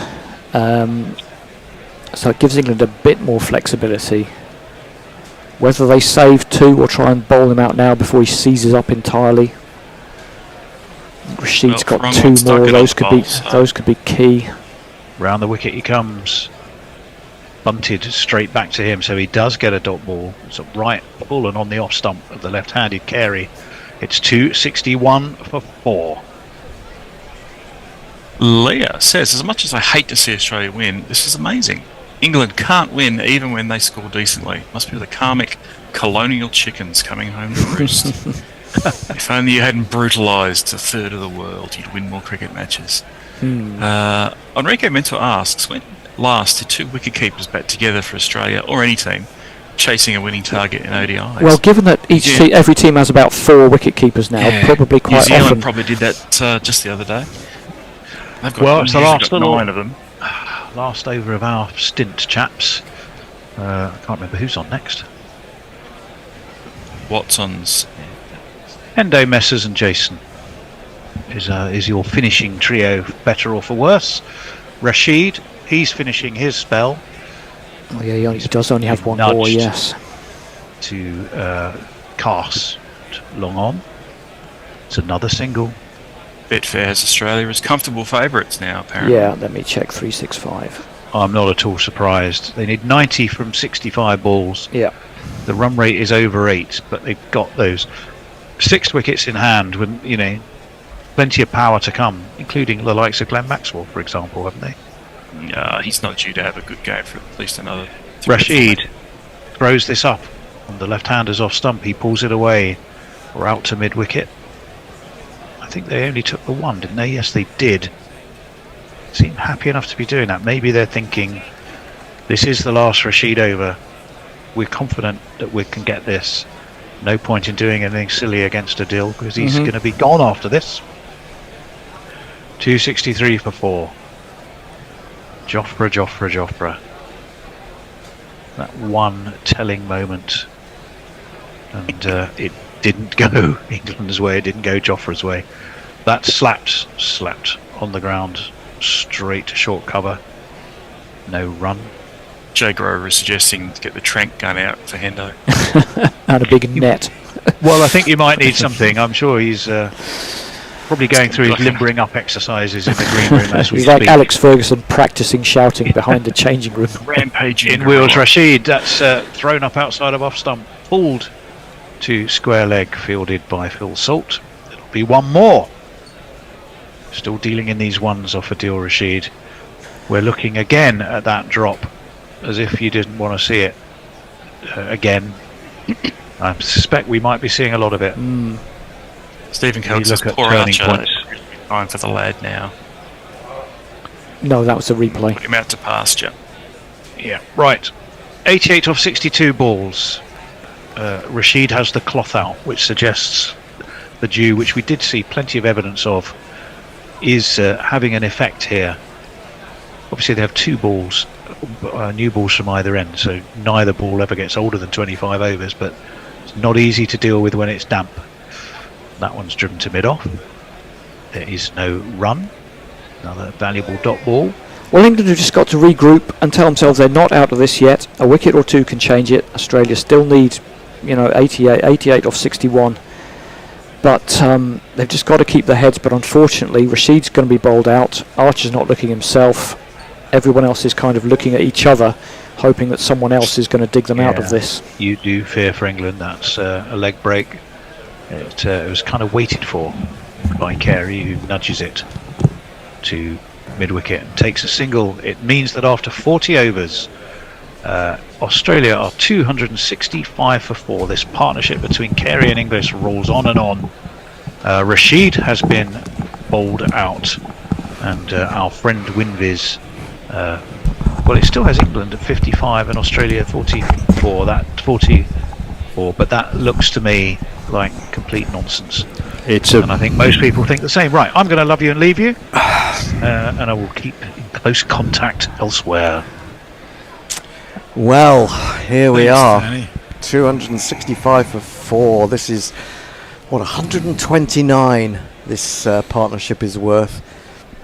Left-handed Carey, the right-handed English, and the English are struggling. Livingston back into the attack bowls, absolute filth. Gets away with it because the reverse sweep, which Carey had probably premeditated, goes straight to Adil Rashid on the 45. They don't need to take a risk, though. They don't need to take risks. Absolutely not. It's 8 and over. They need 5 singles and an extra value shot. He's in again. He gives himself room and he clobbers that with the cross bat down the ground. Long off and long on. Cannot get near that. And it's 4 runs.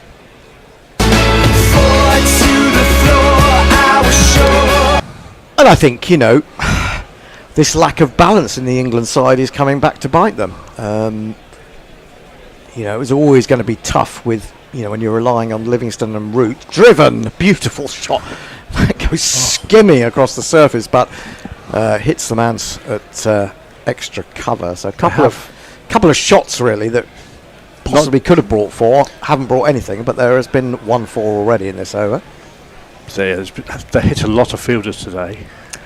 He's in again. He swings this into the onside, straight to Bryden Carse at deep square leg. Now, that's where England have fallen down. I mean, Bryden Carse he's got a goal.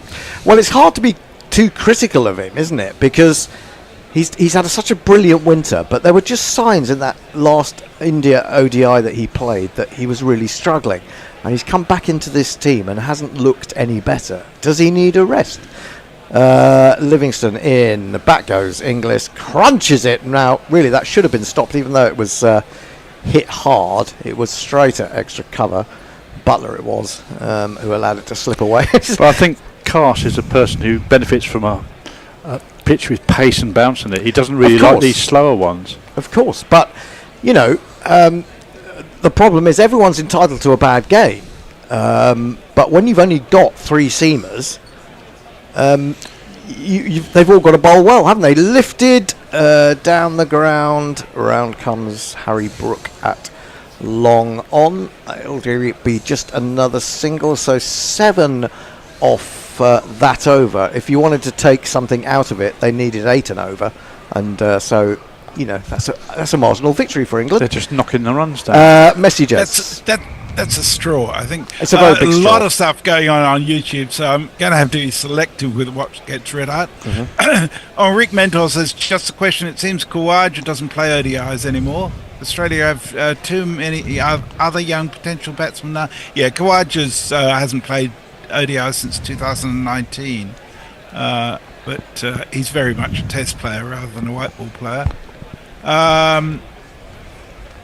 Joe Grover just says, stuff tastes better when you cook it yourself. Well, it depends what your cooking's like, Joe. Enrique says, I still miss David Warner, but it seems Aussies have started to adjust to younger generation cricketers. Carse is in anyway. It's the last throw of the dice, and down the wicket comes Carey, and although it's pitched in short, he still has enough about him to swivel that away in between deep square and deep mid wicket, and it's 4 more runs, 50 off Carse from 5.1.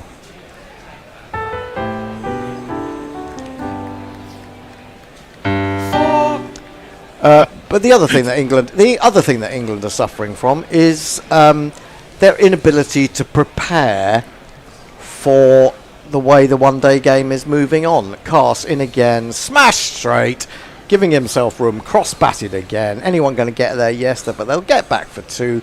6 from the first 2 balls. Pressure's off. Carey moves on to 65. 74 required off 52 balls. Because even when you've got someone like Archer trying to bowl slower balls, he's not used to doing it. He's not done it enough, seemingly. He's just being told to go out there and bowl fast. And they can't bowl to a field either, because we've seen it in the last 2 balls. One is smashed wide of the man at mid-on. No one's smashed straight to the man at mid-off. Carse in again, bowls down the side. He's got a top edge to that. Is anyone going to get near it? Probably not. It's that kind of day for England, and would you believe it, it's gone fine enough to beat the man at long leg, and poor old Ben Duckett's incredible efforts will come to naught.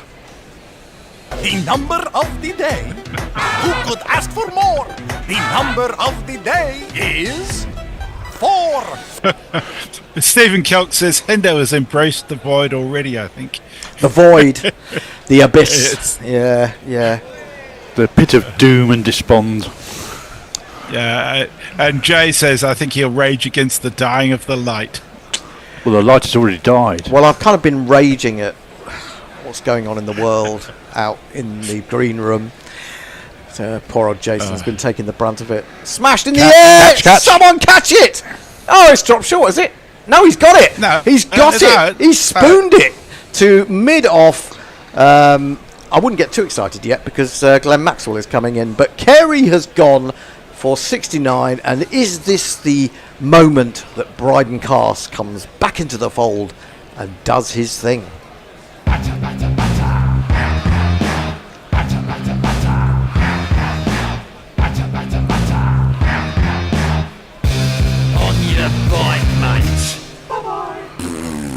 Exceptional innings yet again. Alex Carey against England. He's just, I don't know. He's one of those annoying Aussies who keeps on performing against England. Ever since he got Bairstow out, there's been a series of them. There's Matthew Wade. There's been Ian Healy. There's been what's the other yappy wicketkeeper? Adam Gilchrist. No, he was class. Well, yeah, of course he was. But I was going. But ever since that incident, he just seems to have sort of, stuck the knife in and kept turning it against England. I mean, a brilliant series. Well, not just England. I mean, he made 156 against Sri Lanka in the Test match. Yeah, that's Test match. But I mean, but in one-day cricket, I mean, that one-day series at the end of the summer, he scored, well, lots of runs, let's put it that way. Can't tell you how many, because I haven't got them in front of me. Glenn Maxwell, 36 years old now, coming to the crease. If I had $1 million, I'll buy you a Glenn Maxwell, then we are no longer friends.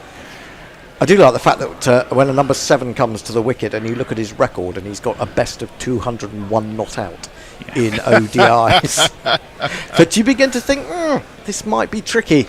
Well, Maxwell, most of that with number 10 and 11. I suspect this is going to be over very quickly, or Maxwell will be out very quickly. That's the way Maxwell seems to play. Although you think he might be a bit, having got to this position with Australia, he's in a position to finish this off. So he may not go too crazy from the start, but we shall see.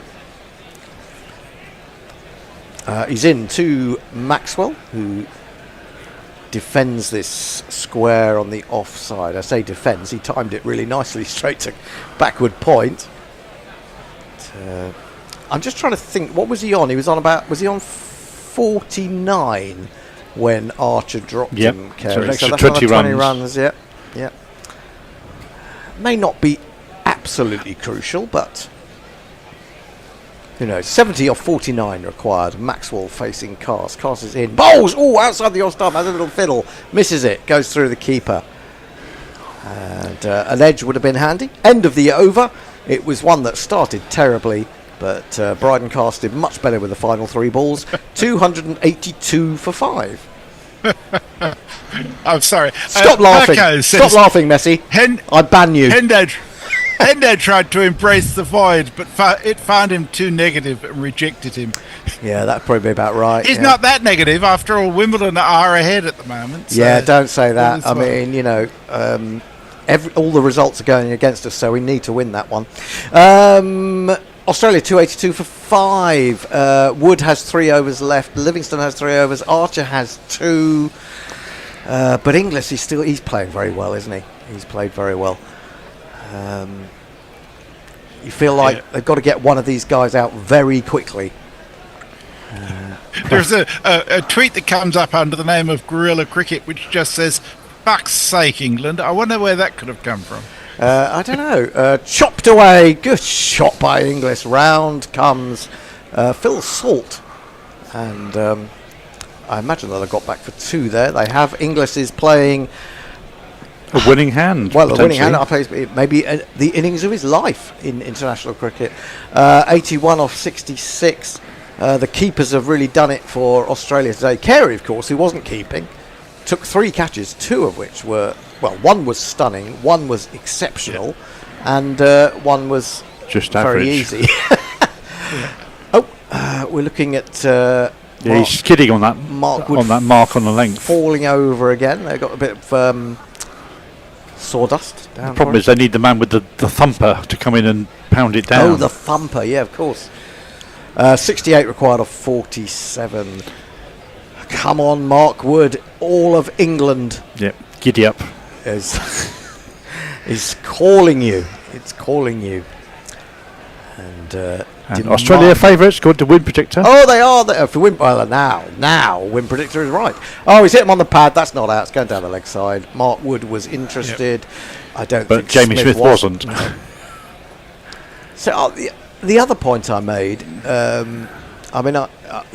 was one inside edge that I was probably a bit harsh with Jamie Smith keeping, that I felt he could have done a little bit better with.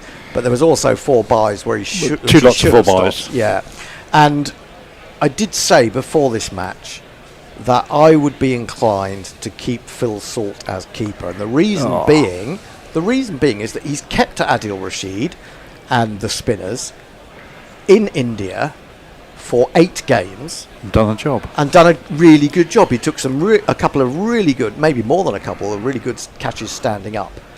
And now you're asking Jamie Smith to come in and really be great again, aren't they? Well, they're going to get 2 leg buys into the onside. I mean, that's just taking the piss. That is. Is it me or was Jofra Archer's arm gone? Because he can barely throw it when he throws it back in. Yeah. Well, I mean, we don't know. Did we get any information about why he went off? Well, he was grabbing his lower legs, so I wonder whether it was that. But I mean, you've got to say well done for him if he is struggling to coming back and trying to bowl, and then maybe that kind of thing was on his mind when he dropped that catch a little bit. You know, he may not be moving as freely as you would want him to, and although it looked like a fairly regulation catch, short into the hip, another leg by off the thigh pad. Good pace though by Wood. That was on him a bit quick. English man who's got 83 or 68. Yeah, but it was angled down the leg side, wasn't it? That was the problem. Maxwell still to get off the mark. 287 for 5. Yeah, but he is likely to get off the mark with a 6. Well, that is always possible, yes. Probably over there is third man. a Robin Mark who says, you guys remind me of Charles Fortune. Respect. Who's Charles Fortune? I don't know that, but I'll take the compliment if it is a compliment. I'm going to look him up now. You never know. Yeah, I can't. My phone is charging in the green room. Oh, hang on. That wasn't. Neither of those were leg buys, apparently, according to Blind Joel Wilson. So Inglis has moved on to 84 now. Certainly didn't get much bat on. Very thin edges, if so. 44 balls, 65 required, 5 wickets in hand. And Maxwell goes outside his leg stump. He goes down on one knee, but he's not praying. It's England that are invoking the higher powers, because that's gone over wide, long off for 4 runs. Or wide. It's me, Sanshi. It's me, Sanshi. Charles Fortune was a South African sports broadcaster, born in Wiltshire in 1904, died in Johannesburg in 1994. There you go. He was brilliant. He was absolutely, possibly the best broadcaster of all time. Here comes Wood again. That was some shot, and he's tried something similar. Catch. It's just managed to chip it over mid-on. Mid-on was up, and that has run away for another 4. And England's Champions Trophy hopes are fading before they've got started.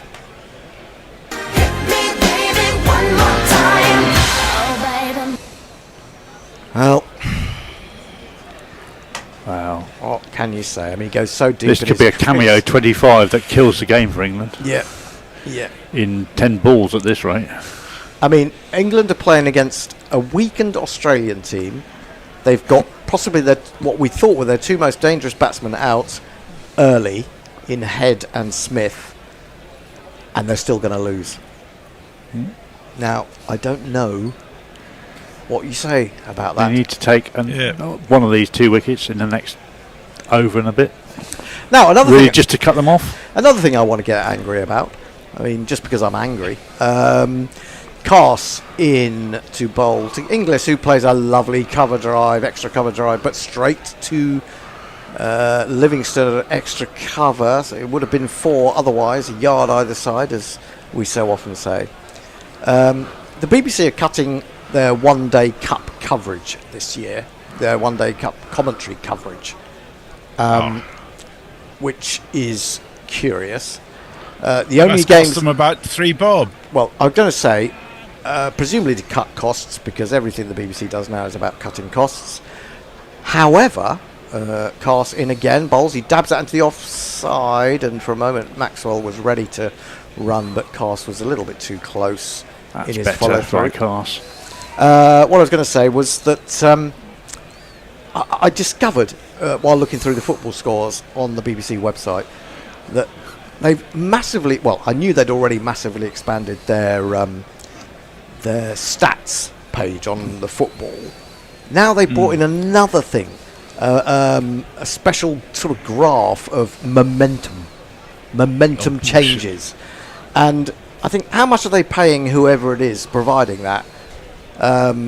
Why are they doing that? Couldn't we have a bit more one day cup cricket on the radio rather than spending more money on that? Really? Anyway, Cars in. Oh, slower ball and a good one, quite wide. And Inglis was drawn into the shot. He really tried to pummel that. I don't think he read it and misses it. To be fair, Hendo, that wasn't your first criticism of that saving. You wanted to cut a couple of commentators as well. That is absolutely true. Well, no, I didn't want to cut a couple of commentators. I just wanted at least one of them to have a greatly reduced salary, because if you're paying a cricket pundit 170 grand a year, and you are well, that's been dumped into the crowd over long leg as we break off. Lovely shot from Inglis. He's going to go to 100. He's got to 90 now. 51 required off 38 balls.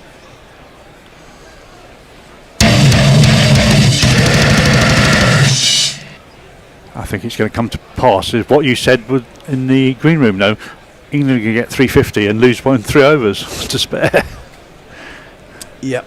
I don't think it was me who actually said that, but it might have been Andy, to be fair. Might have been Andy.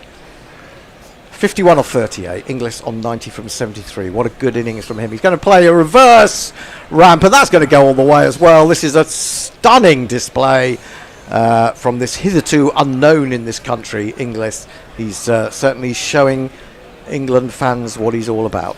Consecutive sixes. 2 sixes in a row. 2 sixes in a row. 2 sixes in a row. It's almost like I read your mind.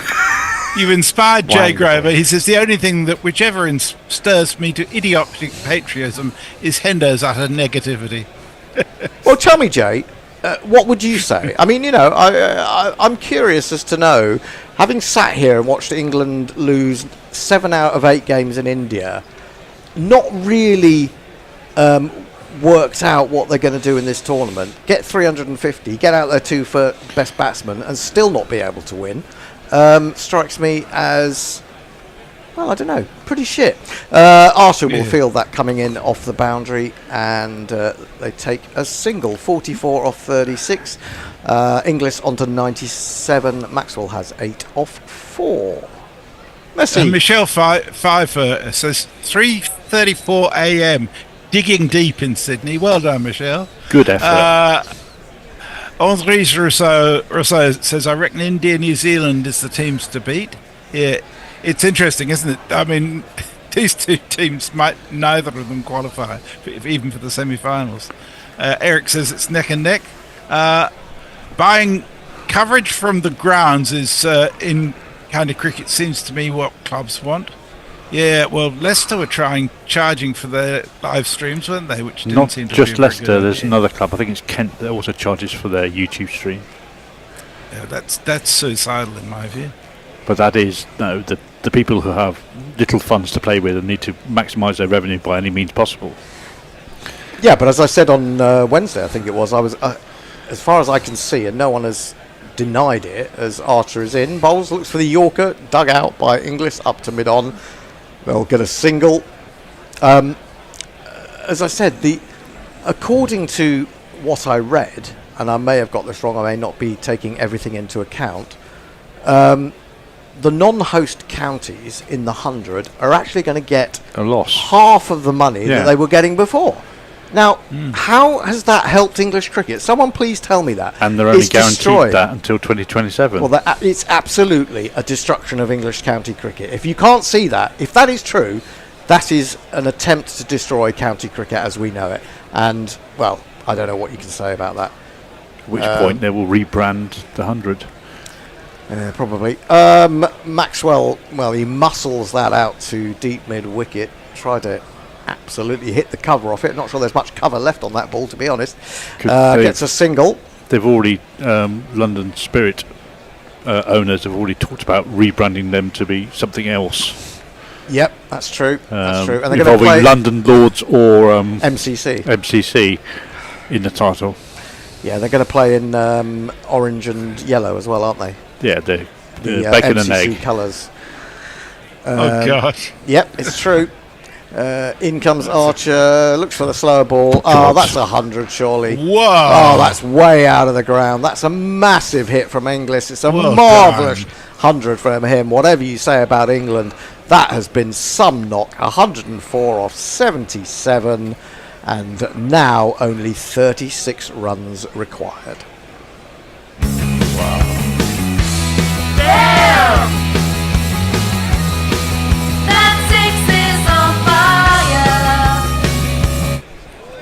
It's not bad for Yorkshire, mate. 20, 40, 60, 80,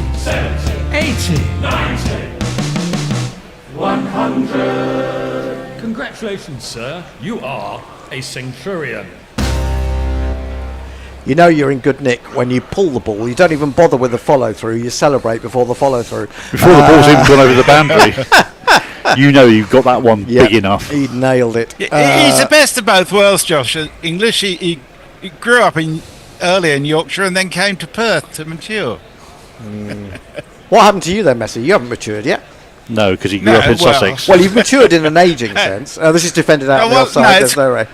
No run. It's because I hang out with you young. Oh, that's right. Us You young, keep me young. us young people in our late 50s and early 60s. Young at heart. That's it. Oh dear, oh dear. I mean, you know, I've sat here and I've endured England in India, and you know, because it didn't really matter, I thought, okay, I'll let it go, and then to see this wretched bowling performance, really, the batting performance wasn't that bad, although it owed a lot, well, a huge amount to Ben Duckett. In he comes again, driven, and well, he did well there, did Archer, to get down and stop that with his left hand. You could say that the Duckett's 160 odd did paper over a few cracks in the batting lineup where people who failed again. Yeah, I mean, nobody scored runs apart from Root, really, did they? And Jofra Archer hitting a handy 20. I mean, Joss Butler looked good for 20 odd, and then gifted his wicket trying to get more runs in an over. He'd already hit 6 to 4. I know, this is it, isn't it? In he comes again, bowls onto the leg stump. He's very busy, even when he's not smashing boundaries. They're going to get back for 2. Very quick between the wickets, Inglis. And England have more or less given up. The slump in the shoulders of Jofra Archer shows that. Let's come to Messi for some light relief, please. Well, Jay says it's proof of Yorkshire superiority. Enrique Mentor says, brilliant, mate. Joss English, super fantastic, not 100 up. It was a great innings. It really was. It really was. But do you know, I'm going back and I'm thinking back, and you know, you can look at these things in hindsight and argue about it. But Rashid was bowling really well when he came in, and nearly had him LBW. Just got an inside edge, didn't he? I think. And they got to the end of the plan A and said, right, you're off now. And then they took him off because they wanted him for later. But you know, maybe they should have gambled with an extra over. Yeah, kept or going. 2. I don't know. You know, you will never know. But if you're looking at perhaps turning points, it's a sliding doors moment. Indeed. 318 for 5. Mark Wood has 2 overs left. The worrying thing is that who else have we got? We've got Archer with 1 over left, and we've got Livingston with 3. We've still got overs from Cars, haven't we? Oh, yeah, but would you put him back on again? I know he got the wicket ultimately of Carey, but yeah, we're just looking at this knock. 8 4s, 4 6s. You see, well, hang on, let's look at this. 56 runs out of 106 in boundaries. You got the impression that he's been smashing it around, and he has certainly in the last few overs. But he's been selective. He's picked the right ball. and he's also run very fast between the wickets. And something we said earlier Lots of twos. That England were not good between the wickets. They were jogging singles when, you know, you never know. Someone might misfield. You might get back for a second. You might put them under pressure. But anyway, there are English has joined that relatively select group who have centuries in a Test match, an ODI, and a T20I. Wow, it's pretty good. I didn't know he had a Test match 100. I have to say. You got one in Sri Lanka. Oh right, was that in partnership with Carey? Yes. Oh right, so these two have batted well together. Yeah. Yes. Right. Well, it's about time for Maxwell to go boom boom. Or it may have been with Labuschagne. I can't remember which one it was. Right. Because okay. Labuschagne made 200. 200s? Yeah, no, 200 Did singular. he? A double 100. How did I miss in that? the first test to play himself back into form. I completely missed that. I must have missed In a massive looking at the scoreboard on one day. Sorry, did I say Labuschagne? I meant it was Khawaja. Khawaja, no, I did see Khawaja got a double. Sorry, yes. Yeah. Wood in, smashed in the air, through the covers, no one out there. England have got to take wickets. There's no point in trying to cut off the boundaries, and they don't. It's 4 more. Definitely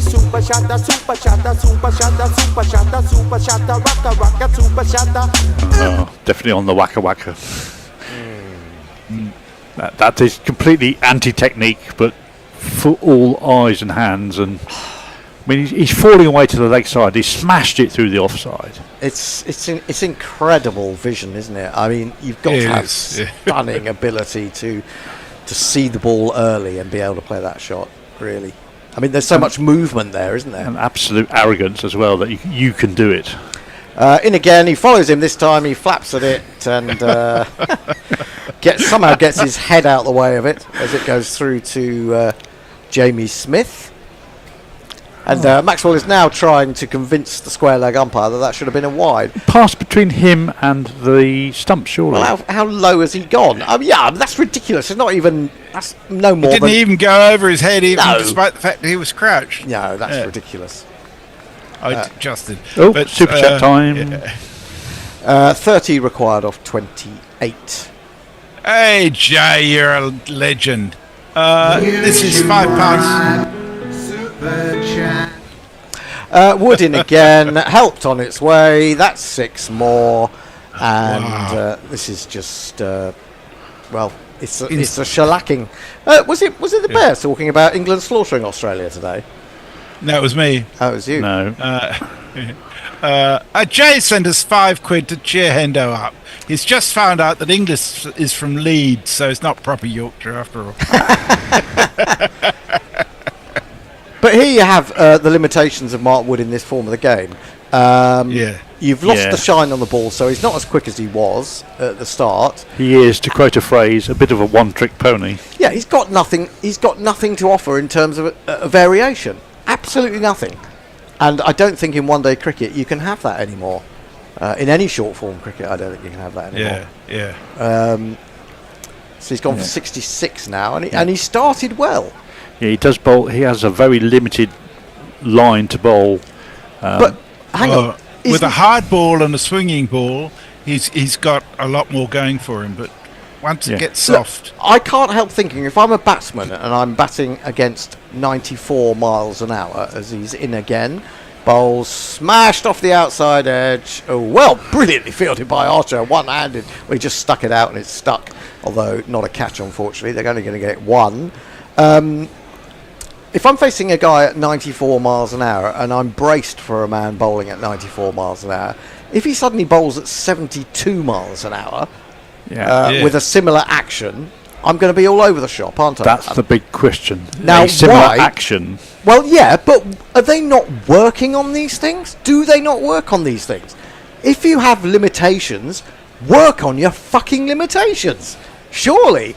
I wonder what coaches are doing for their enormous salaries. A particular coach. Well, Brendan McCullum seems to be sleeping mostly sleeping and lying backwards. Yeah, defended by Inglis. He doesn't have to do anything more. 23 required of 25 balls, and of course 5 wickets still in hand. I mean, McCullum is famous saying he wants a relaxed and confident atmosphere.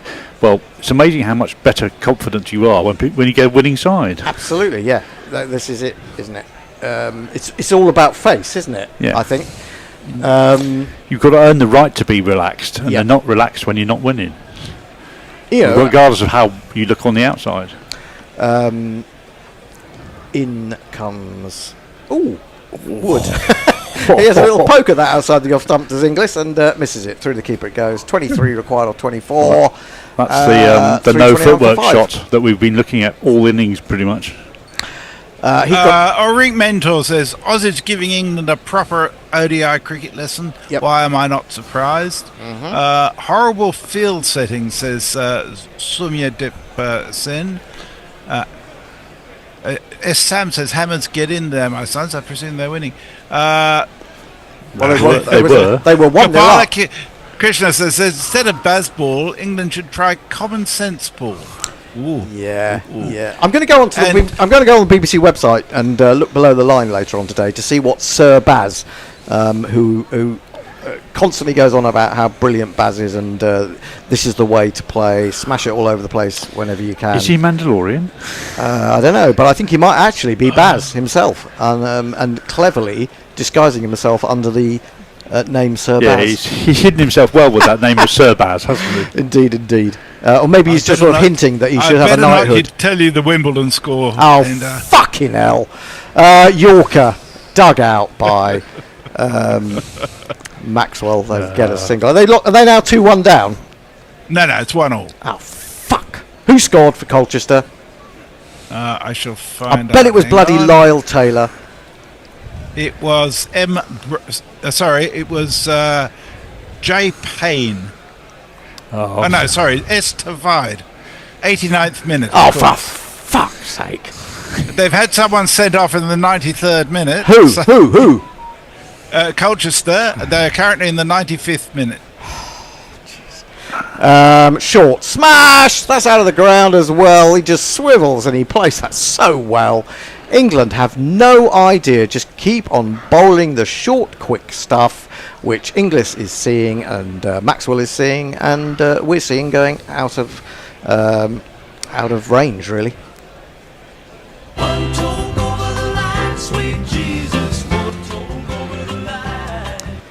Another brilliant shot, 5th 6 for Inglis. He's got that's beautifully timed. 5 of them now. He just swiveled on that and just let the pace do all the work for him. Well, he's just seeing the ball. He's relaxed, isn't he? Yeah. He's very relaxed. Yeah. And he's earned the right he struggled to be relaxed. for his first 2 or 3 overs, particularly against spin, but once he's settled in. Well, he got a 4 off his first ball, and then after that, he was a little bit. I still think that people haven't worked out his lack of footwork, apart from the dance down the wicket where he does use his footwork. He's very much planted when he tries to hit the shots through the offside.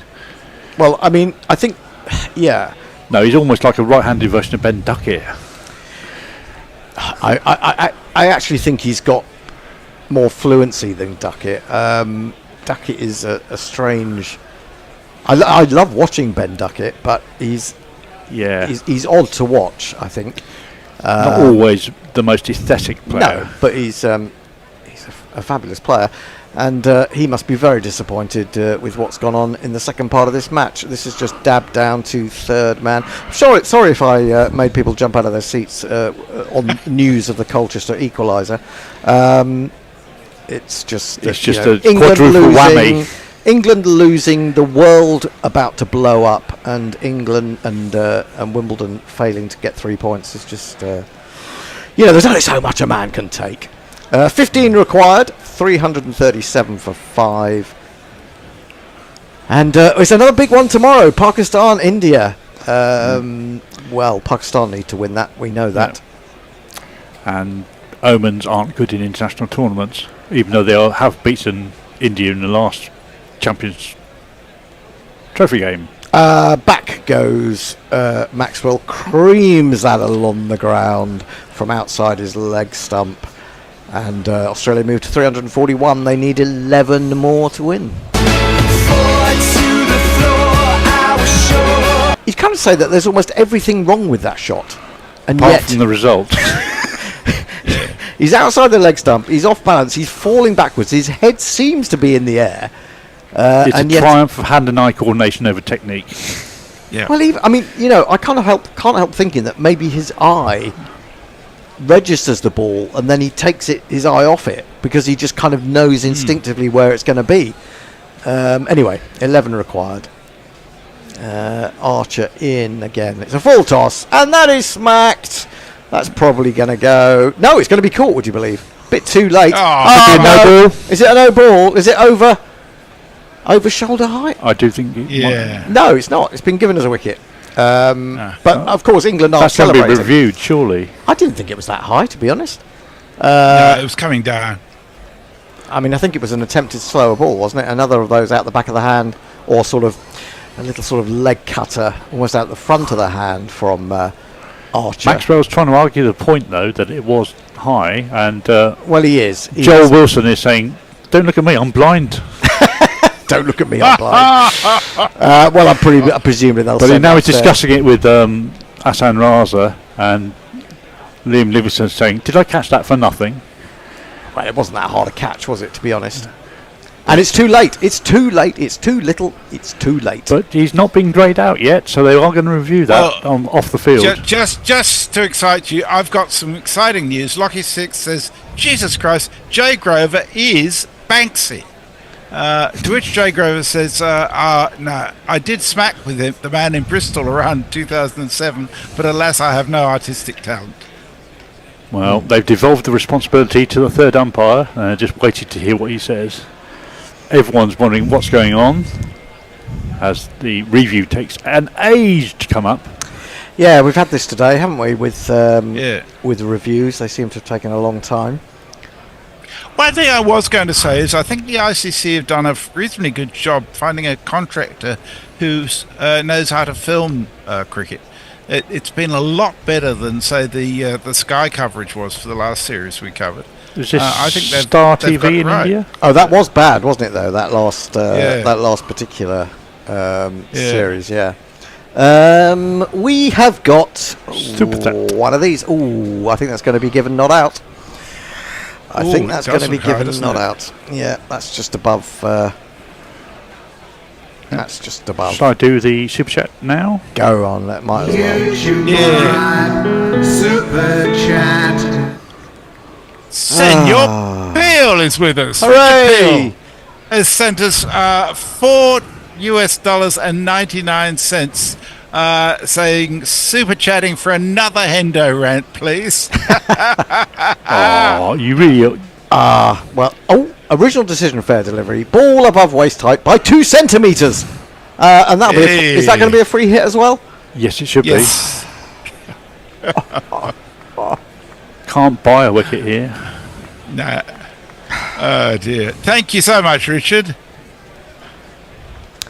My drive home is going to be miserable. It is a no ball.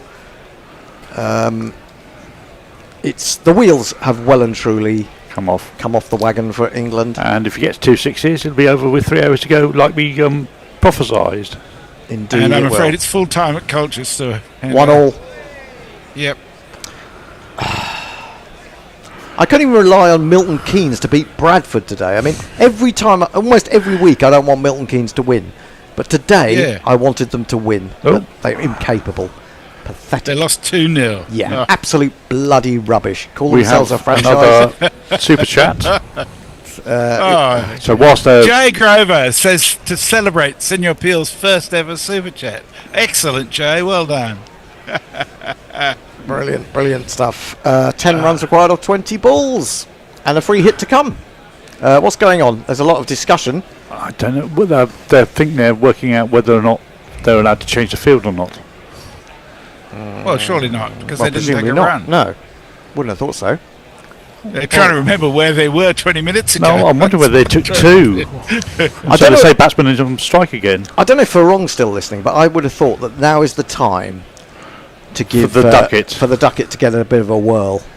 I mean, Yes, he deserves a if bowl. Duckett gets a whirl, we'll get what was it, €40 from Stephen Kelk. He said he'd super chat us €40 every over he bowled. Oh, Maxwell is insisting about something. He's arguing with He can't be Hassan Rasler. Is he talking about crossing? Because I don't think crossing matters anymore, does it? But no, Maxwell's back on strike, so. Well, I have no so idea. they either got 0 or they got 2. I have no idea what Joel was signalling there. It looked like he was giving the out signal, but with his arm so high, he was trying to, I don't know. Point to heaven. Point to heaven, I suppose, yeah, absolutely. Right, so here comes the free hit. In comes Jofra, and it is hit down the ground for 6. Very flat. It's almost a maximum. Can we have a maximum jingle? Yes, you Cheer can me have up a with maximum jingle. 4 required, 19 balls to go. Smack it in the air, beyond the boundary. Smack it in the air. Well, I mean, that's almost a perfect Yorker. He's literally about 4 to 6 inches away from being perfect, and he just got underneath that and launched. I don't know how you get under it. I mean, the game has changed. They go so deep in their crease now. No one would have thought of that 20 years ago. This is drilled to extra cover. There is no run. End of the over. We weren't right. 348 for 5. 1 boundary will do it. Well, it's not all over for England, of course. They've still got Afghanistan and South Africa to lose to. So, there's more fun to be had. Oh dear. Rick Mentor says, guys, I'm starting to say goodbye. Aussie's winning today. Hopefully we chat again tomorrow. I've enjoyed every minute of your commentary. Oh, thank you. Thank you for that. Brian Shazo says, I'll be honest, I don't really like that rule. The purpose of it is to prevent dangerous full tosses. Yeah, but you have to draw a line. S. Sam says, yes, Arsenal lost, so it means we can afford to lose at Man City tomorrow. Oh dear. Nobody's doing well, are they? What was the full-time score between Ireland and Wales? We're not telling because some people want to watch it after this. Crunched down to middle on the bounce. So that's a good save by Brooke. But they still got through for 1. I'll tell you, it's a good game to watch at the end. So I'm not giving away the score, but it is a good game to watch at the end. And 2 of the things I hate most in the world are Piggy Smith and Marnus Labuschagne smiling, and they're both standing next to each other doing exactly that. Because it's a mutual loving, isn't it? It is. But it's a pity the game's nearly over because your rant fuel is very high. Yeah, I don't know where it's going to go. I think I'm going to have to start ranting before I get on air tomorrow morning. Because there's nowhere for it to go. Well, we've got to get it on air first. That's the hard part tomorrow morning. Well, I'll be ranting about that, no doubt. 3 required. Is that it? No. Swung out to long on for a single by Maxwell, who walks the last few paces. It's almost like, after you, sir. You take the winning run. Yeah, absolutely. I mean, I suppose Inglis deserves it, doesn't he? He deserves to hit the winning run because it's been a fabulous knock. But, England play into their hands because they haven't got anyone who is good enough amongst their pace bowlers to take pace off the ball. To do a Plunkett. Well, to do a Plunkett, to do what even inexperienced Australian bowlers did today. This is it, lifted. He's going to finish it with a 6, despite the great effort on the boundary by Root. All he can do is parry it, and Inglis finishes with a 6. He goes on to 120, and Australia have won with 2.5 overs to spare.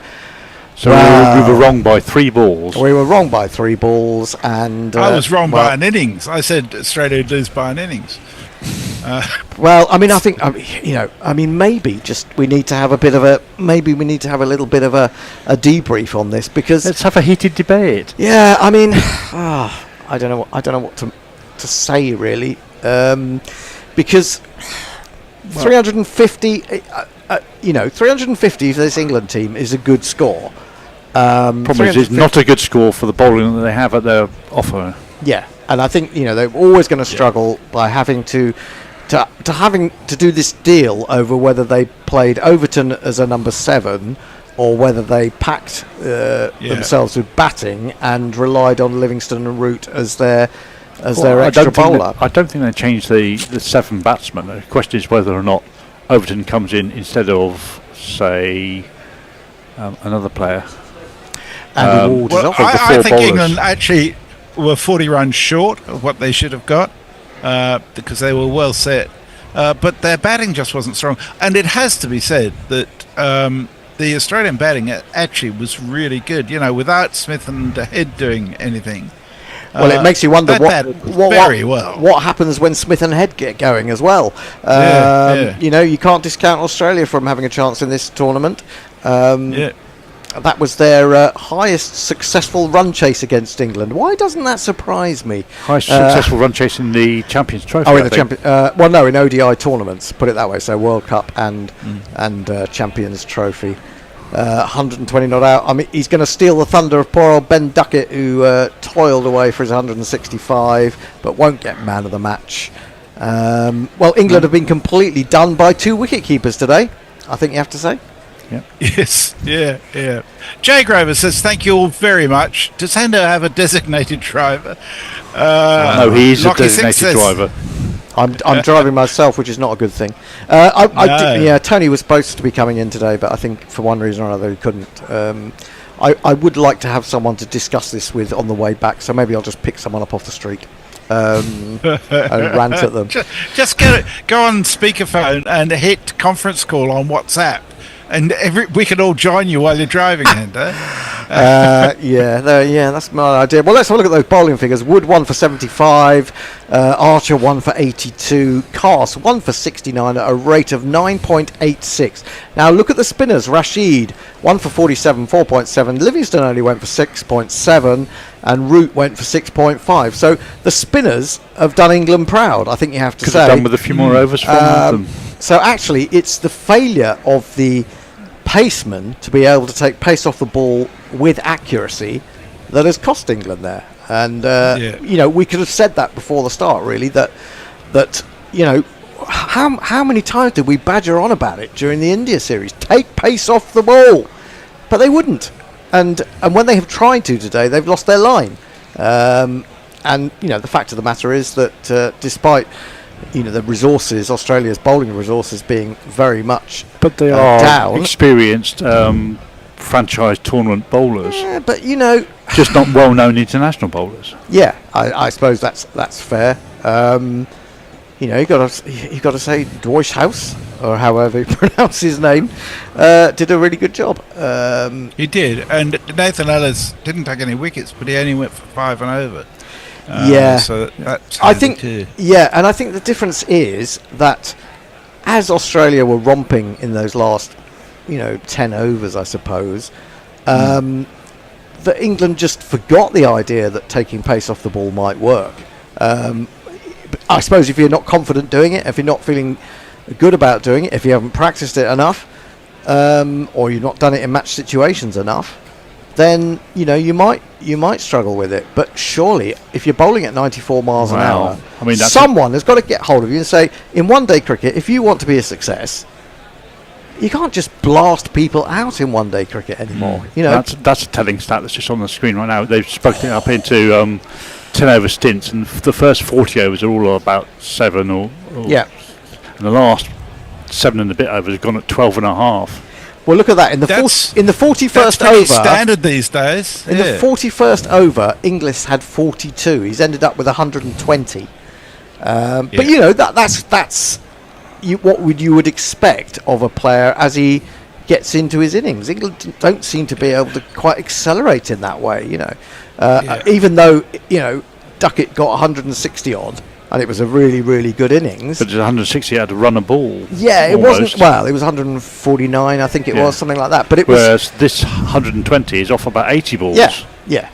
With the last 80 coming off about 40 balls. Yeah, absolutely. 120 off 86 balls, 8 fours, 6 sixes, and only 57% of those runs are boundaries, effectively. So he's still done a lot of work, and running between the wickets, running twos.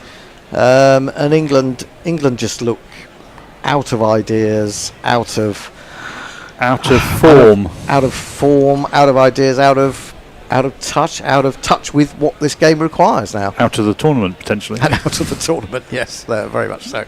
Anyway, let's call it a day, because it's been a bad one for England. The only thing that will cheer me up is if Jack Draper has won the is it Doha? He's been playing in the final against Rublev. I expect he's lost. That'll just. So that's what the misplaced message in WhatsApp was. Yes, indeed, that was a misplaced message. Yeah. Draper has reached the final. Was that? Oh no, I know he's in the final. He's playing the final today, and he was 5-6 down in the first set when I last looked. I've got my own phone. Right. I can have a look at it. Anyway, that's it from us for today, but we will be back. Oh my God, I've got to get up another ridiculous hour in the morning to bring you India-Pakistan. And I mean, okay, I've got nothing against India, but I kind of want Pakistan to win. Just because it keeps interest in the game. Yeah, I'm gonna lay my backing on the line, as it were, and Indo won't thank me for it, but we want a great game, and we want Pakistan to emerge victorious, to make it fun. Anyway, until then, it's goodbye from Andy. He's gone. It's goodbye from the Bear. He went ages ago. Anyone else been here? Messages. Lots of people. Messages on the other end. Forthy's been here. Ajit's been here. Billy's been here. I've been here. No, Jason, not to forget Jason sitting alongside me. Has been and here. one set all, Endo. One set all. Okay. Well, we'll I'll play the theme tune. I'll listen to that, and we will be back. Jason and me, we'll be endeavouring to get us on air for 8:50 a.m. tomorrow morning. Don't count on it though, but. Yeah, hopefully, I may oversleep. All being well. Until tomorrow, it's good night from Gorilla Cricket. Well done, Australia. Goodbye. Bye-bye. Guerrilla cricket. Whoa. Guerrilla cricket. Whoa. Guerrilla. Take guard, man the barricades, patrol the cover boundary. At last the time is come, this is a cricketing emergency. Hear this call to arms for every cricket revolutionary. Take up your bats and stumps for the test match insurgency. At first they tried to silence us, but we would not be silenced. They threatened us with lies, so we threatened them with violence. Che Guevara, Sangakkara, Joseph Stalin, Douglas Jardine, Robespierre, Darrell Hare, Vladimir Lenin, O'Brien Kevin, guerrilla cricket. It's not about the winning, it's about how many rules you break. Even in cricket commentary, this is the best advice to take. Pick guerrilla cricket, it's the finest choice you'll ever make. There's so much more to cricket than rev counters and a slice of cake. At first they tried to sanitize us and clean up our act, but people like it filthy, and we know that for a fact. Fidel Castro, Lenny Pascoe,